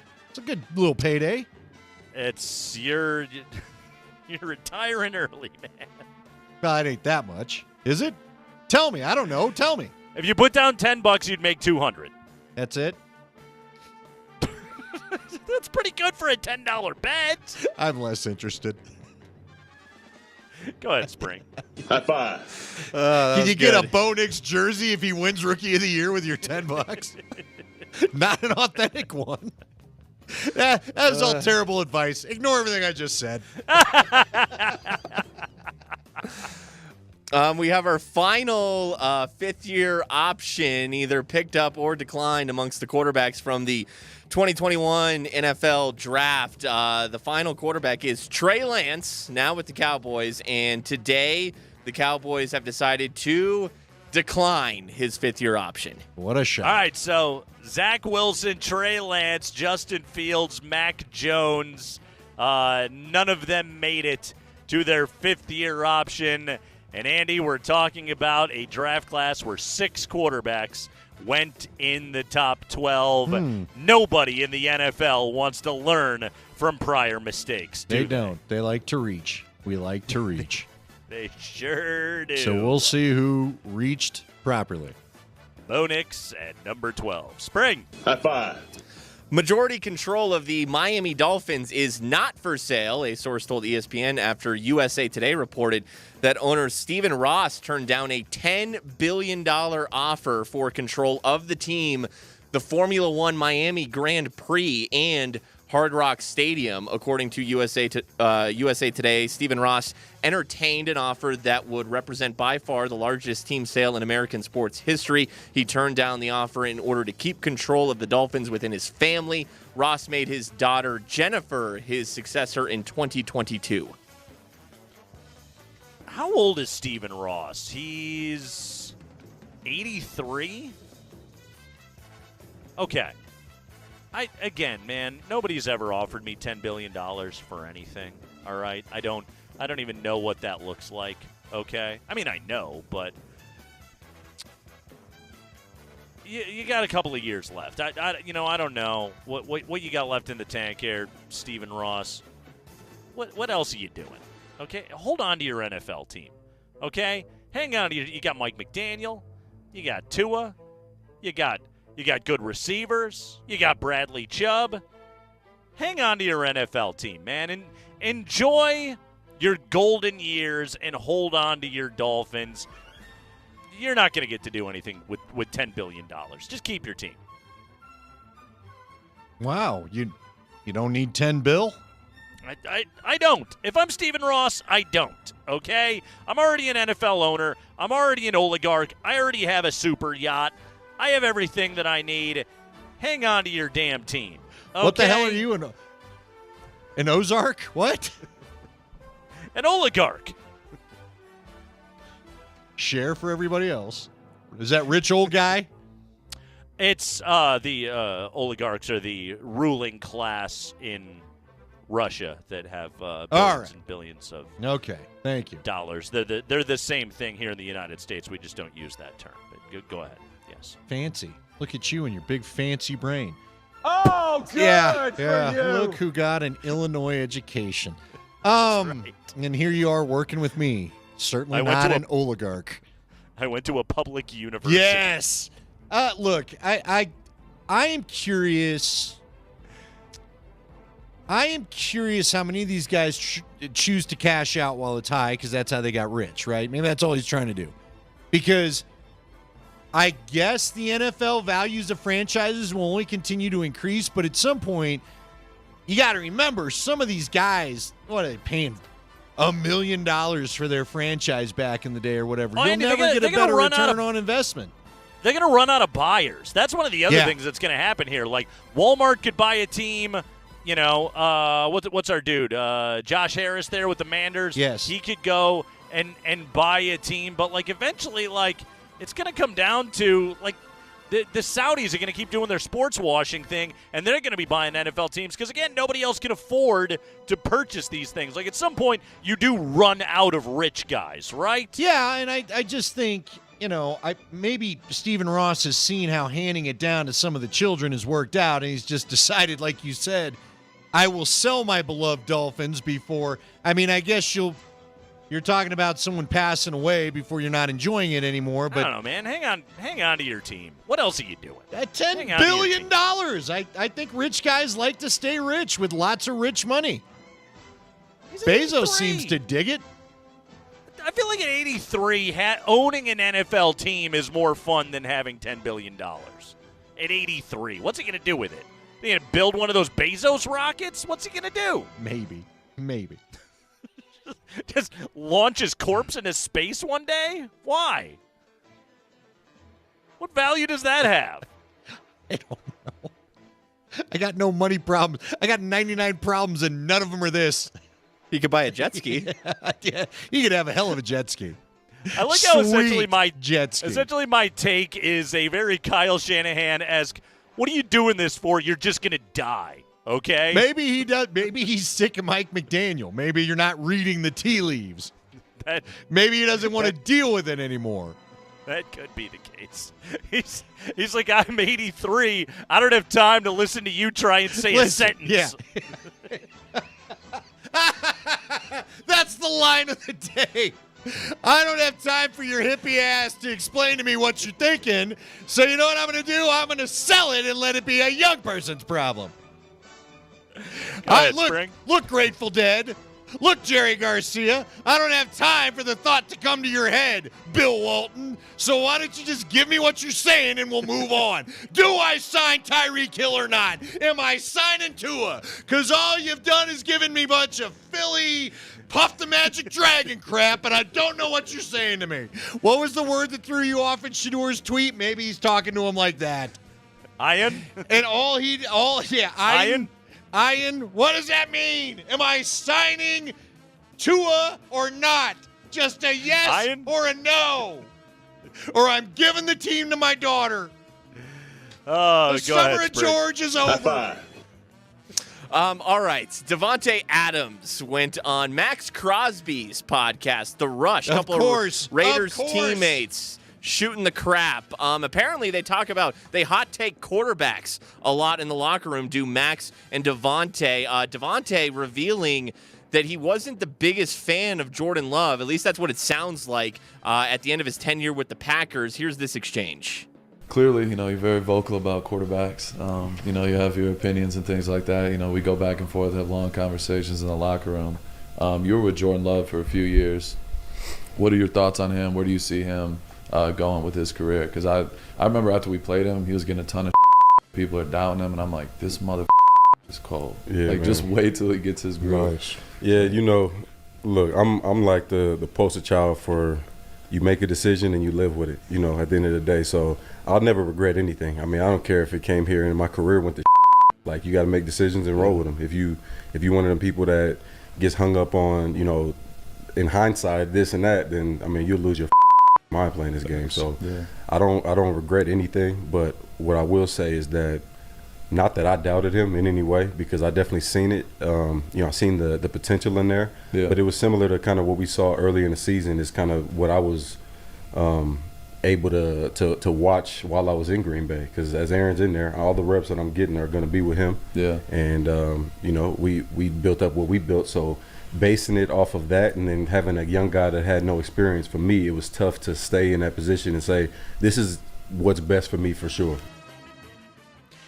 Andy, one of the things about what we witnessed last year with Zach Wilson and the Jets and the mess with Hackett and everything else, and, Davante talking in this way about Jordan Love, I don't think being Aaron Rodgers' backup is awesome. No. Is one of the things that I think we're kind of picking up on. Just like I don't think it was awesome for Aaron Rodgers to have been Brett Favre's backup, but, you listen to this and you're like, okay, I didn't necessarily see it with Jordan Love. Well, you were also asking him to essentially go out there and try and operate something that is so specifically catered in the way that Aaron Rodgers wanted it. Rodgers had the same, he had that unbelievable tension with Matt LaFleur. When he took things over, he was essentially running the offense. When Mike McCarthy was at the end of that stretch, like, it's kind of sounds like, and I don't want to say this for every teammate, but being in the quarterback room with Aaron Rodgers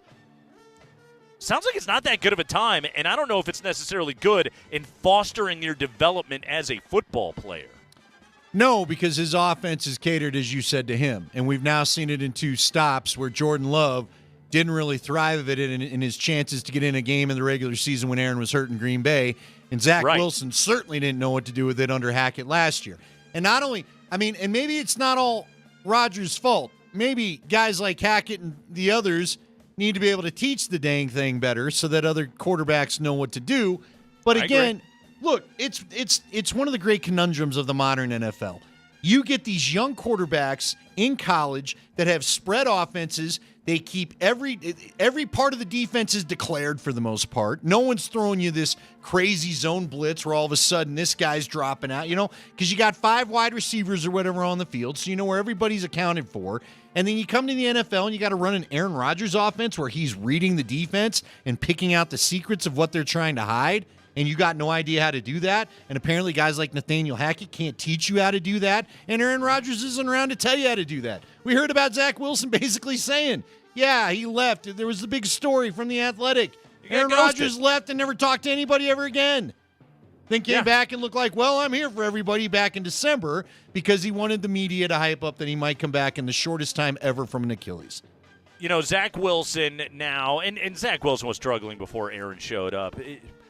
A lot of what you said right there, just it goes right back to my take of like, I don't care about a Zach Wilson reclamation project. I don't care about trying again with Stiddy. You drafted Bo Nix, play Bo Nix. Give him first-team reps all throughout training camp so he can get comfortable and just play the guy. You know why I'll double stamp that? Because I think Scott Hastings looked at a mock draft he was telling me about for 2025. This mock draft had the Broncos picking 4th. So I got news for you. If this kid ain't it, you better find out quickly like the Cardinals did with Josh Rosen, because you may be in position to draft someone else next year. So just find out. Win total on the Broncos is 5.5 for next year. Just play Bo Nix now. That's the 5 biggest stories of the day from around the NFL. When we come back, all the highlights. Avalanche 6, Jets 3. We relive Game 5 and the gentlemanly sweep. We'll do that next with Connor McGahey on the call on Altitude Sports Radio 92.5.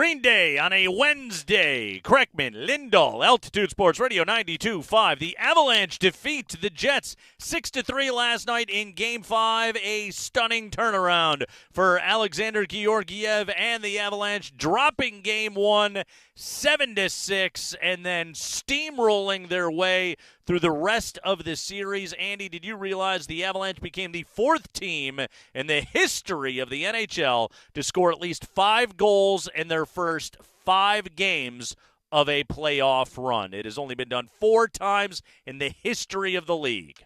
I knew that thanks to Brendan McNicholas and the account of his on Twitter.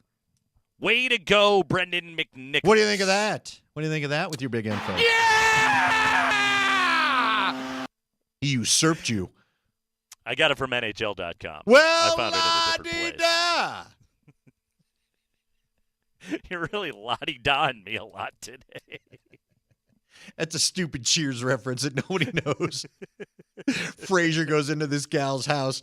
This young kid, he's going to date one of his students, and the dad's sitting there, and he talks to him about his education, and the dad just goes, well, la-di-da.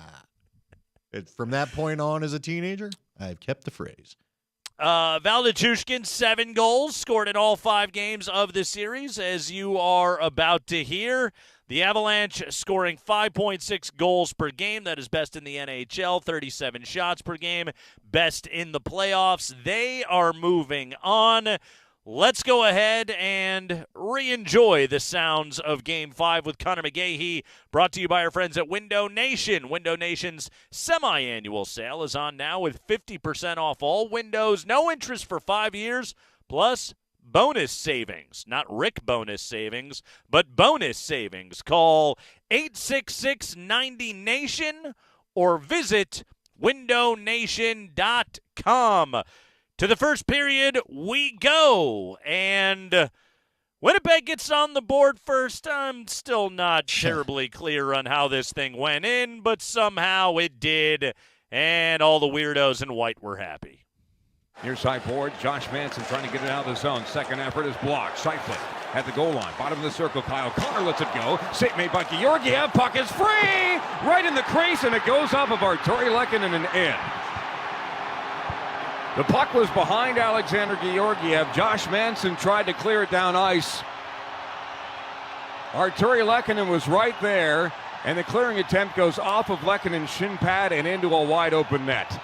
Josh Manson tried to clear that crease mouth and fired it right into the leg pad of Lecky. That was when I was like, all right, are we in for a dumb night? Is this going to be a stupid night? The goal was credited to Connor of Winnipeg, so all I have to say to that is cool, Kyle. Let's go forward. Cool, Carl. Thank you very much. Just a few minutes later, Val Nichushkin set up by Devon Taves. What a shot by Val. Let's tie it up at 1. Connor. McCullough escapes. Now Nathan MacKinnon through center ice with Val Nichushkin 3-on-3 to the Winnipeg line. Rantanen into space. Taves, backdoor Nichushkin. He scores! It's the 2-2 train. Pull it into the station. He has 7 goals in this series. And he has goals in 5 straight games to begin a playoff year. And that is a new franchise record. It's not the plane, it's the pilot. There it is. Now, why is that special? There it is. I don't know, Andy. I don't really like Top Gun that much. You have to tell me. It's the line. We got our line. We got the line. Was it? But is that particular line notable? Yeah. Hey. Okay. We made a request, and for all to hear, Connor fulfilled it. That is true. He's talking to Goose's kid when he says it. I'm an extremely casual Top Gun Did you fan. not see Top Gun Maverick? No, I didn't. Okay. No. I didn't care. Then it's a dogfight against fifth-generation fighters. Yeah, we'd still have a chance. In an F-18. It's not the plane, sir. It's the pilot. Exactly. So there you go. Cool, Carl. It was an intense scene. Sounded like it. I did realize somebody put on all. Twitter something. What line exactly do you want? from Maverick. And I'm like, man, I don't know. I really hung our guy out to dry. Yeah, I saw it. You know, they had a football game instead of volleyball. They did. Yeah. We talked to a couple of the actors at the Super Bowl. Excuse me, I did. I was going to say I don't even think I did that. No, you stayed home. I did. You did the Nate thing. I did. It's a good choice. Okay. We had fun. Let's try not to get sued. All right, let's go to the second period. I forgot. Yeah, Real World House. Yakov Trenin. Let's hear some forechecking here in the second period. What do you got for us, Spring? Manson, stick handling now for Trenin. He lost an edge too. A lot of divots in the ice. Repair your divots always. Cogliano picks up the loose puck. Off the far boards, Manson holding. That's deflected wide of the net. Trenin has it. Trenin off a body. Save made by Hellebuck. Trenin's got it back. He scores! Tremendous from Trenin! And Yakov Trenin has his 6th career playoff goal, first with the Avalanche, and Colorado has a 2-1 lead. Is that our first Yakov goal of the playoffs that we played on the show? It is, yes. Because big number 73, getting his first one of the postseason, and he just all hustle and persistence and whacking at the puck on the forecheck, and it goes in. He's a large dude. He is.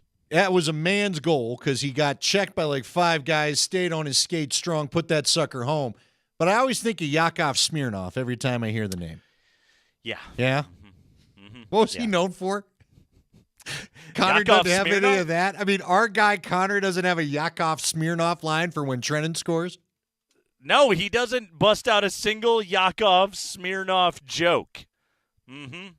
No, none of those like in Russia jokes or anything else like that. Well, maybe it's better he doesn't. Do you want me to do a Yakov Smirnoff joke for you? Well, yeah, I don't know. Wasn't he known for something? Didn't he have a catchphrase or something? It was in Russia. That was the basically the format of the joke. So it was, in every country you make fun of city. In America, you make fun of Cleveland. In Russia, you make fun of Cleveland. There you go. Work it in, Connor. Make fun of Cleveland, Connor. That was my Yakov Smirnoff right there. I remember it. Know. It was like he was in the room. That was pretty good. Okay. You did okay. I think that was my first attempt at a Russian accent ever in my radio career. No, we've done the Russian from Rocky. Does that count? Because Dolph Lundgren wasn't even Russian. I know he was Scandinavian or whatever. Just I would break Boy, you. we really looked into the genealogy of all that, didn't we? Just a man named Dolph playing a Russian. In the 80s, we were passing off 30-year-olds as 16-year-olds. So, Josh Morrissey. One of my top 5, by the way, favorite Winnipeg Jets names. Josh Morrissey would even things up yet again here in the second period. This was a few minutes after the Trenin goal. Kyle O'Connor now looking for the pass from Scheifele. Down low for Velarde. Instead, Scheifele for Morrissey. He scores. Off the post and in. Going to be that kind of night. Morrissey, who was pretty much non-existent in his playoff career before this season, now has his 3rd goal of the series. And as soon as the Avalanche have a 2-1 lead, they take an offensive zone penalty, and the Jets tie it up on the power play. 2-2 with 13:12 to go in the second period. That was a ripper. Scheifele and Velarde. It's a big one-timer from the point. Off of both posts, goes in. Power play goal. We're tied at 2. Much later in the second, Arturi Lehkonen would be credited with a goal, but this was the work of my favorite Jets name of the series, Pionk. Lehkonen for Manson in front of the Jets bench. Adds again. Create a disturbance. Middlestat with Rantanen headed towards the net front. Middlestat for Lehkonen. He lets it go. It's in! That's 2 own goals on that same end of the ice This one's going to go for Arturi Lehkonen. And he has goals in every single game this series. It is his 5th, and with 6:15 to go in the second period, kids just put pucks on net. That's exactly what Arturi Lehkonen did, and the Avalanche have the lead back. Love it. Yeah, off Scheifele's stick, bounces over to Pionk, who knocks it in. Out for the awesome. Jets. Now we're Tough even. luck. Now we're Tough even for luck, the fellas. stupid one at the beginning. 3-2 as we head to the third, and once again the Jets finding pay dirt early in the period. This is one, Andy, where quite frankly I think Alexander Georgiev would like to have it back. Spring. Miller all the way over for Toffoli. Off of his stick. Now Ehlers across the red line, brings it into the Avalanche zone, leaves it to Toffoli, scores.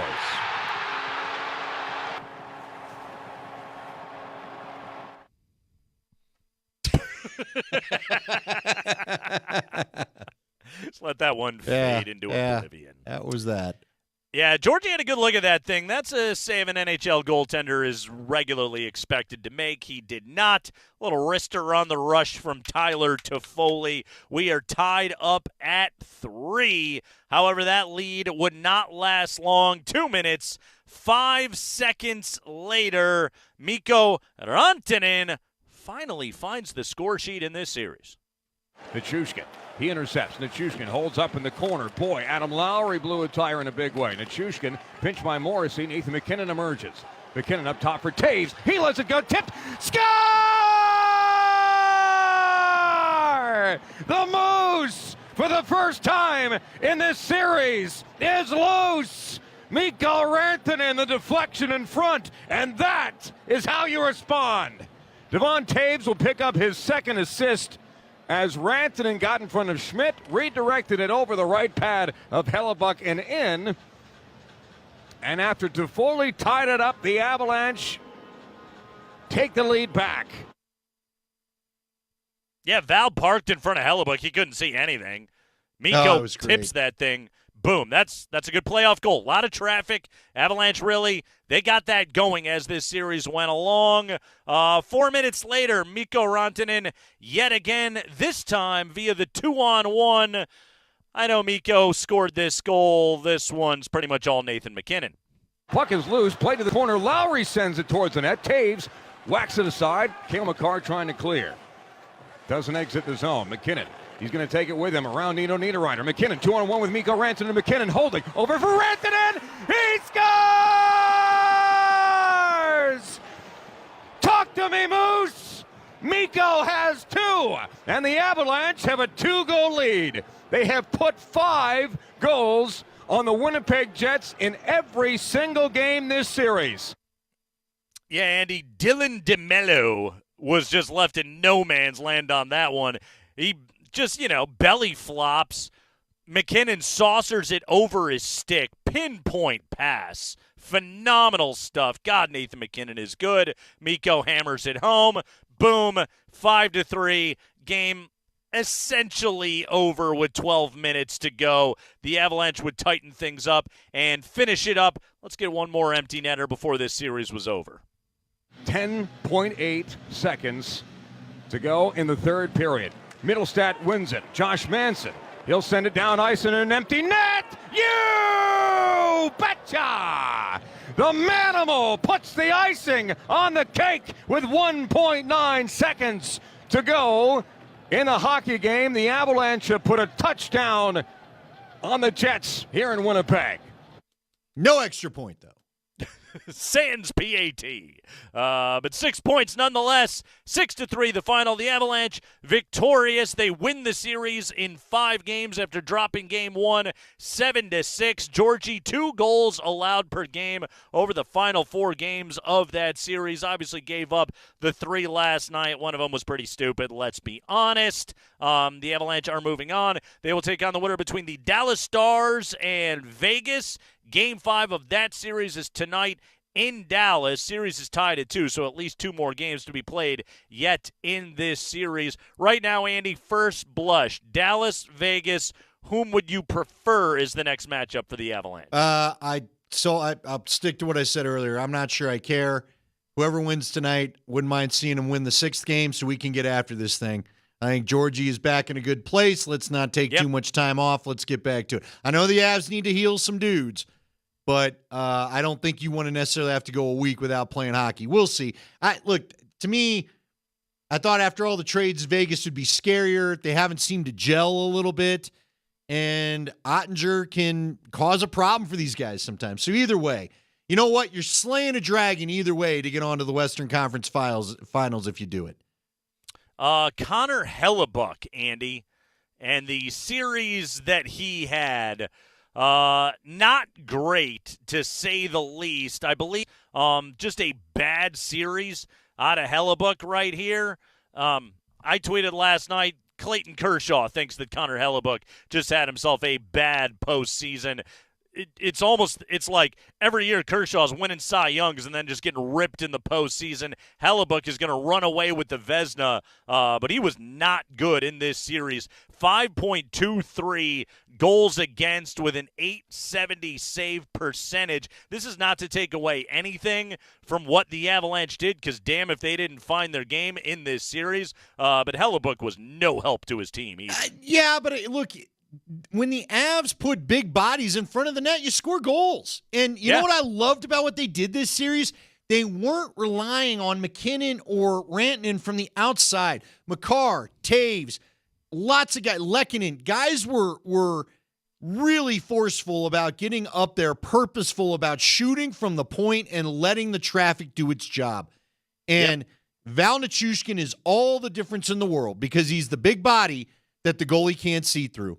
And, I just think it gets to the point where Hellebuck had some really nice saves. I still think he's a pretty good goalie. But the Avs remembered how to play good playoff hockey. They weren't worried about being pretty, and I love that the most. There's not a team in the NHL that's going to stop them if they can play the hockey like they did this series and get guys in front of the goalie. Ottinger's not going to be able to handle it. Doesn't matter.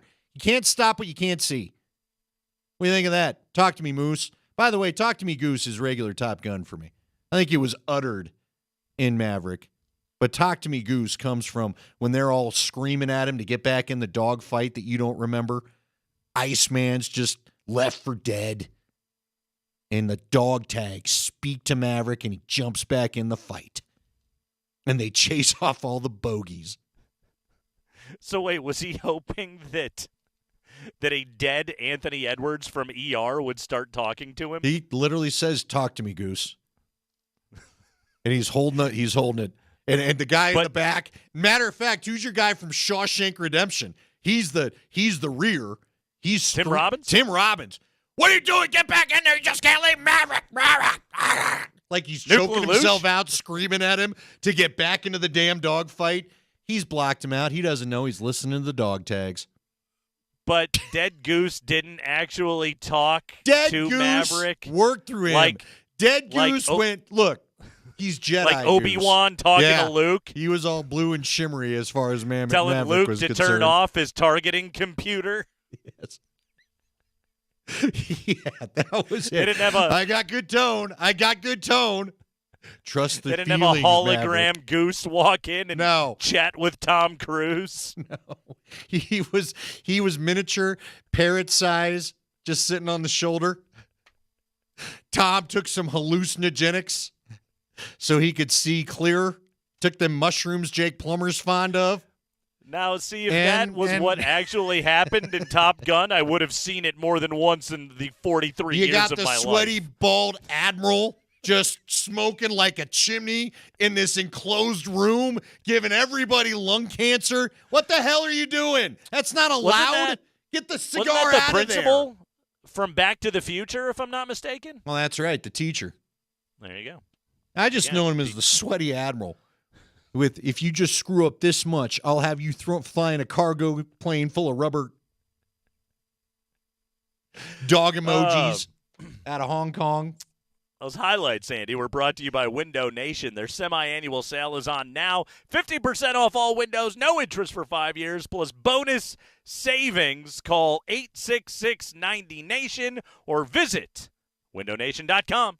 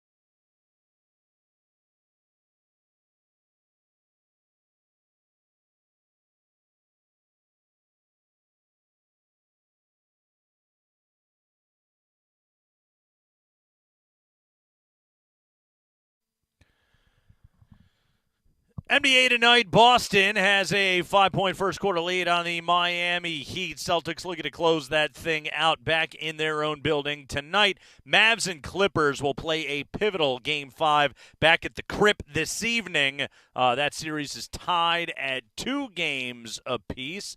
In the NHL tonight, obviously the game we're all going to be paying attention to is Vegas and Dallas. That game currently tied at 1 as they're just about midway through the opening period. Kings and Oilers will play Game 5 of that series. Oil can close them out this evening at 8 p.m., but that's all what's going down. Plus, we have got the Rockies and Marlins once again tonight. They do have to go and play that game, and right now, at the top of the 6th, it is 2-0.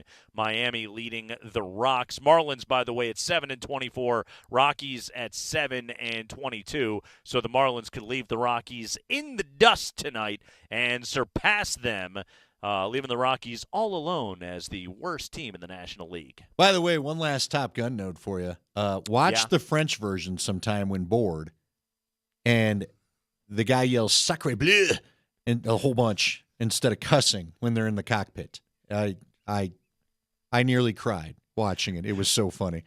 I just thought that was some dumb, Inspector Clouseau line or something. But were you in Montreal? Why were you we were watching bored on the a French Memorial Day version of Top weekend, and Gun? we'd had a little fun, and we turned on the French version on the.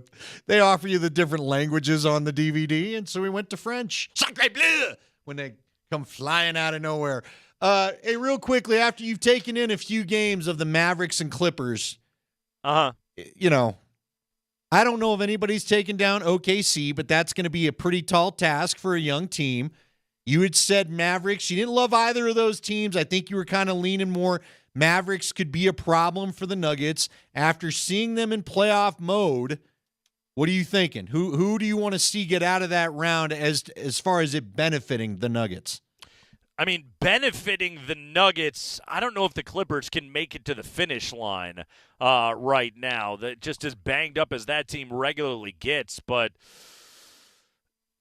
Andy, I'm not cocky enough to be overlooking Minnesota at the moment. No, I agree. Well, you and I have already both stated that we're not going to do that. I think this is going to be Denver. I think of what they play, 4 or 5. So we've had 5 playoff series for the Nuggets in the last year. This is going to be the toughest playoff series they've played of all of them. Tougher than the Heat, tougher than last year's Lakers, tougher than the Suns. Minnesota has another year of chemistry under their belt. As you said, they'll have all their players this time. You're more banged up than you were a year ago. I am not taking this series for granted one bit.